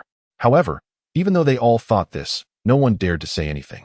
The Queen and the Prime Minister were still present, and since they hadn't spoken up, it wasn't their place to comment. As Yang Zhe kept serving food onto her plate, AI Zero couldn't help but blush a little. This was a formal banquet, yet young master was behaving so casually. Young master, please be mindful of the image. AI Zero quietly reminded Yang Zhe to pay a little attention to the situation. Qin Ruoxue, seated at the head of the table, also heard AI Zero's words at that moment. Zairu, just go along with Yang Zhe. He has indeed been working hard these past few days. When Qin Ruoxue referred to her as sister, AI Zairu felt a bit flattered and surprised. However, as a woman, she could clearly sense that Qin Ruoxue's gaze was fixed on Yang Zhe. Looking at Qin Ruoxue and then back at herself, AI Zairu couldn't help but feel a twinge of insecurity, even though she had jokingly suggested to Yang Zhe that they invite Qin Ruoxue to serve him. Now it seemed impossible. However, Yang Zhe was completely unaware of AI Zairu's little thoughts. After comforting AI Zairu, Qin Ruoxue raised her glass. Today is not just any day. It's a special welcome for General Yang. Here's to you, General Yang. Thank you for your tremendous contributions to our Pineapple Kingdom. Chapter 75. The marvelous gene technology. The welcome banquet quickly came to an end amidst Yang Zhe's voracious eating. Following that, Qin Ruoxue organized some relatively complicated activities, which frustrated Yang Zhe to no end. It's worth noting that he was used to being lazy on a daily basis, and he particularly disliked attending formal occasions.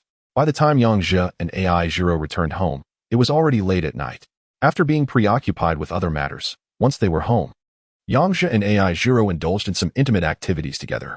After a flurry of passion, the two of them fell asleep in each other's arms. The night passed without a word, and the next morning, Yang Zhe woke up early.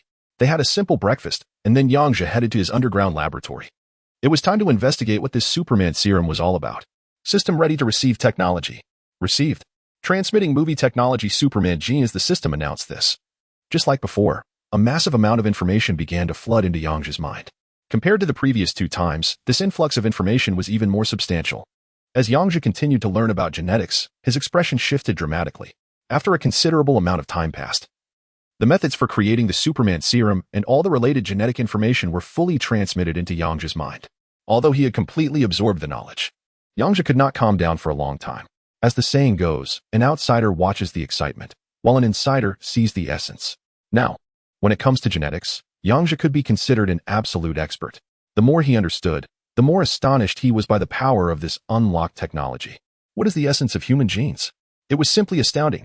Faced with the information that had been transmitted, Yang Zhe couldn't help but exclaim in wonder.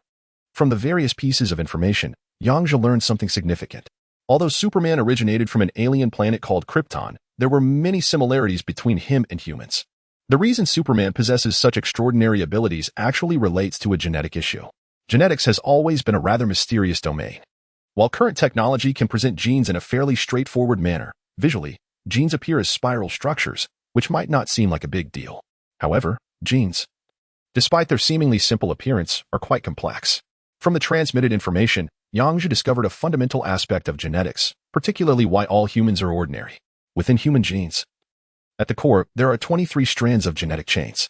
For the alien Superman, the composition of his genes is not significantly different from that of ordinary people. But why does Superman have those extraordinary abilities while ordinary people do not? This involves a unique aspect within genetics. According to the information obtained, this special part is referred to as the gene lock. Throughout the long process of continuous evolution, humanity has actually been in a state of self-imposed confinement regarding its overall physical capabilities. It's not that humans are regressing. Rather, certain unique abilities have been completely locked away as a means of adapting to their environment. If these locked aspects were to be fully unleashed, it could lead to significant mutations in the human body. The most apparent change would be a transformation of the physical form. Yang Zhe suddenly recalled a movie he had watched before, titled The Incredible Hulk. In the past, he scoffed at the idea that exposure to gamma rays could cause mutations. Wasn't that just absurd?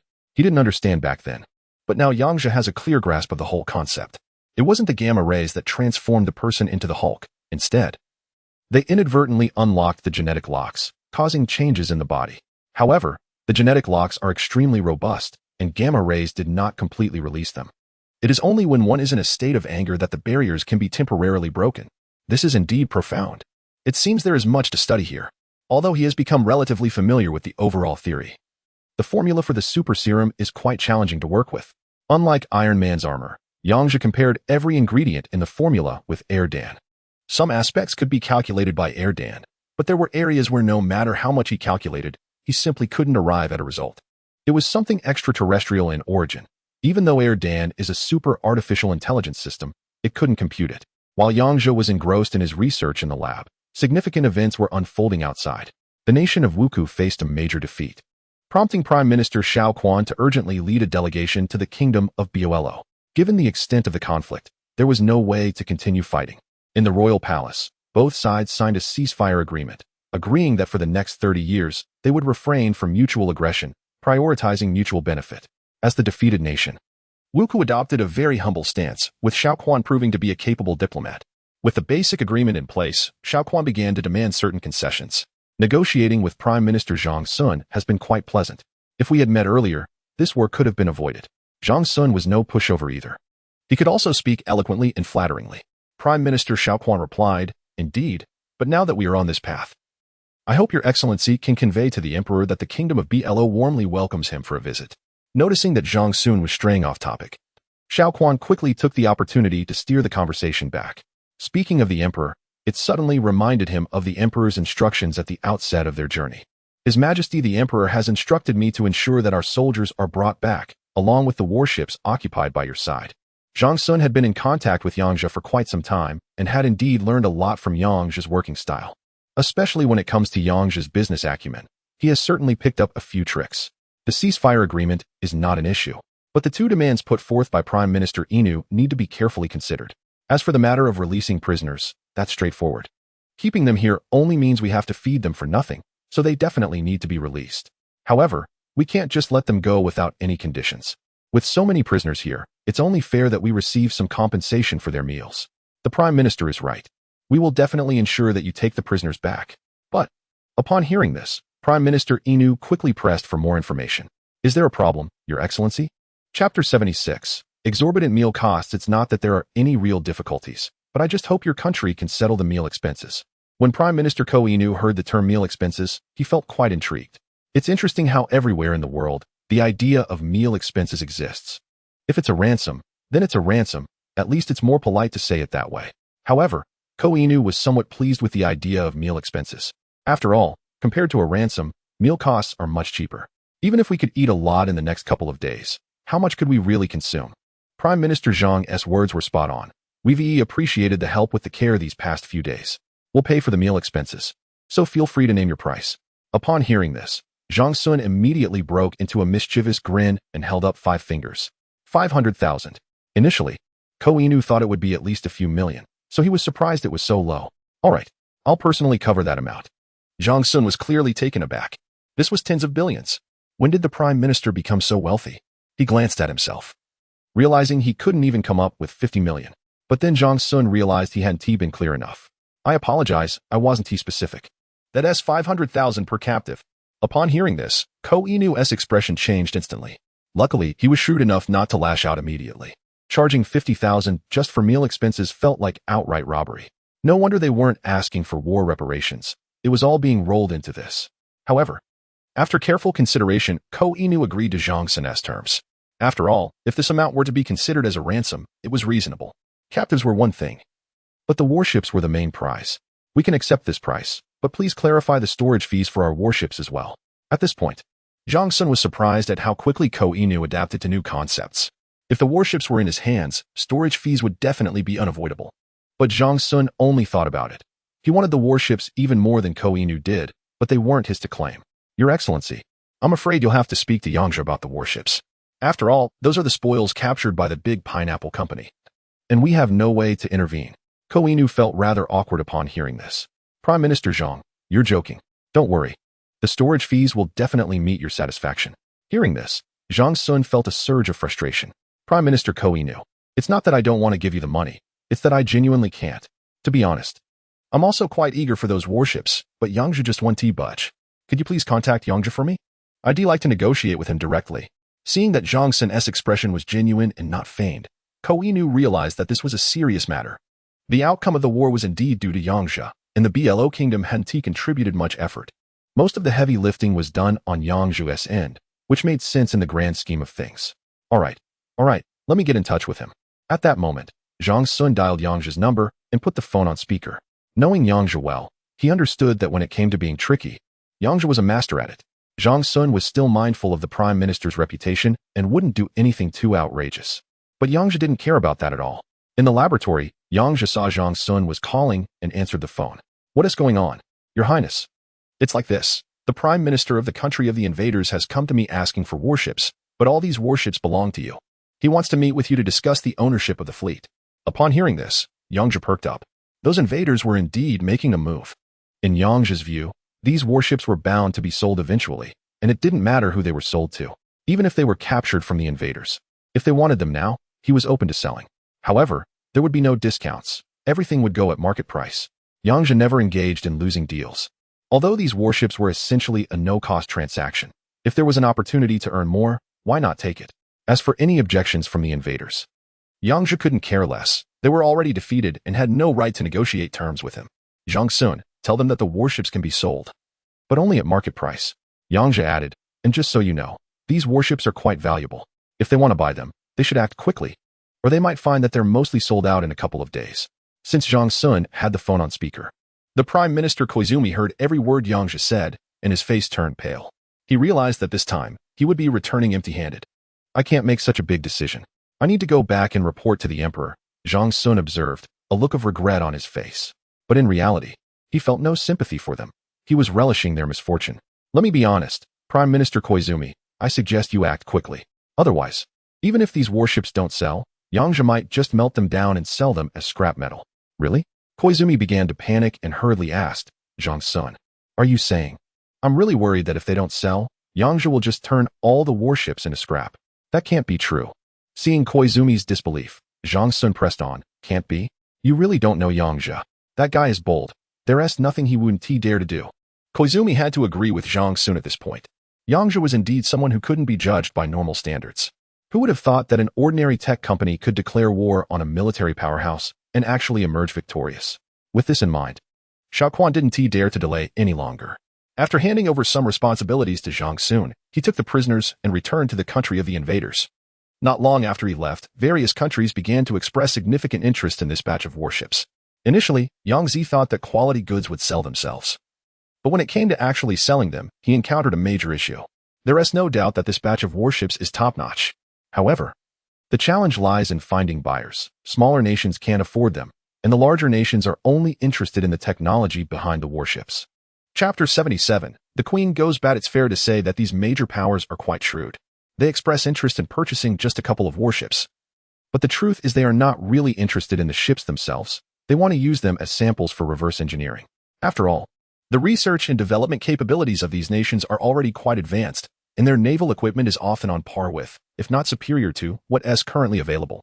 Yang Zhe certainly doesn't want to facilitate such goodwill. He summoned representatives from several major countries to his villa for a meeting. He has a fairly good understanding of these countries' bottom lines and their underlying intentions. The reason he called them over at this moment is due to his own plans. These nations are among the world's top powers, and not to mention, the Bear Nation and Huaxia are permanent members of the Earth Federation, wielding significant influence globally. They can certainly buy the technology for research, but they must agree to one of Yang Zhe's conditions. As Yang Zhe's abilities grow stronger, he is starting to encounter numerous issues while residing in the kingdom of Bolo. Although Qin Ruoxue is generally friendly towards him, she is still the queen of Bolo and often prioritizes national interests over personal ones. Yang Zhe, now a businessman, finds notions of loyalty to the crown or patriotism to be mere nonsense. Making money is what truly matters. The best course of action for him now is to distance himself from the kingdom of Bolo. After the recent conflict with the Woka nation, Yang Zhe has gained a clearer understanding of his own strength. He wishes to occupy a small nation as his base, and he'll think about future developments later. For now, he just wants to establish control. Of course, achieving these goals heavily relies on the attitudes of these major powers. Yang Zhe laid out his conditions to the representatives, who considered them and subsequently agreed. At this point, Yang Zhe has become quite a mysterious figure. Almost like a notorious hornet's nest. Each major power is eager to curry favor with him, and they certainly want to miss this opportunity. While the major powers have been very accommodating, their ultimate goal is profit. Initially, Yang Zhe planned to sell the warships in bulk. But now he has set a minimum order of 5 vessels. The nations in desperate need of technology proceeded to buy a few ships at market prices. Although the prices are far from cheap, these are items that were previously unattainable, so the expense is justified. After several days of sales, it was primarily the Bear Nation and Huaxiao that made substantial purchases. The remaining smaller nations were rather embarrassing, only expressing interest in buying 1 or 2 ships just to save face. Yang Zhe had no interest in dealing with such minor clients. As for Yang Zhe, after spending time with Yang Zhe, he has come to understand his temperament to some extent. The sales situation had Yang Zhe so frustrated that he seriously considered melting down the warships to sell as scrap metal. One day, Yang Zhe was at home engrossed in his research.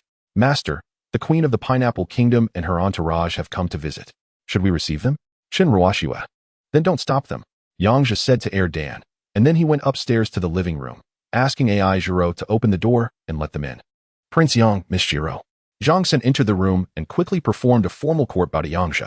To be honest, Yang Zhe's status had risen significantly, and as his future wife, Ai Giro, Zhang Sen was notably courteous. Please, have a seat. Yang Zhe gestured for everyone to sit on the sofa. He knew they must have something important to discuss. So, what brings you here? Come on, Prince Yang, Her Majesty, and I just wanted to see you, Zhang Sen replied. Yang Zhe wasn't naive. If Zhang Sun came to see him without reason, the sun would have to rise in the west. Are you here to see me? Or my warships?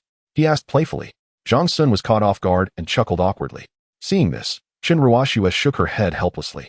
She noticed that the usually serious Zhang Sun had learned to be less formal around Yang Zhe. If this continued, he might end up being influenced by Yang Zhe in a bad way. All right, you two, stop joking around, Qin Ruoxue said seriously to Yang Zhe. You guessed correctly.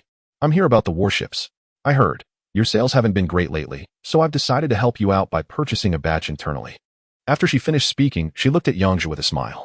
For a moment, Yang Zhe felt a bit uncomfortable seeing Qin Ruoxue's expression. She usually had a cold demeanor, and this cheerful look made her seem like she was up to something mischievous. It seems Her Majesty truly has some free time on her hands, knowing so much about my sales issues. Want warships? Just say how many you need. I'll give you the market price. Market price? Yang Zhe, that's a bit too harsh, don't you think? We're old acquaintances. Can't you give me a discount? All right. Don't accuse me of being ruthless. I'll give you a 20 discount. Qin Ruoxue seemed somewhat unsatisfied with this price, considering each warship was worth billions. Even at 80 of the price, it was still quite expensive. Your price is fair enough. 80 it is, she finally agreed. Zhang Sun quickly interjected, Your Majesty, this price. Noticing his reaction, Qin Ruoxue gestured for him to be quiet. Yang Zhe observed their exchange, surprised that Qin Ruoxue had agreed to the price so quickly. He couldn't shake the feeling that something was off. Based on his understanding of her character, someone as shrewd as Qin Ruoxue wouldn't agree so readily. As expected, Qin Ruoxue indeed had more to say. We agreed on the price, but this time our Pineapple Nation has deployed over a dozen warships to show our strength. And as you've seen, we've launched quite a few cruise missiles. You should at least give us some compensation for our efforts, right? I won't ask for much. Just around 10 billion will do. Hearing Qin Ruoxue's words, Yang Zhe was infuriated. He never expected this young girl to learn so quickly, directly picking up his tactics. Chapter 78. The Conspiracy of the Woken Nation. At this moment, Qin Ruoxue's request was quite demanding. However, Yang Zhe had already devised a strategy in his mind. He was not interested in engaging in prolonged negotiations or haggling, so he decided to cut to the chase. I won't say much more. I'll sell you half of the remaining warships, and as for the price, just give me around 10 billion or so. The price Yang Zhe offered could be considered a bargain. Initially, Qin Ruoxue thought they would go back and forth for a while, but she was taken aback by Yang Zhe's straightforwardness. What? Is Her Majesty not satisfied with this price? Hearing Yang Zhe's words brought her back to reality. If she wasn't satisfied with this price, it would truly be an act of greed. Qin Ruoxue quickly agreed to the deal, pricing the half of the warships at 100 billion pineapple coins. After finalizing the deal, they chatted for a while, mostly about trivial matters. Yang Zhe had no interest in prolonging the conversation, so he found a casual excuse to send them on their way. In truth, if Yang Zhe wanted to make more money this time, he could have easily done so. However, he had his own plans and viewed this transaction with the Boluo Nation as a one-time deal. He didn't intend to continue dealings with the Pineapple Kingdom. Although he belonged to the Boluo Nation, Qin Ruoxue often took advantage of him, which left him quite displeased. It seemed he needed to find a new place soon. Staying here was too costly. Meanwhile, Prime Minister Inohara had returned to Woku with his team. He hurried to the palace to report the situation in the Boluo Kingdom to Emperor Akihito. He briefly mentioned the other matters, but focused on the issue of the warships. Although he knew it would come at a significant cost, he was furious upon hearing Yang Zhe's price. What the heck? This guy is just too greedy. Those things were originally ours, and he wants to buy them at market price. Inohara was at a loss for words regarding the situation. But he agreed that Yang Zhe's actions were rather unscrupulous. If we're buying at market price, why this batch specifically? Wouldn't it be better to buy directly from the White Eagle Nation? Prime Minister, do we still want this batch of warships? I hear many have already been sold. And it seems the Boluo Kingdom is quite interested in them too. Yes, they were originally ours. Just arrange this matter. Make sure to negotiate hard. Buying at market price is out of the question. Also, contact the Ashi Nation for me. Upon hearing the Emperor's words, Inohara was stunned. But isn't the Ashi Nation currently at war? What do we need to contact them for? Your Majesty, the Ashi Nation is in the midst of a conflict. Of course I know that. I'll just get in touch with them and tell them this. The celebrity emperor said, quickly leaning closer to Xiao Quan and whispering carefully about the arrangements that needed to be made. Whatever he said seemed to amuse Xiao Quan, who nodded enthusiastically with a beaming smile. The emperor is indeed wise. I'll get right on it. Seeing Xiao Quan leave, the celebrity emperor's face suddenly contorted into a fierce expression. Yang Zhe, I wonder how you'll deal with this. At this moment, Yang Zhe was still engrossed in his research, completely unaware of the schemes brewing in the land of the Woku. The kingdom of Buro had indeed struck it rich this time, and Zhang Sun could hardly contain his excitement.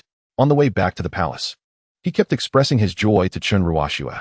However, Chun Ruoxue remained silent, deep in thought about the situation, which seemed exceedingly strange, given Yang Zhe's usual frugality. His sudden generosity raised suspicions. Was there something else at play? Uncle Zhang, do you feel that Yang Zhe might be a bit too generous this time? Zhang Sun snapped back to reality at Chun Ruoxue's words. He had been so focused on the joy of acquiring the warships at such a low price that he hadn't considered the deeper implications. Given Yang Zhe's character, buying these high-quality goods at such a low price seemed impossible. Your Majesty, do you mean? Zhang Sun mused. I can't shake the feeling that there is something off about this, but no matter how I think about it, I can't figure it out. Yang Zhe is always hard to read, yes. Prince Yang is indeed quite a remarkable person, Zhang Sun sighed before continuing. But there is no need for concern, Your Majesty. Prince Yang is trustworthy and wouldn't do anything detrimental to the kingdom of Burrow. Chun Ruoxue agreed with this sentiment, at least based on the current situation. Zhang Sun had long coveted this batch of warships and already had plans in place for which ones to acquire. Once back, he would promptly arrange for funds to be transferred to Yang Zhe's account. As for any deceptive dealings, both Chun Ruoxue and Yang Zhe had certainly learned a lot. Normally, if such a large sum of money were transferred to Yang Zhe's account at market prices, Chun Ruoxue would have planned to collect personal income tax from him. However, since Yang Zhe had made such a generous concession, she decided against any actions that might disrupt harmony. And so, a calm day passed. Yang Zhe remained in his laboratory, delving into genetic research. The more he studied, the more perplexed he became, no matter what he did. He couldn't produce the original super soldier serum, nor did he have any leads. It seemed that for now, this endeavor would have to wait. The technology behind the super soldier serum was indeed quite advanced. It would take time to make any meaningful progress. So he had no choice but to set it aside for the moment. Given the current situation, there's no rush on the research for the Superman serum, for now. Having the Iron Man squad is sufficient. Recently, our company, Big Pineapple, hasn't launched any new products for quite some time, and I think it's about time we introduced our system. As long as the boss gives the green light, it can be released at any moment. Upon hearing this, Yang Zhe nodded. He had a lot of trust in Erdan's capabilities. Great. Let's go ahead and announce it on Big Pineapple's homepage. Following Yang Zhe's directive, Erdan wasted no time and promptly updated the entire system for public download on the company's webpage. Chapter 79. The Big Pineapple System. While it's true that good wine needs no bush, the aroma of this wine still needs to be noticed. At this moment, he planned to promote his system in public. Recently, he had been busy with other matters and hadn't visited the factory in a long time. Yang Zhe drove to the factory located on the outskirts of the city, with AI Zero accompanying him. Since the announcement of the engine had been put on hold, the factory was quite relaxed. Yang Zhe looked around and then headed straight for the office. Inside, Wang Ping was engrossed in a popular battle royale game on his phone. Gotcha, you sneaky bastard.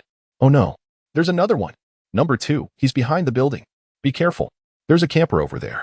Wang Ping was completely absorbed in the game and didn't notice Yang Zhe entering. What are you so focused on?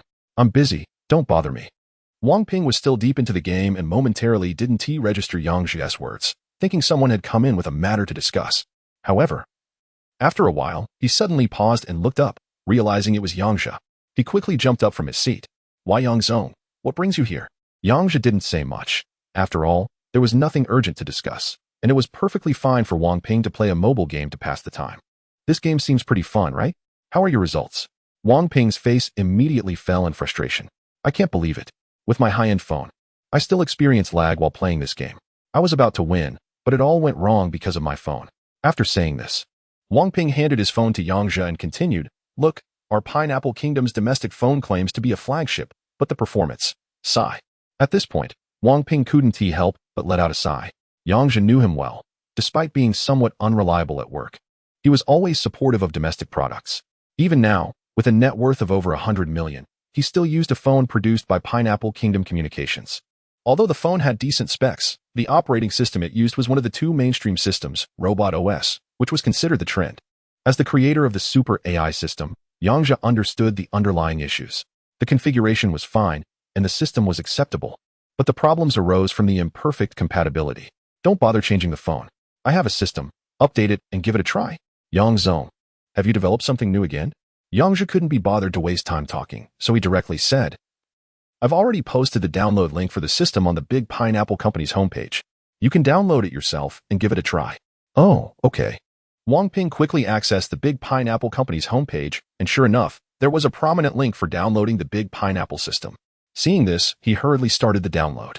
As Wang Ping began downloading, Yang Zhe returned to his seat, where AI Zero poured him a glass of water.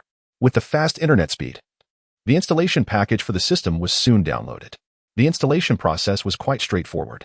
Following the instructions, Wang Ping directly imported the system onto his phone. Then, the Big Pineapple system automatically began to overwrite the original system. Wow, this system is amazing, Wang Ping exclaimed. I thought I would need to find a professional to flash the system, but I didn't expect I could do it myself. Yang Zhe, is this system something we've recently developed? He asked. Yang Zhe casually replied, yeah, I just whipped it up when I had some free time. I thought I'd upload it for everyone to try. Wang Ping was utterly shocked to hear this. After all, this was a specialized smart system, not just some simple gadget. He understood the technical challenges involved, even though he wasn't in this field. Moreover, he hadn't heard Yang Zhe mention anything about developing a system recently. Most importantly, Yang Zhe had been incredibly busy. He had just returned from the battlefield a few days ago and had already created such a system. Even if it hasn't been tested yet, and regardless of whether this system is perfect or can compete with the current mainstream systems, just the effort put into it was enough to astonish everyone. As the progress bar steadily moved forward, after about 10 minutes, the brand new Big Pineapple system was successfully imported onto the phone. Upon rebooting, the phone screen displayed the logo of their Big Pineapple company. I have to say, our Big Pineapple logo is quite pleasing to the eye, Wang Ping remarked. The boot-up speed was impressively fast, and soon the phone was fully rebooted. The basic operations of this system were quite similar to other mainstream systems, but the overall interface was remarkably clean and refreshing, lacking the bulkiness of the other two systems. Wang Ping swiped left and right to test it out and found the Big Pineapple system to be surprisingly smooth. However, despite the system's fluidity, Wang Ping encountered a new question. After all, this was a brand new system that had just been released. Would it be compatible with the apps available on the market? Yang Zhe, when was this system created? Are there any apps we can test it with? Feel free to try. It's compatible with everything. Whether it's the robot system or the Big Apple system, Yang Zhe replied. Wang Ping was stunned, his mouth agape and his jaw nearly dropping to the ground. It felt like a complete international joke. If someone else had said this to him, he would have dismissed it as mere boasting. But now, the person speaking to him was Yang Zhe. Yang Zhe had a track record of releasing products that appeared quite extraordinary on the surface. Yet all of them had proven to be functional through rigorous testing. This time, it might be the same as before, with a mix of anxiety and anticipation. Wang Ping opened the app store that came pre-installed on his phone and discovered a wealth of applications available, covering nearly everything on the internet. Chapter 80, The Powerful System. Soon, he found the Battle Royale game he wanted to play and began the download. Wow, this download speed is incredibly fast. As soon as he clicked to download, Wang Ping was taken aback. As one of the most content-rich Battle Royale games, it usually requires quite a bit of storage space. The mobile network he was using belonged to a telecommunications company in Baroguo, and typically, his download speed hovered around 4 to 5 megabits per second. However, after installing this brand new system, the progress bar jumped forward rapidly. In less than a minute, the game was completely downloaded. Normally, it would take at least 10 minutes to accomplish this. Not only was the download speed astonishingly fast, but the installation speed was also remarkably impressive. Completing in the blink of an eye, Wang Ping couldn't wait to log into the game. There was no lag whatsoever, and the entire process of entering the game was incredibly swift. He quickly inputted his account details and entered the game. Wow, this is so smooth. After controlling his character for a bit, Wang Ping was absolutely stunned. The previous lag was nowhere to be found, replaced instead by a seamless experience that flowed like water. No matter how he maneuvered, there was zero delay. Wang Ping's skill level was only average at best, unless he happened to encounter a group of clueless players. He usually ended up being the one who got eliminated. However, since installing this new system, his skills had skyrocketed. After just one game, he easily handled various battles. When he saw the message on his phone screen that read, "Victory. Winner, winner, chicken dinner," Wang Ping was overjoyed. "I won. I finally won." Seeing Wang Ping's reaction, AI Zhe looked on with a puzzled expression. Though she didn't play Battle Royale games often, she had heard of them. She just never realized how captivating they could be. After this round of testing, Wang Ping had no doubts left about the system. It was safe to say that if this system were ever released to the public, it would undoubtedly cause a global sensation. Even though he had only tested a few features, there was no question about the system's other functionalities. "Mr. Yang, this system is so outstanding, it will definitely create quite a stir." Wang Ping could hardly contain his excitement. As a businessman and a seasoned gamer, he had high hopes for this system. Just saying it's good isn't enough. Here's the plan. Contact a professional game streamer and arrange a live showcase. To be honest, Yang Zhe had initially intended to do the live promotion himself. After all, he was currently the biggest internet celebrity in the world. However, after watching Wang Ping play, he changed his mind. Upon hearing Yang Zhe's arrangement, Wang Ping immediately understood what he meant. Although it appears from the official website that quite a few people have started downloading the system, it's important to note that most users are approaching it with a sense of curiosity, so the download numbers aren't particularly high. If the advantages of this system were to be showcased to the world, the download figures would undoubtedly soar. Alright, Mr. Yang, I'll get in touch right away. To be honest, Wang Ping, as an experienced online gamer, is far more familiar with which game streamers are popular than Yang Zhe. Soon, Wang Ping managed to reach one of the most popular streamers on a live streaming platform. Given the attractive price Wang Ping offered, the streamer agreed without any hesitation. The system developed by Erdan is not just limited to mobile devices, it can also run on computers. After all, according to Yang Zhe's plan, this system is intended to manage smart living in the future. Devices like smartphones, computers, and televisions are just the beginning. The system will eventually be integrated into every aspect of life, including smart cars and smart homes. To fully showcase the system's excellent performance, Yang Zhe specifically requested that the streamer use an extremely outdated computer. Even the monitor was one of those old bulky types. In today's society, finding such a computer would require considerable effort. This kind of antique equipment is hardly capable of running even the simplest games. Just logging in to play a basic puzzle game might result in lag. Initially, the streamer scoffed at this unreasonable request, but since he had accepted payment, he felt obligated to follow through. However, after loading the Big Pineapple system, the computer, which could be considered junk, surprisingly sprang to life. It's worth noting that the specifications of computers from that era were pitifully low. Yet, despite these low specs, the system ran remarkably smoothly. After some testing, it became clear that the system was quite user-friendly, and the streamer had no further reservations. It could be said that using this setup would significantly boost his own popularity as well. Soon, a live stream promoting the Big Pineapple system kicked off on several larger platforms. Hello everyone. Today, Big Head is back to play some chicken dinner. The streamer's popularity was indeed quite high, and as soon as he began broadcasting, the comments section lit up. Big Head, where are we going to crush noobs today? I've been practicing the streamer's sneaky techniques for ages. I need to study them again this time. I'm so tired of you campers. But I want to learn too. Within moments, comments about the game were pouring in one after another, quickly racking up into the hundreds. The lively atmosphere of the stream reflected just how popular the game was. However, when the camera turned to the computer being used, viewers suddenly found themselves speechless. An old white computer case with a worn-out appearance and a slightly yellowed monitor. This clearly looks like a computer from over a decade ago.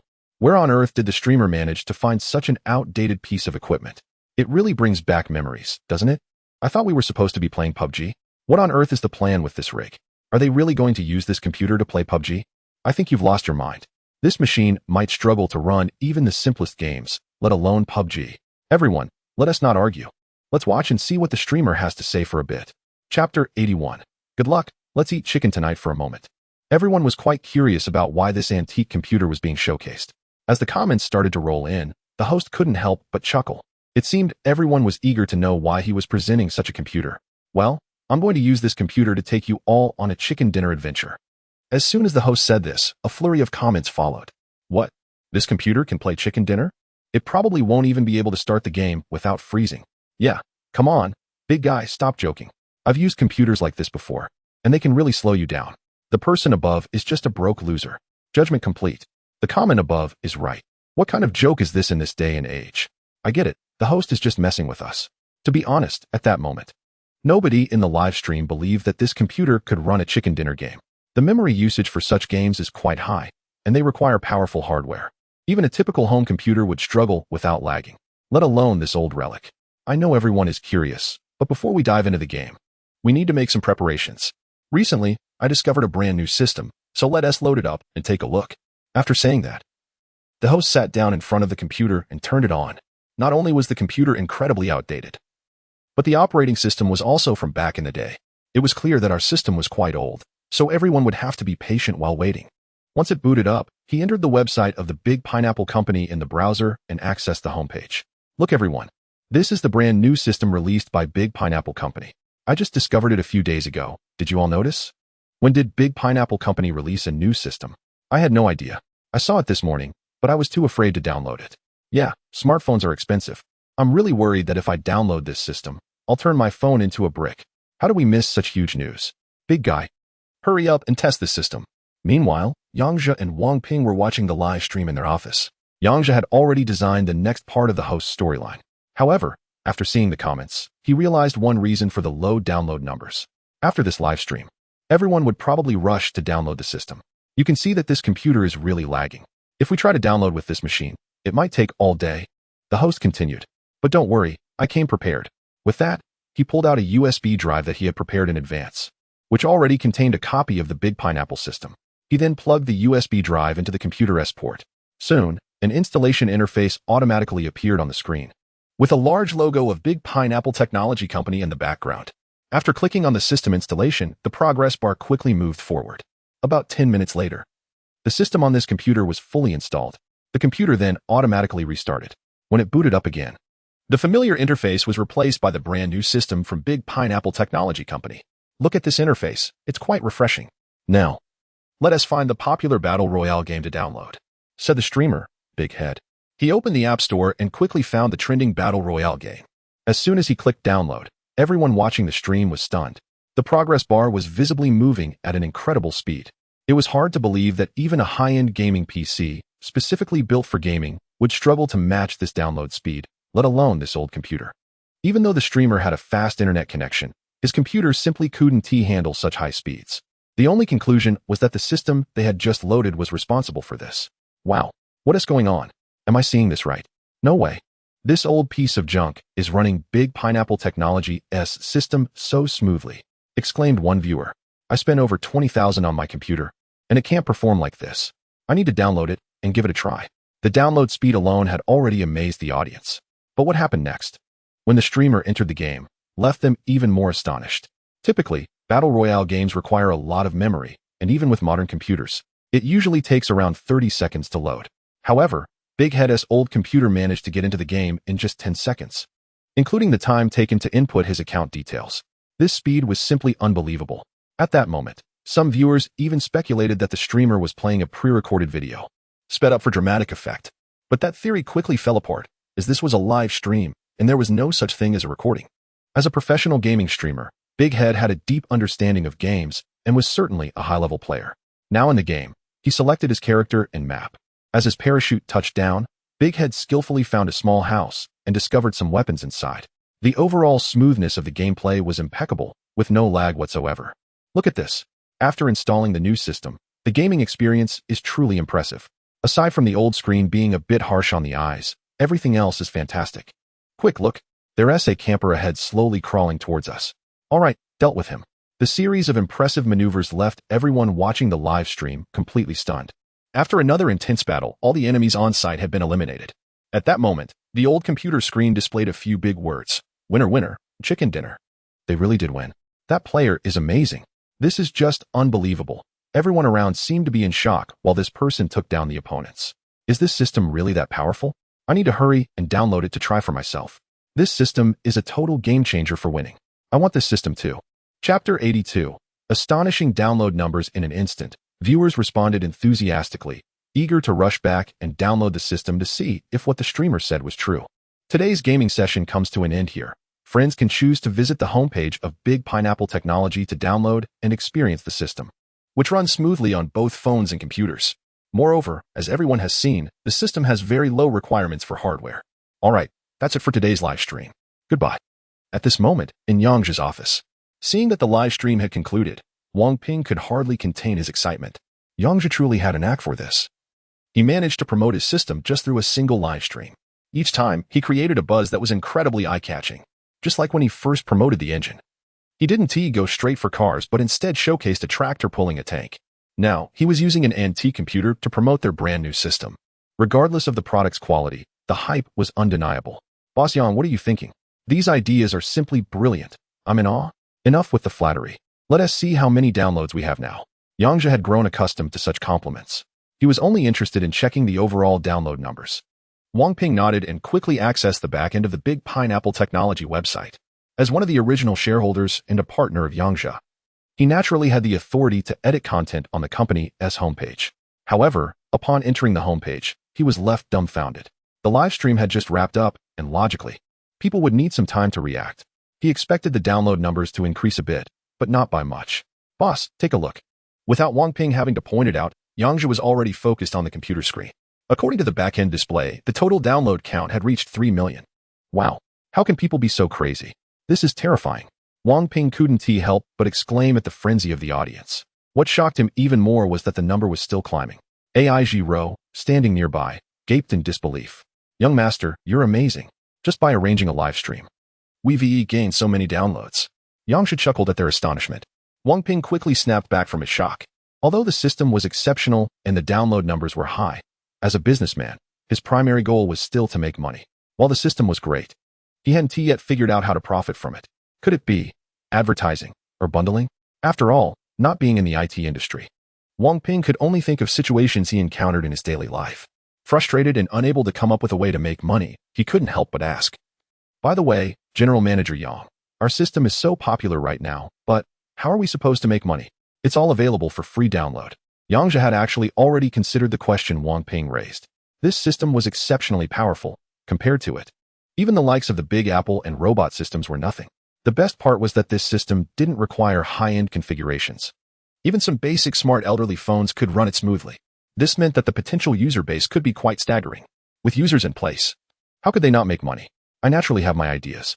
For now, let them download and use it as much as they want, Yang Zhe replied. Knowing Wang Ping, he was well aware that he would never engage in something altruistic. General Manager Yang, I still don't understand. Wang Ping's reaction didn't surprise Yang Zhe.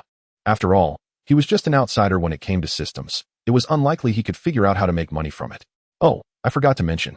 The version released on the official website is just a trial version, only usable for half a month. Upon hearing this, Wang Ping suddenly realized.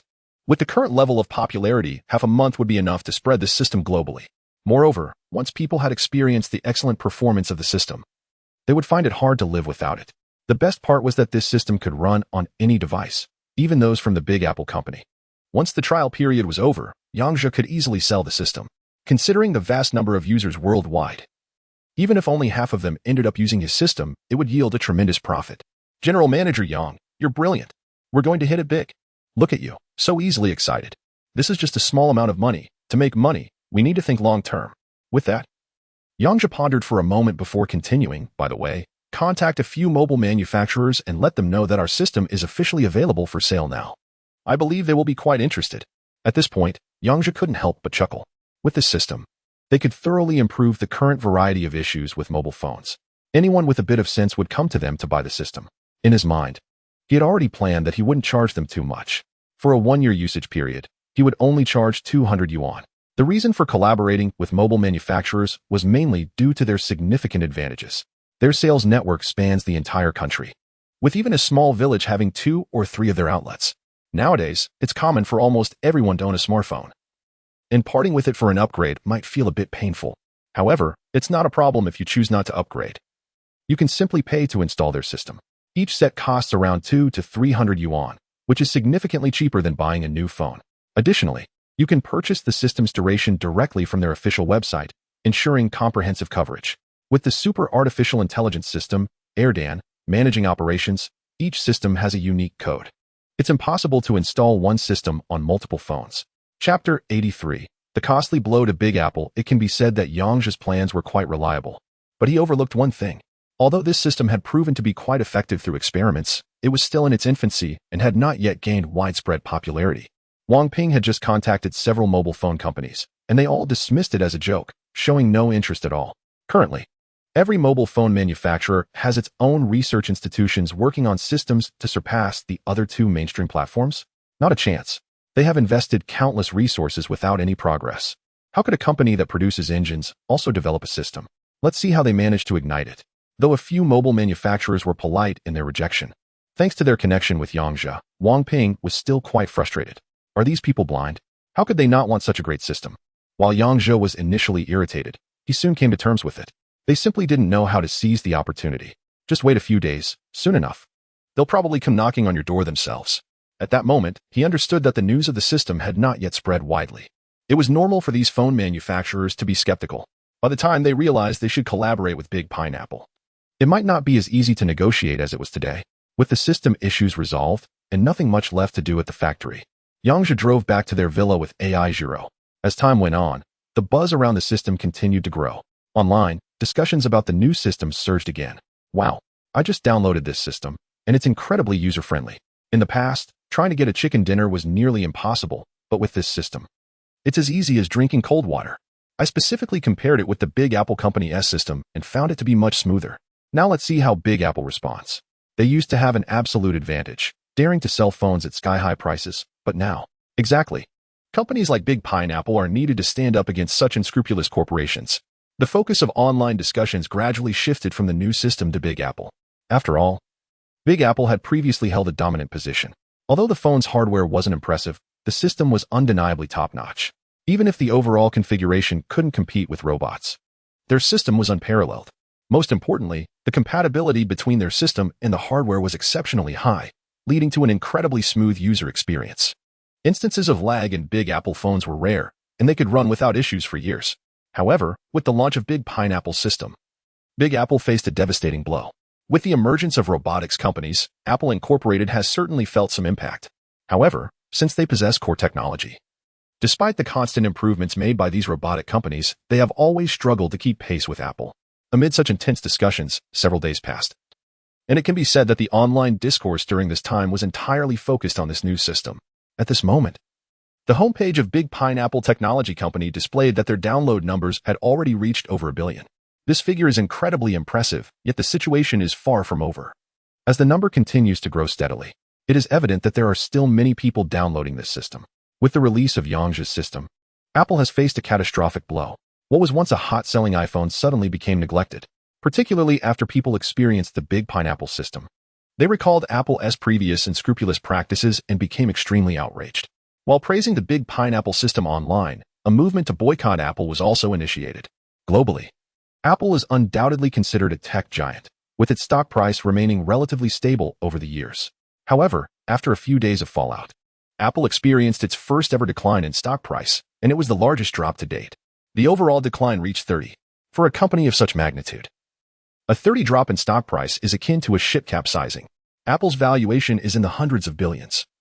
And a 30 drop means that hundreds of billions could evaporate overnight.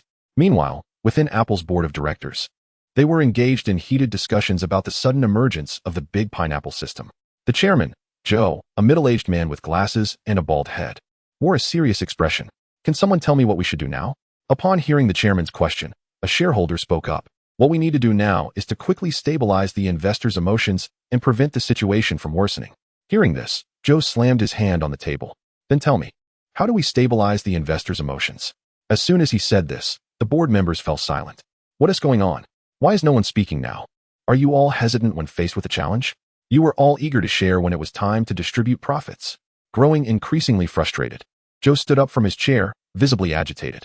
"Calm down, Chairman. Don't we need to think of a solution slowly?" One member chimed in. "Yes, Chairman. There will always be a solution. Please don't get angry. That will only please our competitors." Hearing these words, Joe's face filled with disdain. He thought to himself, "These people talk as if they're human, yet they never take any real action. When faced with a crisis, all they care about is dividing the spoils. And they have no solutions whatsoever." With this in mind, Job shook his head in frustration. "All right. I knew you wouldn't come up with any ideas. Everyone, please look here." After saying that, Job picked up the remote control from the table and pressed a button. Suddenly, the large screen behind him lit up, displaying a framework chart. "As for our new opponent, I have done thorough research." Chapter 84. Job's Conspiracy. Picking up a laser pointer, Job circled a diagram on the screen. "Everyone, take a look. The Big Pineapple Technology Company is something I believe you're all familiar with, and I'm sure you know Yang Zhe as well. I'm quite surprised by our opponent here." The crowd below was already in shock upon seeing the diagram. It was clear that Job had put in a lot of effort to investigate the details of Big Pineapple Technology Company. Moreover, he had created this diagram to make all the information crystal clear. You might not believe it, but I was skeptical at first too. According to my investigation, the total number of employees at Big Pineapple Technology Company, including the security personnel, is less than 300. Seeing the astonished expressions below, Job continued, "Most importantly, none of these 300 people are involved in the systems industry." At this point, the crowd erupted in discussion. The news was simply too shocking. Isn't that terrifying? How on earth did they create this system? Could it be that Big Pineapple Technology Company is just a front, and the system was actually developed by our old rivals in the robotics sector? We all understand the challenges involved in developing a system. Wasn't Big Pineapple previously focused on engine production? This seems like a huge leap. As the crowd engaged in heated debate, Job raised his hand to signal for silence. I know you're all confused, but I've already confirmed that Yang Zhe has no connection to the robotic sector. The situation over there is quite similar to ours. Although I don't know exactly how Yang Zhe managed to create this system, the fact remains that it has been released and is having a significant impact on us. If we don't come up with a countermeasure immediately, we might all end up in serious trouble. Job's words were not merely alarmist. Given the current situation, they were indeed accurate. Chairman, what should we do now? Chairman, you must have already thought of a solution. Please don't keep us in suspense. Chairman, you've always been the one with all the answers. You must know what to do. At this moment, the group below placed all their hopes on Job, showering him with compliments. Faced with the continuous flattery, Job felt a surge of pride. Although he held considerable power as the chairman of Big Apple Technology, the board members rarely got along with him, and there had been a few attempts to secretly replace him. His earlier display was merely to assert his authority. The composition of the Big Pineapple Technology Company is quite interesting. Aside from Yang Zhe, the rest are all useless. Just imagine, if Yang Zhe suddenly disappeared from the world, what do you think would happen? The board members below suddenly realized this and wore smug smiles. The Big Apple Technology Company has often made competitors disappear without a trace. It's clear now that Yang Zhe is the only one holding up Big Pineapple Company. The others are completely dispensable. If they can just deal with Yang Zhe, their predicament will be resolved in an instant. Then they can take the opportunity to swallow up Big Pineapple Company, and this perfect system will be theirs. At that point, their company's wealth will multiply several times, securing their position as the world's #1. The chairman is truly brilliant. Yes, I'm really curious to see what the world would look like if Yang Zhe suddenly vanished. It's a pity we wouldn't see Iron Man anymore, but I still support Yang Zhe's disappearance. It's fair to say that the reason Big Apple Company has reached its current scale is partly due to its core technologies. The other part stems from some special means they employed. In the past, there were individuals who posed threats to their interests, but they were all eliminated by Jobs using special methods. Hearing this, the board members immediately understood. They all knew that Jobs was serious this time. All right, everyone. Let us get back to our tasks. First, let us have the technical team work on decrypting the Big Pineapple system. As for Yang Zhe, leave that to me. The board members stood up and left one by one, returning to their own duties. At this moment, the large conference room was left with only Jobs. Yang Zhe, I never expected you would become my rival. Jobs, having weathered many storms, did not lose his focus despite the heavy losses caused by Yang Zhe. Seeing that everyone had left, he pulled out a private smartphone that had yet to be released to the market. It was a next-generation model that Big Apple Company was preparing to launch. However, due to Yang Zhe, the release of this new phone had to be postponed. After rummaging through his call logs for a while, he finally found a number. A sinister expression crossed Jobs' face. He dialed the number, and a chilling voice came through the line. What do you want? This voice was undeniably eerie. Even the usually ruthless Jobs couldn't help but shudder at the sound. It was indeed the world's #1 assassin. Just the voice alone sent shivers down his spine. Jobs couldn't help but sigh in disbelief. However, Yang Zhe is no ordinary opponent. Dealing with him definitely requires a skilled hand. Just like before, I want someone to disappear, and you can set the price. The voice on the other end remains chillingly calm, without a hint of hesitation or small talk. Who? Yang Zhe. Upon hearing the name, the other party fell into silence. After a while, that eerie voice came through the receiver once again. Iron Man Yang Zhe, is it? This could be a bit tricky, so the price might be higher. In fact, Joe had already anticipated this in his mind. Chapter 85. Plotting against the kingdom of Axie. At this moment, Yang Zhe's influence was overwhelming. Just his powerful Iron Man armor was enough to shock the world. It was easy to imagine the difficulty in attempting to assassinate him, which justified the high price. So, please make your offer. 1 billion. If you think that's too expensive, then feel free to look elsewhere. Upon hearing this price, Jobs was taken aback. It was clearly beyond his expectations. However, when he thought about the losses that Yang Zhe had already inflicted on their Big Apple Company, his resolve strengthened. Moreover, if Yang Zhe were to die, it would be a tremendous benefit for their Big Pineapple Company. Deal. Jobs was already an established client of the assassin, and he understood the terms well. After agreeing to the price, he immediately transferred 300 million directly into the assassin's account. Meanwhile, Yang Zhe, who was in the kingdom of Polo, was completely unaware that an assassination plot against him had been initiated. He was at home, leisurely browsing online news on his computer. At this moment, the newly launched Big Pineapple system was sweeping the globe. Seeing such an impressive trend, the few mobile manufacturers that had initially engaged with Wang Ping were now starting to regain their composure. Those who had once approached Wang Ping were now filled with regret for not seizing the opportunity, never expecting the system's potential to be so immense. Now, these mobile manufacturers began to actively reach out to Wang Ping, hoping to collaborate with Big Pineapple Company. However, without Yang Zhe's authorization, Wang Ping did not dare to make any decisions. Although he was nominally the general manager of Big Pineapple, the decision-making power did not lie with him. His only authority at this point was to manage his former subordinates. Upon receiving such significant news, Wang Ping immediately reported back to Yang Zhe. Yang Zhe had no good feelings towards these opportunists. Despite his dissatisfaction with these manufacturers, he would still need their help in the future. However, Yang Zhe was not someone to be trifled with. You want to collaborate with Big Pineapple? No problem. Just pay a deposit first. Each manufacturer would be required to pay around 200 million. Think that's too much? No problem. Then we won't collaborate at all. From now on, all the models produced by your company will be blacklisted from using the Big Pineapple system.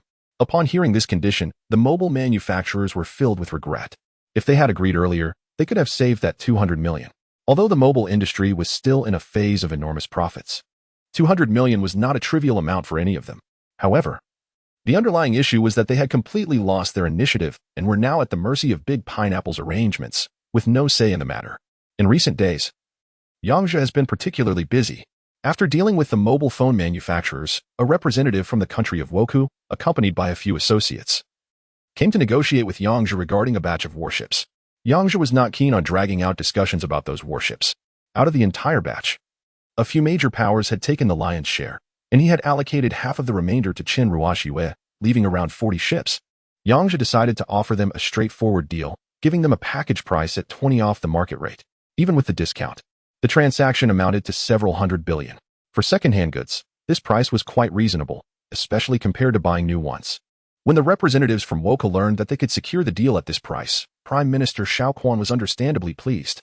He quickly transferred the payment to Yang Zhe's account and contacted the Navy to have the ships docked at the port set sail.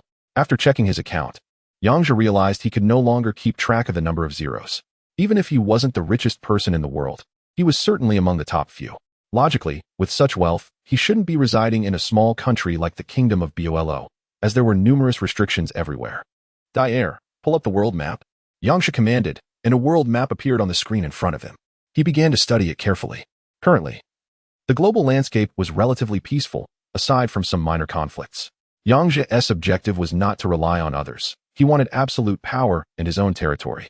To be honest, he had initially considered taking over Woku. However, just thinking about the various faces of the people there made him feel somewhat nauseous. Spending time with such individuals would be unbearable. Although conquering a country didn't mean annihilating its people, he wondered who would cultivate the land afterward.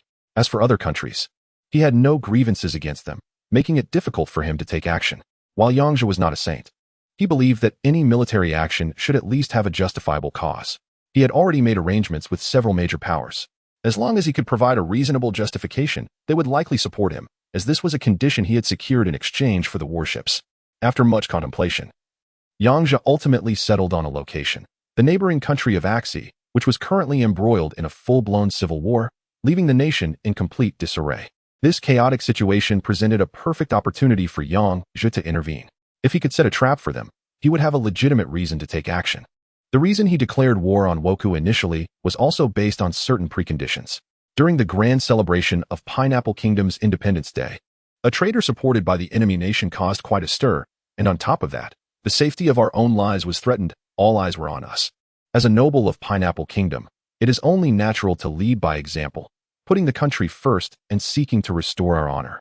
In Yang Zhe's mind, he had already devised a rationale for the campaign against the Ashi nation, and he could easily fabricate a baseless accusation. This sort of tactic is something the Bald Eagle nation often resorts to. When the time comes, as long as we keep a close watch on the situation there, if any significant unrest occurs, we can claim the existence of weapons of mass destruction that threaten the territorial security of Pineapple Kingdom. This would provide a convenient pretext for intervention. Although no one might believe this claim, it would still serve as a justification. Chapter 86. Injecting the Superman serum. With this idea set, Yang Zhe instructed Air Dan to keep a close watch on any movements from Axi country. Should anything unusual occur, Yang Zhe would have a reason to take action. Days passed, and now at an airport in Pineapple Country, a handsome white man dressed in a black leather jacket approached the security checkpoint. He handed his passport to the staff in charge of security. Mr. Belogu, welcome to Pineapple Kingdom. After checking, the staff found everything in order and politely allowed him to enter the country. In the past few days, there hadn't been any major issues. While Yang Zhe kept an eye on the situation in Axi country, he had no immediate plans to act against them. He was merely looking for a pretext. After all, the most pressing matter for him was the system he was working on. The system's popularity had skyrocketed. Nearly everyone around the globe with a smartphone or computer had already installed it. What's more, in just a few days, the trial period for this system would expire. At that point, he would be making a considerable amount of money. Opportunities like this were not something Yang Zhe would let slip by. Although money was just a number to him now, the act of making it was undeniably addictive. No one would ever complain about having too much money, especially when the research he was conducting was incredibly costly. The research on genes, while seemingly inexpensive at first glance, had already consumed hundreds of millions over the past few days without any significant progress. The Superman serum involved too many complex factors. And with the current resources available on Earth, any breakthroughs seemed impossible. The extensive spending was largely due to purchasing ancient fossils. These items were valuable no matter where they were found, which justified the high costs. That said, it wasn't as if there were absolutely no clues. As they delved deeper into the study of these fossils, some intriguing findings emerged. However, due to the overwhelming power of the Superman serum, the progress made appeared rather insignificant. One day, Yang Zhe was still in his laboratory conducting research. "Erdan, is it still impossible to scan the Superman serum?" "Yes, sir. We still cannot determine its specific components." Hearing this from Erdan, Yang Zhe felt a wave of disappointment. The system he had bound to himself was quite impressive. Every time he unlocked a new technology, he would receive a finished product as a bonus. Yet, this Superman serum had left even the all-powerful Erdan feeling powerless. "You mentioned that this substance doesn't belong to this world. If I were to use it and draw my blood to test, that should be fine, right?" Thinking of this, Yang Zhe hurriedly shared his idea with Erdan. Theoretically, it was feasible. Hearing this, Yang Zhe didn't dare to waste any time and quickly fetched a special syringe. To be honest, the original super serum was originally meant for his own use. Now, in order to figure out the specifics, he decided to use it ahead of time. As the serum was injected into his body, Yang Zhe felt a tremor coursing through him. An indescribable discomfort followed, quickly escalating into a sharp pain, as if something inside him was being torn apart. It was the first time Yang Zhe experienced such intense pain. At that moment, he rolled on the ground, sweating profusely from his forehead. Damn it, could the system have tricked him? This couldn't possibly be poison. At that moment, Yang Zhe gritted his teeth and couldn't help but curse inwardly, just as the excruciating pain seemed to have subsided. Another wave of tearing sensation surged from deep within his body. This back and forth continued for several cycles, and finally, the heart-wrenching pain disappeared completely. At this time, Yang Zhe lay on the ground, gasping for air, his face pale as snow, and his clothes soaked with sweat. Damn it. Finally over. It seems that with such untested products, one should find a test subject to experiment on. A moment's negligence nearly cost him his life. After catching his breath for a while, Yang Zhe got up from the ground. What is going on? As soon as he stood up, Yang Zhe noticed that his body felt significantly different. He felt incredibly light and full of strength. The state he was in now was worlds apart from the half-dead version of himself just moments ago. Logically speaking, the genuine products provided by the system should be the most effective. Even if he couldn't become Superman immediately, the improvement to his body would be substantial. It seems to have worked. I need to give it a try. Muttering to himself, Yang Zhe jumped to test his body. However, with that one leap, he crashed right through the floor, landing directly in the living room on the first floor. At that moment, Ai Zhiro was watching TV in the living room. Just as she was enjoying herself, she heard a loud bang and saw Yang Zhe burst through the floor. Startled by the scene before her, Ai Zhiro dropped the remote control in her hand. "Young master, what are you doing?" Seeing her shocked expression, Yang Zhe sheepishly scratched his head. He had just conducted an experiment and hadn't he expected to exert too much force and break through the floor. To be honest, Ai Zhiro was so startled that she could only mechanically respond. He notified Erdan to arrange for the micro-robots to fix the large hole in the floor.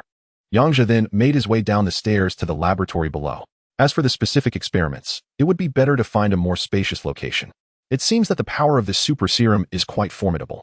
Continuing the experiments here might end up demolishing the house. Even with a casual jump, the impact was already quite significant. If he were to make any larger movements, it could lead to serious trouble, considering that he would have to repair any damage himself. Yang Zhe decided to temporarily abandon the plan to conduct experiments in this place. Chapter 87, The Mysterious Intruder Now. Yang Zhe was eager to draw a vial of blood for Erdan to scan and see what changes had taken place in his body. However, when he picked up the syringe to draw blood, he discovered something astonishing. The needle, which was supposed to be very sharp, could not penetrate his skin at all. It was as if it had hit a rock. Wow, it seems I really have become superhuman. Even my body has turned into steel. But how am I supposed to draw blood now? Seeing that the needle wouldn't go in, Yang Zhe became intrigued. He decided to test the extent of his defensive capabilities and picked up a sharp knife from the table. When he brought the knife down, just like with the syringe, the tip broke off and flew to the side. Incredible! It seems I really do have a steel body. I wouldn't even need to wear Iron Man's armor anymore. But his excitement was short-lived, as Yang Zhe's expression suddenly changed to one of deep frustration. Oh no, this is a disaster. While gaining this extraordinary power is a good thing, it renders some everyday activities completely impossible. For instance, the intimate moments he shared with AI Zero, which are common between couples, would likely be off the table. Setting aside whether AI Zero could handle his steel body, the bed certainly wouldn't be able to withstand it. Even if the bed could hold up, the house would probably not survive. If they were to engage in such activities at home, wouldn't it cause an earthquake outside? Wait, there must be a way to control this. Yang Zhe quickly regained his composure. Having absorbed all sorts of scenarios from superhero movies, he was quite familiar with the concept. He remembered that Superman lived as an ordinary person most of the time, only entering a combat state when faced with enemies. Yang Zhe began to carefully sort through the information transmitted by the system in his mind. Soon, he successfully found a way to control his bodily state. So that's how it works. He muttered to himself, quickly closing his eyes and beginning to relax his body. Before long, he felt something within his body and promptly issued a command in his mind. As he shut down that particular aspect, he could clearly feel changes occurring within him. All right, let us give it a try. Opening his eyes, Yang Zhe found another syringe. This time, there were no obstacles. The needle easily penetrated his vein. Without wasting any time, he drew a vial of blood. But when he looked at it, he was utterly shocked. The blood drawn from his body was no longer the bright red liquid it once was. Though it still had a red hue, it shimmered and emitted a golden glow. It seems these must be the things that store solar energy, right? In fact, the Superman movies have somewhat vaguely explained the source of Superman's powers. Here, Dan, can you scan it for me now?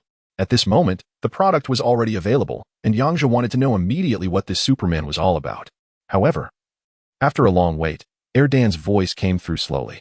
From his tone, Yang Zhe could already tell that there probably wouldn't be any results this time either.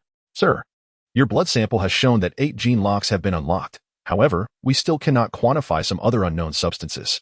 Although Yang Zhe felt a bit disappointed not to get a definitive result, there was at least some progress. He now knew that the reason Superman had such extraordinary abilities was that 8 gene locks had been unlocked, with over 20 gene locks in total. Having unlocked just 1/3 was already so impressive. He wondered what kind of incredible powers would be unleashed if all the locks were opened. It seemed that to truly uncover the secret of Superman's serum, he would need to go to his home base.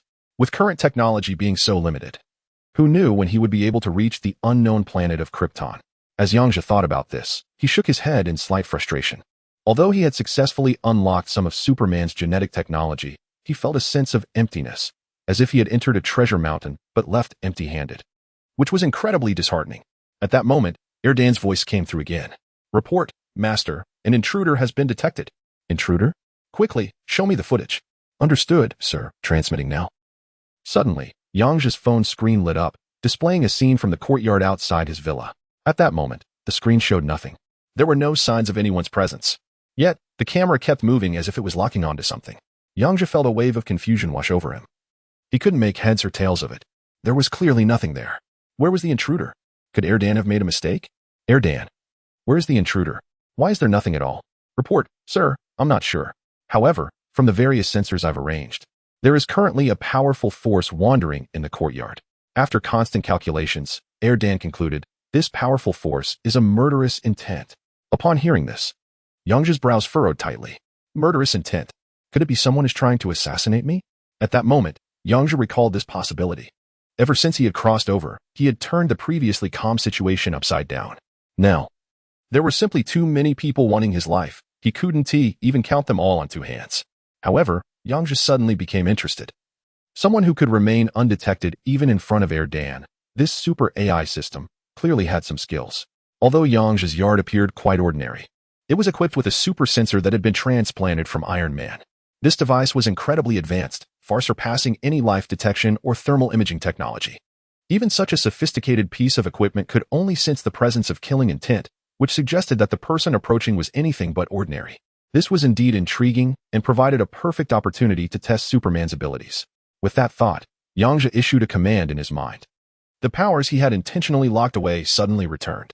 Chapter 88, The Wolf of the Night. Half an hour ago, Borogu arrived at the entrance of the upscale neighborhood where Yang Zhe lived. He was still dressed in his black leather jacket, but it was clear that there was a hint of ferocity on his face. After all, this was the most secure villa area in the Pineapple Kingdom, and there were actually guards stationed at the entrance. Borogu noticed that a squad of armed guards was standing vigil at the guard booth outside the neighborhood. As a gathering place for the nobility of the Polo Kingdom, the residents here were either wealthy or high-ranking officials. This meant that security measures were particularly stringent. After all, every resident here was someone whose safety was paramount. Not only was the entrance heavily guarded, but the security measures surrounding the neighborhood were also exceptionally tight. The high walls and electrified fences were just the beginning. There were cameras covering every inch with no blind spots whatsoever, ensuring comprehensive surveillance. Additionally, various sensors were placed around the area, ready to sound the alarm at the first sign of an intruder, prompting the guards to respond swiftly. However, such tight security was nothing to Borogu. As the world's top assassin, he had carried out numerous assassination missions, and he had never failed a single one. Although this villa area seemed impenetrable, to Borogu it was merely a facade. Since he began his career as an assassin, he had only received challenging missions. The number of political figures who had fallen to his hands was staggering. The most difficult mission he had undertaken was infiltrating an underground military base to eliminate an enemy leader. The defenses there were exponentially more stringent than here. Yet even that level of security had not been able to stop Borogu. He successfully completed the mission, taking down the enemy commander. The reason he could carry out these operations quietly was due to a rather unique ability he possessed. This ability allowed him to move freely in and out of any location without being detected. Although the name Wolf of the Night was known throughout the world, no one realized that the amiable-looking young white man before them was the feared assassin. Humph, just a small trick.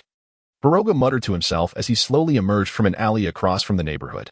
As he continued to step out, his figure began to blur gradually. By the time he fully exited the alley, Borogu had completely vanished. This was the special ability he had relied on for a long time: invisibility. He had possessed this ability since he was very young, and it had allowed him to pull off quite a few mischievous escapades. Later on, after he used this ability to deal with a bully who frequently tormented her, he completely fell from grace. When there were no tasks, Borogu was a fine young man. But once a mission came up, he transformed into a fearsome, shadowy wolf. Although the entrance was heavily guarded, Borogu had become completely invisible and swaggered right up to the community's entrance. The guards at the gate were quite diligent, standing straight with their guns, focused on their duty. They were completely oblivious to the intruder who appeared right before them. To his surprise, the security was indeed quite tight, with so many advanced devices at the entrance. Let us see: a life detection system, a thermal imaging system, a laser security system. They really invested a lot in these. But these are of no use to me. Seeing the sophisticated equipment at the entrance, Borogu felt a wave of disdain wash over him. Logically, even though Borogu was invisible, he was still a person, and he should be detectable by thermal imaging. However, his boldness stemmed from his confidence in his abilities. Borogu wasn't just capable of invisibility. He could also mask his presence and body temperature. Devices like the thermal imaging system and life detection sensors were utterly incapable of detecting him. As he stood in front of the guard, Borogu glanced at him, who remained unaware of the intruder standing just inches away. The guard was quite dedicated, but, "I'm going in," he muttered to himself, saluted the guard, and confidently walked through the main entrance into the villa area. Before departing for the kingdom of Belo, Borogu had already made thorough preparations. Yang Zhe, now a well-known figure worldwide, had all his information readily available online, especially regarding his residence. All Borogu needed to do was verify the authenticity of this information. After wandering around the community for a bit, he quickly found the standalone villa where Yang Zhe lived. Yang Zhe, you could at least be considered a billionaire. Yet you live in a place that looks like a prison cell. Seems like you are quite the coward. Little did Borogu know, Yang Zhe's reluctance to move wasn't out of fear, but simply because he was rather lazy. From Yang Zhe's perspective, it didn't matter where he lived in the kingdom of Belo. Even living in a palace would feel no different from this villa. Borogu had also prepared ample information about Yang Zhe. As for Yang Zhe's Iron Man armor, based on rough estimates from a group of experts outside, it could provide perfect defense against light weaponry. If someone genuinely wanted to assassinate Yang Zhe, they would have to do it in his home. After all, even in his company, Yang Zhe might be wearing his armor, but surely he wouldn't be wearing it at home. Even when at home, one wears armor, but there always comes a time to take it off.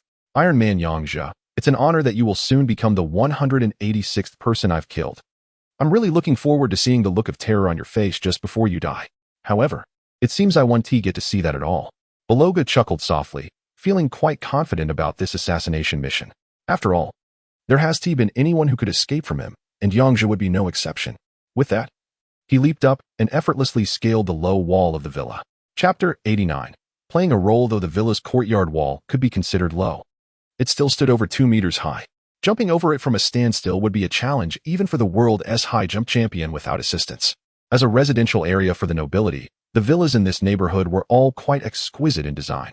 Unlike other places where villas featured small yards, the villas in the noble district boasted spacious courtyards.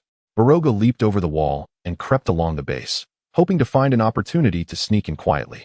However, he was unaware that his movements had already been detected by Yang Zhe's intelligent butler, Erdan. At that moment, Yang Zhe, having just unlocked his superhuman abilities, was closing his eyes to listen intently to the sounds around him. One of Superman's formidable powers was his super hearing and super sight. Calling them thousand-mile eyes and wind-sensing ears would not be an exaggeration. Although Erdan couldn't pinpoint the intruder's exact location, everything leaves traces of its presence. Indeed, as Yang Zhe listened carefully, he detected something unusual.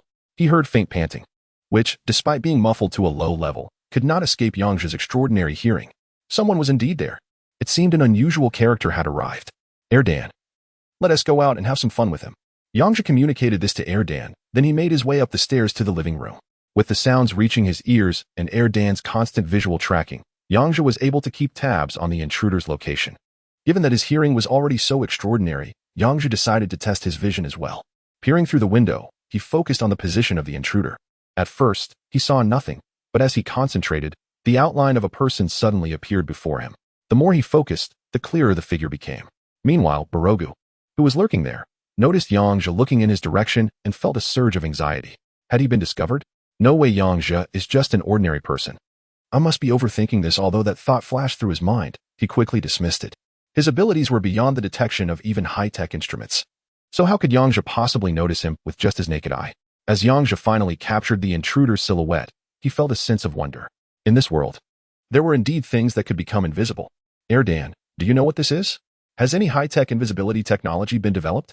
Reporting, sir. There are currently no materials in the world that can render something invisible. Although the Eagle Nation has conducted relevant research, it ultimately came to nothing. It's not high technology. Could it be this guy's ability? As Yang Zhe pondered this, he felt a surge of curiosity. He never expected that the superpowers portrayed by superheroes in movies could also exist in the real world. A wave of relief washed over him. Fortunately, back in the lab, he had the sudden idea to inject Superman's serum into his own body. Otherwise, with his original mortal form, he would have never been able to track down the intruder. He might have ended up not even knowing how he died. However, Yang Zhe was no longer the same. He had transformed into Superman. No matter who his opponent was, they all seemed like mere fodder in his presence, now that he had seen through the other's disguise. Yang Zhe quickly turned his gaze away and pretended to casually chat with Xiao AI. Zero, shouldn't we start preparing dinner? At that moment, AI Zero, who was watching TV, looked puzzled upon hearing Yang Zhe's question. It was barely past 3 in the afternoon. Wasn't he a bit early to be thinking about dinner? Young master, what is going on? Yang Zhe didn't elaborate, fearing that the intruder might overhear their conversation, even through the window. I've sent the grocery list to your phone. Just take care of it, he said before settling into the couch nearby. AI Zero blinked her big eyes, looking quite confused. She really couldn't figure out what Yang Zhe was up to today. But since he mentioned it, she quickly pulled out her phone and instantly understood. On her phone, a message read, "An intruder has entered the house. Go out for a bit, and I'll keep her entertained. Don't forget to leave the door open." Seeing this, AI Zero quickly closed her phone, visibly tense, just as she was about to look around for the intruder. Yang Zhe had already noticed her movement. Zero, what are you waiting for? Hurry up and go buy groceries. I'm starving. Thanks to Yang Zhe's reminder, AI Zero didn't act too strangely. Oh, okay, I'll go now, she replied, and, without changing her clothes, opened the door and left. Earlier, due to Erdan's prompt, AI Zero had not closed the door when she left. In the corner, Beloga noticed AI Zero leaving and also saw the door still ajar. Through the window, he could see Yang Zhe sitting on the couch, watching TV and occasionally bursting into laughter. Just as Yang Zhe had anticipated, Beloga could indeed hear their previous conversation in the room. You live like a spoiled rich kid. It's no wonder you'll die by my blade, Beloga muttered to himself, then drew a glinting dagger from his waist. This was no ordinary knife. It was a weapon left to him by his master, sharp enough to cut through steel. Most importantly, with his special abilities, He was essentially capable of hitting his target with deadly precision every time. At this moment, he slowly crept through the open door and made his way into Yang Zhe's room, preparing to eliminate the light bearer. Although Yang Zhe appeared quite casual, his keen hearing was constantly picking up on the intruder's movements. As the sounds around him shifted, Yang Zhe realized that the intruder had already entered his room. 1 step, 2 steps, 3 steps. Chapter 90. The power of the superhuman. Yang Zhe silently counted his steps in his heart, realizing there were at least a dozen steps from the entrance to the sofa. When he reached the 10th step, he suddenly stood up. He turned around, facing the doorway. At that moment, he could clearly see the outline of a figure standing about 5 meters away from him. Balue Ogu froze in place when he saw Yang Zhe abruptly stand up and turn around. Why did he suddenly turn? Has he noticed me? Just as Balue Ogu was feeling puzzled, Yang Zhe casually muttered, I thought it was Jiro coming back. Turns out it was just the wind. How annoying. Interrupting my TV time. After saying this, Yang Zhe turned back and sat down on the sofa to continue watching TV, occasionally bursting into laughter. Balue Ogu noticed the door creaking as a gust of wind blew through. Yang Zhe, just wait for your end. He thought about moving forward to take care of Yang Zhe with a quick stab and then leave the place. But after taking just a couple of steps, Yang Zhe turned around again. Seeing Yang Zhe turn, Balue Ogu instinctively glanced back, only to find nothing there, not even the wind. Confused, he wondered what was going on with Yang Zhe. Unable to contain his curiosity, he stepped closer to Yang Zhe and waved his hand in front of him, wanting to see if Yang Zhe could actually see him. To his surprise, after a couple of waves, a wide grin spread across Yang Zhe's face. Looking as smug as ever. What are you waving for? I'm not blind. Oh, I won't wave anymore. Balue Ogu blurted out, but then suddenly realized. Damn it, this guy must have known I was here all along. He was just pretending. Coming to his senses, Balue Ogu jumped back, leaping several meters away in a single bound. Yang Zhe was genuinely surprised to see Balue Ogu move so nimbly. He had clearly seen him jump back several meters. Even a long jump champion wouldn't have this kind of skill. Yang Zhe decided he wanted to keep this sudden assassin for further study. After all, he was currently delving into genetic science, and people with extraordinary abilities were just what he needed. It was hard to find such individuals normally. But now when it just appeared at his doorstep, how could he let him go? Wow, you can really jump. Do it again. Let me see. Yang Zhe crossed his arms, watching as if he were at a circus. Balue Ogu, who was usually a figure that instilled fear, found it unbearable to be treated with such disdain. However, his invisibility had basically become completely ineffective, so he decided to drop the camouflage and reveal his true form in front of Yang Zhe. Iron Man Yang Zhe, you were the first person to see me during my assassination attempt. Unfortunately, I must inform you that you will also be the last. Hearing this, Yang Zhe felt a sense of novelty. Especially seeing the arrogant demeanor of this young white man, Yang Zhe felt an urge to give him a good beating. So, does that mean I should celebrate? Baroga was encountering someone like Yang Zhe for the first time. Facing death, he was surprised that Yang Zhe could still say such things. Although he didn't understand how Yang Zhe was able to see through his invisibility, he could clearly see that Yang Zhe was only wearing a loose tank top.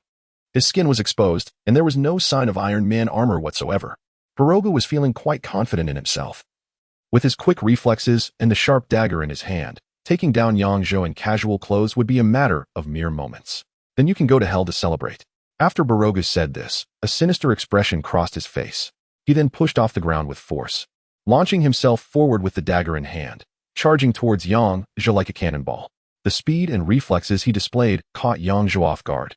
This kid's skills were on par with those martial arts experts seen on television. In the past, Yang Zhe might have bled out on the spot from such an attack.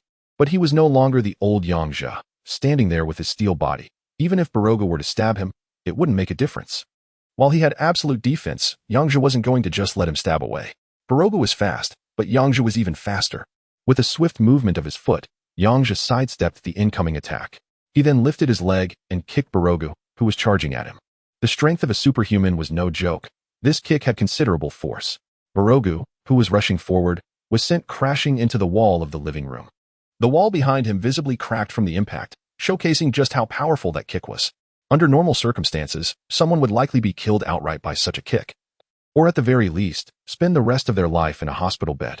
However, it was surprising that Baroga, despite taking such a heavy blow, was still alive. Though he wasn't dead, it was evident that he had sustained some injuries, as blood trickled from the corner of his mouth. At that moment, Baroga was utterly shocked.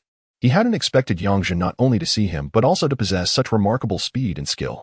Although that last kick seemed quite casual, he knew all too well how difficult it really was. To be able to accurately evade his attacks, while simultaneously intercepting him on his path, was nothing short of extraordinary skill. In Barlow's experience, he had never encountered anyone who could reach such a level. Even his own mentor would struggle to achieve something so terrifying. Damn it, how is Yang Zhe so impressive? The intel didn't mention he had any martial arts skills. Looks like this is going to be quite a hassle. Chapter 91. Are you dead? Speak up if you're not. Belogu struggled to his feet, and as he thought about his defeat, he couldn't help but clench his fists.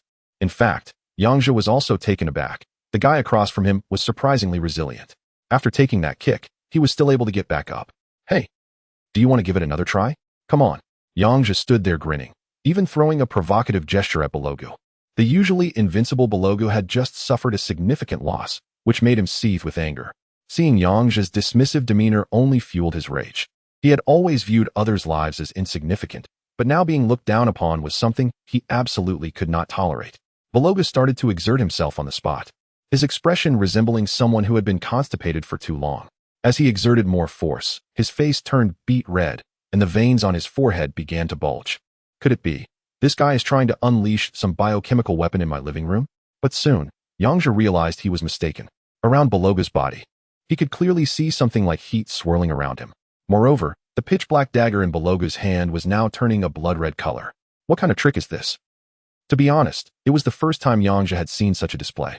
It looked just like those martial arts masters on TV demonstrating their inner power. Could this guy really be a martial arts master? Yang Zhe felt an increasing curiosity.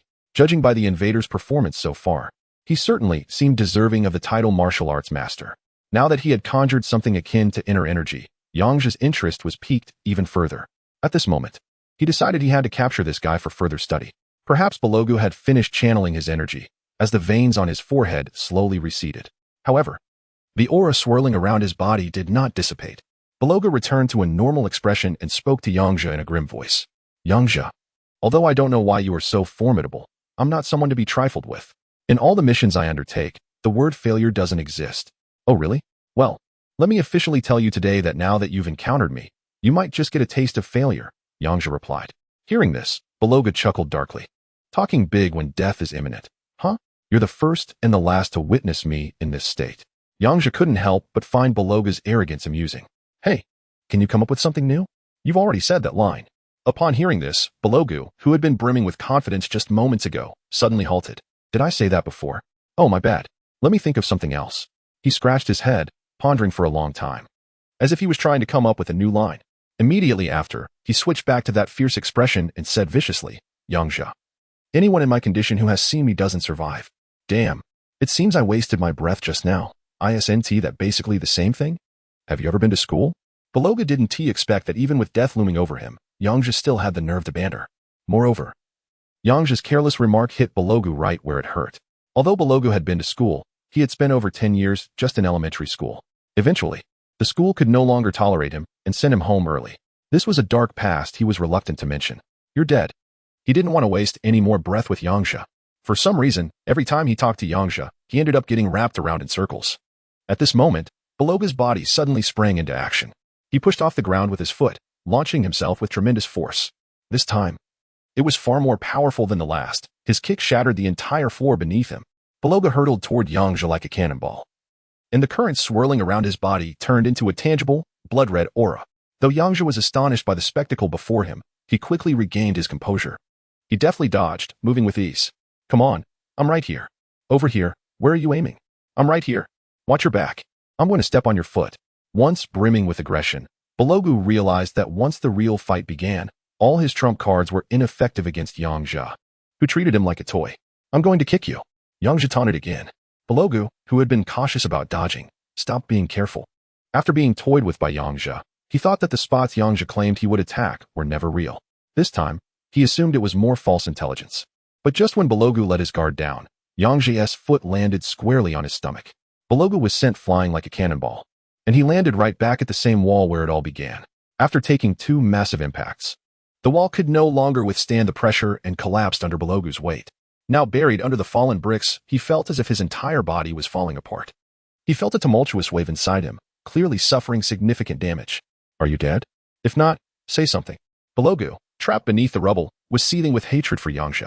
He clenched his fists tightly, only to realize that Yang Zhe's kick had shattered his energy reservoir. The energy within his body had completely dissipated, and he couldn't gather it anymore. It was only at this moment that he realized he was no match for Yang Zhe. If he stayed here any longer, not only would he likely fail in his assassination attempt, but he might also lose his own life. Struggling to push aside the rubble that covered him, Balogu crawled back through the hole into the living room.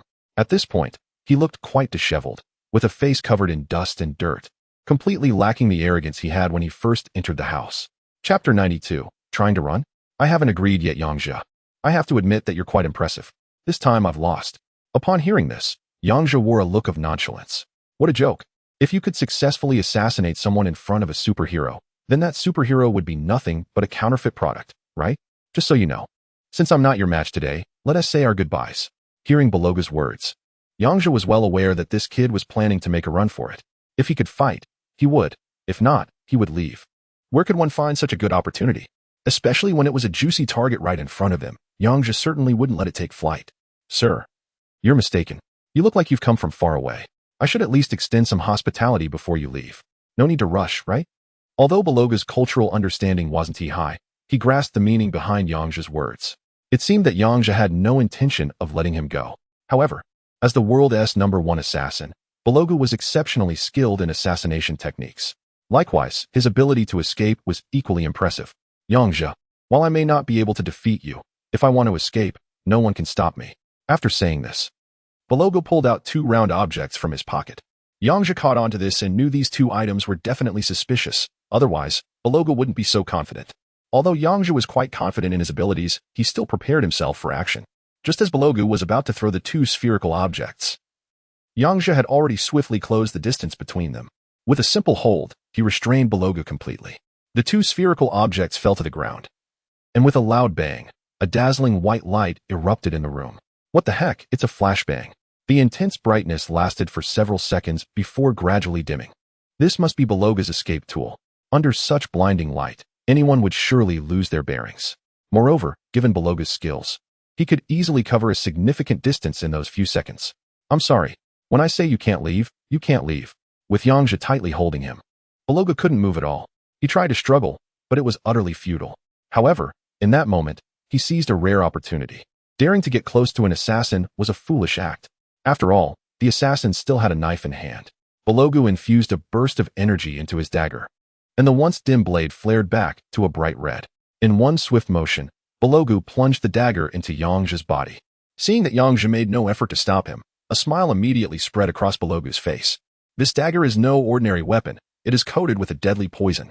Once it pierces flesh, the toxin will swiftly enter the body, and within seconds, the victim will be dead. Ha ha ha, Yang Zhe. You're far too careless, but before Balogu could revel in his moment of triumph, his expression suddenly turned ashen. What? It can't penetrate? This is a dagger that can pierce through steel. Yang Zhe was also taken aback. This guy was still putting up a fight despite his condition.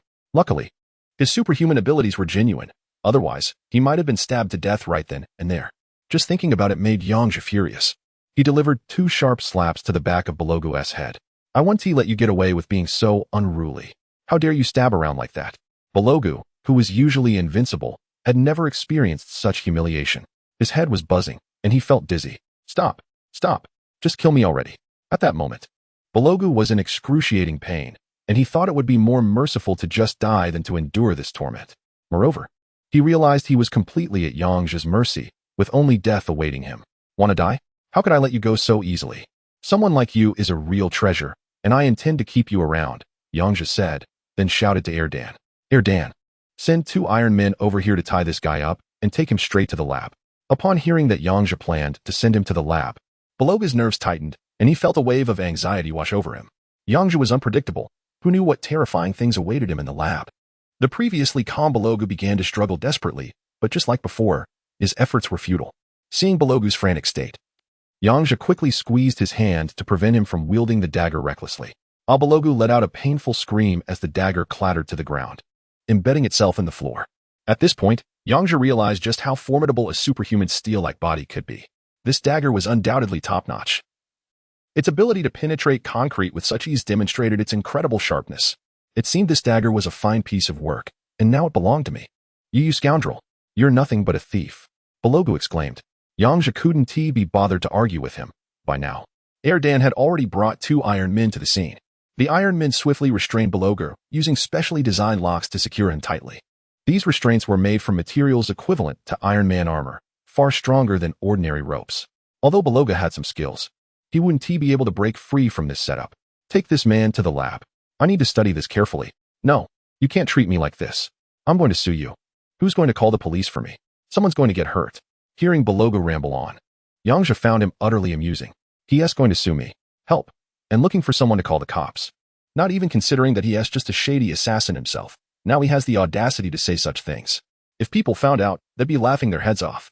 Yang Zhe couldn't be bothered to waste any more words with them, so he brought Iron Man along, and they made their way to the underground lab. Yang Zhe planned to thoroughly investigate what exactly this Beloga was. Chapter 93. Live test subject due to prolonged experiments. The entire basement had become quite cramped.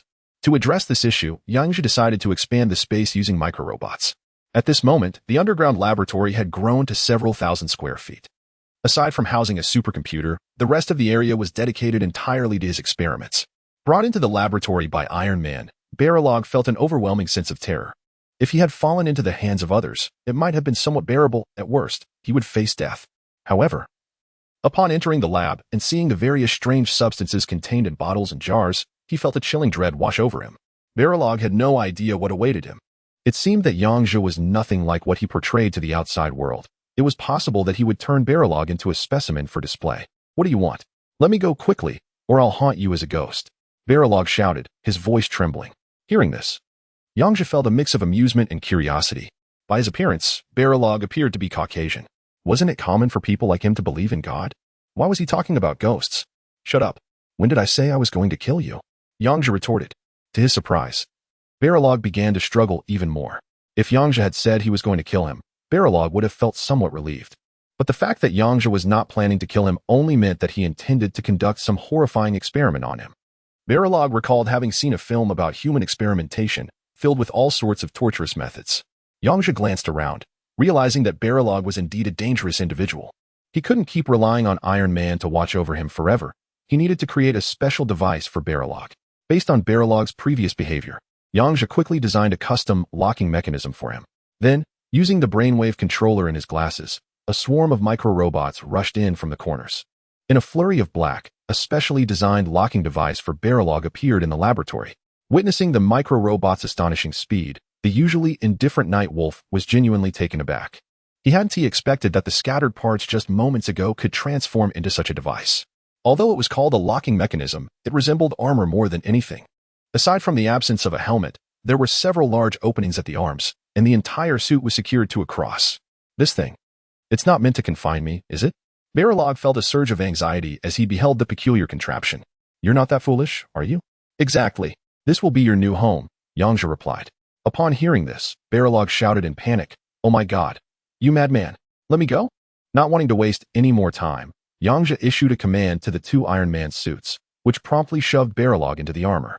You'd better be honest, or I might have to resort to my special methods. I'm afraid you'll find it even more unbearable than death. Seeing Yang Zhe's angry expression, a chill instantly crept into Berogu's heart. At that moment, he abandoned all resistance and nodded repeatedly. Just relax. There is no need to be tense. Noticing that the young Caucasian was no longer struggling, Yang Zhe tried to reassure him. However, it would be a lie to say that Beroga was nervous. Although he had stopped resisting, his eyes were wide open, staring intently at Yang Zhe. Yang Zhe, while saying this, held a large syringe the size of a flashlight in his hand. Hey, can you put that thing down first? I'm scared. You mean this? Yang Zhe looked at the syringe in his hand and raised it to his face. Yes, that one. Oh, no problem. I'll put it down once I'm done, Yang Zhe said, and without further ado, he plunged the needle into Berogu's vein. Still in his superhuman state, Yang Zhe was precise and ruthless with the injection. With skills like these, even the most experienced nurses in a hospital couldn't compare. As the vial filled with blood, Berogu's face, already pale from injury and repeated shocks, turned ghostly white after losing so much blood. Dan, is this enough blood? If not, I can take more, Yang Zhe asked casually, but to Berogu, it felt like a death sentence. This one vial almost drained him completely. If he took more, he might actually be bled dry. Just as Berogu was contemplating begging for mercy, Erdan's voice came through Yang Zhe's phone. Sir, for a long-term study, this is definitely not enough. That is not a problem. He is still here. I'll just take another vial. Hearing Erdan's words, Yang Zhe picked up another syringe. which was even larger than the previous one. Without hesitation, he prepared to stab it into Barogo. At that moment, Barogo was still in shock. My God. Yang Zhe is terrifying. The phone is actually talking by itself. Just as he was coming back to his senses, he saw Yang Zhe brandishing an oversized syringe in front of him, and he fainted from fear. He simply couldn't bear to watch his blood being drained from his body. Sorry, sir, I think I didn't explain clearly before. If everything goes smoothly, this amount of blood will be more than sufficient. Upon hearing Erdan say this, Yang Zhe quickly put the large syringe back on the table. Next time, be clearer when you speak. If I had started with that, this kid would have been drained dry. Although Yang Zhe wasn't particularly concerned about the fate of the young man who had come to assassinate him. However, Yang Zhe was still somewhat curious about the background of this young man. If he could leave one person alive, he would prefer it. After all, if he could tame this individual and have him by his side to carry out some special tasks, that would be quite beneficial. For now, let's take this kid down to rest. There's nothing for him to do here. After arranging for the two iron men to watch over him, they carried the unconscious Barlow into the empty room behind. Chapter 94. Super Antibody. Yang Zhe began to busy himself in the lab with Erdan. In order to analyze the situation regarding the blood in detail, Yang Zhe had already input all the knowledge and theories about superhuman genes into Erdan's system a few days earlier. A simple blood test wouldn't require such a large volume. They only took about 10 milliliters, and Erdan started the examination. When it comes to genetic matters, precision is crucial. Even for a super AI system like Erdan, the testing took several minutes. Erdan, is the test finished yet? Yang Zhe, waiting impatiently, couldn't help but urge. The initial testing is mostly complete, but some calculations are still ongoing. Please hold on. A few minutes later, Erdan's voice came through the phone. Report, sir, the results are in. Upon hearing this, Yang Zhe perked up immediately and eagerly asked, what is the result? How is it? Hurry up and tell me. According to the blood test, this person's genetic chain has been unlocked at 3 points. Hearing this, Yang Zhe nodded repeatedly. If the genetic locks hadn't been opened, the assassin wouldn't have such remarkable skills. Not only does he possess the ability to become invisible, but his strength and resilience are also exceptionally superior, abilities that are far beyond those of an ordinary person. Of course, these capabilities are still nowhere near Yang Zhe's superhuman physique. However, compared to an average person, this is undoubtedly an impressive existence. Especially now, Yang Zhe was particularly interested in Barogo's invisibility ability. With so many blood samples available, there was a possibility of researching methods to unlock the genetic chains. Although Yang Zhe didn't need those methods for himself at the moment, he could certainly use them for others. Eventually, in addition to the Iron Man army, he could create a special group of Nightwolves. Erdan, is it possible to create something that can quickly unlock genetic chains? In theory, yes. However, it requires continuous experimentation. Our current equipment is quite limited. Whatever you need, I'll prepare it. At this point, Yang Zhe had more than enough money. If something was needed, he could just buy it outright. Although his lab was somewhat rudimentary, with money, he wasn't worried about acquiring what he needed. I need a high-speed centrifuge, a blood exchange device, a gravity simulator. Erdan listed off several hundred different types of equipment. Hearing this, Yang Zhe felt a headache coming on. He recognized some of the items, while others he had never even heard of.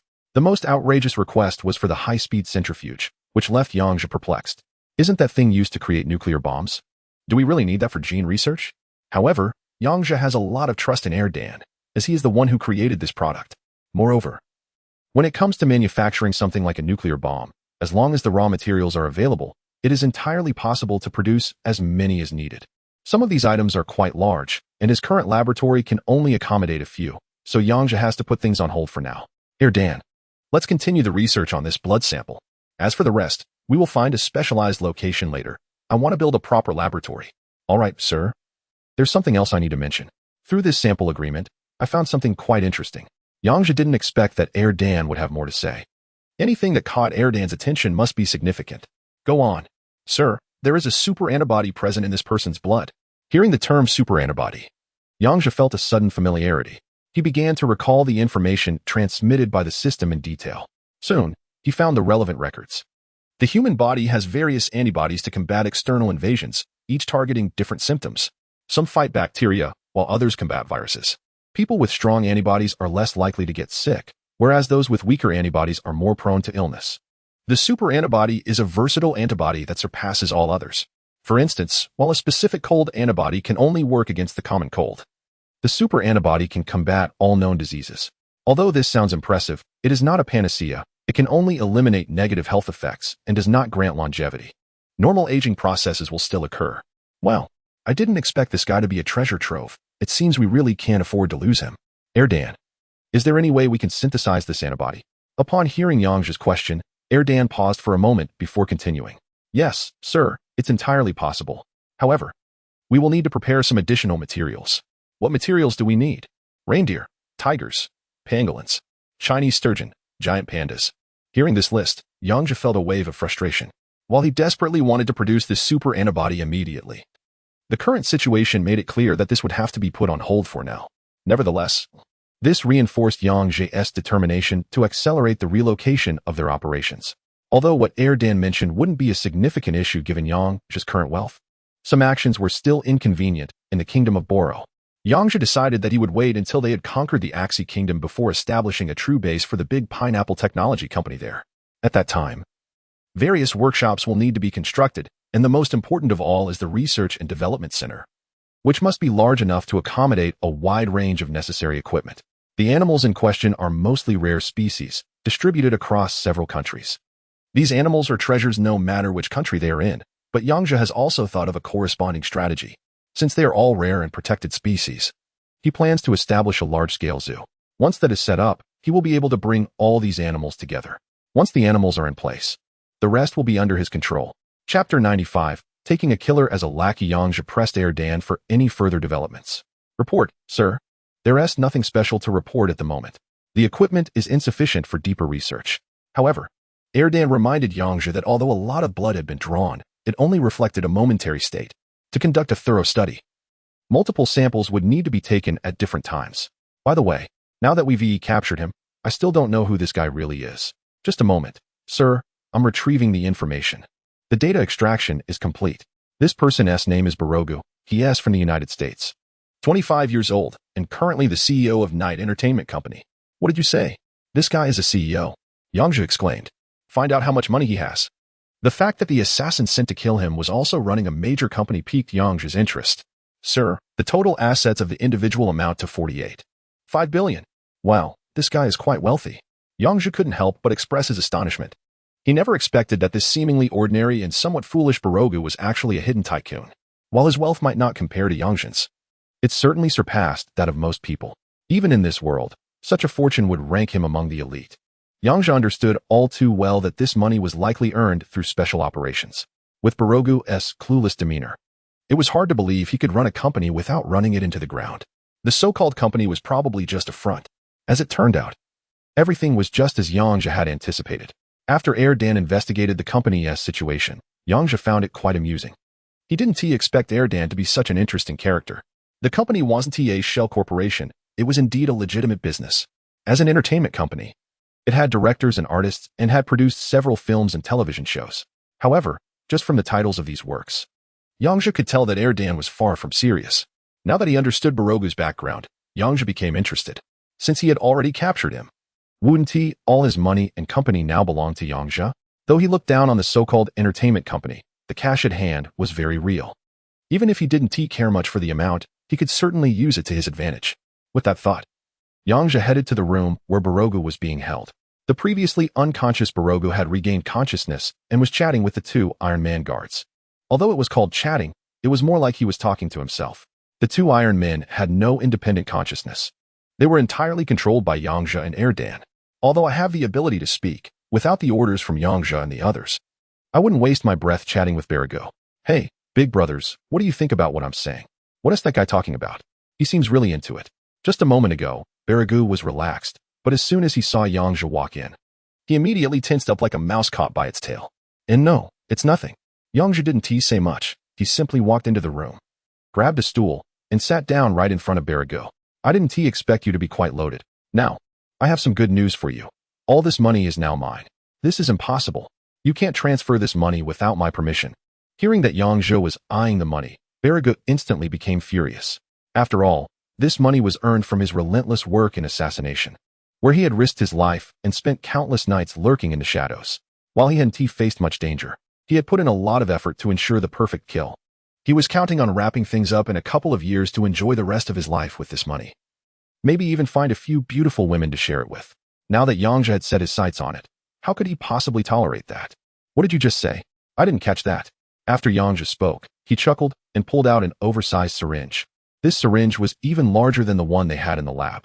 Upon seeing it, Baragu's face turned pale.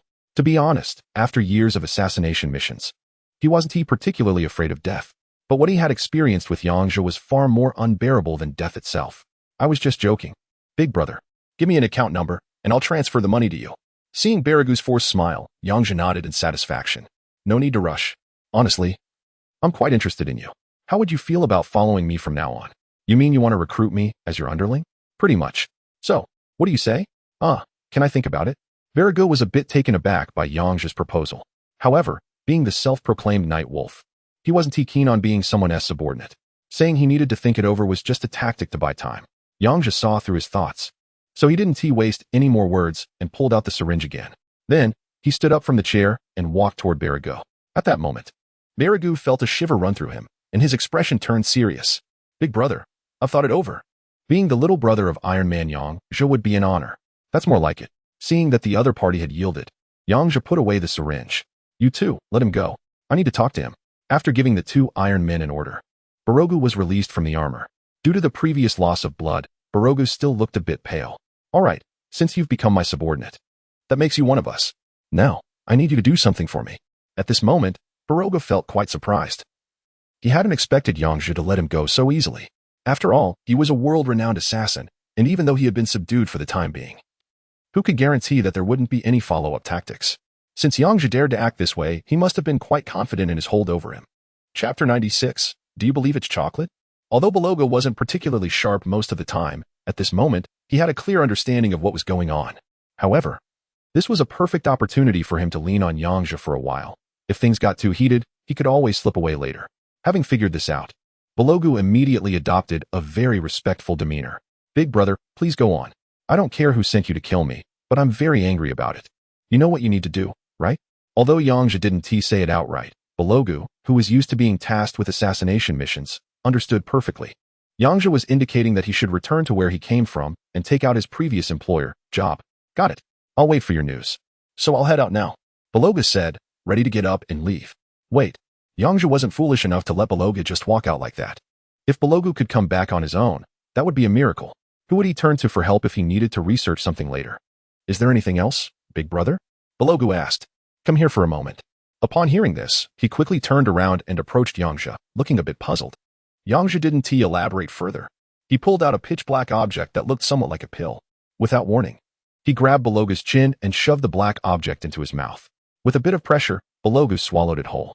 Once Yang Zhe released him, Baragu immediately began to cough violently, taking a while to recover. All right, you can go now. Big brother, what did you just make me eat? I'll just say it's chocolate. Do you believe me? Yang Zhe said with an innocent smile on his face. If he claimed it was chocolate, Baragu would never believe it. Even under duress, he had already grasped a bit of Yang Zhe's terrifying nature. From what he had seen in that laboratory, it was clear that the things Yang Zhe was researching were beyond comprehension. Otherwise, he wouldn't have been able to create so many groundbreaking technologies. This black pill was likely not something simple. He feared that if he did anything out of line, he would face dire consequences. Big brother, don't joke around. Don't worry, I will definitely complete the mission and come back. Then hurry up and get back. Remember, as long as you follow me, you're one of us. I always take good care of my own. Also, I'm not interested in your money. Just as Baragu reached the door, Yang Zhe's words stirred up a wave of thoughts in his mind. Suddenly, he felt that being Yang Zhe's subordinate didn't seem too bad after all. After all, Yang Zhe was quite the influential figure now. Spending too long in the shadows, it seemed appealing to finally step into the light. Soon, Baragu emerged from the villa area and found himself in a dark alley. He began to focus his energy, trying to ascertain what abnormalities were occurring within his body. But no matter how hard he tried, he couldn't detect anything unusual. At that moment, he was deeply engulfed in fear of Yang Zhe. A tiny object could be so terrifying. Even a top-tier expert like him couldn't uncover any abnormalities. Yang Zhe was indeed formidable. The substance he had just ingested must surely be cutting-edge research. Well, it seems like it's not so shameful to associate with someone like him. With this thought, Baragu resolved to stick close to Yang Zhe. However, he couldn't help but think that the reason he had ended up in this predicament was entirely due to Jobs from Big Apple Incorporated. That bastard Jobs actually sent me to assassinate such a freak. If I can't kill Yang Zhe, can I at least take you out? After muttering to himself, Baragu's figure began to blur and then vanished from the alley. In fact, Baragu was mistaken about one thing. The reason he couldn't detect any abnormalities in his body wasn't because of some high-tech substance that Yang Zhe had given him. As Yang Zhe had said, it was just an ordinary piece of chocolate. Yang Zhe had come to understand Belogu a bit during their interactions. This guy was clearly a bit of a fool. The more you tell him it's high-tech, the less he would believe you. If you said it was just chocolate, he would become suspicious. Nonetheless, Yang Zhe had made some preparations for dealing with such a dangerous character. Although it was just a piece of chocolate, it contained a super precise locator that he had brought from Iron Man. Once swallowed, it would automatically integrate into the human body, no matter where Belogu went in the world. Yang Zhe would be able to locate him with pinpoint accuracy. 3 days later, at Job's home, he was in high spirits. Even though the stock price of Big Apple had plummeted, he felt no worry at all. As long as Yang Zhe disappeared, he could stage a spectacular comeback. Dealing with such a troublesome character required professional help. Now Yang Zhe should be meeting his maker, right? Jobs couldn't help but mutter under his breath, then started humming a little tune. It's time for you to meet your maker. Hearing that familiar voice, Jobs suddenly felt a chill run down his spine. What is going on? How did you get into my house? To kill you, Belogu coldly replied, and then a dagger pierced through Jobs' chest. This was an ordinary weapon. The poison on it quickly spread throughout Jobs' body. Within seconds, an expression of disbelief crossed Jobs' face as he realized his life was slipping away. He died without ever understanding why the assassin he had hired for billions would turn around to kill him. The news of the assassination of the founder and chairman of Big Apple Incorporated in his own home quickly spread. Evidence from the scene indicated that the killer was none other than the world's top assassin, Nightwolf. With Jobs' sudden demise, the entire Big Apple Incorporated was thrown into chaos. The board members, who had always been self-serving and scheming, were only kept in check by Jobs' leadership. With his death, they immediately began to fight over the company's assets. At this point, Big Apple Incorporated stock price had already plummeted by a third following the loss of its leader. Essentially, Yang Zhe's Big Pineapple system had them in a chokehold. Chapter 97. The Kingdom of Axie declares war. Leading global high-tech companies have all become outdated products. Ever since the new system was launched, smartphone sales have plummeted and not a single unit has been sold since. Finally, thanks to the collective efforts of the board, the Big Apple company has successfully gone bankrupt. No one expected such a massive global entity to collapse so abruptly. Yang Zhe was well aware of the recent events. On this day, he was leisurely watching television in his villa, as usual. Sir, Belogu is here. Upon hearing Erdan's words, Yang Zhe quickly shifted into his superhuman mode. With his extraordinary hearing, he had already detected Belogu's footsteps. Sure enough, with the sound of the door opening, Belogu appeared. Big brother, I'm ready. It turned out that the one who tried to assassinate him was that guy Jobs from the Big Apple company. Initially, Yang Zhe had thought it was those bastards from the island nation. In fact, Yang Zhe had expected that the one who arranged for the assassin to come after him would be Jobs from the Big Apple company. If anyone hated him the most right now, it would definitely be those guys from the island nation. Logically speaking, it was completely understandable for them to send an assassin after him. But why hadn't they reacted at all, despite suffering such a huge loss? However, Yang Zhe's confusion was soon resolved. On the television, a news segment caught his attention. The screen showed a person in a general's uniform giving a speech. Yang Zhe recognized him as General Zhou Bapi, the leader of the rebel forces from the neighboring country, Axie. The heartless Big Pineapple Technology Company and the despicable Kingdom of BLO have exported inferior engines to our Axie. One explosion has directly claimed the lives of 3,000 of our soldiers, and I am furious about this, as is the public. I have decided to declare war on Big Pineapple Technology. I declare war on the treacherous Kingdom of BLO. Upon seeing this news, Yang Zhe found it quite amusing. Although Axie was currently embroiled in chaos, it was still a sovereign nation. It was unprecedented for such a country to declare war on a company. Yang Zhe's previous declaration of war against the island nation could be somewhat justified, but now they were going in the opposite direction, and that changed everything. Moreover, the reason they provided was utterly absurd.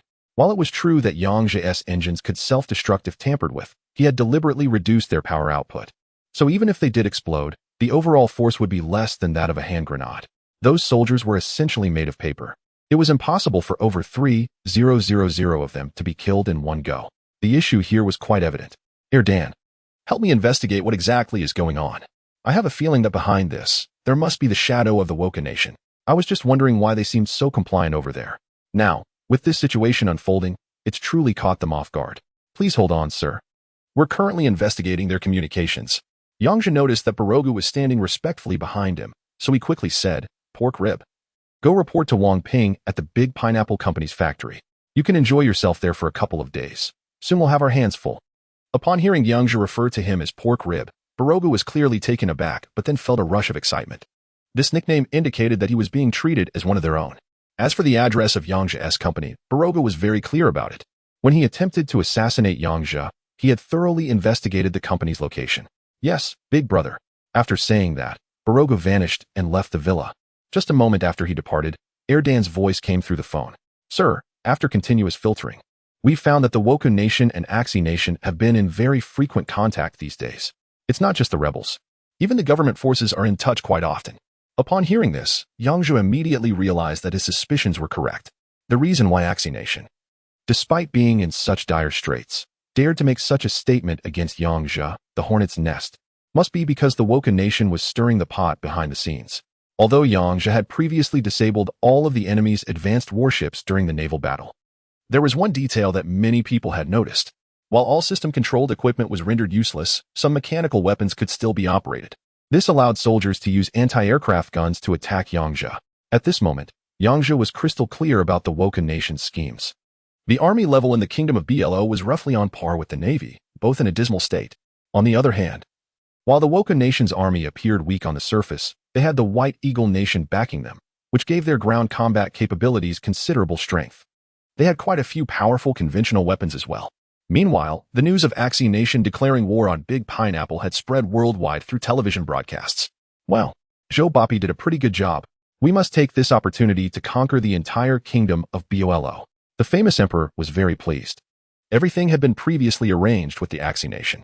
Little Dog Kuan, quickly send all our weapons over there. Whatever they need, we'll supply it in full. Aiming to plunge the entire kingdom of BOLO into chaos as quickly as possible. Yes, Little Dog Prime Minister responded and hurried off to make arrangements. Essentially, this time, the famous emperor's plan was flawless. All the operations this time were conducted secretly, with no sign of involvement from their side. As for the shipment of weapons to the Axi Kingdom, he had already thought of a justification for that. Regardless of what the other side was up to, he was simply engaged in legitimate arms sales, backed by solid contracts. No matter how things turned out in Axi, it would ultimately benefit their country. As long as they could significantly weaken the power of the BLO Kingdom, it would be a huge win for them. When both sides were left battered and exhausted, their country could easily take advantage of the situation. Unlike naval battles, the scope of land warfare is much larger. Yang Zhe's Iron Man is impressive. But in such a vast battlefield, how much can he truly cover? Chapter 98. The crisis of the Kingdom of BLO. The reason why the Woku Kingdom could make such a significant move was partly due to the tacit approval or not of agreement from the Eagle Nation. During the last naval battle, the Eagle Nation's ace defense system, the Thor Shield, suddenly became inoperable. To make matters worse, they were given a ridiculous excuse that they had to accept. Although the Eagle Nation claimed to be unconcerned about the opinions of the Woku Kingdom, it was still their subordinate and deserved some form of reward. Therefore, when the Woku Kingdom revealed its plans, the meddlesome president of the Eagle Nation readily agreed. It can be said that the Woku Kingdom's calculations were quite clever. The Axi Nation and the Kingdom of BLO are neighboring countries with a relatively long and narrow border. Most importantly, both countries are situated in a broad plain area. Once war breaks out, all borderlines would become battlegrounds. Although the Woku Kingdom's plan seemed perfect, they overlooked one crucial factor. The length of the front line had little impact on Yang Zhe, regardless of the presence of Iron Man on his side. Conventional weapons posed minimal threat to him. Moreover, if he wanted, he could easily locate the enemy's stronghold using Iron Man. There would be no need for much effort. Just eliminating the enemy's leader would send the remaining minions into chaos. Despite the apparent division of the Axi Nation into two factions, if these two leaders were to be killed, the nation would likely splinter into many small powers, leading to a complete collapse of the so-called war. Although they engaged in civil war under their respective banners, the fundamental goal remained the same: to vie for power, wealth, and territory. It was not just the two leaders who thought this way. The people beneath them certainly harbored similar sentiments. Yang Zhe had been closely monitoring the situation in the Axi Nation for a long time, so he was well aware of these dynamics. In fact, after the Axi Nation issued its declaration of war, he planned to launch a surprise attack. Not only did he have the powerful Iron Man on his side, but he also had the Nightwolf under his command as a subordinate. If all else failed, he could orchestrate an assassination, which would surely throw the enemy into disarray. Over the past few years, thanks to Qin Ruoxue's efforts, the international status of the Kingdom of BLO had gradually risen. Under normal circumstances, such a significant event would prompt many countries to come forward in support. However, surprisingly, all nations remained silent. This was partly due to Yang Zhe's influence. Since the Great BLO system was implemented, While it brought immense convenience to the public, it had also caused considerable losses to various countries. Among them, the Eagle Nation suffered the most, as both the robotic system and the Great Apple system were products of the Eagle Nation. Now, the Big Apple company has gone bankrupt, and the robot has been left in a state of near destruction. Fortunately, the robot company, besides its systems, has other business operations to support it, so it won't face bankruptcy, but it has certainly fallen from grace. As for other countries, while they may not have the presence of these two tech giants, they have invested heavily over the years to develop their own systems, aiming to free themselves from the constraints of these two systems. They have made some progress, but the release of the system by Big Pineapple Company has completely undermined all their investments. As a result, some have started to stir the pot.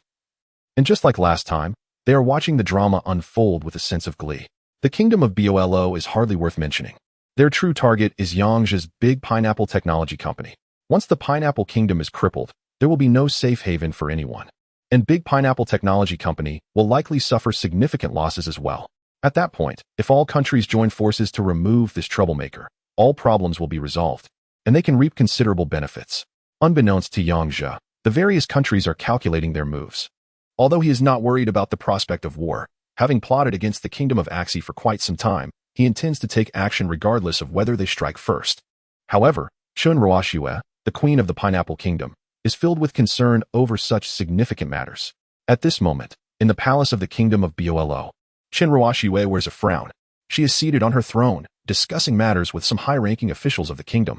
Even though the reasoning from the Kingdom of Axie is somewhat absurd, they all know that the crazed individuals on the other side are not to be trifled with. If they don't take some measures, a great war is imminent.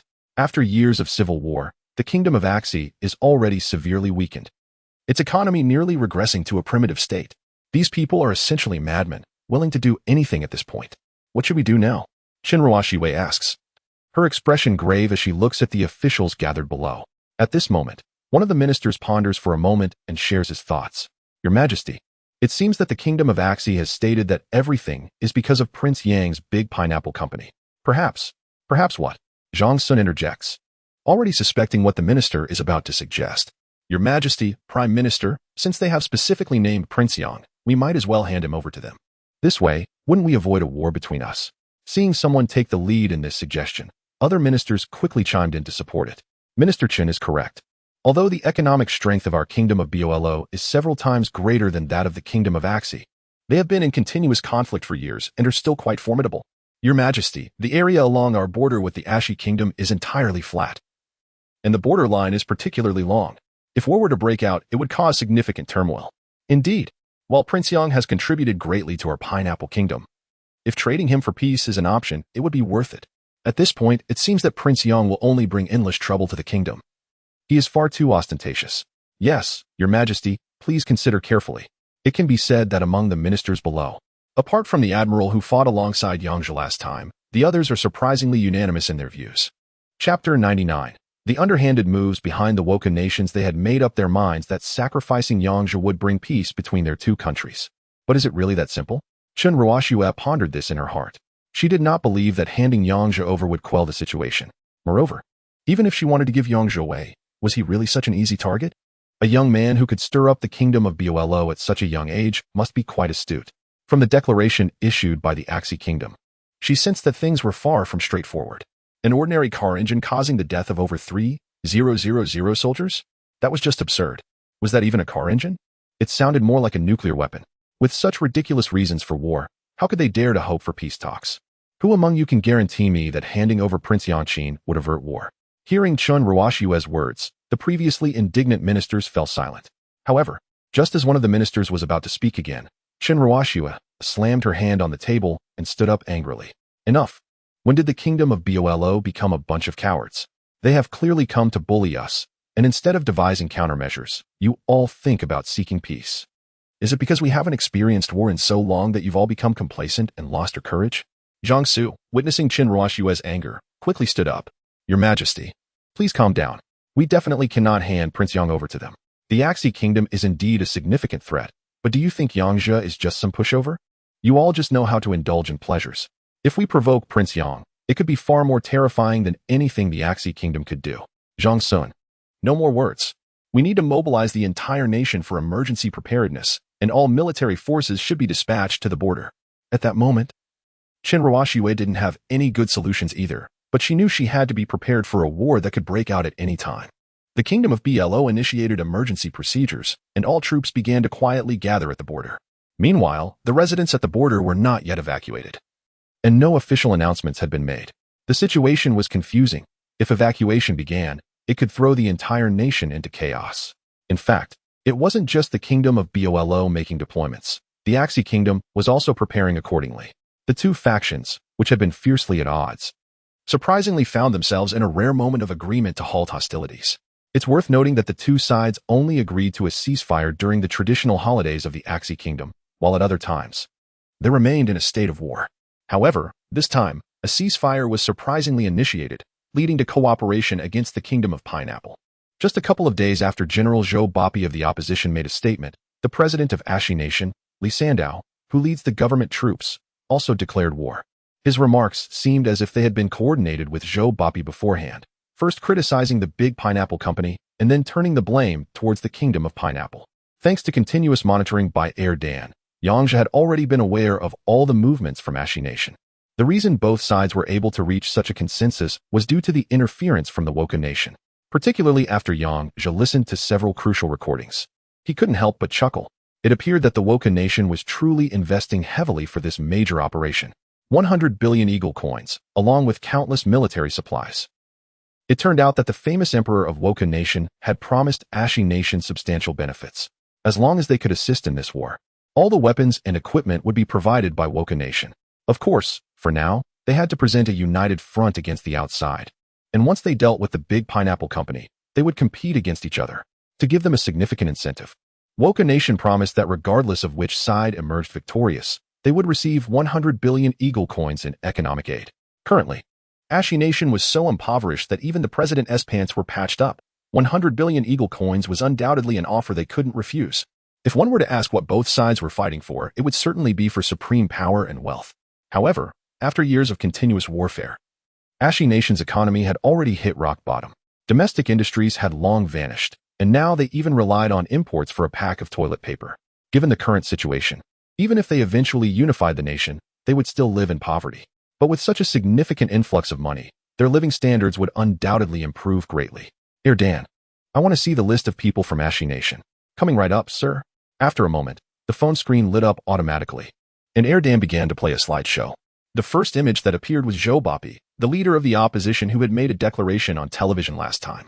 Zhou Bapi, the #1 figure of the opposition, now occupied more than half of Axie Nation, with a military force of 300,000. As the avatars of various figures flashed across the phone, Yang Zhe gained a preliminary understanding of all the upper echelons in Axie Nation. They could all be eliminated when the time came.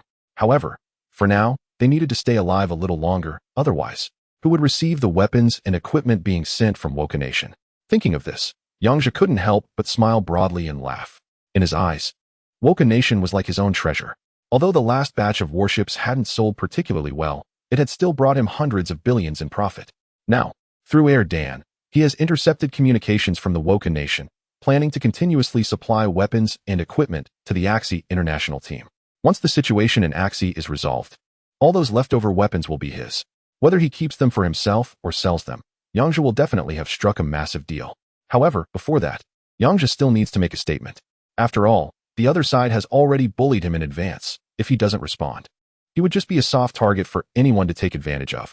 Chapter 100. I am a merchant. Just as he was about to find Wang Ping to arrange a press conference, Dan's voice came through again. Sir, the Queen of the Blo Kingdom has arrived. Oh, I see, Yang Zhe replied, allowing AI Zhiro to go answer the door. At that moment, Shinra was still with her old partner Zhang Sun, and under AI Zhiro's guidance, they made their way to the living room. Young Master, Her Majesty the Queen and the Prime Minister are here. It was obvious, without needing to guess, that their visit was related to the situation in the Axie Kingdom. After inviting them to sit down, Yang Zhe began to feign curiosity. Please, what brings you here? Yang Zhe, I want to know what your plans are, Shinra said. Her expression serious. Although she had been quite resolute in the palace, determined to engage in this battle, she was feeling rather uncertain about it now. Just as the ministers under her had mentioned, the Axie Kingdom was filled with barefoot madmen, fiercely strong in battle. Meanwhile, the soldiers of the Blo Kingdom had not experienced war for many years. It was hard to say how effective they would be in combat now. What does Her Majesty mean by this? I'm having trouble understanding, Chen Ruoxue said, feeling a bit angry that Yang Zhe was still joking around. As a qualified mediator, Zhang Sun quickly stepped in to ease the tension. Prince Yang, we actually came today to seek your advice on the situation with the Axie Kingdom. Of course, Yang Zhe had no intention of revealing his own plans to them. Right now, he just wanted to distance himself from the Bolo Kingdom as quickly as possible and pursue his own agenda. What you said, Prime Minister Zhang, is an exaggeration. I'm just an ordinary merchant. What can I do? Yang Zhe maintained a smile. Prince Yang, please stop joking. We are all in the same boat here. What can I do? I have no troops or weapons. Wouldn't you agree, Your Majesty? After saying this, Yang Zhe cast a meaningful glance at Chen Ruoxue. His words were quite clear. You have plenty of weapons and enough manpower, so why are you asking me?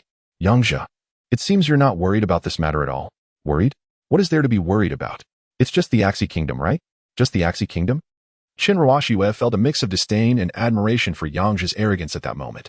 Although Yang Zhe's technological prowess had previously caused the navy of the Woku Kingdom to suffer a significant defeat, this time was different.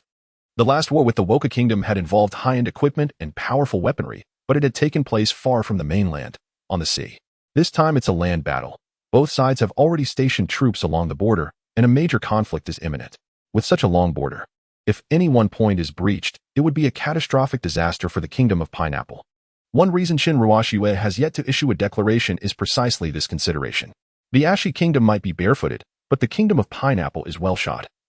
And those shoes are quite classy. Once news of the war breaks, the domestic chaos will be enough to keep her busy. Do you understand what it means to go to war with the Axie Kingdom? It means the entire country will descend into turmoil. Since you pride yourself on being a businessman, you surely realize that being in a state of chaos would have a significant impact on you as well. Don't let Chen Ruoxue's youth fool you. She is incredibly adept at psychological tactics. If this were a typical businessman, they would have already capitulated. However, Yang Zhe is not like those ordinary people. At this moment, he holds a trump card tightly in his hand, no matter how the other side plays their cards.